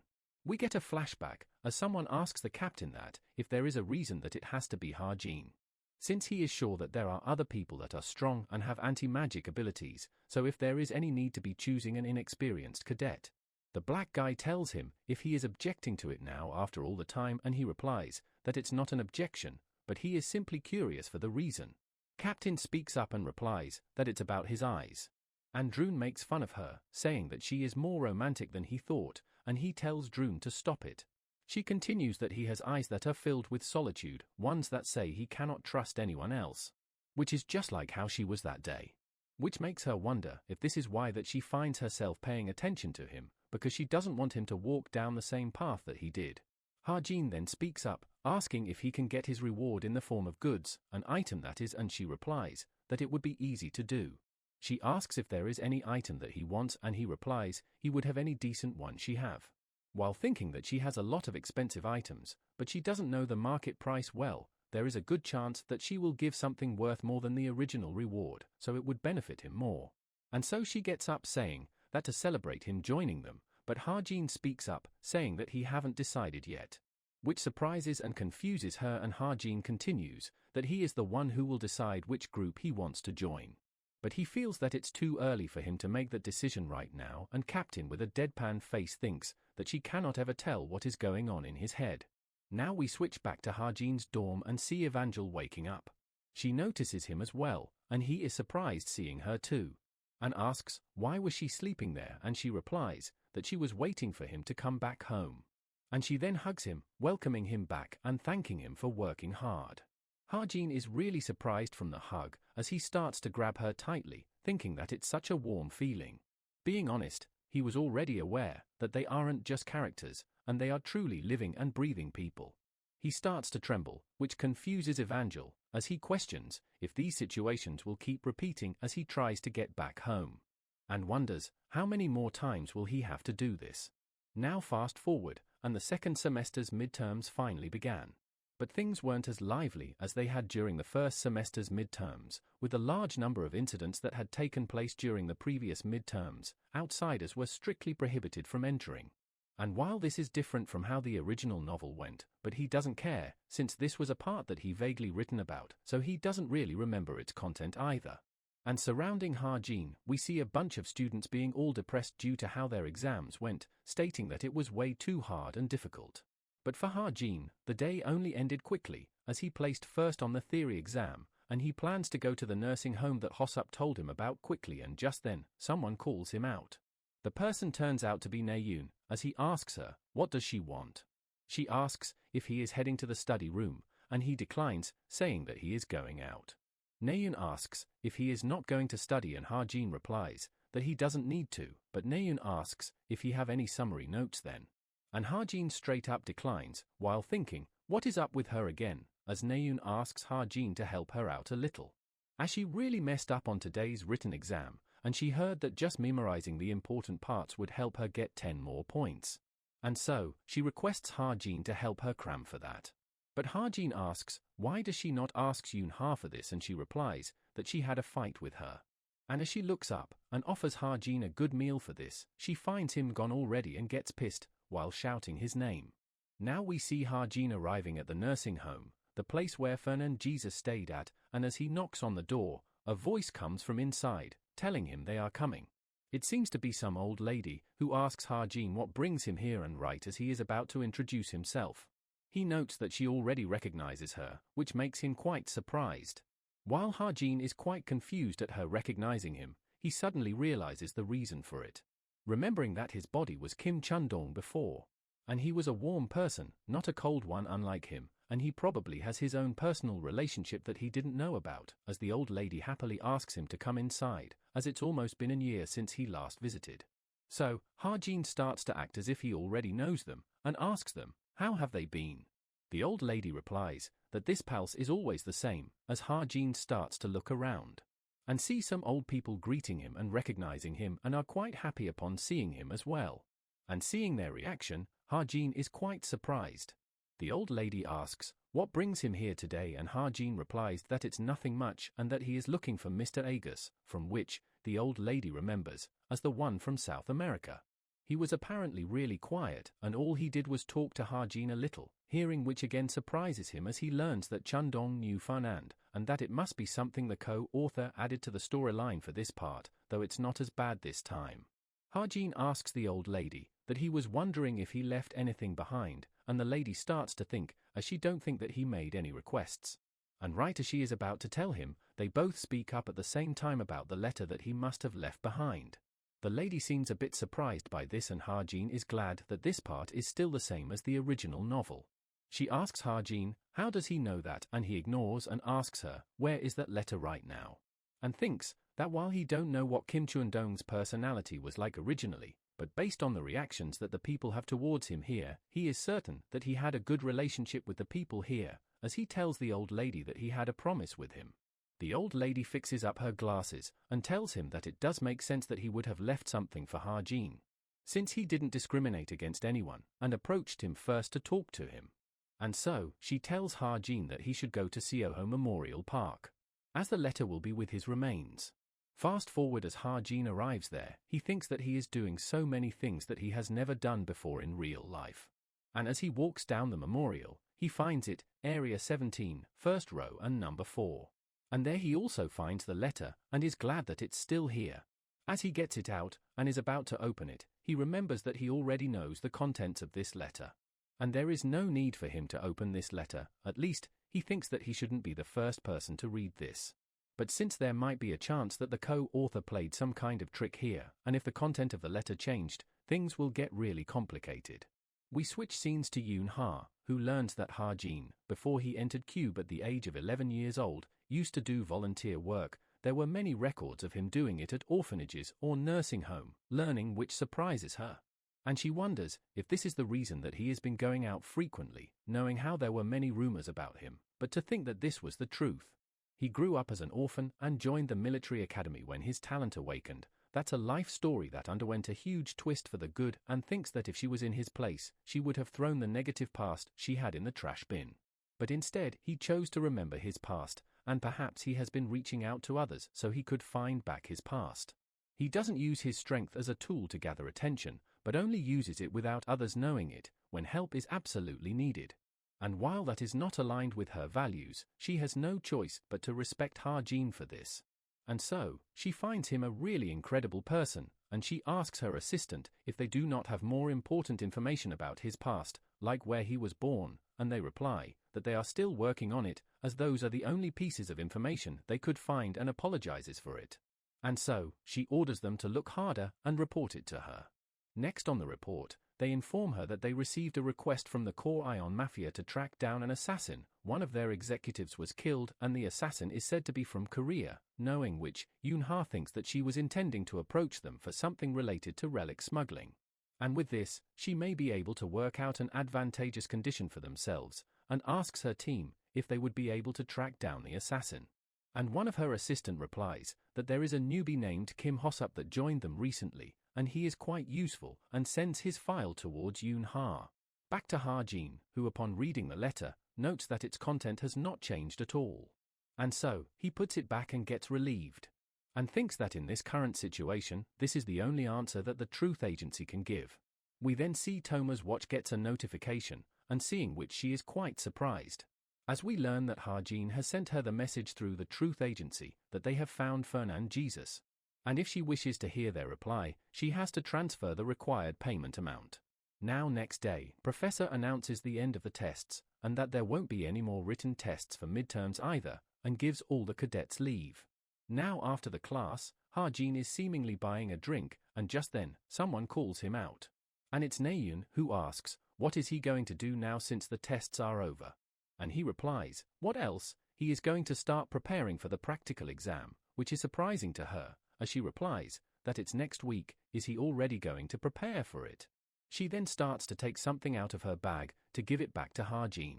And it turns out to be notes, and she thanks him for this, as she was able to do pretty well in tests thanks to them. And back then, she thought that he just left while ignoring her, and thanks him again for it, and Hajin replies that he only left because he had something urgent to do. She then compliments him that he did great at catching the key points, and he simply chuckles while thinking that these notes are actually something he got from hacking Yoonha's personal database. Naeun then offers to buy Hajin a good meal, as she is quite grateful to him, and asks if he wants to go there after the practical exams are over, and he replies, where to? And Naeun says, Hanjung Pavilion. Hearing that name surprises Hajin. He remembers that it's apparently a super luxurious Korean restaurant which is located in Gangwon-do. While he seems to be quite enticed by it, he answers her that he won't go, which shocks Naeun as she asks for his reason. He remembers that he needs to prepare for that incident which will happen after the practical exam, and tells Naeun that he is busy, and tells her to go with Suho if she wants to go there, hearing which, she blushes and asks, is he being jealous right now, which causes him to spit his drink. With a disgusted expression, he asks, what kind of nonsense is she talking about, and she tells him to forget it if it's not the case upon seeing his expression. Hajin starts to leave afterwards, but Naeun tells him that she was just trying to pay him back for what happened at the restaurant in Paris, and he replies that it's fine, as he is not interested. She once again shouts at him that it would be a full-course meal, but he ignores her and leaves, making her think, what was all that about?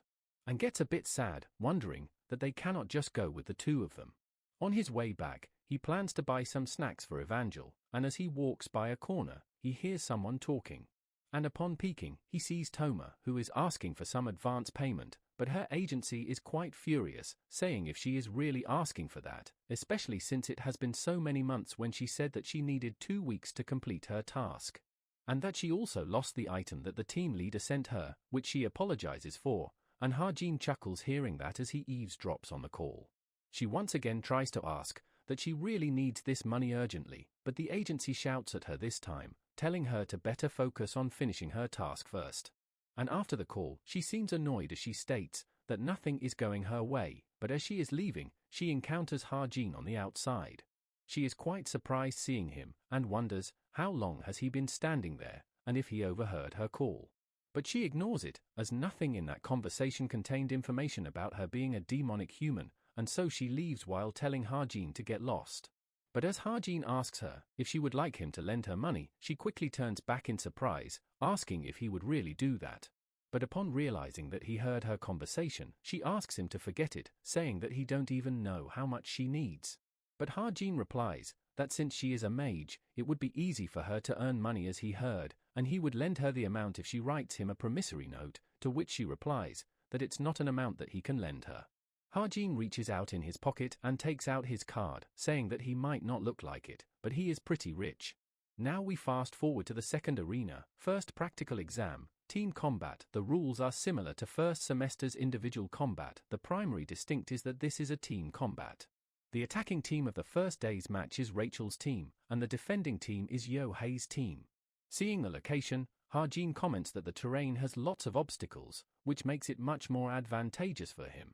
Rachel comes, planning to charge through the front with Hosung, and as for the rest of the members, she wants them to catch up and support them. And as she plans to depart, Hajin quickly jumps and gets up on a tree branch. She confusedly calls him out, and he tells her to go on ahead, as he will support her from the top, and Rachel thinks that Hajin is trying to dominate the high ground and agrees to go his way. And so, everyone leaves for their positions. Ha-jin climbs up on a really high tree and suddenly notices something from up top. He quickly takes out his weapon and shoots an arrow which was coming for him, and immediately changes his position while thinking, the fact that there is an archer here means the team members of the opposing team are here as well, and wonders who the likely candidate will be. Suddenly, he notices someone sitting with a leaf in his mouth. And we see it's Yohei, who seems to confidently sitting under a tree while being totally relaxed. Seeing this, Ha-jin is quite confused and shocked, and wonders what is up with him, since he is being too vulnerable despite having archers around here. Not to mention, the person he is up against is Rachel, as she rushes towards him, but despite this he still seems to be relaxed. And as Rachel jumps and attacks him, Yohei unsheathes his sword and blocks her attack, which surprises her. Seeing which, Ha-jin is quite shocked as well, and Hosung also arrives as a backup. He attacks Yohei from a distance, creating a large shockwave in the arena. And seeing their fight, Ha-jin notes that they are evenly matched, and Yohei isn't losing despite being ganged up on by Rachel and Hosung. And so, in shock, he wonders if Yohei was always this strong. Even Hosung seems surprised that he is not letting up even when fighting both him and Rachel. They wonder if he is using a magic buff, and from this Ha-jin also gets a rough understanding of the situation. Yohei will stop the enemies at front, while the archer supports with the arrows in the middle. And the mage is probably at the back using all of his mana to cast all sorts of buffs on Yohei, and the supporter and the warrior are providing impenetrable defense to protect the mage, which would mean that it's a one-man strategy focused on Yohei. Ha-jin does consider it a pretty efficient strategy for defending team to use. But he then smirks, saying that it's assuming that their mage doesn't die and quickly offs to somewhere. He then arrives at some place and finds the mage who is being protected by other team members. One of them also notices Ha-jin sitting on the tree and notifies its members about him. They immediately attack him and Ha-jin runs away, wondering if he doesn't have any talent in infiltration. Meanwhile, their supporter is surprised that Ha-jin as a shooter came to them alone and asks him what is he thinking, as Ha-jin shoots at them while hanging from the tree. But all of his bullets are stopped by the supporter using his axe as a shield. Ha-jin gets down and starts running and gunning at them, while their supporter asks her if her buffs are going well, to which she replies that they are all fine. Ha-jin notes that he is hiding himself really well, but even then, he believes that he would be able to easily shoot him down from above. And so they plan something and the warrior rushes towards Ha-jin, which makes him question if he is planning to take him down on his own. But which in return works great for Ha-jin as he jumps up and grabs onto a rock, thinking that there is no way they can catch him in a place like this with many obstacles. And so Ha-jin makes fun of them while running and the supporter and the warrior starts to get annoyed, with the former saying that he is unable to catch Ha-jin at all, which is a pain in the ass. He then uses one of his skills, combine and forms, and brings multiple shields together. And it creates a perfect round ball made completely of shields, seeing which, Ha-jin comments if he is an armadillo or something. Their warrior tries to land a powered-up attack on Ha-jin but he backflips over it. And while in mid-air, he goes over their shields, saying that no matter how much they block, a shield would still be a shield. And he is also able to see it clearly. Their shield's blind spot, as the bullet he shot curves around and goes right inside the shield through a small gap. Yohei is shocked upon the buffs getting removed and we see the mage is knocked out. And the announcement is made as well, that his team mage has been retired, which is quite shocking for him. Meanwhile, Ha-jin thinks that if the mage had even one barrier cast on him, he wouldn't have knocked out in one shot. His mistake was trying to preserve his mana. Their team try to call Ha-jin coward, to which he replies, while smirking, "Who are they calling a coward?" As it's just them being strategic, as we see Yohei is getting pushed with his mana being consumed at a really rapid rate. And so he starts to get scared, thinking that he is screwed and is losing his strength. Meanwhile, Toma takes care of their archer and Ha-jin simply hides in a tree up top. And with that, Team Rachel gets an overwhelming victory. Back in the waiting area, Rachel tells everyone that they did really great, and they tell her that she did great as well.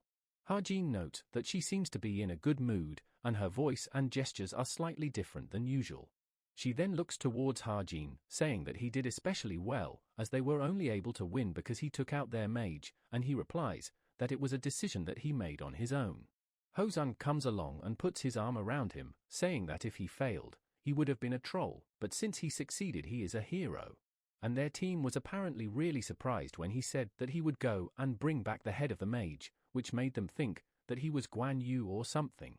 Now after the match, Ha-jin wonders if he worked too hard, and Naeun arrives from behind and calls him out, saying that Suho told her to tell him that he put up a great fight. Ha-jin asks if Suho said that, and she replies, he did, and he just went into his match. She then asks that the shot he just made, his bullet made a turn, how did he do that? And he gives a one-word answer, that it was just his talent, and she replies that it's a boring explanation. She then goes on that she wanted to fight quickly as well, but her match is only in the afternoon and evening, and Ha-jin gives an half-hearted response in return. Suddenly, as they are walking, he notices Shin and Yoonha standing. And Shin starts to glare at Ha-jin, questioning, why is he talking to Naeun, and Ha-jin notices his glare, wondering if he is acting in a thriller movie or something with that glare. Naeun looks at him as well, and asks Shin, why is he glaring at them, and he starts smiling towards her. And runs towards him like a dog, saying that he wasn't glaring at anyone. Meanwhile, Ha-jin asks Yoonha if she is on his way to her match, and she replies that her team is next. And while walking past by her, he tells her, 5.56mm bullet, around 600 rounds. Hearing which, she asks, why is he suddenly talking about assault rifles bullets, and he replies that he just felt like it could be helpful information to her. She replies that he should know that high-grade magic bullets costs around 200,000 won per bullet, and he replies that 120 million is nothing, and if she is telling him that it's impossible for her. But she chuckles and asks him to not insult her like that, and asks if there is anything that he needs, and he replies he is good with the rest, he just needs the bullets. She then informs him about the mountain ginseng, and the elixir will be completed in 2 weeks, but there is something else as well, and Ha-jin asks if she wants to know if he have more, and she replies she thinks that it would take some time to find a place to do business with for her. So Ha-jin tells her that while he cannot guarantee that he can get more, but if he do get some, he would trade them for some stocks in her pharmaceutical company, and asks if that would be fine with her, and she gets elated hearing that, saying that it would be easy to do, and that she would be counting on him for that. Behind them, Shin asks Naeun, why is she being friendly with someone like him? And she blushes and asks, what nonsense is he talking about? And he replies, if she has forgotten about it, that she said she disliked him. Naeun gets flustered and tries to disagree, saying that she had some misunderstanding back then, and Yoonha gets a bit flustered as well, telling Hain that Shin doesn't know him well, so he should ignore what he just heard. And Ha-jin replies that he doesn't care about him, so she shouldn't worry, and since he said what he needed, he leaves. On the way, he thinks that while he don't feel great, but this is the type of story settings it's supposed to be. Jong-hak is a descendant of the prime minister that served the king for a long time, and he is also the grandson of Shin Myung-chul, the great hero who saved Korea as it was starving after outcall happened. So it's natural that he feels a strong pride for his bloodline and status, and with that, he seems to have arrived back at his dorm, as he tells Evangel that he is back home. And suddenly, Evangel comes running towards him while shouting his name, and Ha-jin asks her if everything is okay. She quickly hugs him without saying anything, and he asks if anything happened, or if she is hungry. But he gets shocked upon looking at her crying face and asks her what happened. Evangel starts crying a lot, saying that Whitey has scratched her, and she shows a tiny scratch on her palm, seeing which Ha-jin is left speechless. And so he thinks that the first ironclad rule of raising a child is to never show them that you are annoyed. And so, he picks her up and asks how did that happen, and she replies that she doesn't know how, but calls Whitey bad anyways. And claims to have never done anything, and Ha-jin is confused, thinking that Whitey scratched her without her doing anything. He knows that Whitey is a grade 4 in mana affinity. Beasts with high mana affinity recover quickly, live longer, and are very smart, so a creature like that wouldn't scratch its owner without a good reason.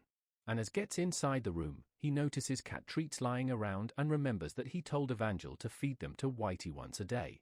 And so, he questions Evangel, why are there so many open packets of cat treats? And asks if she was eating them, which shocks Ha-jin, and Evangel doesn't say anything and tries to feign ignorance. She gets nervous and tells Ha-jin that she was curious about how good they tasted because Whitey liked them so much, so she just tried to taste them a little.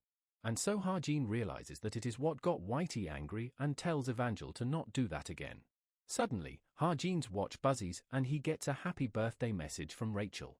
She sends him a digital cake set as well, and so Ha-jin realizes that today is his birthday. Now we switch scenes to Naeun, who is pouting and seems to be looking at something. And it's Yoon Ha's post, seeing which, she says that she is suddenly active on social media just because they finished the test.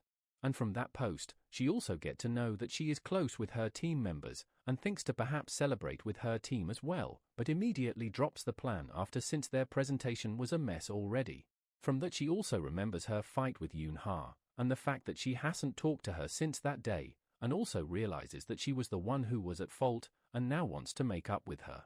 She starts to roll over and get frustrated, trying to think what should she say to her. And so, she starts by liking her post first.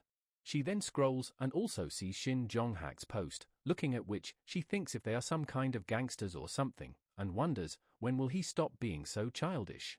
She then Suho's post, who posted a picture with Ha-jin, seeing which, Naeun wonders if Suho is doing this on purpose, and starts to compare on how they both look.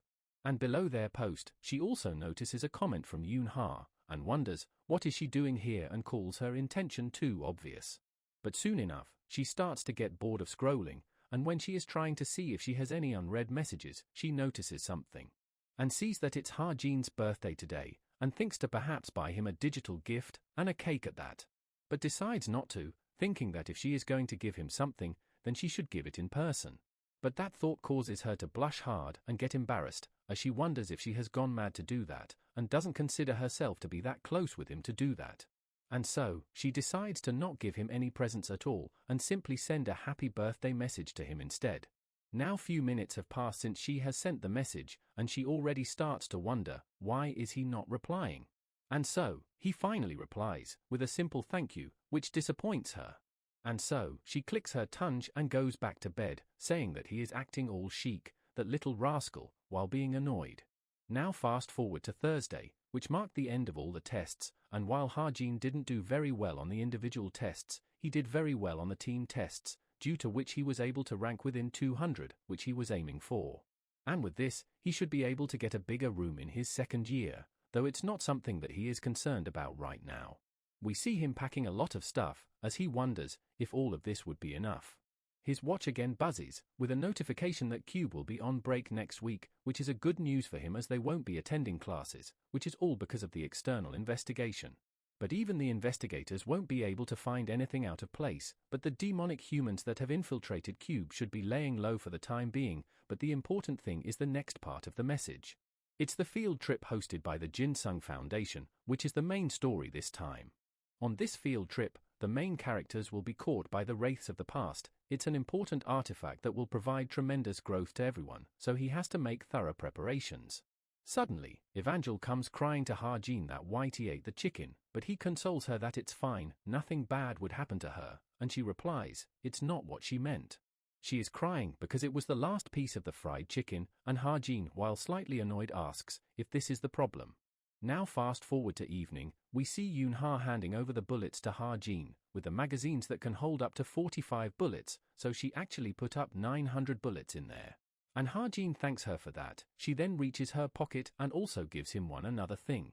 Ha-jin notes that it's a wrist guard, and Yoon Ha tells him that she heard the wrist is the most vulnerable when he is using the firearm.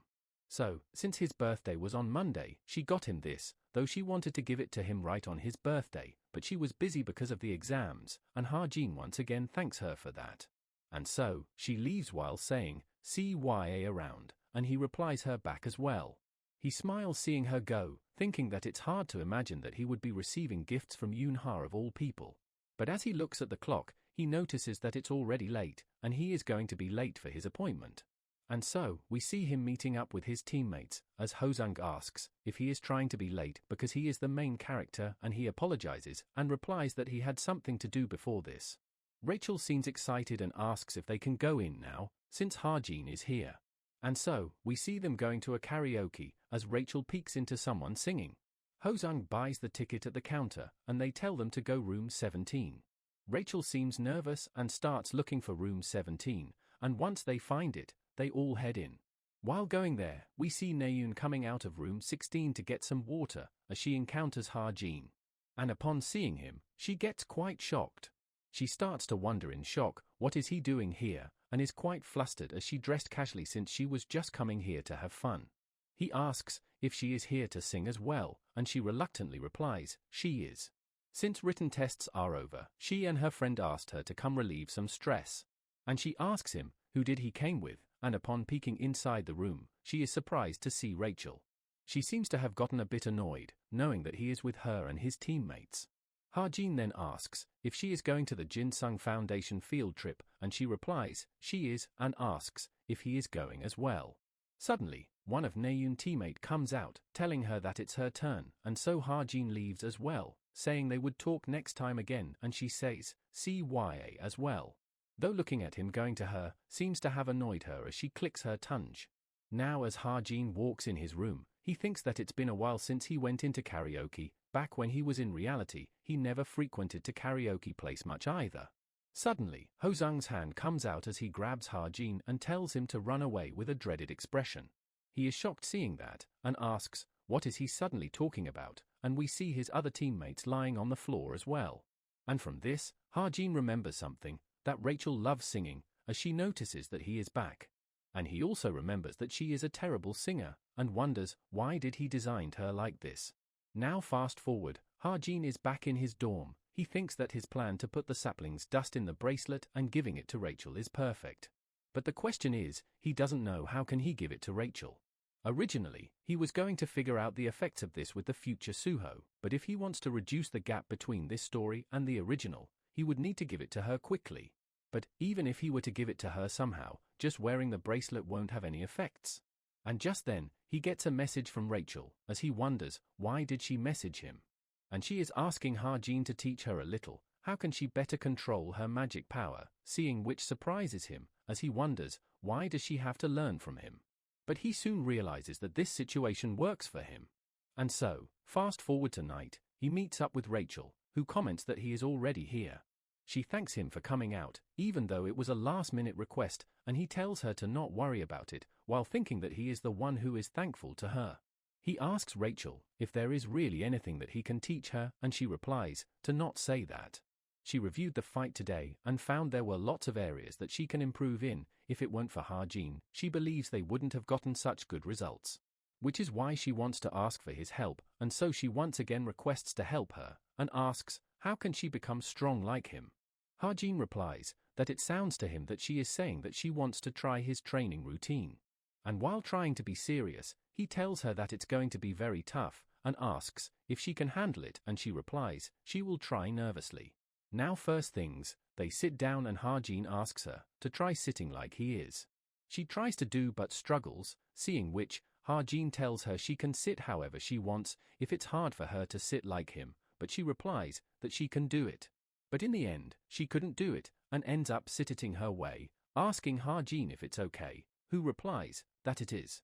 He then asks her to reach out her hand to him, which she does. And suddenly, he puts that bracelet on her arm, telling her that it's nothing but a present, which will help her. But she is hesitant to accept, saying that he is already training him. Would it be okay for to accept the gift as well? And he replies, it's just a normal bracelet so she shouldn't worry about it, and she thanks him for it. And now, Ha-jin starts by saying that he first wants her to straighten her body, maintain that posture, and it should be as if someone is pulling her head upwards, and she can just breathe normally. In that state, he wants her to try focusing on the movement of mana. It should be flowing uniformly from her fingers to her toes, and she replies that doing it like this does seems harder than usual. Ha-jin replies it means she is doing it right, while thinking that it's actually a meditation method that he found last minute on YouTube, but if she is feeling it, then it's all that matters. Though, he now thinks that he has laid enough bait, and asks her starting from her left hand, try circulating the mana, and she asks, does he mean from the bracelet? And he agrees, saying that it should feel like the energy of the bracelet is spreading throughout her body. And so, she starts circulating it through her body, thinking that it's a familiar sensation. It is as if she feels the nature is speaking to her. And upon opening her eyes, she is able to see spirits and gets excited. And so, Ha-jin congratulates her for becoming a spirit summoner, and she is unable to believe at this. He asks if she has ever checked whether she had an affinity with spirits before, and she replies that she did once when she was younger and got good results for it, but gave up because she couldn't find a training method to control spirits. Hearing this, Ha-jin thinks that Rachel's personality and talent are perfect for controlling spirits, but because the methods to develop the spirits aren't advancing right now, it's hard for her to achieve this herself. The dust of the butterfly spirit that seeded deeply into her body probably acted as the passageway between Rachel and the spirits. And due to this, Rachel thanks Ha-jin for the help. He replies that he didn't do much, thinking that Rachel should be able to grow much stronger without too many problems from now on. But suddenly, Rachel stands up and draws her sword, which surprises Ha-jin. And she suddenly attacks Ha-jin, though it was aimed at behind him. She tells Ha-jin to be careful as someone is there, and targeting them, which shocks Ha-jin as he looks behind. And he realizes that there aren't many people who will be after him, meaning that person's target is not him.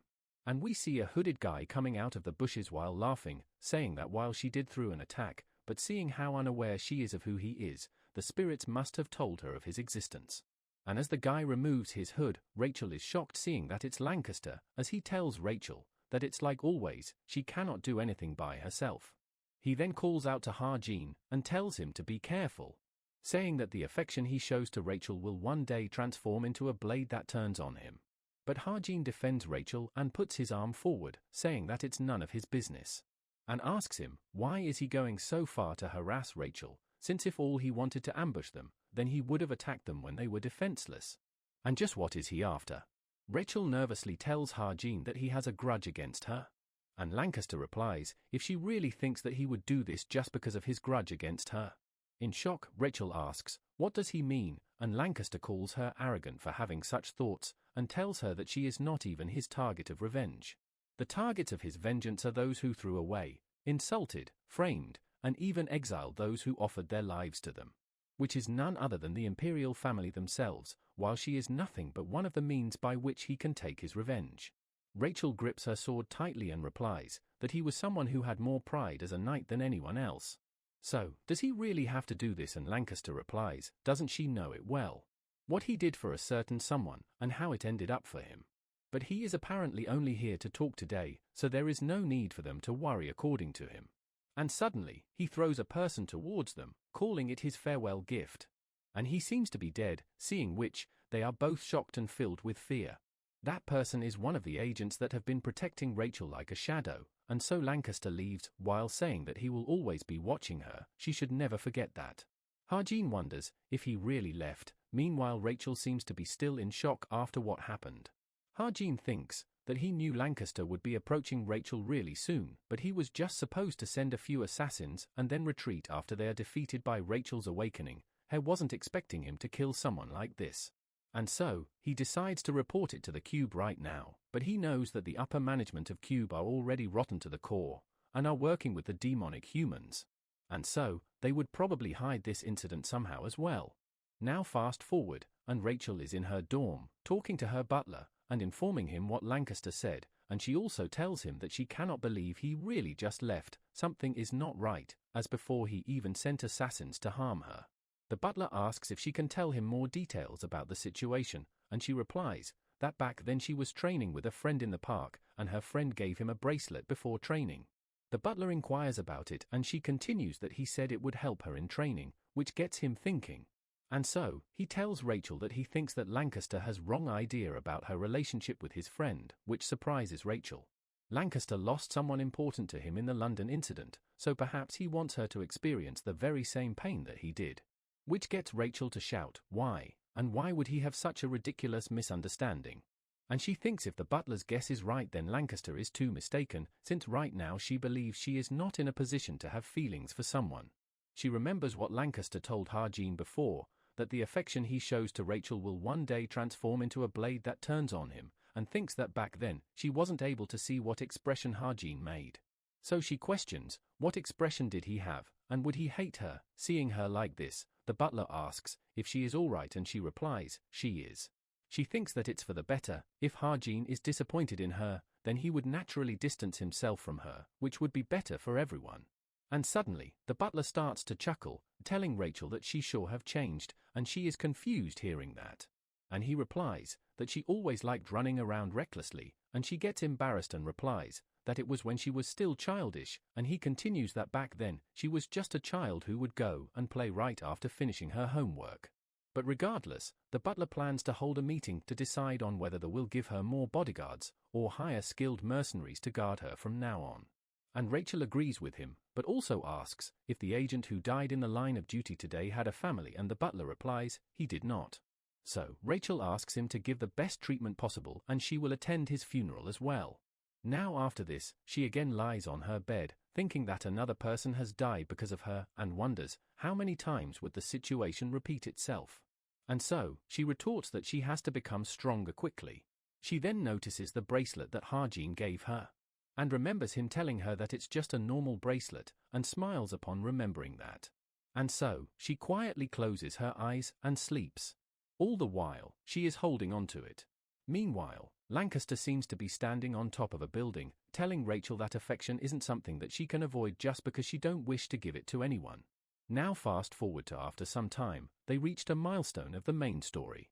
We see Jong-hak getting angry at Harjin for being 2 minutes late, saying that he has gotten too cocky and he simply apologizes to him. Other than him, the rest of the field trip participants were as same per the novel. Their destination is Wind Mountain, which is located on the outskirts of Seoul, and 800 meters above sea level. And the summary of the main story this time is: everyone, including Kim Soo-ho, will be caught by the wraith of the past on the Wind Mountain. And that wraith will send everyone back to the 1970 when the outcall occurred.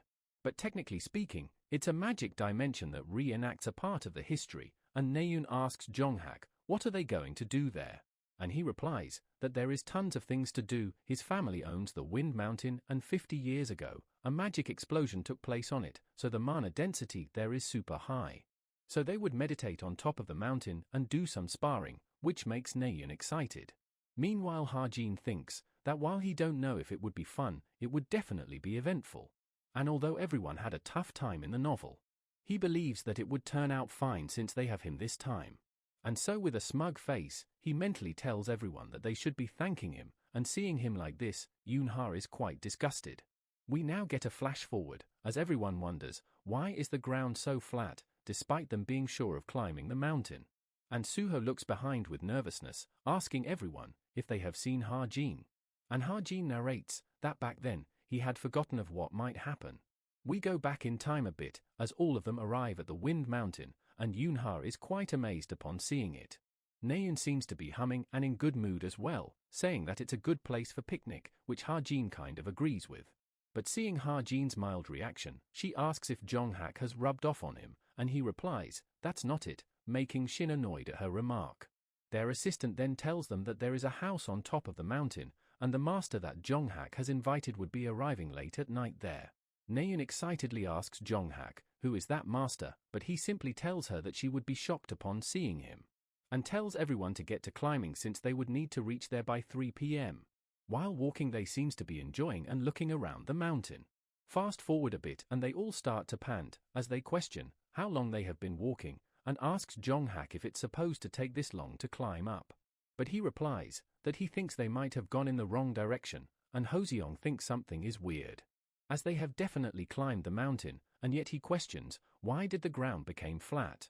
And Soo-ho notices Harjin is missing, and asks if anyone has seen him. Naeun replies that he has been following them all this time.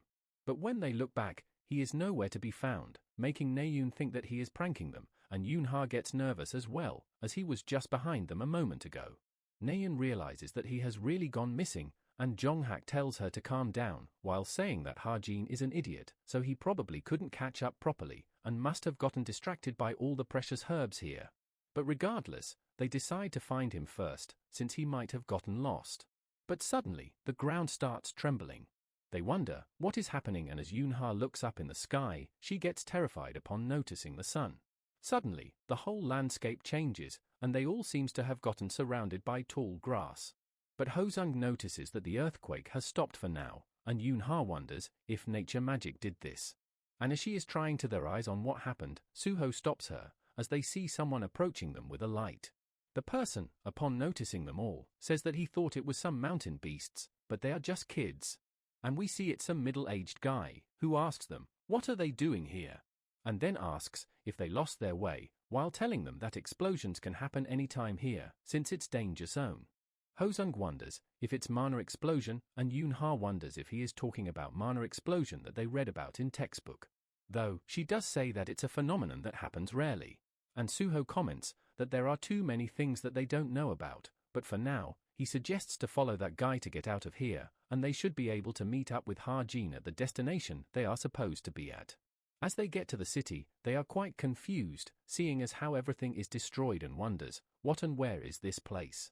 The guy replies that it's the only safe place near here, and asks if they don't know about Gwangmyeong City Hall. Hearing this surprises Suho, and Naeun asks if it's the same place that they passed by in a car, but this one is in total ruins.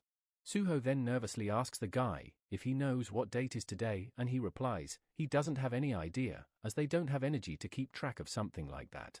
But Suho asks for a rough idea, and upon thinking, he replies that it's around 1972, which shocks all of them. Suho realizes that it all makes sense now, the ground that suddenly became flat, a situation that felt out of place in their era. They have somehow gone back to Gwangmyeong City in 1972. Though, he questions, how did that even happen, and suddenly someone grabs Naeun by her arm, telling her that it's dangerous to stay outside, but she gets angry and tells him to let go of her. Jong-hak arrives and pulls the guy, while angry, telling him to let go of her. Suddenly, the middle-aged guy snaps his finger and others arrive as well, as he tells Jong-hak to not be too harsh, as they are not bad people with a wicked expression. Realizing that it's a trap, Suho quickly takes out his weapon, but notices something wrong. He notices that he cannot gather any mana, and same thing happens with everyone else as well, while their ambushers gets ready to attack them. And as they are all completely surrounded, Suho asks them the reason for doing all this. And the guy replies, who knows, it's perhaps they could become a threat to them. But suddenly, someone fires a bullet at them, as they notice that it's an ambush. And we see it's Ha-jin with his bike and shotgun, and seeing him they all remember him and get scared, calling him the monster that eats human. Due to him, they all try to run off, as the guy plans to report this back quickly to Azura. But before they all run away, Ha-jin fires his shots and takes care of all of them. Everyone is left quite shocked by this. And Suho questions, who is that person, as he doesn't recognize his Ha-jin. But Jong-hak immediately rushes to attack and unmask him, since Ha-jin is not doing himself. He tries to tell him to stop, but Jong-hak lands a solid strike on his helmet regardless. And as his helmet flies away, we see him getting a slight scratch from the strike. As he tells them that he should give him a chance to speak before attacking him. And greets them by saying, long time no see. We go back in time a bit when Ha-jin disappeared. He realizes that he was wrong, since just because they were in the same time period and space, he thought he would be sent back to the same point in time as them. And as Ha-jin turns his head around to look at Frog, the next moment, he is transported back in time. In that brief moment of letting his guard down, the place he arrived in the past was Gwangmyeong, but way before Suho and others arrived. A whole 5 weeks earlier at that. At first, he fell into despair, but the situation was better than he thought. He apparently overlooked that in the original novel, only 5 people were sent to the past, so the current situation is actually the correct version. The demonic humans that were trying to rule over this place were way stronger than expected, and he had many things to do before Suho and the rest arrived.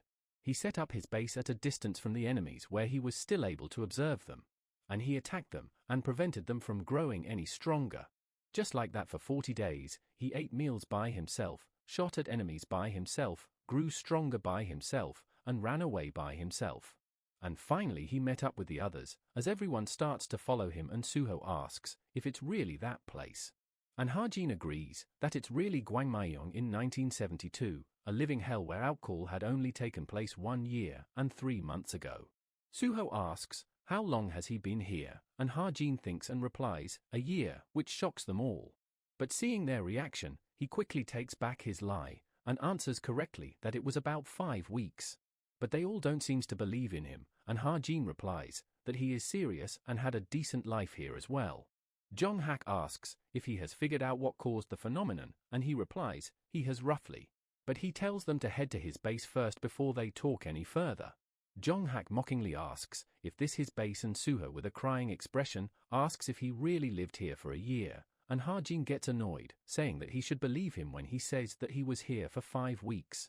Both Yoon-ha and Naeun are quite in dread upon saying the base, as Yoon-ha comments that there is really nothing here, but Naeun replies, it's not true, there is something here. And it's a cockroach, seeing which, they scream on top of their lungs. Yoon-ha almost passes out, while Naeun gives Ha-jin a thumbs up saying that she really respects him now, and Ha-jin sighs while telling them to wait a bit. He infuses his mana into the magic tent and it inflates it to regular size. Naeun is quite surprised seeing a tent appearing and Hajin asks them to eat since they must be hungry, and everyone gets excited learning he has food as well. But Hajin then states there is a problem, they would need to slaughter to eat. Everyone is quite surprised hearing that, and Hajin says that he ate all the food that he brought in case of emergency, so there is nothing that can be done about it. Suho volunteers for it, stating that he is good at it, and Hajin asks Younghan to help Suho out as well. Jonghak makes fun of Suho, saying that it's the perfect job for him, and Hajin hands him over a bucket, telling him to get them water from a stream nearby. He gets angry upon getting an order from Hajin to do that, but Hajin asks Naeun to go along with Jonghak, which immediately causes him to change his mood, as Naeun gets ready to go. Yoonha gets annoyed, as Hajin sent Naeun along with Jonghak, and seeing her reaction, Hajin wonders if she is upset because he sent Naeun with Jonghak instead of her. And so, Hajin states that after they bring back water, he plans on cooking ramyeon. Yoonha confirms if he just said ramyeon, and he replies and asks if it's not up to her rich standards. She immediately gets happy, saying, while that it cannot be helped, it's better to eat it instead of starving to death. Now fast forward a bit and they have settled up the tables and tents. Suddenly, Yoonha remembers and asks Hajin, why can't they use mana here, as they could have done this all in minutes if they could. Hajin replies, in this time period they cannot use mana that they brought from future, but if they wait for a little, it would start accumulating again. The mana density is way higher and richer here since the outcall happened recently, but it's way rougher and harder to control, so it would take about a week for them to get used to it. And so, all the rich kids here should stop being fussy and start eating the food, as they would need to eat up so they can fill up mana faster. The beasts here contains a lot of mana. And so, Jonghak finally takes a bit, surprising Naeun that he is eating that. Since looking at the food, she feels like she would get an upset stomach if she eats it, but regardless, she decides to eat it since she doesn't have any choice. And upon taking a bit, she finds really incredibly delicious as her whole expression changes. She loudly exclaims, how is this so good? And Hajin replies, that mana density here is higher than mana density on Baekdu Mountain in the present, so the meat here should be better than most high-quality meat. And hearing that, Naeun quickly picks up a lot of meat at once, seeing which Yoonha thinks that she needs to eat quickly, or she won't have enough meat. Now after they are finished eating, Hajin begins explaining them the situation. He explains that they were sent back to the past by a wraith, which Jonghak finds absurd, as traveling to the past is a top-tier miracle, and how can a mere Roth do that? Hajin replies, originally a Roth wouldn't be able to do that. And ask Jonghak if there is a Tower of Time on the Wind Mountain, and he agrees, saying that his grandfather conquered it in the year 2000. Hajin explains that the moment the tower was conquered, an unimaginable amount of mana was condensed, and it was left in the present world, which is similar to the floating crystal of the Clancy Islet, in the form of a magic crystal, and so the Roth used the tower's remnants. The mana that was left from the tower leaked out and would become crystals over time. The Roth then used the power and brought them to the recorded world, and Suho asks about the recorded world. Hajin explains that they haven't been sent to the past, but are in a magic space that re-manifested the past of this area, and in this place, there is a demonic human that has been caught by the Roth just like them. She calls herself Azura, and she is using the mana crystals to become stronger. Yoonha asks a question, how is she using it to go stronger, as the method to use mana crystals was only developed in the year 2000. And Hajin replies, by eating them, which shocks her, as she asks if that wouldn't endanger her life, and he replies, usually it would, but she was able to digest them without any side effects. And she might have worked together with the Roth to obtain some kind of special power, and Hosung replies, wouldn't that be really dangerous then? And Hajin thinks there is actually no need to be concerned about Azura. While she is a little stronger than she was in the novel, he still definitely has the advantage when it comes to abilities. Though he gets annoyed by the fact that even though he gave her such a beautiful name, she still went with such a nickname. He then hands over one of the crystal to Suho, saying that he would tell all of them how they can get back. He shows the crystal, which is the tower's remnant and is used to maintain this space. Demonic humans have been dispatched to various locations, including the city hall, to place the crystals there. Without them, they cannot manifest the past. Jonghak asks if this is the case, then they would just need to take them, which Hajin agrees with. And Naeun and Suho adds that in this case what they must do is obvious. Ha-jin smirks while replying there are a total of 6 places including the city hall with these crystals. Azura and her subordinates will be protecting these places. And so, they would take them down and steal the remnants of the tower. Now fast forward a bit and Ha-jin seems to have woken up from resting, and Naeun is already outside, commenting that he is up early.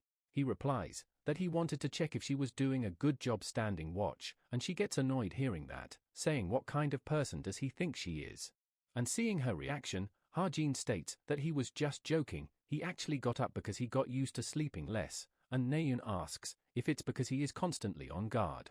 Though he ignores her and asks her to get off her bike. She then comments about his hair, that it has gotten really long, almost as much as hers, and if it doesn't get in his way. He replies, they do, but he didn't cut it on purpose to make sure a cursed sorcerer wouldn't get hold of his hair, hearing which surprises Naeun that they got a cruise sorcerer as well. Ha-jin continues that he saw one carry a doll around, and Naeun comments that she would need to be careful. Staring at the distance, Naeun suddenly asks Ha-jin if Seoul St. Mary's Hospital far from here, and Ha-jin is a bit confused about hearing that. But he replies regardless, that it would probably take less than 30 minutes to get there on his bike, since Seoul is in that direction. And asks, why is she suddenly asking about that, and she replies that her mother was born in that hospital in 1972. And so, she was wondering if she might be there, and Ha-jin replies that the area manifested is only limited to this vicinity, they wouldn't be able to make it to downtown Seoul. And with a bit of disappointed tone, she replies, I see, that's disappointing. Fast forward to evening, we see Suho and Naeun seems to be sparring against each other. Suho seems to be getting pushed with that one strike, and Naeun is quite happy upon seeing the results. Apparently, after following Ha-jin's instructions on moving her mana, she'd gotten used to living in the past now, and at this rate she would be back to her original power soon enough. Suddenly, Suho gives off a confident smirk, and quickly takes down Naeun with a single strike as she states that she lost again. Suddenly, Jong-hak throws over his clothes to her, as she asks, why is he giving her this, and he replies that she is a girl so she should be more careful. Suddenly, Yoon-ha turns back with drool in her mouth and we see it's Ha-jin who has brought food and everyone gets excited seeing him. Suho thanks him for that, and Naeun asks, what did he bring today, and Ha-jin tells her to check it herself, while Yoon-ha is embarrassed at herself for salivating just from hearing the bike engine. Seeing the dishes, they all get really excited as Suho tells everyone to eat up. And so, they all sit down to eat. Naeun states that she won't be able to enjoy the food in the present now, and Ha-jin tells her to eat up and move a lot as it's how she would be able to digest the high-density mana. From this, she asks, why does it hurt a lot when she tries to use mana, and Ha-jin replies that it's because too much mana is gathered there, she needs to use up the mana to move around it. She then questions, why are they the only one sparring, and why is he not doing that, and he replies that he already did a lot of fighting before they even got here.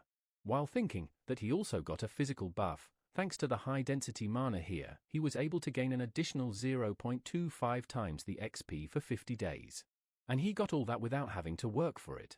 And while they are not in any rush since a year here is only 1 hour on the outside, but starting from the 4th week, the invasion that occurred in the past will begin, so they cannot stay here forever. And so, Ha-jin starts to briefing to go and secure the crystals. He starts explaining, Kim Min-jio at the Northwest Tower, Ju Parang at Southern Tower. First, they would attack those 2 places, which have weak fighting force, and they would move out in 3 days. The 2 teams will be led by Suho and Jong-hak. They would take the route at night and ambush them. Now fast forward to 3 days later, Jong-hak is super annoyed at being paired up with only Ha-jin. Naeun tells him to not act like a child, and Young-han says that Ha-jin must have a plan, which is why he made the decision. Jong-hak angrily turns towards Ha-jin and asks, why does he have to be paired up with him? From this, Ha-jin notes that Kim Min-jio is about the standard of a lower intermediate hero, so he is not someone who can be taken down alone, but Suho and others won't kill people, even if it's just a recreation, and so he tells Jong-hak that he is the weakest here, so it's natural to balance out by teaming up with the strongest. And hearing this, his mood immediately changes, as he states that he would take this one for the team. Fast forward, and they arrive at the water tower. And he tells Jong-hak to hurry up as he told the others that they would have to clear the mission in 2 hours, but Jong-hak seems to be quite disgusted, stating that he cannot accept the fact that he sat as a pillion to Ha-jin, and when Ha-jin questions about it, he angrily replies, the fact that he rode on the same bike as him pisses him off. Suddenly, someone discovers them and questions their identity and tells them to go back now. Jong-hak blames Ha-jin for this, and Ha-jin replies, if he is serious, all the while they ignore the guy. The guy then prepares to attack them by taking out his nunchucks. Jong-hak gets annoyed, and the next panel, we see the guy is knocked out. Ha-jin states that he would deal with the ones on the outside, as there are about 20 guards around the tower, and Jong-hak replies, who is he to tell him what to do? But once again, Ha-jin strokes his ego by saying that he needs to take care of the small fries, so the big shots can fight peacefully. Now as the two guards are resting, one of them gets hit right in the head. The other one panics seeing it, but before he realizes what happened, Ha-jin shoots him as well. With that, Ha-jin has taken down a total of 5 people, while thinking that it's still too much of a toll on his mind, even though they are not really living people. And he is simply unable to get used to it. But setting the thoughts aside, he wonders if the others are doing well. We now switch scenes to Suho's team, and they are wondering, how should they proceed with the plan, and Suho asks Yoon-ha for suggestions. She notes that the steel tower has been imbued with magic, taking it down with her whip would be difficult. Meanwhile, Naeun notes that there are around 40 enemies, each around the same level as a cube cadet, and Young-han gets a bit scared hearing that, wondering if it's really possible with just the 4 of them. Yoon-ha notes that there is a difference of rank within the hero grades, meaning that someone of a certain rank would be able to beat 10 people a grade below him. But the difference between their abilities aren't that big, except for one person, which is Kim Suho. And so, she asks Suho to draw as much attention as possible. While a couple of them might stay where they are, most should come after him. And while Suho buys them time, they would subdue the rest of them, and then join up to subdue even more of them. Naeun asks if it's not too dangerous for Suho, and he replies that he thinks she suggested the best solution. And so, he gets ready to go and rushes off after flaring his magic power. And when he arrives at the location, he starts off by punching one of them right in the face. The guy gets sent flying, and everyone notices Suho and alerts others. They all get distracted by Suho, and Yoon-ha notes that her plan worked. And so now, they all jump in from behind as well. Fast forward a bit later, and they have taken down most of the enemies. They start to leave to take care of the tower, and Naeun asks Yoon-ha to come as well. But as Yoon-ha turns back, suddenly the guy behind that she took down suddenly gets back up. But she is able to stop him in time, though she does get a part of her hair cut off. She gets quite pissed off from getting her hair cut off, as it took her long time to grow them out, and plans to just crush his head, since he is not a real living person anyways. But decides to let him go in the end, and simply knocks him out when he asks her to spare his life. And tells him that she is only sparing him because she doesn't want to feel bad after this.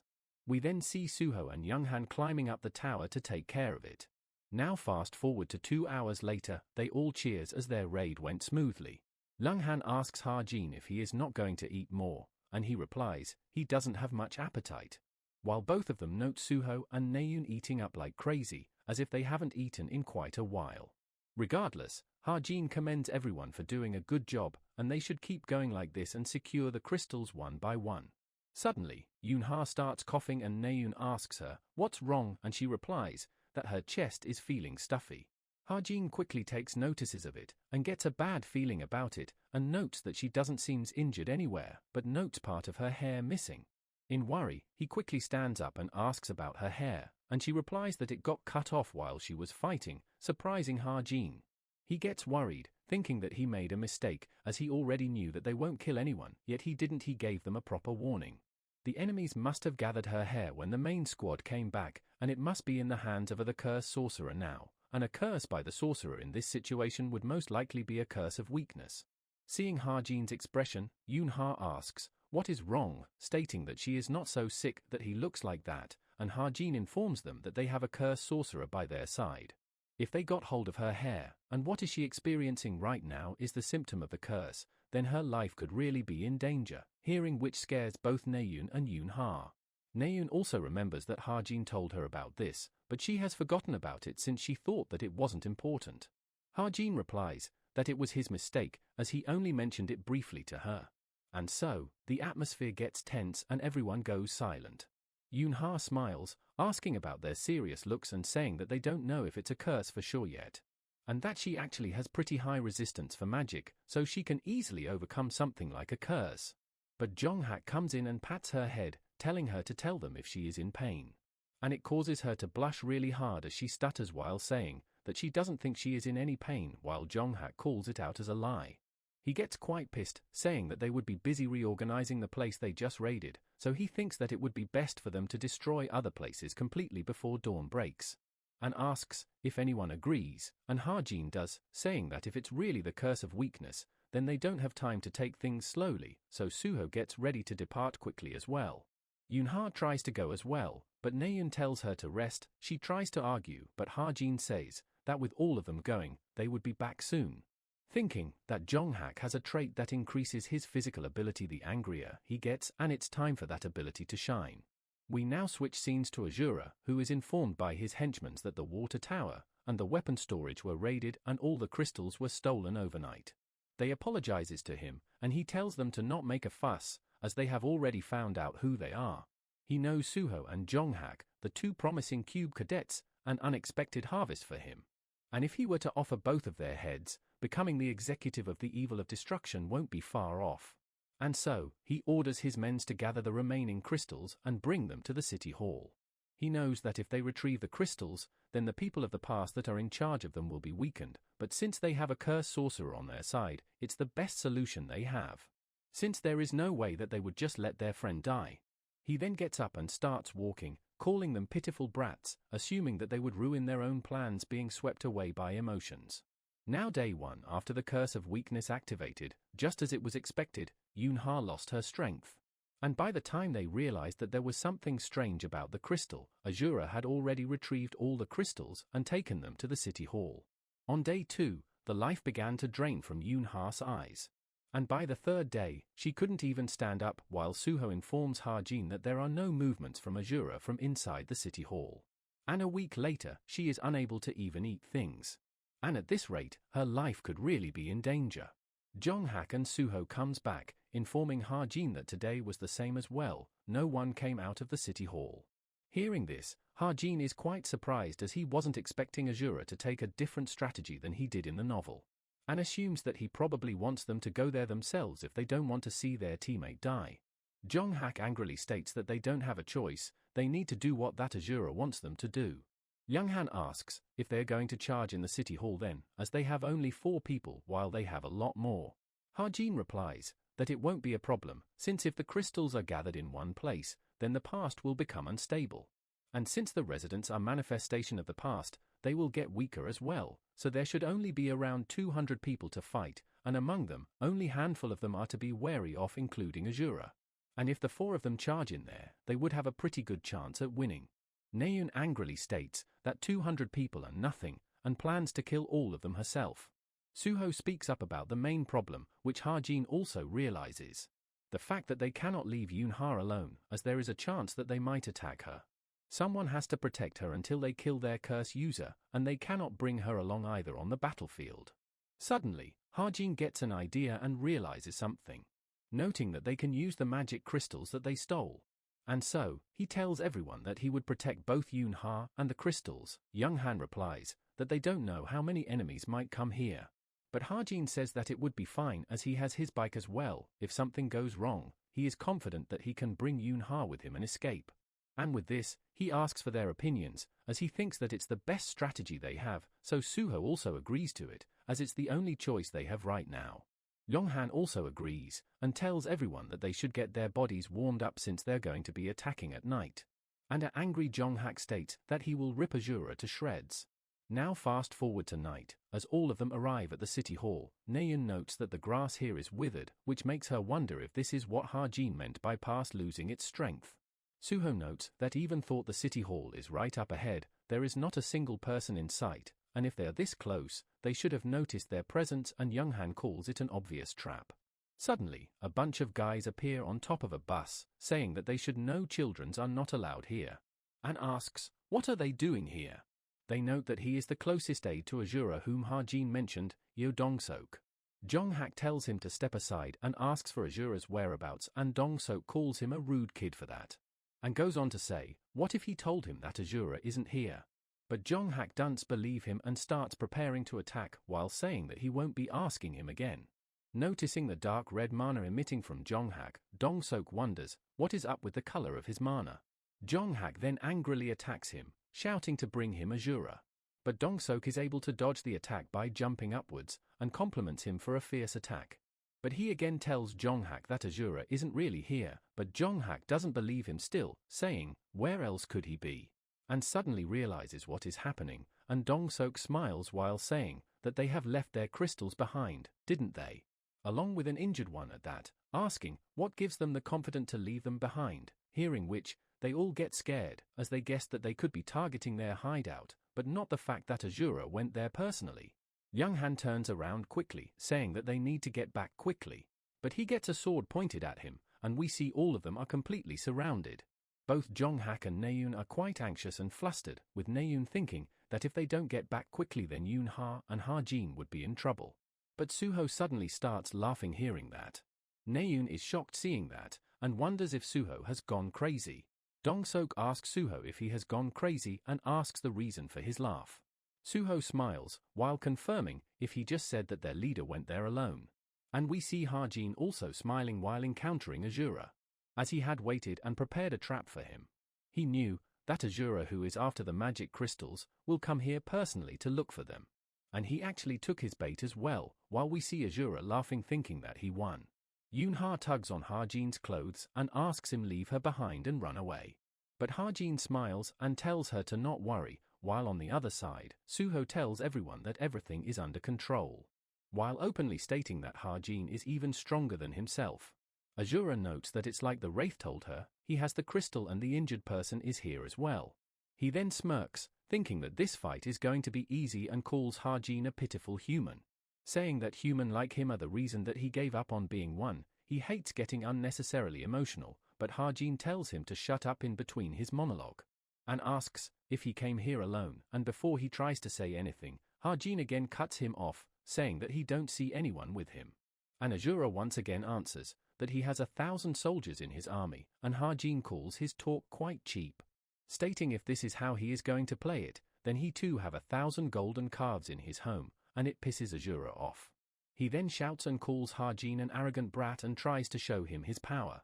And we see some monsters appearing out of a portal, which Ha-jin already expected, as he knew his abilities. He consumes his own mana to call forth a being from the demonic realm. Waves of demonic beasts. Yoonha gets up and tells Ha-jin to leave her behind and run away. But he tells her to not worry, as it would be all over soon. He would be fine as well, so she should rest here, and she falls asleep again while apologizing to him, saying that she would leave him to it. Ha-jin also gets ready to fight and uses his stigma, and transforms his handgun into an assault rifle. Noting that with the attack damage increase from ether, he was able to increase the inherent attack power of his Desert Eagle, and he won't use up any mana or stamina either, he just needs to pull the trigger. Furthermore, he uses Identify on his weapon and lands a jackpot there as well. And now he infuses a little stigma mana into the crystal, and it causes a large release of mana, and also the surroundings around him changes. And we see the path around him is blocked, and the monsters and Azura are right in front of him. And Azura comments that Ha-jin knows how to use the crystal, but says that it won't make a difference still, even if he changes the surroundings. Ha-jin points his weapon, while saying that it will make a lot of difference. We now get a flashback of Yoonha, as apparently, her family was called hunting dogs. As people around her laughed at her, Yoonha thinks that they can laugh all they want, but in the end, they would all bow down to them. But for that to happen, she has to succeed, and bring greater fame to her family. It was a long wish that she had to fulfill alone. She wonders if it's because how Ha-jin's back looked. Seeing how he took everything by himself made her feel that she was looking at herself. And we see Ha-jin quickly dispatching all the monsters quite easily with his new weapon. Looking at which, Yoonha is really impressed and calls it incredible. Noting that he created a terrain that makes it impossible for him to be surrounded, and he is shooting vital points of the monsters coming at him accurately. The monsters that are flooding like black wave are disappearing like bubbles. He is not giving them time to attack or get closer. It's a flawless shooting technique. And with this, she starts to feel warmth. It feels so peaceful to her, knowing that someone is protecting her. On the other side, Suho seems to be fighting against the right-hand man of Azura, as his attack blows away the guy beside him, and then he clashes directly with Dongsuk. Dongsuk asks Suho if he was telling the truth before, and Suho asks, what does he mean? And Dong-seok replies, about when he said that the one who stayed behind is stronger than him, and Suho replies, that he don't like to lie. It makes Dong-seok ask Suho, that he must have sparred with him a lot, and he replies, just once, which surprises him. Suddenly, they both hear a scream, and when they look back, we see it's Jong-hak, who is shouting at everyone to get out his way.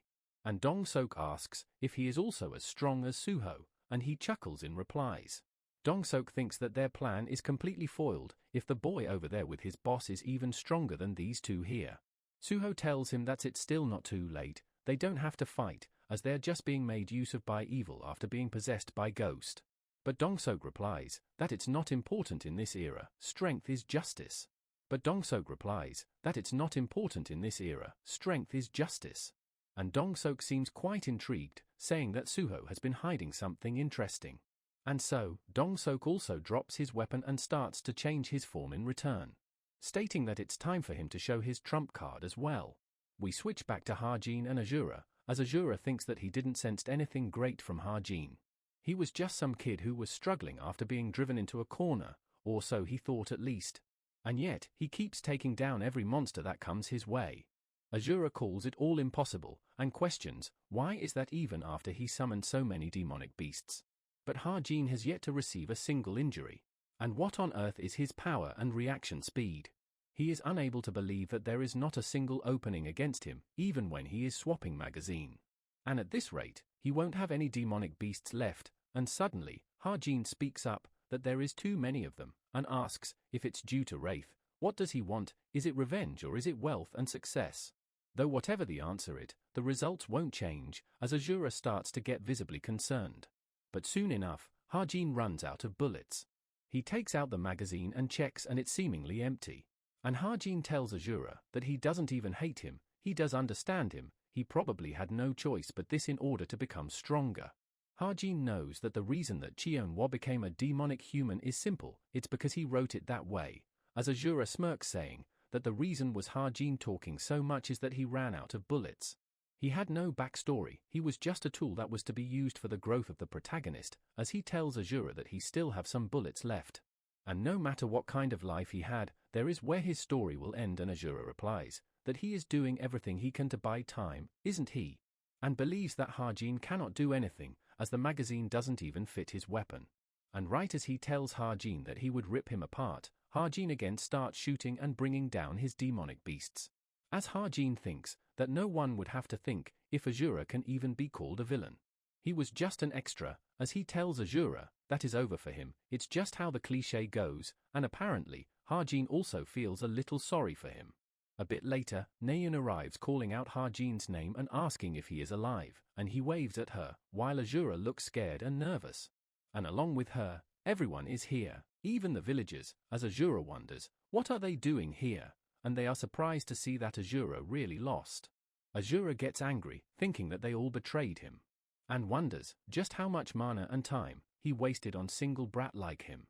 As he realizes that there is no longer a chance for him to win, suddenly the Wraith seems to be coming out of Azura as he tries to convince that he can still go on. The Wraith comes out in the form of floating skeleton and seems to be flying away. They all get worried seeing it, and Ha-jin tells them to not worry, as the Wraith cannot do anything on its own, and quickly calls out to Suho. Suho smiles, as we get to know that Mistilteen is able to become stronger by gathering souls. As Suho uses it to absorb the escaping wrath into his weapon, and that Wraith will now stay with Suho forever within the Mistilteen. Ha-jin finally falls on the ground from being tired, thinking that he don't know how Suho managed to convince the people of the past, but the ending of the story is somewhat similar to the original, and states that his mind is also tired, and just then, we see he has gotten a bunch of rewards and upgrades to his skills. He also obtained 330 SP, which again gets him back. While having Master Sharpshooter at rank 5 is great, the attribute Understanding has now been added to Ether will definitely have effects on his Desert Eagle weapon as well. And as he is analyzing and thinking about his new ability, he slowly opens his eyes and looks in front. And Naeun and everyone seems to be quite surprised, and Ha-jin asks, why are they looking at him like that? And Naeun asks, does he think that the situation makes any sense, as we see they were looking at the number of monsters that Ha-jin just killed. And he tells her that they would disappear since their source of magic power is gone, and Naeun replies, it's not what she is talking about. And she blushes slightly, stating that he is making her feel embarrassed for worrying about him. And Ha-jin then tells her that it's like he said it before, he simply has a talent related to firearms. Which is all thanks to his new weapon, as he shows it to Naeun and everyone, and they are quite enamored upon seeing it, as Ha-jin states that this time, he was simply a bad matchup for Azura, as comparing to swinging a sword 2,000 times, it's easier and effective to kill a large number of weak enemies by just pulling the trigger 2,000 times. And everyone is indeed quite taken in by all that and is really intrigued by his weapon. He then asks Suho if he brought the crystals with him, which he did as he hands it over to Ha-jin. They asks if they would be going back, and Ha-jin declines, saying that they need to return these crystals back to their original positions. Suho asks, why do they need to do that, and Ha-jin replies, it would be a waste otherwise. And asks if they have forgotten that this place is basically a gift from the nature, since it's not affected by the time of reality, they can train effectively here. And so, they should stay here for 2 more days, which gets Naeun excited. And right now, they also have way more people they can duel against too. Fast forward, and as they are leaving, Suho receives some gift of rice and meat from the locals. It is their thanks for driving Azura away, and Suho asks if it's right for them to receive so many gifts from them. And the old lady replies, of course, since it's all thanks to them that they were able to escape Azura's grasp. He was always on about mana crystals and making them suffer in return, and so, Suho accepts their gift with gratitude. They also asks them come and eat with them, which Naeun and Younghan thanks them for. One of them asks Ha-jin to go and eat with the others, but he replies that he is eating while cooking. He then overhears Naeun and others talking about Seoul, and apparently, Gangnam is divided between Shin Myeongchul and Chai Juchul. Jong-hak asks in excitement, what is Shin Myeongchul like, and the old dude replies that he is a good person, and he was the one who brought peace to the Gwon-AK area. And is also still out there, saving many people, hearing which surprises Jong-hak. And hearing them talk quite positively about his grandfather, has seems to made Jong-hak made a serious expression for some reason. Naeun asks about her grandfather, Chai Juchul, and they reply that he cannot be trusted, and he knows it because he lived in Seoul for a short time, but he always felt like a snake. Ha-jin notices Jong-hak leaving into the forest, and wonders why did he react like that when they talked about Shin Myeongchul, as Jong-hak's character is supposed to revere his grandfather in the story. Thinking that there might be a problem with the storyline, he quickly rushes off to Jong-hak, leaving the cooking to Young-han. As Jong-hak is walking alone in the woods, he suddenly sighs, as he has noticed Ha-jin, and asks why is he following him, and Ha-jin panics, wondering what should he say, as he cannot just say that he is doing this to protect the storyline. Jong-hak once again asks him, and Ha-jin replies that he wanted to tell him that his meat is ready. And with an uninterested expression, Jong-hak simply replies, okay, while Ha-jin gets relieved that he got through it somehow. Ha-jin knows that he followed him without a plan, and wonders what should he talk first. Suddenly, Jong-hak calls him out and asks, what does he think about Shin Myeongchul, and Ha-jin realizes that he can confirm Jong-hak's reaction with this question and tells him that he is a hero who saved the world. And someone who deserves to be revered by everyone, and Jong-hak chuckles and replies that it is what lowly people like him would think. Ha-jin notes his negative reaction and continues that from what he knew, he hated having classism in the world. And it suddenly causes Jong-hak to attack Ha-jin. But Ha-jin activates his bullet time and is able to dodge his attack. Noting that if that attack would have connected, it would have definitely broken his bone. It is Jong-hak's special ability, the angrier he gets, the stronger his physical abilities get, Berserker. And at Jong-hak's current speed, Ha-jin notes that he is at the limit of his anger, but why is he reaction like this whenever his grandfather is mentioned, and if there is a reason that he don't know? Ha-jin tries telling him to calm down, and Jong-hak tells him that people like him are the problem, if they weren't so weak. Then his grandfather wouldn't have to sacrifice himself. He would have been still with them, hearing which takes Ha-jin by surprise as he blocks a punch from Jong-hak. Ha-jin finally crashes on the ground, and tells Jong-hak that despite this, he thinks that his grandfather never regretted his decision.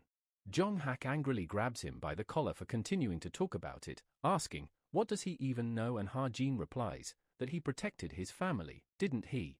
And isn't this is the reason why he reveres his grandfather? And so, Jong-hak finally calms down and lets Ha-jin go, saying that he really don't know when to stop acting up. And Ha-jin finally takes a breather, but Jong-hak turns around and tells him that he won't get off easy if he tell others what just happened. And Ha-jin completely feigns ignorance, saying what is there to even talk about, causing Jong-hak to laugh and leave while saying he knows, but he is just warning him in case he would dare to do anything. And so, it makes Ha-jin think that there is no problem then. He wasn't expecting Jong-hak to miss his grandfather so much, but Jong-hak isn't even a villain to begin with. And even though he is the one who created his character, there is still so much that he don't know about him. Suddenly, he gets a notification that he does not have the authority to view the storyline change of Shin Myung-chul, which shocks him. As apparently, he is a core character of the story, so a storyline change for him is quite insane. As so, it makes him wonder just what in the world is going on. Fast forward a bit later and Young-han gives Ha-jin some porridge to give to Yoon-ha, as she doesn't seem to have recovered her strength. But Ha-jin asks, why is he giving it to him, and Young-han replies, everyone else seems to be talking amongst themselves. Yoon-ha opens her eyes in excitement, thinking that it's Jong-hak, but panics upon knowing that it's Ha-jin. And Ha-jin realizes and says that she was just pretending to be sick, and she replies that she doesn't even have enough strength to lift a spoon. And so, Ha-jin ends up feeding her by his hand, as she asks with a full mouth, what is he doing, and he replies that he was feeding her since she doesn't even have the strength to even lift up a spoon. And Ha-jin thinks that she was probably coming up with a trick to lure Jong-hak here, as she tells Ha-jin that the porridge tastes bland, so does he have anything else? And he replies that there once packet of ramen left, he would give it to her after she finishes this up. And seeing her fully finish the bowl, Ha-jin says that she is probably fully recovered by now, and suggests to perhaps go out and talk to others. But she again goes to rest, stating that she doesn't have the energy to do that, and Ha-jin replies to do as she pleases. But as he is leaving, Yoon-ha suddenly gives him a thanks, saying that she is always being helped by him, and Ha-jin sighs and replies he knows, and asks sarcastically on when she is going to pay him back. And Yoon-ha replies that she always pays back with interest. And Ha-jin agrees, saying that she is the kind of person who never shortchanges on that stuff, and Yoon-ha replies that she thinks they could become really good friends. Hearing which, Ha-jin thinks that considering her future, becoming good friends with her is a shortcut to having a comfortable life. Yoon-ha again speaks up, saying that she can help him get together with Naeun, and Ha-jin replies that he don't need her to do something like that. She quickly gets up, saying to not tell her that he is really into Rachel now, and Ha-jin replies that he is not into either of them. And he don't have the time for things like that, and Yoon-ha teases him, telling him to stop lying and tell her honestly. And Ha-jin gets annoyed and tells her that he won't give any ramen to her. And she screams in reply that he cannot do that to her. Meanwhile, Ha-jin tells Young-han to cook some ramen for Yoon-ha, and he replies that he thought she didn't like instant food. And we can hear them in the background, with Young-han asking Yoon-ha if she wants some ramen, and she acts all tsunder, saying that she would have some if he is cooking, while Suho asks Ha-jin where is he going, and he replies that he need to go and get something. He apparently wrote some items in the background of this story, but didn't finish when it was published, so they would be useful if he can get them. Fast forward to a bit later, and Ha-jin gets a new haircut, with Naeun being really surprised looking at him, asking what kind of magic did they do on him. Suho also compliments him that he looks really good, and he even gets a buff due to it. And so Ha-jin asks his hairdresser's name, and he replies it's Kim Woo-seok, and Ha-jin asks him if he got any children's, making Naeun laugh. And he replies that he does have a son who is 8 years old, and Ha-jin decides to find him no matter what in the future. One of the villager compliments him that he looks really handsome, and others also join in that he is the one who completely defeated that tyrant after all. They tells him their goodbye, and finds it quite pity that they are leaving today. And apparently, that's not the only thing they did. They drove out the villains that rode on the cattails of Azura, and brought peace back to this era. Anytime there was even slightest invasion of monsters, they would stop them, and since they did all that, it was inevitable to get closer to them all. Yoon-ha made use of those new friendship to find anyone who might be the ancestor of famous figures in the present day. Young-han and Naeun played with kids every day. Jong-hak created another clique of his own. And Suho helped the residents with repairing all sorts of facilities, which is so like him. However, it still doesn't change the fact that he killed a lot of people of the past. He is not sure if the city hall's people actually know that or if they are just trying to ignore it. They really welcomes Ha-jin and treated him nicely as well. With simple and helpful people, the sunshine beaming down on them, and the refreshing wind, they were able to make some good memories. But it was then time of them to leave, as Ha-jin thanks everyone for what they did for them. And they reply that they are the one who should be thanking them, and asks if they would be able to see them again. They believe that they will do great things and they might read about them in the newspaper, and looks forward to see what they would achieve. With Ha-jin thinking that it's better for them to now know things, this place is in the past, all of them are nothing but records of the past. Now at evening, Jong-hak gives Ha-jin a crystal. His clique seems sad to see him go, and he also replies that he won't forget them all, as they give him a hug, and Young-han calls out to Ha-jin and tells him that he would be throwing a crystal towards him, so he should make sure to catch it. And Yoon-ha and Suho also arrives and hands him over the crystals, and Ha-jin asks why is she wearing high heels. And she replies that she got them as a gift, there are a lot of people who likes her after all. And upon noticing Naeun coming, she quickly drags Suho with her as he tries to give Ha-jin the crystal. And Naeun upon reaching Ha-jin comments that she seems to be the last one. She also asks Ha-jin if she can look around, since they're going back now, and Ha-jin tells her to do as she likes. Meanwhile, Ha-jin starts infusing his stigma mana into the crystals. And it creates a small ball which Ha-jin destroys. And with this, we see the past is getting destroyed. Suddenly, Naeun calls out to him and asks if they would forget everything that happened, and Ha-jin replies, what is she suddenly talking about? And she replies, she was just wondering if memories just fall apart as time passes by. As no matter how hard she tries to recall it, she cannot remember her mother's voice. And even her happy memories with her have begun to get fainter. She was wondering if they are all going to go away like this. And Ha-jin tells her to not worry about that, as there is a saying, flowers that don't wither has no fragrance. Memories are precious since they can be forgotten. Memories must fade and wear down to some extent so that they can become someone's precious memory. And Naeun clicks her tongue and replies that it's not comforting at all, and Ha-jin knows that he understands how scary it can be to forget. He hands her over something, stating that he wants her to do it instead, and she asks, what is it? And Ha-jin replies, it's a ticket that allows her to go and see the flowers for a little while. Naeun asks about the time capsule, and he replies that she can change the number on it to go back to the past. Though it's more like exploring memories buried in her subconsciousness, but Naeun tells him that it's not what she is asking. She is asking if didn't he looked for it, since he could use it for himself, and while he agrees with it, he tells her that it's no use for him, since he don't know how they look like anyways. He was holding on to it, in case his memories of his parents started to fade. There are many items that he wrote in the settings book for this timeline, but he couldn't find a use for it in his novel.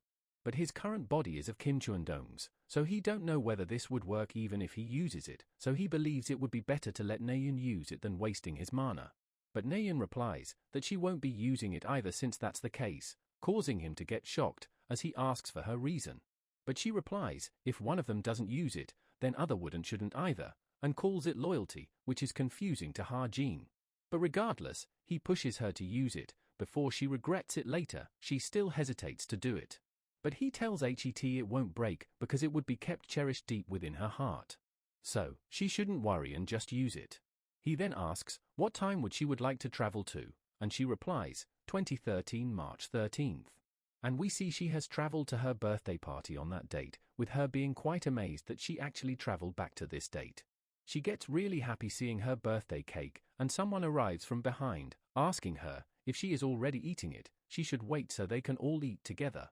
And as she looks behind, she is left shocked. And we see it's her older brother who wishes her happy birthday. Seeing him, she wanted to cry, but she doesn't, believing that she cannot cry on a happy day like this. Because today was the only day where her entire family was together for her birthday. And soon enough, another person arrives with her gift, commenting, have they already started? And seeing her, Naeun's eyes are filled with tears, as she wishes her happy birthday, and we see it's her mom. Naeun quickly runs to her arms and hugs her tightly, and starts crying really loudly, as her mother asks, what is the matter? Her parents asks if she was worried that her mother wouldn't come, though they find it understandable since she is still young. Her mom also consoles her, believing that Naeun was scared, and tells her that it's all right, as she will be by her side. And we see her surrounded by her family and happily celebrating her birthday and reliving her memories. They all then prepares to blow out the candles, with her mom telling her that her wish will come true if she closes her eyes before blowing out the candles. Naeun thinks that her wish actually has been granted, since she got to meet her mother again. But she decides to get a bit greedier, and wishes to let her cherish these memories forever, and also to let her meet her older brother again. We now see Ha-jin is back to the present. When he reopened his eyes, he was back at the mountain. Naeun is also back, as she shouts his name from behind, with him noting that everyone has returned safely as well it seems. The time capsule didn't disappear even though Naeun already used it, but for some reason, required mana recharge appeared. It needed around 15,000 mana, and since it's too much, he decided to give it to Naeun.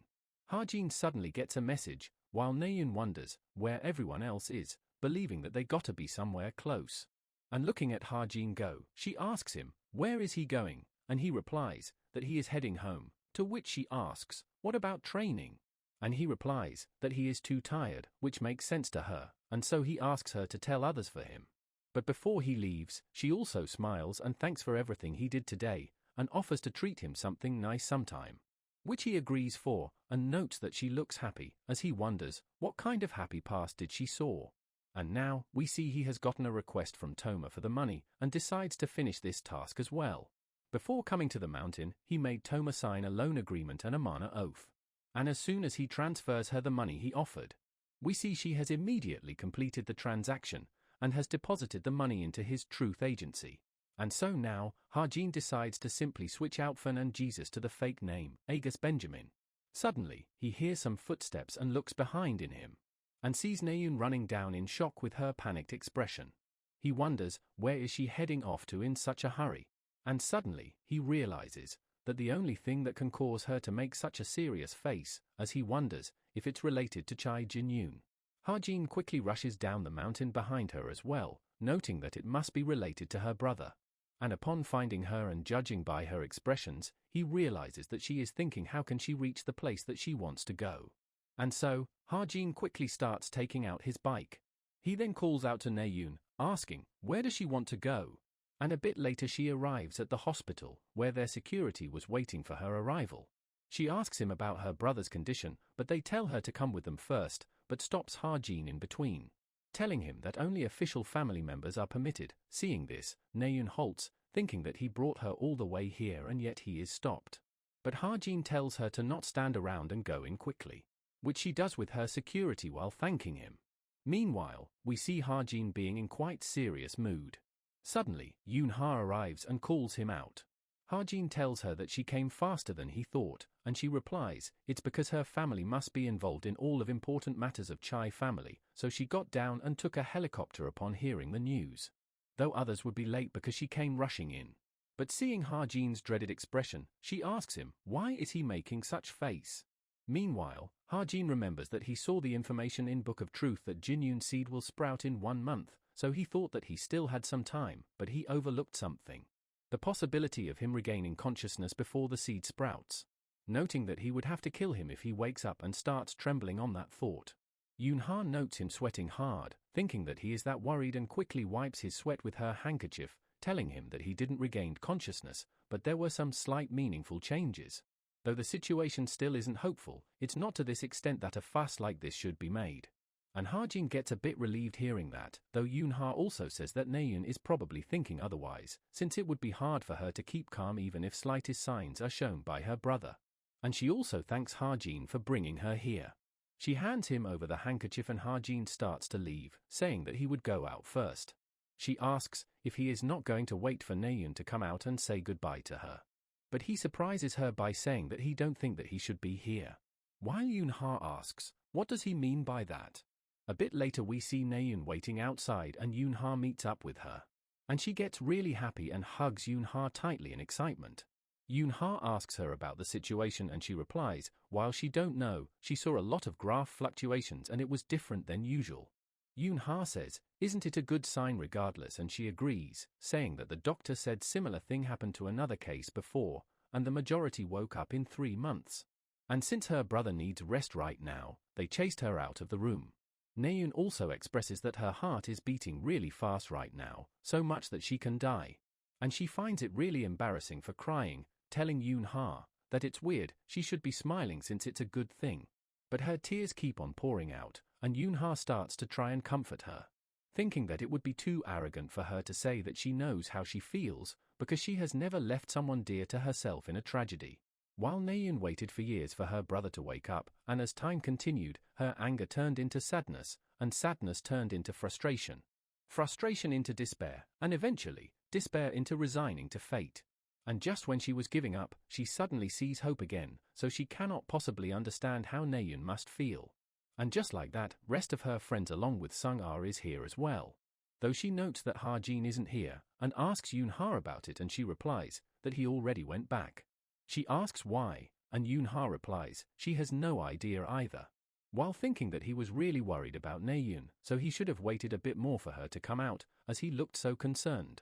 She also remembers that he was too much out of breath and in daze, despite not running here, and wonders if it was because he was too nervous.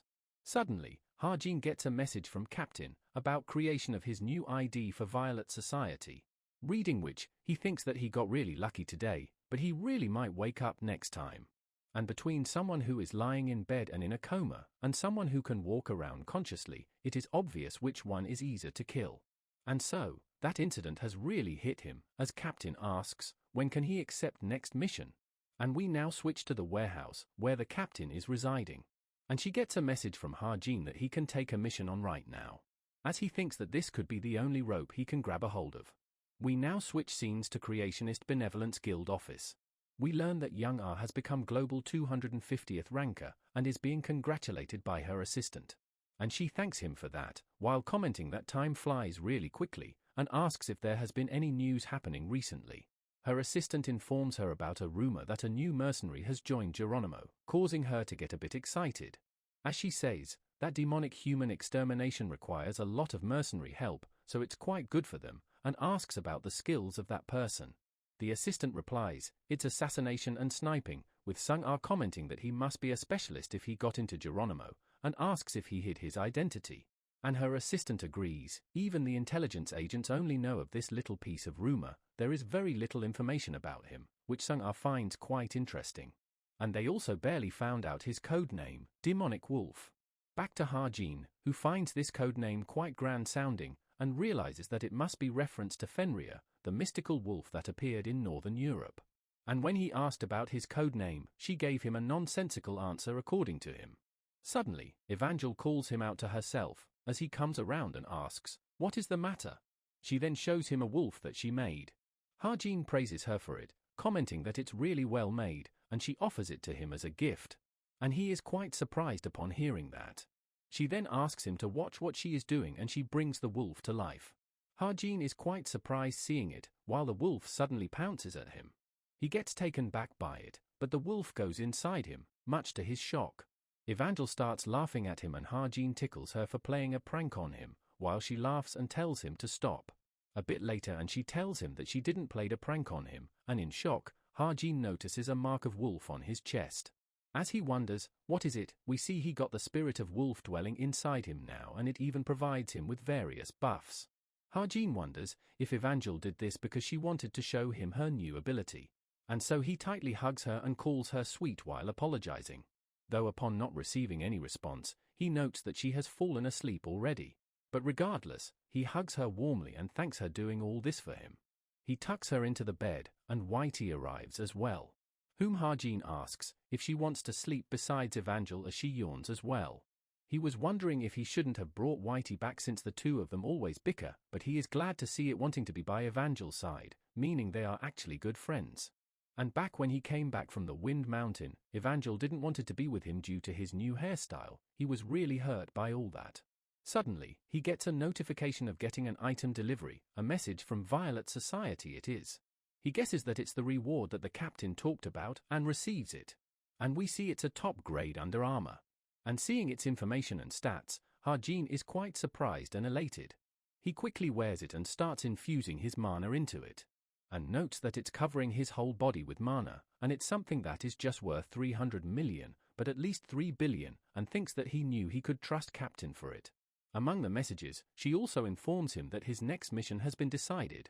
We switch scenes to Toma, who seems to arrive at the orphanage, and tells the receptionist that she is looking for a certain patient. Argus Benjamin, a Latino like herself, and pretty old. And when the receptionist doesn't recognize, she shows her a photo, and the receptionist then recognizes him. Though she hesitantly informs Toma that he has already passed away, which shocks her, and it's been 2 years to that as well. And this causes Toma to realize that the nonsensical reply was actually the truth. Thinking that he ran away after throwing her life in a pit, lived a comfortable life himself, and then died peacefully. It angers her a lot, as she asks the receptionist if he left any memento or last words. And the receptionist asks her to confirm her relationship with him first, and Toma replies that his real name is Fernand Jesus, Argus Benjamin is a fake name. And she is Toma Jesus, and Fernand is her biological father, which she vouches for with her mage qualification ID. The receptionist tells her that she don't know much about him either, as he only interacted with a male student that came here as a volunteer. And that student also came here not too long ago, so he might have heard something from Benjamin. Toma asks her if she can tell her who he is. And the receptionist tells her to wait till she looks at the records. Meanwhile, we see Toma is getting lots of messages from the agency, and they seems to be demoting her, though she doesn't care anymore, as she already got what she wanted. The receptionist then reveals to her that it's Kim Ha-jin, a cube cadet, hearing which causes her to get shocked, as she wonders in shock if he is really the Kim Ha-jin that she knows. We now see a bunch of couples being all lovey-dovey with each other, with Ha-jin sighing and trying to ignore them and notice the falling autumn leaves instead. It's a place where they put a lot of effort into landscaping and mana concentration, but it has become the most popular spot in a school where dating is banned. And as he is wondering how it would all look in the spring, someone calls him out by touching, saying that he was so deep in thought that he couldn't hear them calling him. And we see it's Yoon Ha, who gives something to Ha-jin. He asks her about it and she replies that it's the ginseng that he gave her last time. She refined half of it into an elixir. But Ha-jin asks about the half part, and she replies that she planned to use the rest for research and development. And in return, she offers to give him some shares of her company, and even an equivalent amount in elixirs, causing Ha-jin to think that she used that ginseng as she pleased, and she is so calm about it as well. Though he don't mind, since she isn't someone who would stab someone in the back. If anything, she is someone who would get stabbed in the back instead. Right now, she has a tendency of being too trustful of those she considers to be her people. It's understandable since she is 17, but the guild's internal power struggles will make her face a filthy political battle. And from that, Ha-jin also remembers about an incident that it's going to happen around winter break, Yoon Ha's power abuse scandal stemming from that incident. But upon hearing her telling him that he should take 1 elixir a day, he snaps back from his thoughts, as she tells him that 1 pill costs around 1 billion, which greatly shocks him, as she informs him that they are made by condensing mana crystals and wild ginseng after all. He asks if it's really that valuable, and she replies, it's not, but it's how marketing works. They could make same dose of other medicines about 300 to 400 times, while this one can only be made about 20 in comparison, so unless they are selling it at that price, it would be a loss. And upon seeing its stats, Ha-jin finds them better than expected as well, and decides to return the favor to her in that case and give something to her. And it turns out to be another wild ginseng, seeing which she gets elated, as she asks, where did he got it from this time? And he replies, Wind Mountain, which surprises her, so Ha-jin says, then he should give it to Jong-hak instead by the principal, but she panics and tells him to wait instead, stating that Jong-hak once forgot her birthday party, so it would make up for that. And with that she leaves, while saying she would contact if there is any progress. And Ha-jin then remembers and looks at his watch, noting that Toma hasn't replied to his text yet. Based on the situation, he assumes that she has visited the nursing home, and must be having complicated thoughts right now, so he decides to wait till she sort them out. Fast forward a bit later, and Ha-jin receives his briefing for rescue mission, with location being China. As soon as the classes end tomorrow, he plans to use the portal to head to Beijing. In his story, a lawless zone exists across the Mongolia and Russian border. This place is a trafficking and smuggling route frequently used by demonic humans. It's their hideout, a chaotic zone, ruled by the law of power, where brutal crimes are committed. Even this lawless zone has its own form of demonic human society and set of regulations. The demonic humans call this place the Masked Demon Palace, or Pandemonium. Fast forward and we see Ha-jin arriving at the northern Beijing bridge area. Realizing that it's a mid-danger zone, he starts to feel eerie of it. Today's targets are demonic humans who have thrown away their humanity and become self-proclaimed dogs of the devil.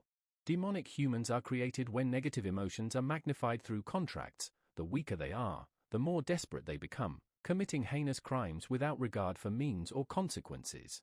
Due to this all, he believes that he won't feel much guilt when killing them, though he don't know if he should be happy about that. We then see a bunch of trucks coming and Ha-jin prepares his weapon. First up, he targets the driver of the truck and hits a headshot. This causes the truck to go off-road, causing others to wonder what is up with him, and Ha-jin quickly takes out the other truck driver as well. They all finally realizes that someone is attacking them, and quickly goes on to guard the goods.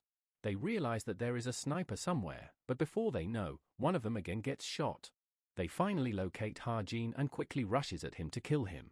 And Ha-jin eats the ginseng, and also activates his under armor, and switches his weapon to assault rifle and activates bullet time, and shoots down everyone who was rushing at him. A bit later, and we see him opening the truck, thinking that it's going to be fine if he doesn't lose focus. But suddenly, another guy pops in and jumps on Ha-jin to kill him. And Ha-jin realizes that he let his guard down, while the guy seems to have almost pierced his chest with his weapon. But as the dagger hits, the wolf spirit that Evangel gave him comes out and attacks the guy. And it starts to brutally mutilate it, seeing which Ha-jin seems surprised. He wonders if that thing just came out of his body, and suddenly remembers the effect of the spirit, and notes that he has a lot to improve on for letting his guard down in a place like this. But nonetheless, when he opens the back of the truck, he finds the hostages, shivering in fear. He throws them the watch, telling them that he has killed the demonic human, and that now, it's time for them to go home. He also sends the message to Captain, which she confirms from her side as well. And we see all the members of Chameleon Troop were watching the Ha-jin alongside her. Khalifa asks if it's fine for only 5 of them to be here even though the rookie evaluation is really important, and Jane replies, it cannot be helped, since all of them has their own schedule. Though she is also surprised at him killing 20 people in 21 seconds, making her question, how can a long-range weapon be that strong? And believes his talent lies in enhances and transformation of his weapon using mana, and asks others, what do they think of him? Jin Yoan replies that he is probably at least upper intermediate grade, surprising Jane that he is rating Ha-jin that highly, and asks if he even knows that that grade means, since even he can kill 10 people, but he replies that it has to be around 100 people at least. Khalifa asks Jane's opinion, and she thinks that he is around intermediate grade, similar to Kim Suho. And while she don't know how strong he is in a one-on-one situation, she believes he would be really helpful in fight against large groups. Yoan says that Jung Yang is good at evaluating someone's ability and asks if he is still in demonic realm, and Drun replies, he is, and it doesn't seem he has any intentions of getting out either. They all wonder if he is not sick of it, and one of them replies that he should come back after having some fun instead of just staying there. But regardless, Jane asks Drun if he figured out what that spirit wolf was just now, which he replies that it must be his pet with a straight face, causing Jane to question, would a pet really come out of his chest? Captain replies that she would ask him directly about it, and Jane questions if he would just tell him. And she grins and replies that Ha-jin will tell her since he trusts her a lot, which Jane really doesn't buy. Back to Ha-jin, who tells a sleeping Evangel that she really saved his life today. And when he saw the wolf stat, he at one point that he should be wearing the armor instead, since his stats are that good, which makes him think that it really might become a demonic wolf. Evangel seems to have woken up and reaches out her hand towards Ha-jin while chuckling, and asks for delicious food again, and he tells her to sleep a little more and eat the food later, while thinking that he cannot remember when, but Evangel started becoming a deep source of comfort for him. It's only been a year to him since he fell into this world, when the main story comes to an end and he returns to his reality. He wonders if he would really be able to go back to his original life. Can he forget everything that happened and everyone that he met? Fast forward and he is back to school and also very tired since he only slept for an hour. He thinks about Toma, who hasn't contacted him since her last message. And when he visited the memorial park, he prepared something that would help him get Toma as an ally. Nan's grave is surrounded by the flowers that he gave as a present as well. And he wonders if she hasn't found a letter. Suddenly, someone starts to sit beside him. And when he looks to the side, it turns out to be Toma, who seems to be writing something on a paper. She passes him the note, asking if he did any volunteer work ever, a question which takes him by surprise. And he agrees that he has, and she then asks if he met someone named Agus Benjamin at a nursing home before. And he agrees to that as well, and adds that they were quite close, which makes Toma make a visible change in her expression. She then asks, what was he like, and he replies that he always seems kind of lonely. She digs in further, asking how did they become friends since he never opened up to the nurses there. And he replies, it was because they were in a similar situation, he also didn't had any family members. Ha-jin then questions her, why is she asking about him, and she replies, that he is her birth father, as Ha-jin realizes that Toma has found out. She asks if he is surprised, since she never imagined that she would actually find someone who knows him. She then expresses her anger of him for killing her mother and running away. She was curious as to why he did, but he died before she can find out. No one knows why, and so Ha-jin is the only she could ask, and asks if he left anything behind, and Ha-jin realizes that she has not seen the letter yet from the way she is talking.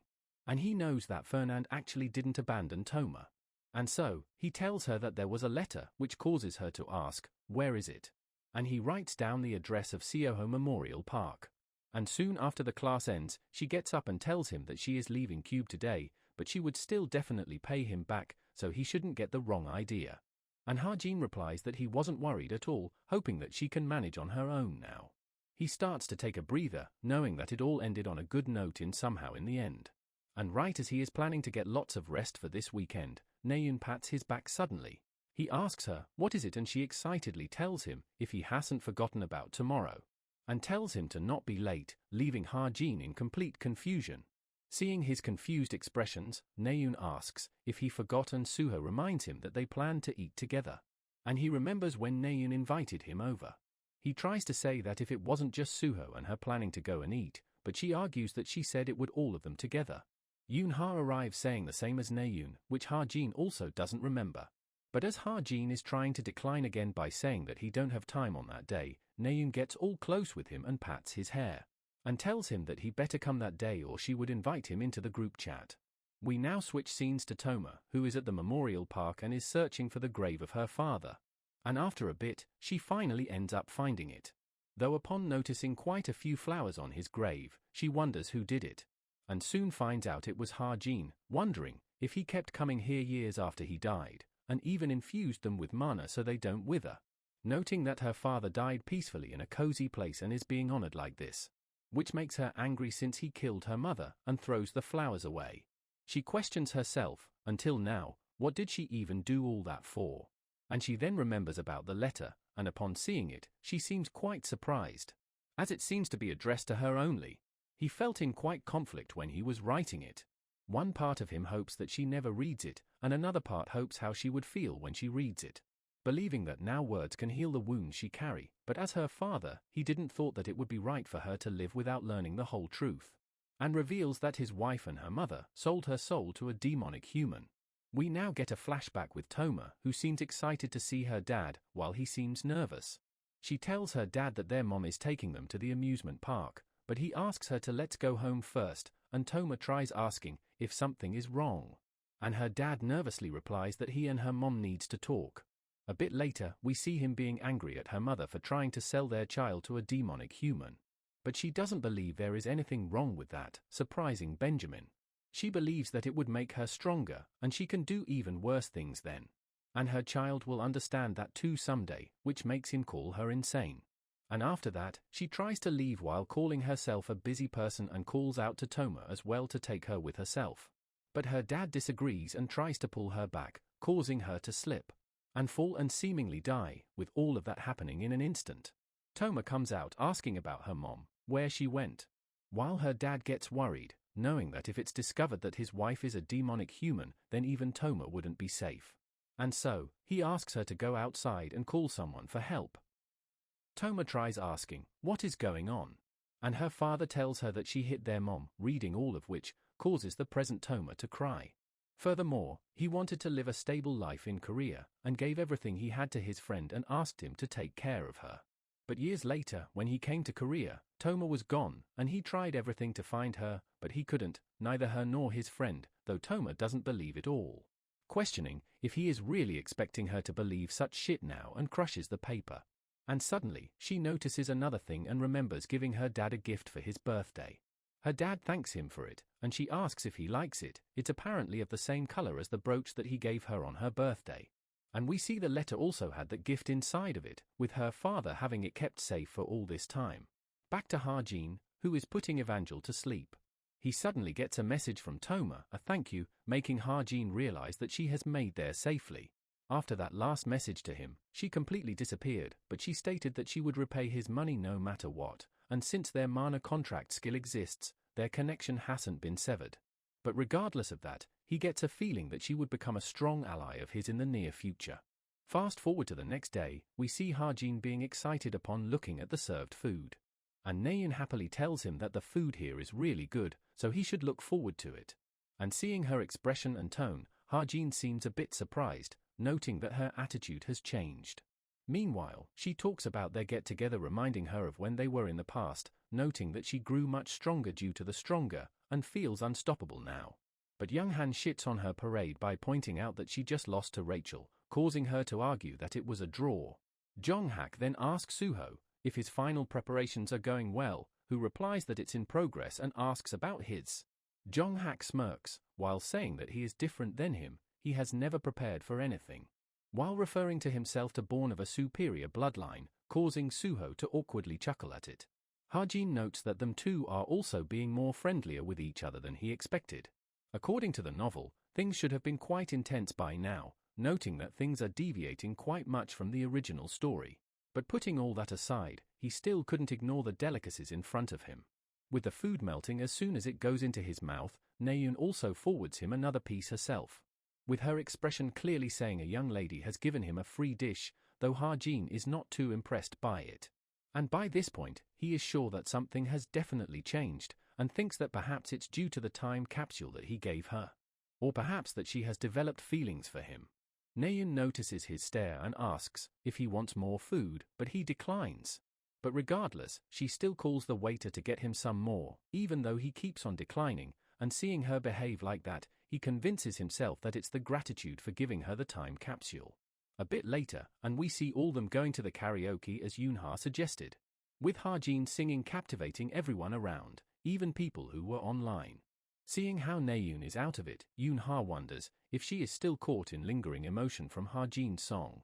She also does think that Ha-jin sang incredibly well, and just then, her watch starts to ring. And it's from Ha-jin, who asks her to come out as he got something to talk about with her. Outside, he calls her buddy in English, causing her confusion as she asks, why is he suddenly speaking in that, to which he replies, that buddy means comrade. Though she tells him to stop joking around and get to the point, and he chuckles and hands over something while saying that he wants some bullets. She asks about the envelope and he replies that he wants her to grind what is inside that into the bullets, and asks if she can. Yoon-ha smirks, saying that they got cutting-edge compression technique that can inject mana even into bullets smaller than a finger. And upon opening up the envelope she finds a leaf inside of it, causing her try her luck, saying that he wouldn't tell her about it even if she were to ask, would he, and he replies that she knows him well. But regardless, she agrees to do it and he thanks her for that. He also asks her to tell everyone that he is leaving first. She asks if he is going already and he replies that ever since he finished singing, Jong-hak's eyes have been scary. And with that, they both part ways. Suddenly, Yoon-ha gets a message from her subordinate with something urgent to report. While investigating Ha-jin, they have discovered a suspicious incident, which she finds quite shocking. During the year that he was born, there was an incident known as Gwang-o incident, and for some reason, all related materials for that incident have been concealed. And during the incident, one of their agents was attacked as well. She asks about their condition, and they are apparently fine and are recovering without any major issues. She asks him to first submit all the information to her and suspend the investigation for now, since the safety of their agents takes priority. The name of the incident sounds familiar to her, and she suddenly remembers something. She saw something similar in her father's diary a long time ago. Back then, she couldn't read Chinese characters, so she didn't understand the content, but her dad scolded her for reading that day's diary entry. And if Ha-jin is really connected to that incident, then she believes she can truly return the favor to him as a real comrade. And luckily her dad is also on a business trip, so she plans to check the diary at home. Suddenly, she encounters Naeun and asks her, what is she doing outside, and she replies that they all didn't came back in, so she came to check. Naeun starts to look around and Yoon-ha tells her that he already left, which surprises her. She asks him, what did they talk about, and where did he go, and bunch of other questions. This causes Yoon-ha to burst into laughter, which embarrasses Naeun, as she asks what is wrong with her. And Yoon calls her really cute when she is not being honest, which again makes her blush, as she calls it all a nonsense. We now switch scenes to Yoon Ha's home where she greets the butler and asks, "How has he been?" He replies that she has came back after a long time, and informs that both her parents are out right now, though she tells him to not mind him. As today, she just needs to check out one book in her father's study. Inside her father's office, she remembers that it's been a while since she has been here, and remembers the book being under the desk, hidden with a cloak. Though, there she finds a safe instead, and it wasn't there last time she saw it. But since it's her dad, she thinks that the password might be her birthday. And when it doesn't open, she tries her mom's birthday, but it's not it either. And so, she comes to the conclusion that there must be only one answer, and with that one, the safe finally opens. As it turns out, the password was the combination of both her and her mom's birthday. She finally founds her dad's journal as well, and also gets a message on her smartwatch, which is the complied information about Ha-jin. From their investigation, they discovered that after the Gwang-o incident, Ha-jin was entered into an orphanage near the Gwang-o shelter, which makes her think that they're getting closer to truth. She opens up the diary, remembering that she has seen that before, and tries to search it up, and finally finds it. It was September 9, 2008. A report about Gwang-o was filed. It was a day which her father stated he would never forget. What happened that day in Gwang-o for the rest of his life, reading which her expression starts to turn a bit grim. Back to Ha-jin and Evangel, who notes that both her and Whitey are fully focused on the TV. And Evangel aside, even Whitey is watching it like she understands, as he notes that her intelligence must be really high. From which, he remembers about Toma's ring, which enhances intelligence. He notes that there is no rule written on it that it can only be used on humans and decides to test something out. He tries to reach its maximum value, which is costing him 40 SP. And for humans, it's costing 250 SP. But regardless, looking at them play, he starts to smile. And thinks that it might not help him, but it would help Evangel, and puts the ring on her tail to see how smart Whitey gets. Back to Yoon Ha, whose expression is now filled with complete grim as sweats roll down her face, while questions, "What is this?" The journal continues that an assassin was hired and her father was entrusted to a massacre, reading which she is left in absolute shock. Jin Young-han was an upright man, respected by many and a righteous person who always stood against injustice. President Kim Seok-ho, who saw him as a thorn on his side, branded him as the beginning of the demonic humans, or maybe he just feared that his own corruption would end up being exposed. But the real problem was that Chai Ju-chul also wished for Jin Young-han's death. He agreed with the president's claim that he was a demonic human, and to avoid suspicion of assassination, he ordered a complete eradication of those who followed him, and then hired assassin and entrusted the massacre to him. And on September 8, Jin Young-han's urgent radio message came in. They requested for backup, but since he had staged that monster attack, he ordered a focus on rescue operation and drove them straight to their deaths. Jin Young-han and his comrades tried to protect the civilians in the Gwang-o shelter, but around 8 p.m., an assassin infiltrated.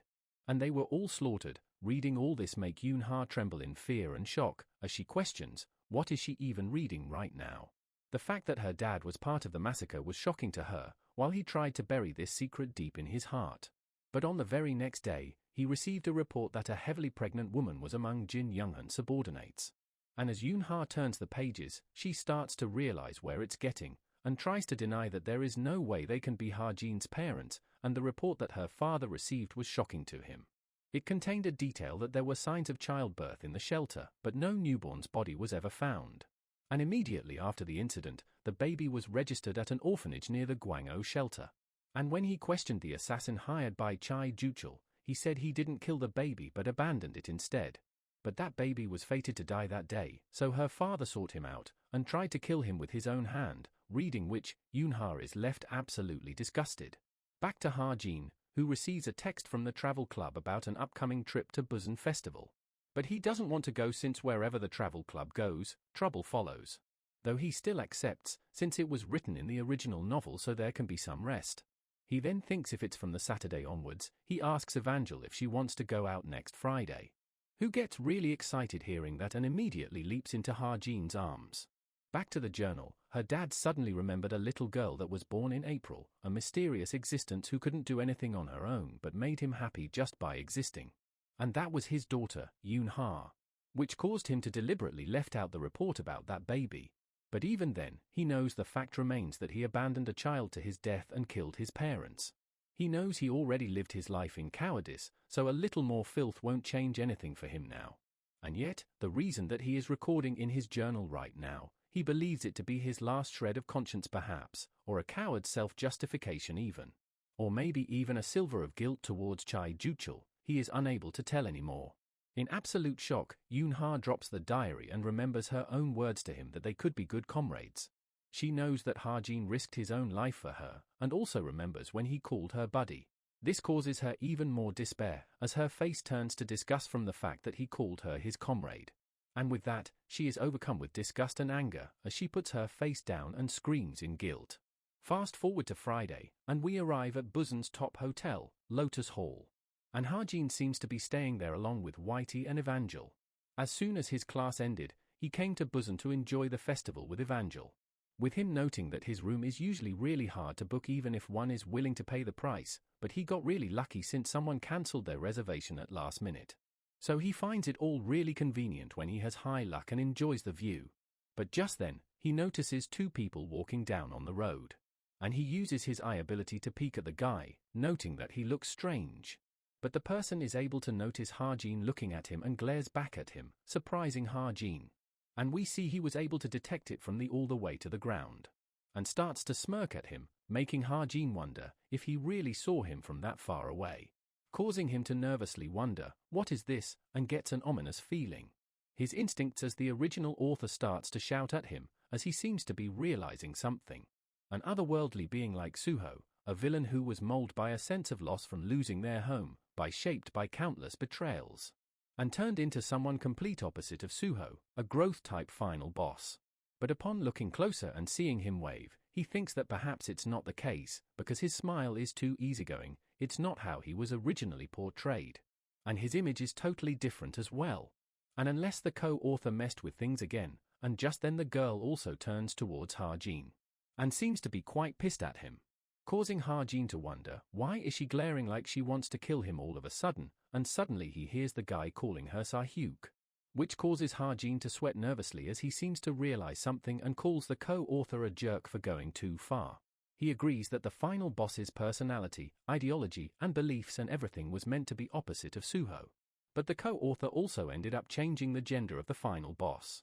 Seeing her, he sweats profusely while the guy with Sahyuk asks her, who does she think Ha-jin is, since he was able to lock eyes with them? And she replies, probably a nobody, while Ha-jin remembers her as someone on the same level as Suho or even greater potential than him, growing rapidly, destined to be the greatest threat in the final arc. And if he had a bullet with a Mistilteen's leaf in it right now, he would have burned through all of his SP just to take her down on the spot. But he never thought that she would show up with that appearance, in a situation where he is alone, though he wonders, who is that guy with her? Meanwhile, the guy tells Sahyuk to improve her observation skill, since if someone who can look down from that height on them and meet their gaze without flinching, he would have the guts to fight them, meaning he is no ordinary person. And so, he tells her to stop glaring like that, but she argues that he started it first. He replies that perhaps Ha-jin is just into her, so she should give him a wink or something, which angers her, as she replies that she would give him a death wink instead, causing Ha-jin to label them insane. But regardless, the guy decides to not respond to her reply and starts to take his leave with her while glancing back at Ha-jin once more. And when they finally leave, Ha-jin sits down thinking that it took 10 years of his life from this. Though it's a relief that he was able to identify her, but he still wonders, who is that guy with her, and seems to be someone on par with her, or perhaps they have an even deeper relationship. Suddenly, Evangel arrives asking Ha-jin if she can swim in pool with Whitey, and he gives the permission not without asking if Whitey can swim, which she can. And so, Evangel quickly changes her outfit using magic, causing Ha-jin to label it really convenient while thinking there is no point to the original story if it's going to deviate this much. But regardless, since he would be facing her soon again, he plans to find out then. Fast forward to next day, we see Ha-jin waiting on the travel club members. With his early arrival being commented on by the president, to which Ha-jin replies that he figured that he should be early sometimes. When they returned to Seoul early Saturday morning, instead of going to the Cube, they got her apartment in Seocho district, though while he feels uneasy to leave Evangel alone, but Whitey is with her, so he believes she would be fine. And since Evangel was cheerful, he believes that his night out with her was a success as well. Back to the travel club, rest of the members arrive as well, with Suho also commenting on Hajin being early, to which he says that he was excited. And he also overhears Naeun informing the president that Yoonha isn't feeling well, so she would be joining them later. Hajin asks if she is sick and Suho replies she even got hospitalized. Younghan asks if it was stress-related gastritis and Naeun replies it was, and she even stayed up all night taking care of her. She hasn't looked well all week, and whenever she asked her what is wrong, she wouldn't answer. Hajin also remembers that he haven't run into her at all this week. He didn't knew that she was sick. But Naeun does tell him that she would join them later, so Hajin gets a bit less worried, thinking that she might have her upset stomach since she loves food after all. We then see all of them arriving at Busan, with the president telling them all the spots that Busan has. Hajin also seems a bit excited and plans to check out an antique shop since he might be able to find some unexpected treasure there due to his high luck. Suddenly, Naeun arrives and puts a hat on his head, causing him to lash out and asks, "What is she doing?" and she replies that it looks good on him, so she would buy it for him. But he tells her no thanks and starts taking it off, but Naeun tells her to not since she already paid for it. And it apparently costed her 350,000 won, which Hajin finds really expensive. And so, he ended up wearing it. She also offers him street food to eat while speaking in Busan dialect, and shoves it into his mouth, though he tells her to drop the dialect since it doesn't suit her. He also asks her why is she not eating, and she replies if she does eat street food, she would get upset stomach. And so, she plans to give it all to him instead, and seeing her bright mood, Hajin wonders if it's because Jinyun's condition has been improved, or if there is something else, as she starts to pull Hajin to places. This all got Hajin wondering if it's really okay for him to be this close with her. Because even if they get along, it would only make her feel more betrayed and hurt worse, which is why he needs to maintain a certain distance. Yet, he questions, how did things ended up like this, as he starts to seemingly blush and tells her to wait a minute. Thinking that he needs to keep his distance now, yet Naeun puts on a scarf around him, causing Hajin to think again that he really should keep his distance, but dark and cowardly feelings are starting to creep into him, with Naeun giving him the scarf while telling it's going to get cold soon, and ends up also complimenting him that he looks surprisingly good in any color, and says that perhaps she has good tastes, and all of this interaction made Hajin wonder that as long as he don't get caught, maybe it's okay for them to be close. But regardless of all that thoughts, he quickly runs away, telling her that he don't want it. But she again tells him that it's getting cold and tries to call him out, but he runs away even while she asks him, where is he going? Now fast forward to night, at the final destination, an amusement park. A place that should be filled with dreams and fantasy is currently a hotspot for smuggler transactions. According to the original story, things will go south and the smugglers will cause a scene, and Jin Sa-hyuk will approach Suho amidst the chaos. Suddenly, Naeun tells everyone that Yoonha is almost here, and notices her car stopping right behind them. And from it, she gets out with a seemingly grim expression, and Naeun asks if she is feeling better, and she agrees. The club president tells everyone to line to get their wristband, and when they do, Hajin starts to stare at Yoonha. He asks if she is still sick, and she replies that she is okay, but Hajin notes that she doesn't really look that way, and wonders if she gets seriously hit with food poisoning or something. And just when the president announces that they would be moving in pairs, Yoonha quickly pulls Hajin with him. It surprises Naeun, who asks them what is wrong with her. And Hajin also wonders why is she acting like that all of a sudden, and that her expression looks serious as well. And wonders if there is something that can only be discussed between the two of them. We then see both of them sitting in a Ferris wheel, awkwardly silent, with Hajin thinking that he thought it was the case, but she hasn't said much during the whole walking through the park. She just kept sighing and sneaking glances at him. And then out of nowhere she asked to ride the Ferris wheel with him, but he knows that they aren't here for date. And so, he finally asks her, what is it about? If it's something about his bullet or something wrong with it, but she denies, saying that it would be done by next month, and tries to tell something about those leaves he gave her. To which he replies that they are not ordinary leaves he knows, and asks her if he can use some of them for research purpose if they are left after processing, which agrees, though she doesn't seem much into it all. And so, Hajin continues on that they have to make the project a success since they are partners, hearing which again gets her filled with guilt. She then finally musters up courage to tell him something, but Hajin looks is still on about the project. She finally speaks up, saying that she got something to tell him with a very concerned expression. And just as Ha-jin tells her to go ahead and say it, we see something happen causing the Ferris wheel to shake. Ha-jin looks outside upon finding the Ferris wheel stopped and realizes that it's starting. Seo-hyuk tells Suho that he seems to be a celebrity around here, thanks to which she was able to recognize him right away. But Ha-jin is shocked and asks, "How is she here?" She replies that he has recognized her, though not without remarking that he would have been an idiot for not doing so, since they are the only ones here. And as for Suho's question, she replies if he really thinks that he was the only special one that day in that situation. Suho starts to get angry and asks her reason to be here, with Naeun being surprised seeing Suho angry like this for the first time. While wondering, who is that girl, Seo-hyuk tells Suho that it's none of his business to know, and asks if he forgot how to show her respect. Because no matter how much the world changes, he shouldn't forget their past relationship. But Suho replies that after all this time, she don't have the right to say that. But she replies that she always have the right with a confident smirk, and plans to fix Suho's attitude since he is acting too arrogant despite being a lowborn thing. Naeun gets pissed and speaks up, saying that she don't know what is her deal with Suho, but if someone like him is angry, then 9 out of 10 times she is the one who is garbage in the situation, making Seo-hyuk pissed. And as she tells her to get lost, Seo-hyuk immediately attacks her and sends her flying all the way back. And Suho is left absolutely stunned by this, as he looks back at Naeun in shock. And we see Seo-hyuk is about to use her power again, this time to attack Suho, who is checking up on Naeun, causing Seo-hyuk to get angry again since he is showing her his back. And we see her forming and summoning tons of weapons around her, leaving Suho nervous. Meanwhile, Ha-jin is surprised to see Naeun go down in one hit like that, since no matter how strong Seo-hyuk is, it shouldn't be possible. And so, he plans to interfere again and tells Yoon-ha that they would be talking later, and breaks open the gate and prepares to jump out. But as he tells her that he would be heading first, she grabs his hand and tells him that she don't think this can wait. Her hand starts to tremble, as she is almost breaking down while saying that if she don't say it now, she don't think she would ever be able to say it. Ha-jin gets worried for her as well, and wonders what is going with her, and assumes if it's the start of the Yoon-ha abuse scandal part already, as it would explain stress-induced gastritis, and she must have a rough time. And so, he breaks free from her hand, and tells her that she don't have to say it then, telling her that it's okay even if she don't say it, because he would help her, whatever she is worried about, and it will always work out in the end. Upon landing, Ha-jin quickly runs to check up on Naeun.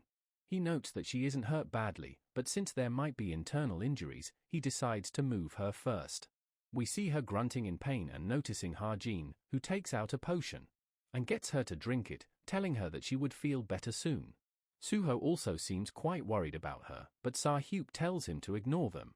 Suho then questions her, why did she change so much? And she again gets pissed, saying that she told him already to not look down on her. She prepares to hurl the weapons towards Suho, who also picks up a metal pipe to defend himself. And as the weapons comes for him, he is able to fend them off using the metal pipe. He asks Seo-hyuk if she has to do this, since they no longer have a reason to fight each other. But she replies that it's not for him to decide, and regardless, she asks if he thinks that pipe is going to be enough for him. As we see her attacking Suho from behind, which he is still able to block. But it's still not enough, as one of the attacks still lands near him, and seeing their fight, Ha-jin seems worried as well. Noting that she is ridiculously strong, the energy of that dark blue mana itself is based on the third antithesis of Kim Suho, which means she doesn't even need weapons to fight. Because highly compressed mana itself becomes a weapon, on top of that, Suho doesn't even have Miss Tiltine with him right now. And when the pipe breaks, one of her attacks gets completely up close with him. But she changes its trajectory to not kill him, and instead strikes him on his gut, and then lands multiple blows from other sides, making him go crash on the ground. Suho lies in defeat, and Ha-jin notes that if he leaves him be, something terrible is going to happen. And right as she is about to strike Suho again, Ha-jin steps in, telling her that this should be enough for now. At first she is confused, and suddenly remembers Ha-jin from back then, who gets anxious since she remembers him. She asks if he is Suho's teacher or something, but before he answers, she attacks Ha-jin, though the attack seemingly lands on both of his sides instead. And seeing her expression, Ha-jin gets terrified. And when she attacks him again, he uses bullet time to dodge it this time. She compliments him for dodging it smoothly, while Ha-jin has his heart out as he thanks bullet time for saving him. He asks her to stop right there, since neither of them bruff weapons here. But she again interrupts him and asks if he is seriously not his teacher, leaving him dumbfounded. As he replies that he is his friend, causing her to lash out at Hajin and tells him to get lost unless he wants to be buried. But Hajin realizes that she isn't going to back off no matter what, and he starts to prepare something. He remembers her being an arrogant and a careless person, which is why his provocation is bound to work, as he takes out a coin from his pocket. And seeing him take out a coin on her like this pisses her off. She nags at him for saying that he had no weapon and yet he pulled that out just now. Meanwhile, Hajin focuses the stigma's mana on it and activates the item's effect. And lastly, he throws it towards her using random style enhancement. And it strikes her right on the head, making Hajin nervous for what is going to happen next. And so, she gets really pissed as she starts bleeding from the head, with Hajin noting that it's expected that even after using all of his strength, he is unable to take her down right now.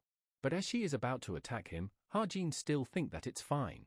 As we see the guy with her stops her, telling her that it's enough now, which is something Hajin expected. She tries to argue to let her go, as she is still fine, but he tells her that her brain is rattled now, she cannot even control her mana. And with a single strike on her neck, he is able to put her to sleep. He smiles while telling Hajin that she is so much trouble, and also remembers meeting Hajin before, who is hesitant to confirm it.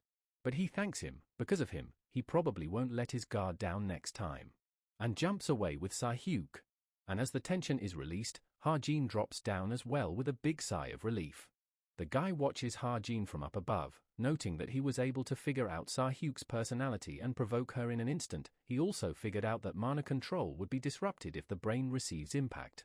Which puts a smirk on his face as he turns around while thinking of Hajin as interesting. Suddenly, we see Jane is here in a disguise, asking the guy where he is going while greeting him. The guy agrees that it's been a long time, and upon noticing asks if the kid is not here.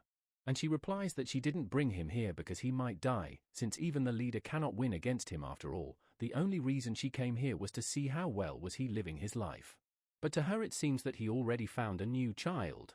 And the guy agrees, but calls her way too special to be called just his apprentice. She is someone who is always looking for ways to kill him. But that aside, he easily rip apart Jane's disguise, saying that she must have gone quite a bit of confidence. Or perhaps she has just become more fearless. She replies that didn't he said that those who have things to protect cannot make reckless moves. Even if she cannot kill him, she can at least kill an unconscious person. Which he agrees with and starts to take his leave. She asks if he is just going to walk away, and informs him that the new leader found, the wolf solely hired to kill him. The demonic wolf, he is right here. Hearing which, the guy recognizes the name, Fenrir, the one who devoured the king of gods alive, and tells them to try their best to recreate that myth. Because it does seems fairly possible even to him. Back to Hajin, who notes that the police has detained every smuggler who caused chaos in Desaline land, and it would be all over the news tomorrow. Sahyuk's group hasn't been caught, Naeun is safe at the hospital, only one left is Suho. He asks if he drank all the potion and Suho replies that he would pay him back, but Hajin declines. And asks if he knew that woman from earlier and he replies, just a little.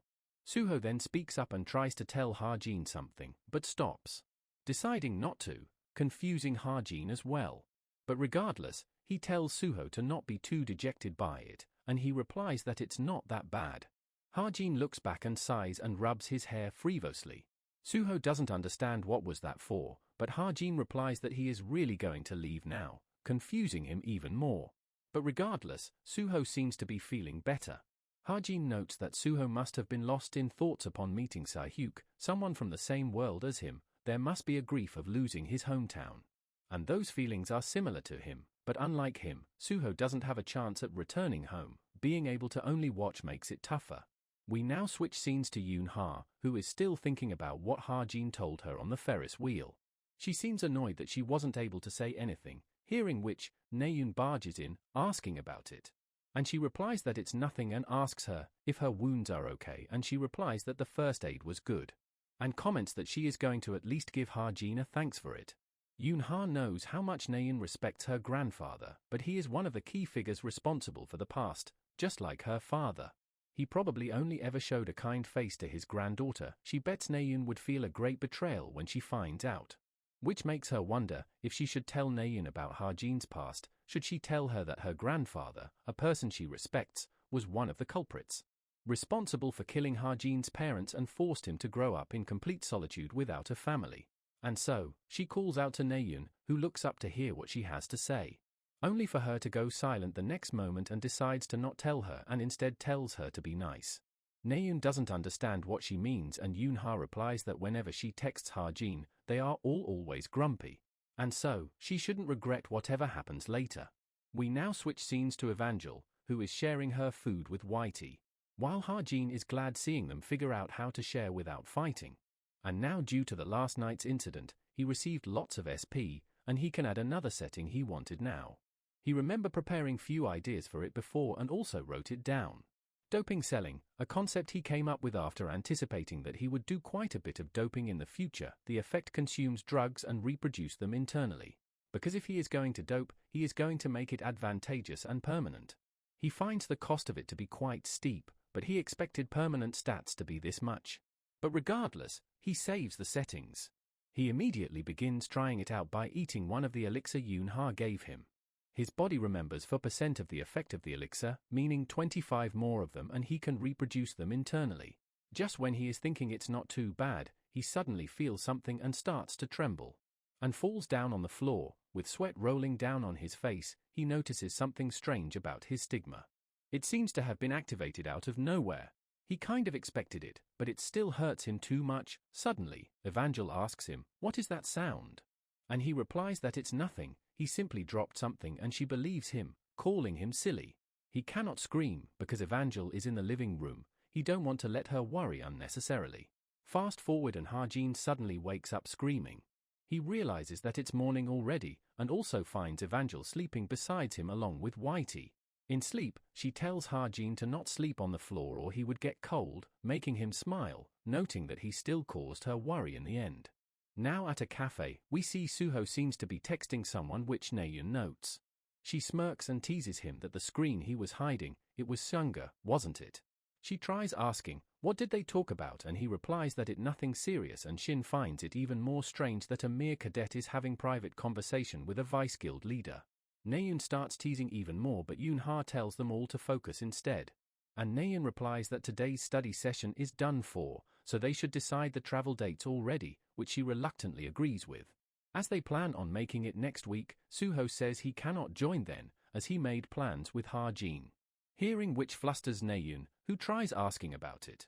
And remembering their text, Suho simply replies that they're going for a drive, stating that he always wanted to go for a drive, while Naeun seems to be making a sad expression. She seems to be quite frustrated. We switch scenes to Harjin, who arrives someone and tries to call out, if someone is there. Suddenly, he notices something and his wolf leaps from inside to attack it. And it turns out to be a monster, Flying Nightmare. He is surprised seeing a 6th grade monster appear, knowing he would have been in trouble if not for the spirit wolf. Though, he don't understand why did she call him out to meet at such place. And we finally see Boss arriving from the cabin, greeting Harjin. A bit later, and she tries asking Harjin, which turn didn't sit well with him. And he replies that he do like the terms, so Boss asks for the issue, and offers to revise the contract to a certain degree as well. But Harjin asks for one important request that shouldn't be written into contract. And Harjin replies that he wants them to help him kill someone. He investigated how to kill him alone, but he concluded that it's impossible. The VIP ward is not something that can be broken into, especially Jin Yoon's room, which is under impenetrable security. And even if he managed to break in, it would expose his identity. And there are some allies that he has grown close to without realizing it. And for now, he still wants to stay with them. Boss confirms once again what he just said, and he hands her over a document. She seems a bit surprised seeing what is written in it, and asks if there is a reason for this. But we see Harjin is left quite speechless at first with her question, and speaks up that he only wants them to create the opportunity, he would do the killing himself. Boss tries to say something and Harjin knew that she wouldn't kill someone for him from the start. And before Boss could say anything, Harjin refers to her as Boss himself as well, which adds weight to his words and surprises her. We now switch scenes to the instructor, who announces that all final exams would take place in Mock Tower Climb. It's going to be a real combat simulation, so they have to treat it like one, but Harjin is nervous, because he only knew much about the first year part of the cube exam thoroughly. The test would begin with everyone at equal standing point. Once they are inside, they would automatically be placed at their own location. As Ha-jin steps inside, it turns into complete darkness, but he knows they would probably turn on the lights after a bit, but he still decides to scout ahead. He uses his heavenly eye and notices a whole grid, noting that it is quite spacious from the inside despite looking small from the outside. Suddenly, the light turns on, and 3 rules appear in front of him. Noting that the rules are clearly designed to make ranked players appear, and at this point, about 30% of the cube is already under demonic humans' control. He suddenly notices a bridge in the passageway, and even though it looks like trap, he decides to take it since he doesn't see any other way. As soon as he steps on it, he is attacked by 2 arrows which he dodges with ease. He then quickly grabs the arrows in mid-air and throws them back, destroying the machine which was shooting them, calling it nothing compared to Rachel's sword, only for the bridge to suddenly split into 2, leaving him surprised, as he starts to fall down in complete darkness while screaming out loud. After falling down, he comments they are off to a rough start already. Suddenly, we see Naeun and Rachel has dropped in the same place as well, and both of them get excited upon seeing Ha-jin. And upon noticing each other, they are both surprised and flustered, commenting about the 3 of them being a team, and wondering if anyone else dropped as well, with Ha-jin being troubled on why did it have to be them. Naeun wonders what is up with the random team, and Rachel asks if they also attacked the source of those arrows, as she noticed the crossbow was white while falling, causing Naeun to suddenly remembers the rules, though she don't see the point of Rachel bringing it up now, causing her to get embarrassed while Ha-jin wonders if he can see anything from this place. He uses his heavenly eye and notices a group of goblins, which he doesn't find a problem if Naeun and Rachel work together, only for him to see them bicker, which makes him run ahead first. It surprises them both. They try to question him and quickly runs behind him. Naeun tries to warn him that there is a cliff, only for Ha-jin to ignore and jump. They look below in surprise and calls out his name, but also jumps behind him, with Ha-jin noting that this dungeon is created for teamwork, so they would have to cooperate to clear it. Rachel tells him to stay behind since he is a marksman, and Ha-jin makes up an excuse that he didn't expect to see many enemies, and plans to go to the backside again, which Naeun instructs him to. He quickly climbs up a tree and sees them both fighting, and we see them easily making short work of the goblins. Ha-jin notes they are more in sync than he expected, and perhaps they wouldn't even need his help. But he still wants to do his part and quickly finds out the location of the leader instead. But while he was doing that, Naeun gets attacked by a goblin from behind. Ha-jin panics, realizing that he got distracted, and shoots the goblin, but Rachel is able to save Naeun in time. The goblin dies in a headshot, while Naeun and Rachel falls on the ground. They both stare at each other for a moment, as Naeun tells her that she didn't needed her help, and Rachel replies she also wanted to focus on her own battle. Ha-jin also says that she would have been fine by herself, angering Naeun, who tells him to do his job properly as a marksman, which Ha-jin agrees with, as she stares daggers at him, and quickly moves on with her annoyed expression, confusing Ha-jin as to why is she so mad now. A bit later and we see they have took down all the goblins. Suddenly, Ha-jin hears a sound, and upon looking behind, they find a huge goblin standing behind them. It makes them all sweat and shocked, but Ha-jin instructs them to stay calm, as he would cover them, so they need to kill it. Naeun asks if his weapon would be enough, which he replies, it would be, because there is nothing to worry about since she is here, noting that he is being carried by both of them. Hearing that compliment from him makes Naeun happy as she excitedly rushes towards the monster. They both jump on it, and lands a flurry of attack. But it doesn't do anything and it counters back, only for Rachel to dodge and attack again, which she misses, and gets captured by the monster, which annoys Naeun. But suddenly, she hears Ha-jin shouting Rachel's name with much concern, who tells Rachel to hold on for a bit, as he is unable to find a good angle, noting a shot from below wouldn't work due to its durability. Naeun simply stands and looks over at Ha-jin, who is frantically running to save Rachel. She doesn't understand what is wrong with her, and while she is lost in her thoughts, Ha-jin shouts at her, telling her to focus, which seems to make her even more mad. She quickly starts running towards a tree, as Ha-jin tries asking, what is she doing? And we see her using the tree to launch herself in the air for an attack on the monster. She charges up her sword with huge mana, and Ha-jin covers his eyes due to the insane brightness. And with a single hit of the sword, she is able to cut off the monster's whole arm off.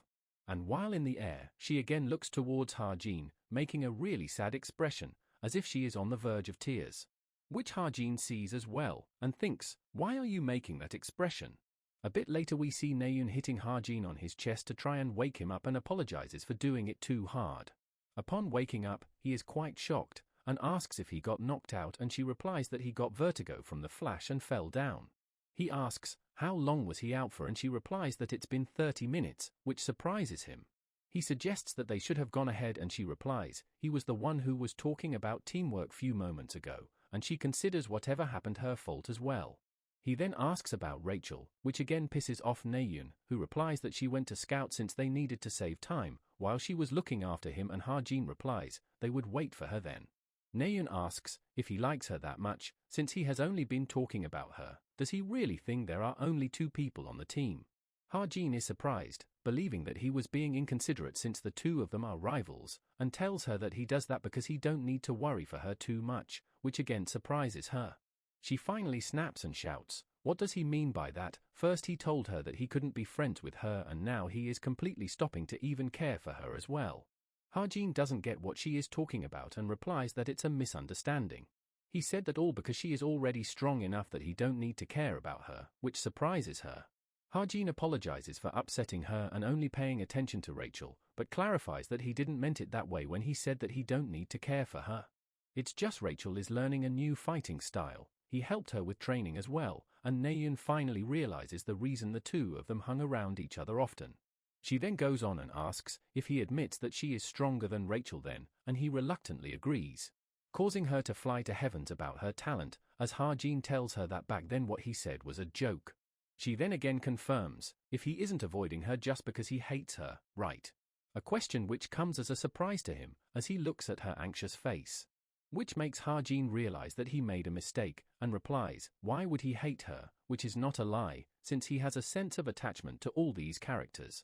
He then suddenly asks about her brother's condition, and Naeun is surprised by how sudden it is. Who asks if he is finally worried about it being brought up so much, and he replies that he is simply curious. She also heard about him having a terrible expression at the hospital last time, which he doesn't deny. Ha-jin actually wanted to ask it in a different way. How would she feel if her brother gets murdered by someone?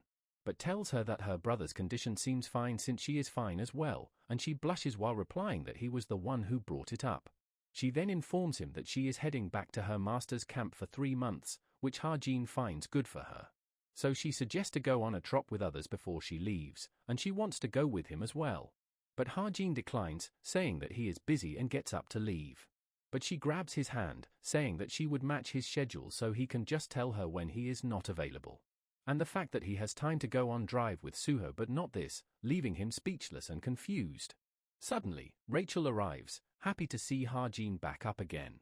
He assures her that he is feeling fine, and she informs him that there is a wall that looks like a door nearby. He tries to free her hand from her, but she seems determined to hear his answer. And in the end, he replies that he would think about it. Which makes her really happy and excited as she quickly follows those 2. They arrive at the wall, but Ha-jin is not able to see much, thinking if there is some kind of mechanism to it. He asks Rachel to summon her spirit for a second, as they should look over the door just in case. Even though spirits are duller than humans, they can scan large area through emotions. And so, Rachel gives it a try. She sends her spirits inside and is able to find something. Detecting killing intent, surprising both Ha-jin and Naeun. She warns them to move cautiously, with Ha-jin noting that it must not be her instructor behind the door since Rachel has detected killing intent. They all start to slowly move inside, with Ha-jin wondering, who could it be? But whatever it is, he knows that it's going to be annoying enough to develop the storyline, as we see a guy in a robe welcoming them as cadets. The guy introduces himself as the instructor for final stage, Black Lightning, but Rachel is quick to point out his lie. So he suggests them to face him head on to find out, and creates a bunch of clones. Naeun tells them to focus on the main body, and Ha-jin asks if she would be alright alone. And she replies, of course, as he was the one who said all that before, and he also trusts her with it then. Ha-jin quickly goes on to take his position, while the guy also prepares to attack them. He sends some flying swords towards Ha-jin, only for Naeun to block them. She tells Rachel to try and find the real body using her spirits, and she goes on to do just that. And her spirits are quick to figure out which is the real body. And so, Rachel also doesn't spare any time and attacks the main body, cracking his shield. The guy commends Rachel for having sharp instincts, never expecting her to grow to this extent. And seeing the mark on his hand, Rachel recognizes it to be that of Dark Moon of Death. She asks him about the person who gave him the order to do this. The name also rings bells in Ha-Jin's head, who also remembers them. They are one of the secret organization tied to the Chameleon Troop. The Chameleon Troop had many connections with many different groups and organizations. But rather than relationship, they were more like deals, and none of them had any idea who they were dealing with, and the Dark Moon of Death is one of them. But they are usually active in Pandemonium, so he doesn't understand their reason to be here. But the guy comments that they have become really famous for the princess herself to recognize them and start summoning some object in his hand. Ha-Jin wonders if it's some magic device, and the mana flow feels similar to him. It's like when he was falling into the test. And so, he quickly tries to shoot it, only for it to get blocked. The guy starts to activate it and Ha-Jin shouts at Rachel to get away. As the device opens, creating some large tendrils, as it turns out to be a teleportation device. But Naeun comes in clutch and is able to save Rachel from it. And asks about the situation, and Rachel briefly explains about the guy they are fighting. Ha-Jin shouts at Naeun to take Rachel far away while she asks, what would he do? And we see him taking out his ether and grabbing the leg of the guy. And quickly pulls him, planning to take the device, knowing that it would only teleport to close location. And so, he quickly slams the guy against the wall, leaving him quite damaged. The guy grunts in pain as Ha-Jin tells him to stand down, since his mana is still on him. He knows that their target is Rachel, but he has no idea of their intentions. But since their leader is based in England as well, he believes Lancaster has made some kind of deal with him. He questions the guy about who sent him here, and he mocks Ha-Jin for trying to scare him with a mere cadet gun, causing him to get angry and uses his stigma and transform his weapon. The guy now gets a bit scared, and Ha-Jin again asks him to talk. He asks Ha-Jin if he is really just an ordinary cadet, and he replies that it's none of his business. The guy finds him to be in quite the bind, and Ha-Jin warns him that he would die if he trying to scheme anything. Ha-Jin wonders, what would he do if the guy keeps his mouth shut, and regrets not writing in detail about this event. Suddenly, Naeun shouts out to Ha-Jin to warn him, as we see the teleportation device is activated. The guy has secretly activated it under his robe, leaving Ha-Jin worried and the guy smirking. And we see Rachel and Naeun are watching from afar in shock, as the device starts to envelop Ha-Jin inside of itself. And soon enough, both of them disappears, leaving Naeun to shout Ha-Jin's name in worry. A bit later, and we see Ha-Jin has been transported to someplace else. But he is relieved because it doesn't seem to be outside the tower. Suddenly, he feels an attack coming and quickly dodges. Ha-Jin finds the guy really persistent, who is also annoyed as he was only planning on taking the princess, but he interfered. And so right now, he really wants to make Ha-Jin disappear, as he summons lots of swords. Ha-Jin counts the amount of sword he has, noting that he can control it with his mana, and since even Rachel had trouble fighting him, he is at least an intermediate level threat. And the teleportation device he used must be really expensive, but if Lancaster is really behind him, then this guy would be desperate. Ha-Jin sighs, thinking it's better anyway since Rachel would have trouble fighting this guy using her spirit. But he should be able to defeat him using his stigma. He then uses his drug recreation ability and applies body strengthening to himself. He finds the effects quite good, never expecting to having it used so soon. The guy then quickly attacks Ha-Jin using his swords, which he dodges using bullet time. And counters, but his bullets get blocked easily, causing the guy to mock for being weak.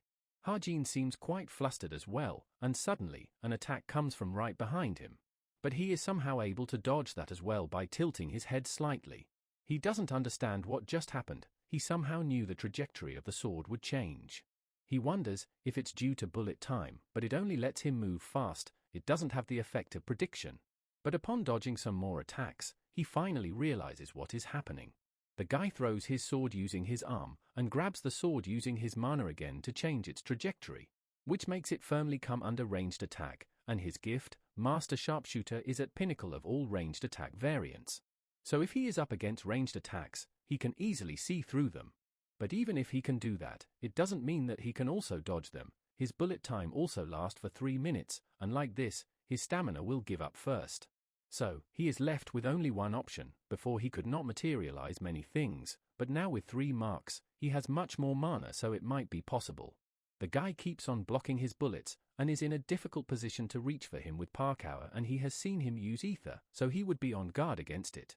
And so, he makes his stigma glow, causing the guy to get blinded by the flash for a few seconds. We see some kind of portal appears and Ha-Jin also disappears. Right as the guy is wondering where did Ha-Jin went, he suddenly appears behind him. The guy looks behind in shock, wondering how did he got there, and Ha-Jin takes his shot. But the attack is blocked again, with the guy commenting that his attack would never work as long as he parries those bullets. But Ha-Jin smirks, and finds his opening. And his chest starts glowing, as the spirit wolf comes out, whom Ha-Jin instructs to bite black lightning. The wolf obeys Ha-Jin and starts munching on the guy while he screams. But before it kills him, he quickly recalls the wolf back. He then steps on the guy, once again asking if he is not going to talk. And this time, the guy is more visibly anxious, and since he doesn't speak up, Ha-Jin tells him that he is simply going to shoot him. The guy finally gets scared and tells Ha-Jin to stop. But suddenly, the bell rings, and the end of test is announced, with the cadets being summoned back. And Ha-Jin is perplexed by it, while the guy chuckles in satisfaction, with Ha-Jin commenting that he is surprised to see someone even luckier than him. But he also thinks they would soon meet again. If he keeps something up, he would deal with him properly then. But regardless, he plans to report it to the boss at once. After getting summoned back, we see other cadets are here as well. Ha-Jin finds it a waste, thinking he should have at least shot him once. Suddenly, Naeun comes running towards him, shouting if he is all right. She frantically questions what happened to his face as he looks even uglier than before. He tries to assure her that he is fine, but she tells him to wait till she gets him a potion, which she quickly runs off to get, while Ha-Jin comments that she really don't have to. Suddenly, he gets a notification. It's from Boss, who had a meeting with the squad about his request. He gets a bit anxious for them to contact him at this time and place. The result was 5 in favor and 5 against it. Ha-Jin knew that even for them, killing someone like Jin Yoon is a bit much, yet the vote is split 50-50. But the boss hasn't made her decision yet. She tells him that he has killed many people already. It was for mission, but most were evil enough to deserve death. But this time, he has said he wants to kill someone himself, regardless of reason. A kill carried out by his own will, it would leave a psychological scar on his heart. Would he really be able to handle that? She questions and suggests to talk privately later about this. Seeing the mighty chameleon troop hesitate like this is making him hesitate as well. Suddenly, he starts to hear some crying noises and wonders if he is hearing it wrong. But looking over, he finds Rachel, who seems to be teary-eyed, and he expresses his relief of her being safe. The instructor tells her to not make a scene, but she gets pissed, trying to explain that there was an intruder instead of a regular agent, but he doesn't seem to take her seriously. The instructor tells the higher-ups that headcount is confirmed only for Rachel to call him an idiot, but Ha-Jin tells her that it's fine, as they would tell the homeroom teacher later. But she still isn't convinced, but upon looking at his face, she is left speechless for a moment. And finally calms down and asks, how did it go with that Dark Moon of Death guy, and Ha-Jin replies that he won, surprises Rachel.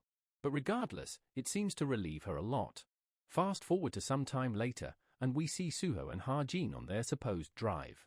They are finally done with the monster and starts cleaning it up. Ha-Jin gets a new feature called Spell Imprint, which he got from fighting Black Lightning, which he kept on delaying, but now he is getting alerts, and plans to go imprint teleportation for now. And upon doing it once, he feels tired already. Suho asks, aren't dungeons fun, because they get to see bosses they never seen before, but Ha-Jin doesn't find it a normal thing to say and tells Suho to not say it in front of others.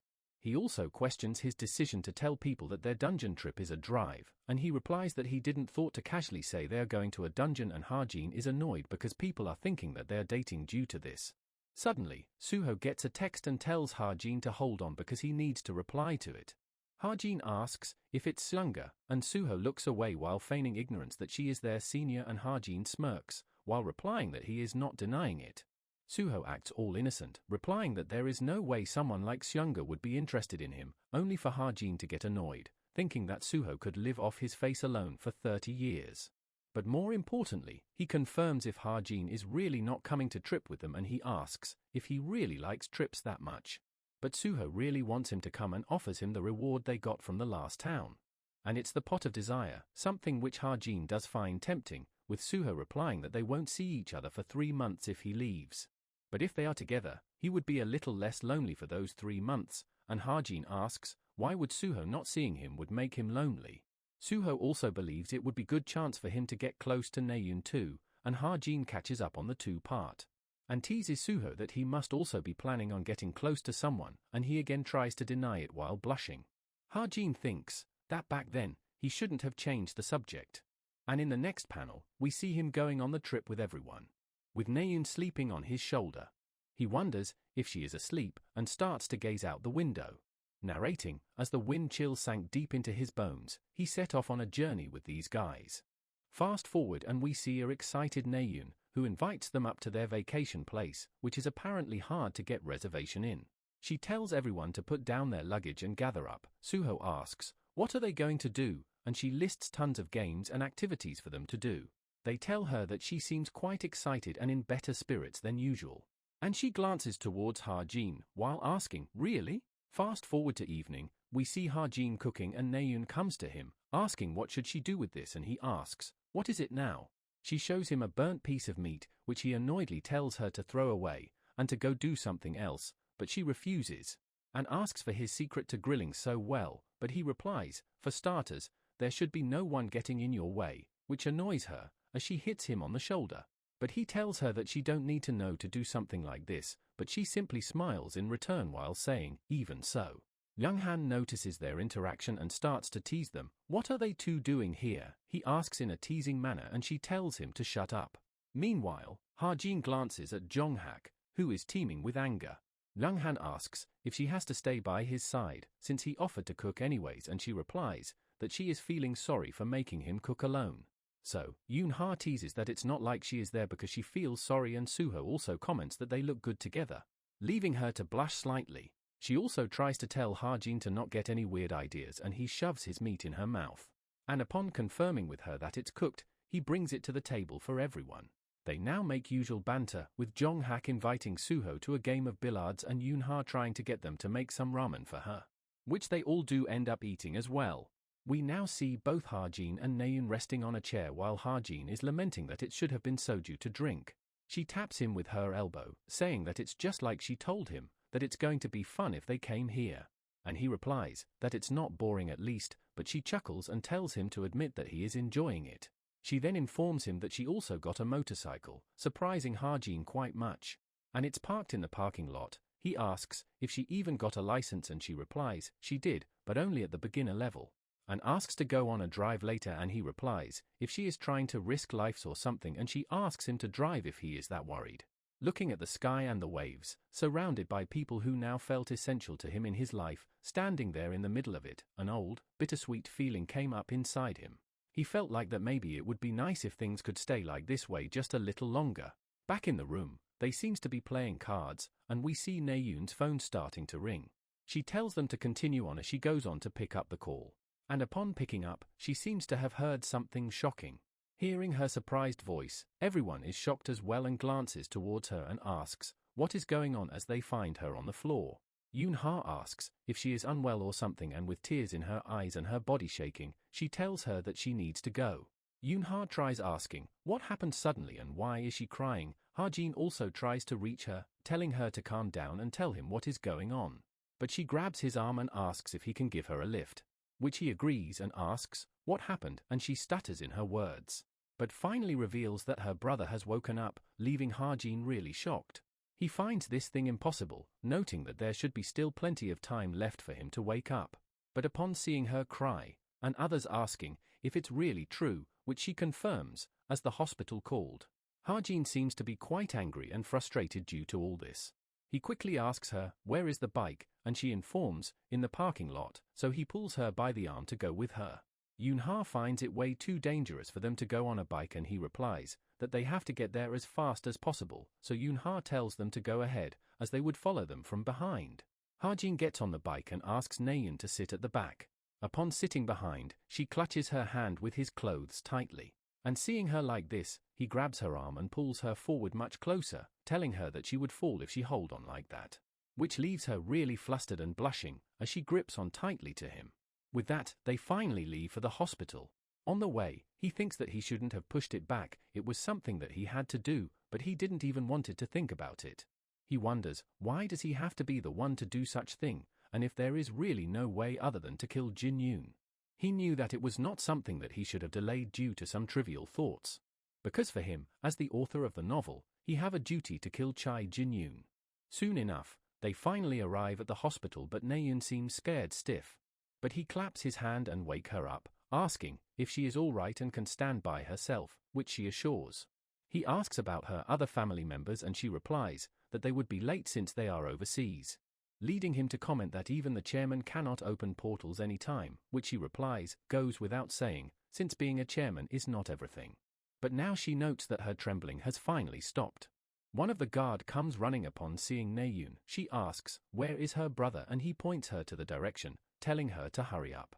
He asks about Ha-jin as well, and who is about to say something, but Naeun clarifies that he is her friend, who escorted her here, so she wants to take him in as well. The guard agrees, and Ha-jin seems quite frustrated. The doctor calls it a miracle, even though full activity is not possible yet. She would understand when she sees him herself, as his condition is very good. But since he recently woke up, his memory is still incomplete, but his recovery is really rapid, so he would likely get everything back in a month. This situation makes Ha-jin feel like sitting on a cushion with nails, and questions his purpose to be here. And seeing Naeun smile and being happy like that, it's the worst for him. They both finally enters the room of Jin Yoon. Seeing whom, Naeun is about to cry and calls out his name, as Jin Yoon finally opens his eye hearing that. He looks towards Naeun and immediately recognizes her, leaving her to cry tears of happiness as she goes beside him, and he starts to console her. He comments that she has grown so much over the years, and she agrees while crying. He asks if she has gotten used to the bow yet, or like she promised him, did she found something else that she truly wanted to do? And she replies that she picked up the sword again, which seems to have made him excited. As he praises her that whatever she does, she would do well, and hearing their conversation, Ha-jin seems quite off. Jin Yoon notices him as well, and Naeun asks him to greet Ha-jin, calling him her friend, who helped her realize what she truly wanted to do. We now switch scenes to Boss. Jane calls her out, informing that Jin Yoon has apparently regained consciousness again, and asks if they are really going through it, but she doesn't answer, leaving her to realize that it's already been decided. But she questions if the current number of people would be enough, even if the plan is carried out by Ha-jin, and she replies that there is no need to inform everyone, they would proceed with minimal personnel. Jane comments that it might be the only to pull Ha-jin in, but she still finds the risk too high, as they don't even know why he wants to kill Jin Yoon. And more importantly, they would make that old man their enemy. But the boss declines, saying that Jin Yoon's energy core, which stores mana, was destroyed that day, so that old man won't feel sympathy for Jin Yoon, who could no longer be a hero when he is neither fully alive or dead. Not even if he is his grandson. Chai Jukiel was always that kind of man. He might even welcome it. By sacrificing one grandson, he would buy the world's sympathy. Jane replies that while she cannot be certain, he was the one who cut ties with them first. But she still finds Ha-jin to be acting strange, since even the money devil, Yo Jin-hyuk, says that he won't take the job this time. Which she finds really odd, since he is someone would clean anyone out as long as you pay him, yet he refused for Ha-jin, which leads her to assume that he perhaps investigated his past before, meaning that Ha-jin definitely has a special past that could endanger someone. And Boss finds it a reasonable assumption as well, so Jane suggests to ask for more information from Yo Jin-hyuk. But the boss declines and suggests to try other information guild, and Jane says that she got her eye on two places. One is Falling Blossoms, a rookie guild that has been on the rise. It's only been half a year since they started, but their reputation and results are solid. And the other one is the Truth Agency. Boss finds the design of the website horrendous, and Jane tells her that it's quite famous regardless of it. But she is still not convinced and asks her to go with Falling Blossoms instead. She informs Boss that all preparations are done, and all that is left is for Ha-jin to review them and give the green light. Back to everyone else, Jin Yoon is meeting everyone else, noting Suho. He asks, how did he know? And he replies that it was from the Agent Military Academy's times. Naeun mentioned him a lot. She also said that he looked all delicate and acted like he knew everything, and that he is really obnoxious as well, which embarrasses Naeun, who complains that it was such a long time ago. With a sad expression, Suho tells Naeun that she is being too mean, and she replies that it was back when they didn't knew each other and all. After Jin Yoon regained consciousness, Naeun visited him every day. and his condition improved day by day, but Ha-jin discovered that his progress rate has already reached 97%. So there was an estimate of 2 months left, with no time left to lose.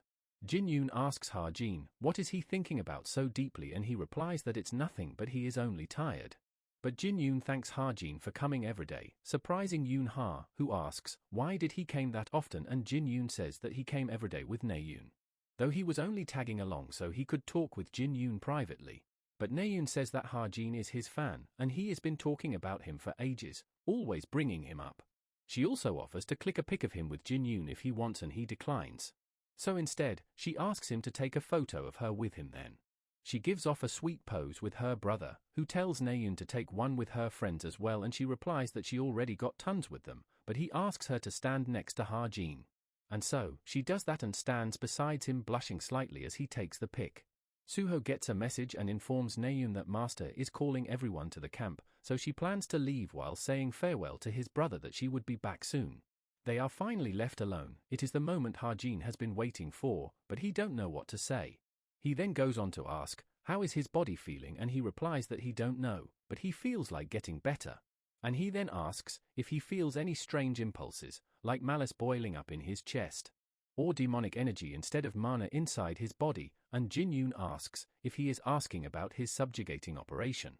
Ha-jin replies mentally that he is asking if he believe him if he told that his body might soon turn into that of a demonic human, and if so, would he be willing to give up his life for his sister's sake? He is only asking to relieve himself of his own guilt. But Jin-yoon suddenly pats him on the head, saying that he don't know what is going on, but he feels like that Ha-jin needs this. And it seems to have calmed him down, and just then, Naeun walks in, asking, what are they two doing? She calls it a fan service while his mental state is getting even more roughed up. Now as he is walking back with Naeun, she thanks him for coming with her. She wished for nothing more than her brother waking up, and after almost 5 years, she didn't know what to say, worried that he would see her as a stranger. But with him here, it didn't feel awkward to her, it felt nice, leaving Ha-jin speechless at her words. She then asks if he has free time on Christmas, and he replies, isn't she leaving for camp on that day, and she replies that they are leaving in the evening so they can meet before that. They are departing at 6 p.m, so she wants him to meet at the front of the ward at noon, and he simply replies, I'll go. Fast forward to that day, Ha-jin is cooped up in his room watching news about the raid on Tower of Miracles. We see Ha-jin getting a call from Suho, whom he asks if he is not worried, and Suho replies that they would clear it and return safely. In his original work, Creationist Benevolence fails the raid, but since the attempt now was delayed by 2 weeks, success was possible. Ever since the co-author intervened, he cannot be certain of the future anymore. The only thing he knew truly was the identity of the forest. Suddenly, Suho asks if he is not going out, and Ha-jin asks where to in confusion. And he replies that Naeun told them that he had an appointment with her, and he replies that he don't, but Suho insists that she told them they had one, surprising Ha-jin. He then quickly realizes he meant to say that he would go on his way, not that he would go with her. Looking at the clock, he notes that it's way past the meeting time and looks outside and it's snowing. He gets frustrated and runs outside, telling Evangel that he would be back in a bit. He thinks that there is no way she is waiting for him in this heavy snow, she must be an idiot for doing such thing. He plans to go and check, only checking. But we see that Naeun was waiting for him. She takes notice of him as well, and Ha-jin gets annoyed and worried at her antic. She lashes out at him for being late, and he replies that she was the one who misunderstood him and now she is blaming him. She complains that she made so many plans today and all that, and Ha-jin gives her a flick on her forehead. She asks, why is he hitting her, and he replies that it's only half a day, why did she plan so much, and suggests to go for a ride instead with him. She is a bit annoyed, but he tells her to not complain. He looks back and smiles, saying, because dates are supposed to be spontaneous. We now see them both on a ride, with Naeun sitting behind Ha-jin, hugging him tightly, looking at the scenery. They both then have some snacks and it gets evening as they look at the sunset. Naeun found today to be quite fun, and Ha-jin is glad to hear that, leaving her to chuckle. She is then about to say something, until she arrives, but suddenly stops, saying, never mind, we'll see each other soon anyways.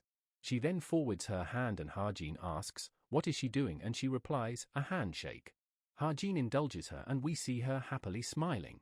She then starts to leave, happily waving him goodbye, saying that they would meet again soon after it's over. But Ha-jin doesn't say anything, only apologizing to her repeatedly in his mind. Back to the hospital, we see some nursing staff getting ready to check on Jin Yoon. And the guard also lets them in. And we see it's Jane and Ha-jin, with the former asking about the CCTV, and he replies that he has dealt with them already. She then calls out to her captain, who uses her ability to isolate Ha-jin and Jin Yoon, informing Ha-jin that not a single sound will leak out from here, so he only needs to worry about his goal now. And in case the mercenaries notices something, Jane would buy some time for him, hoping that he would finish it as soon as possible. Ha-jin finds Jin Yoon's face to be same as Naeun when she is sleeping. But suddenly, he wakes up, calling out Ha-jin's name, and tells him that he was waiting for him, much to his shock, as he asks Jin Yoon, what does he mean? His hand starts to tremble, as he realizes that Jin Yoon knew. And he simply smiles in return, saying that after he woke up, he found himself engulfed in senses that he didn't experience 5 years ago. Everyone told him that it would take him time to get used to things because he haven't moved in 5 years. But he felt like something fundamental has changed within him. Those senses were more like impulses to him. Which is what Ha-jin was talking about to him. What is this strange sensation, and why did he ask him such a thing? After thinking it over, he realized that Ha-jin would come to find him again, and hence asks Ha-jin if he can tell him, why must he die? And with a troubled expression, he replies, because his body is destined to become that of a demon. The seed of a demon, it's probably a concept that has not yet been established in the world, a kind of evil god seed that takes root in human's body. Once it germinates, the vessel loses its consciousness, will, and body and is completely taken over, becoming the demon itself. Jin Yoon asks if the unfamiliar sensation that he felt up till now was that of the seed sprouting, and Ha-jin agrees, and before he can explain the only way to stop it, Jin Yoon replies that it's for him to die. He simply looks at Ha-jin with a smile even after knowing that, and thanks him for making such an incredibly difficult decision. And even if he had told someone else to find another solution, he knows that his grandfather would never allow it, because he knew better than anyone that kind of effect it would have on their family. So, he tells Ha-jin that it's not his fault, it's the choice that only he could make. And if anything, he believes that he is sacrificing himself for the world, but Ha-jin stops him in the middle, shouting that it's not true, stating that he is only doing it for his own sake, because he wants to go back safely. Jin Yoon holds his hands, saying that if it was truly for his own sake, then he wouldn't even have explained all that to him. Ha-jin starts to get even more emotional, and just then, something starts to happen to Jin Yoon. And much to his shock, we see demonic energy seeping up on Jin Yoon, noting that with this level of energy, it wouldn't be strange if the seed already consumed him. Which means that Jin Yoon has been suppressing demonic impulses purely with his own willpower. He starts to pant and tells Ha-jin that he wanted to wait until Ha-jin was ready to do it. But he cannot hold it back any longer. Ha-jin finally points his weapon at him, thanking him for holding on, and also apologizes. And with a bright smile, Jin Yoon utters his last word, please take care of Naeun. And with that, he finally shoots him, as blood starts to splatter in the air in front of him. And we see Jin Yoon lying covered in blood, as the demonic energy starts to recede. Ha-jin starts to break down and tremble.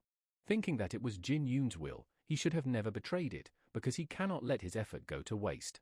He tells himself to get a hold of himself, trying to convince himself that it's just inside a novel. And upon seeing blood in his hands, he starts to fall, realizing that in the end, it's all his work. Sometime later, we see Ha-jin waking up again at some place. The boss is beside him, commenting that he finally woke up after sleeping for 2 days straight, and assures that no one knew that it was him. She also got all of his equipment with her, which he can collect later. He asks, where is he? And she replies that it's her mansion, an island which is on the eastern sea, and the whole island is hers, so he can just relax and rest. She also informs him that she heard the funeral would start from today. And with a depressed look, Ha-jin decides to go back. We now switch scenes to Shin-hyuk, who seems to be rushing at some place. He asks the investigator if he found the culprit yet, and he replies that it's been 11 years since they last met. And he still haven't found the culprit yet, believing that they deployed a barrier. Shin-hyuk asks if he could be the work of a demonic human. And when he replies that he is not sure, Shin-hyuk gets angry, thinking that he has been taken as a fool since Jin Yoon's arm. But the investigator reveals that while it's hard to believe, the demonic energy originated from inside of Jin Yoon's body, much to Shin-hyuk's shock. He explains that it ignited within his flesh and spread through his veins and then stopped. The reason for stopping was most likely his death. Shin Hyuk again asks, what does he mean, and the investigator replies that he should know what he means, the fact that Jin Yoon became a demonic human. He has never seen anything like it. His arm was sturdier than usual demonic human, and even after death the demonic energy didn't dissipate. He asks if something happened during the suppression operation for years ago. Shin Hyuk doesn't reply, so the investigator continues that they can determine the exact cause and search for culprit, but if they do, and Shin Hyuk realizes what he means. As he confirms, if he is the only one who knows right now, and the investigator replies, for now, yes. Shin Hyuk never once thought that Jin Yoon would wake up again. It was already a miracle. It was as if he was given his world back. But he lost his son again once more. And now if the truth is revealed to the world, he would be branded as a demonic human. He would be torn apart by the Hero Association and the public alike. Even the time he spent as a hero would be denied. It's no different from death, so he cannot lose his son thrice. And so, he wants the investigator to be silent this time. For Nae Yoon's sake, he wants to bury him quietly. The investigator clenches his fist tightly, already knowing that Shin Hyuk was going to command him to do something like that. But he still tells him that one day, for the sake of humanity, the truth would have to be revealed. Shin Hyuk touches his son's face, crying while saying that he hopes he won't be born as the son of a father as useless as him. We now get a flashback of Nae Yoon. We can hear Jin Yoon calling her to himself. He complains that she has been training all this time, and not relaxing, while Nae Yoon argues that she wants to become a greater hero even than him. But Jin Yoon still tells her to take it easy, as she even forget the days they were supposed to go out together. And Nae Yoon replies that there is always another time. Right now she has a tough opponent to beat, but Jin Yoon still tells her to pace herself, or she won't grow tall. And with that, Jin Yoon starts to leave for his work, and she also waves him farewell. Back to the present, we see Nae Yoon waking up from her sleep. It was a dream right before her brother went on that suppression mission, making her regret that she shouldn't have cancelled the appointment that day. But right now, she looks at their present-day photo, thinking that she wouldn't make the same mistake again. And behind that photo, there is also one of her and Ha-jin, seeing which she chuckles and thinks that it turned out quite well. Wondering, what things would she do with him when she meets him again? Suddenly, her master comes rushing in, much to her surprise. She asks him, what is the matter, and he asks her to step outside for a moment. Nae Yoon is a bit confused, but her master once again tells her to do so immediately, causing her to wonder if she did something wrong. We switch scenes to Yoon Ha, who also learns of this news and rushes to the hospital. She quickly arrives and starts to head inside, only to notice Ha-jin standing in the corner. She wonders, why is he just standing there? And while she is in confusion, her mom tells her to stop dwindling and head inside. There we see Nae Yoon, who is sitting with her head ducked down. Yoon Ha arrives to console her, asking if she got some rest and about the others. Nae Yoon replies that she didn't call them or inform them, and also tells Yoon Ha to not call them either, causing Yoon Ha to ask, how did he know to come here? And Nae Yoon asks, who is she talking about?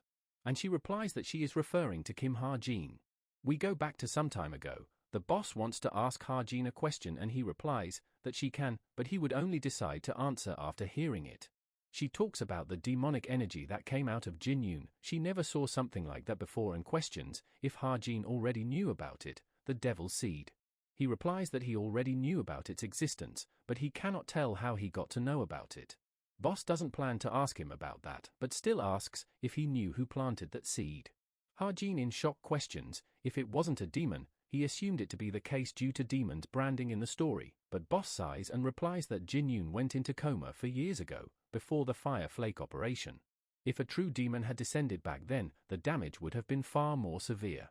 Because when a demon descends, there is no way one wouldn't realize.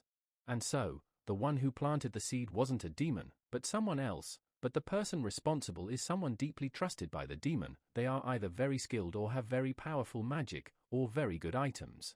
And she thinks of the only person who could possibly do that. Ha-jin agrees with her possibility, requesting boss to tell him if she ever find out who that is, feeling irritated on why didn't he thought of such possibility before. Boss starts to see his frustrated face and gets reminded a memory of her own.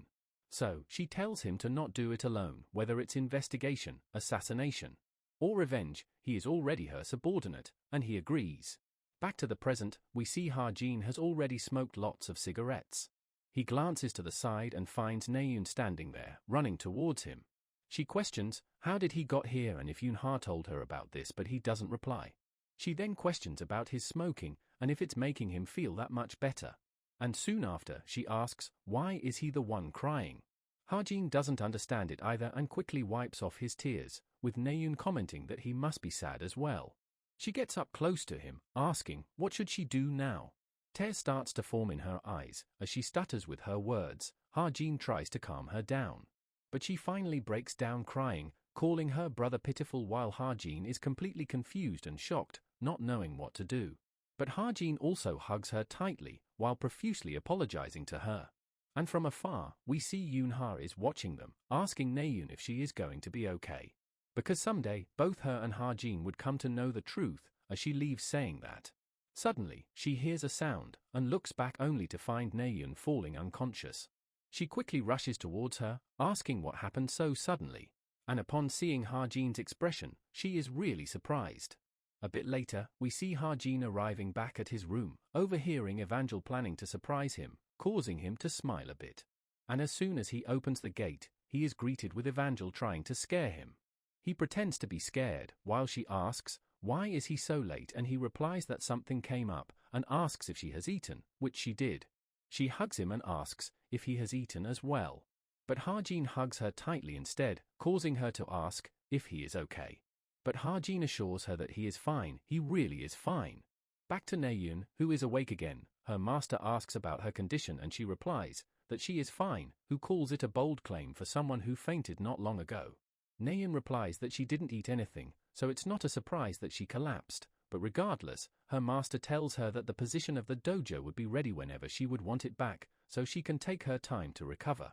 But Na-eun says that she would go right away after the 3-day funeral. He tries to tell her to not overdo it, but she suddenly crushes the juice box in her hand. Saying that he was murdered, her master replies that he did heard some rumors like that floating around. And so, she plans to find the culprit and kill them with her own hands. He tries telling her to not have any foolish thoughts, but suddenly stops. Upon seeing her expressions, and instead says that they would talk later since she seems really shaken up right now. But he still tells her to not do anything reckless and leaves. Soon after, Yoon-ha arrives, asking about her condition and she replies that she is fine. And asks Ha-jin's whereabouts and Yoon-ha replies that he went home soon after bringing her here. She quietly lays back down, wondering, how did he come to know? And quickly after she asks Yoon-ha, which is the most reliable information guild these days. Who replies and tells Na-eun to forget the shady ones, she can leave it to her, she would find the right one. Prompting Na-eun to call her really cool, but Yoon-ha asks her to promise one thing, that she would not do anything alone. Since they are supposed to be friends, aren't they, which Na-eun agrees.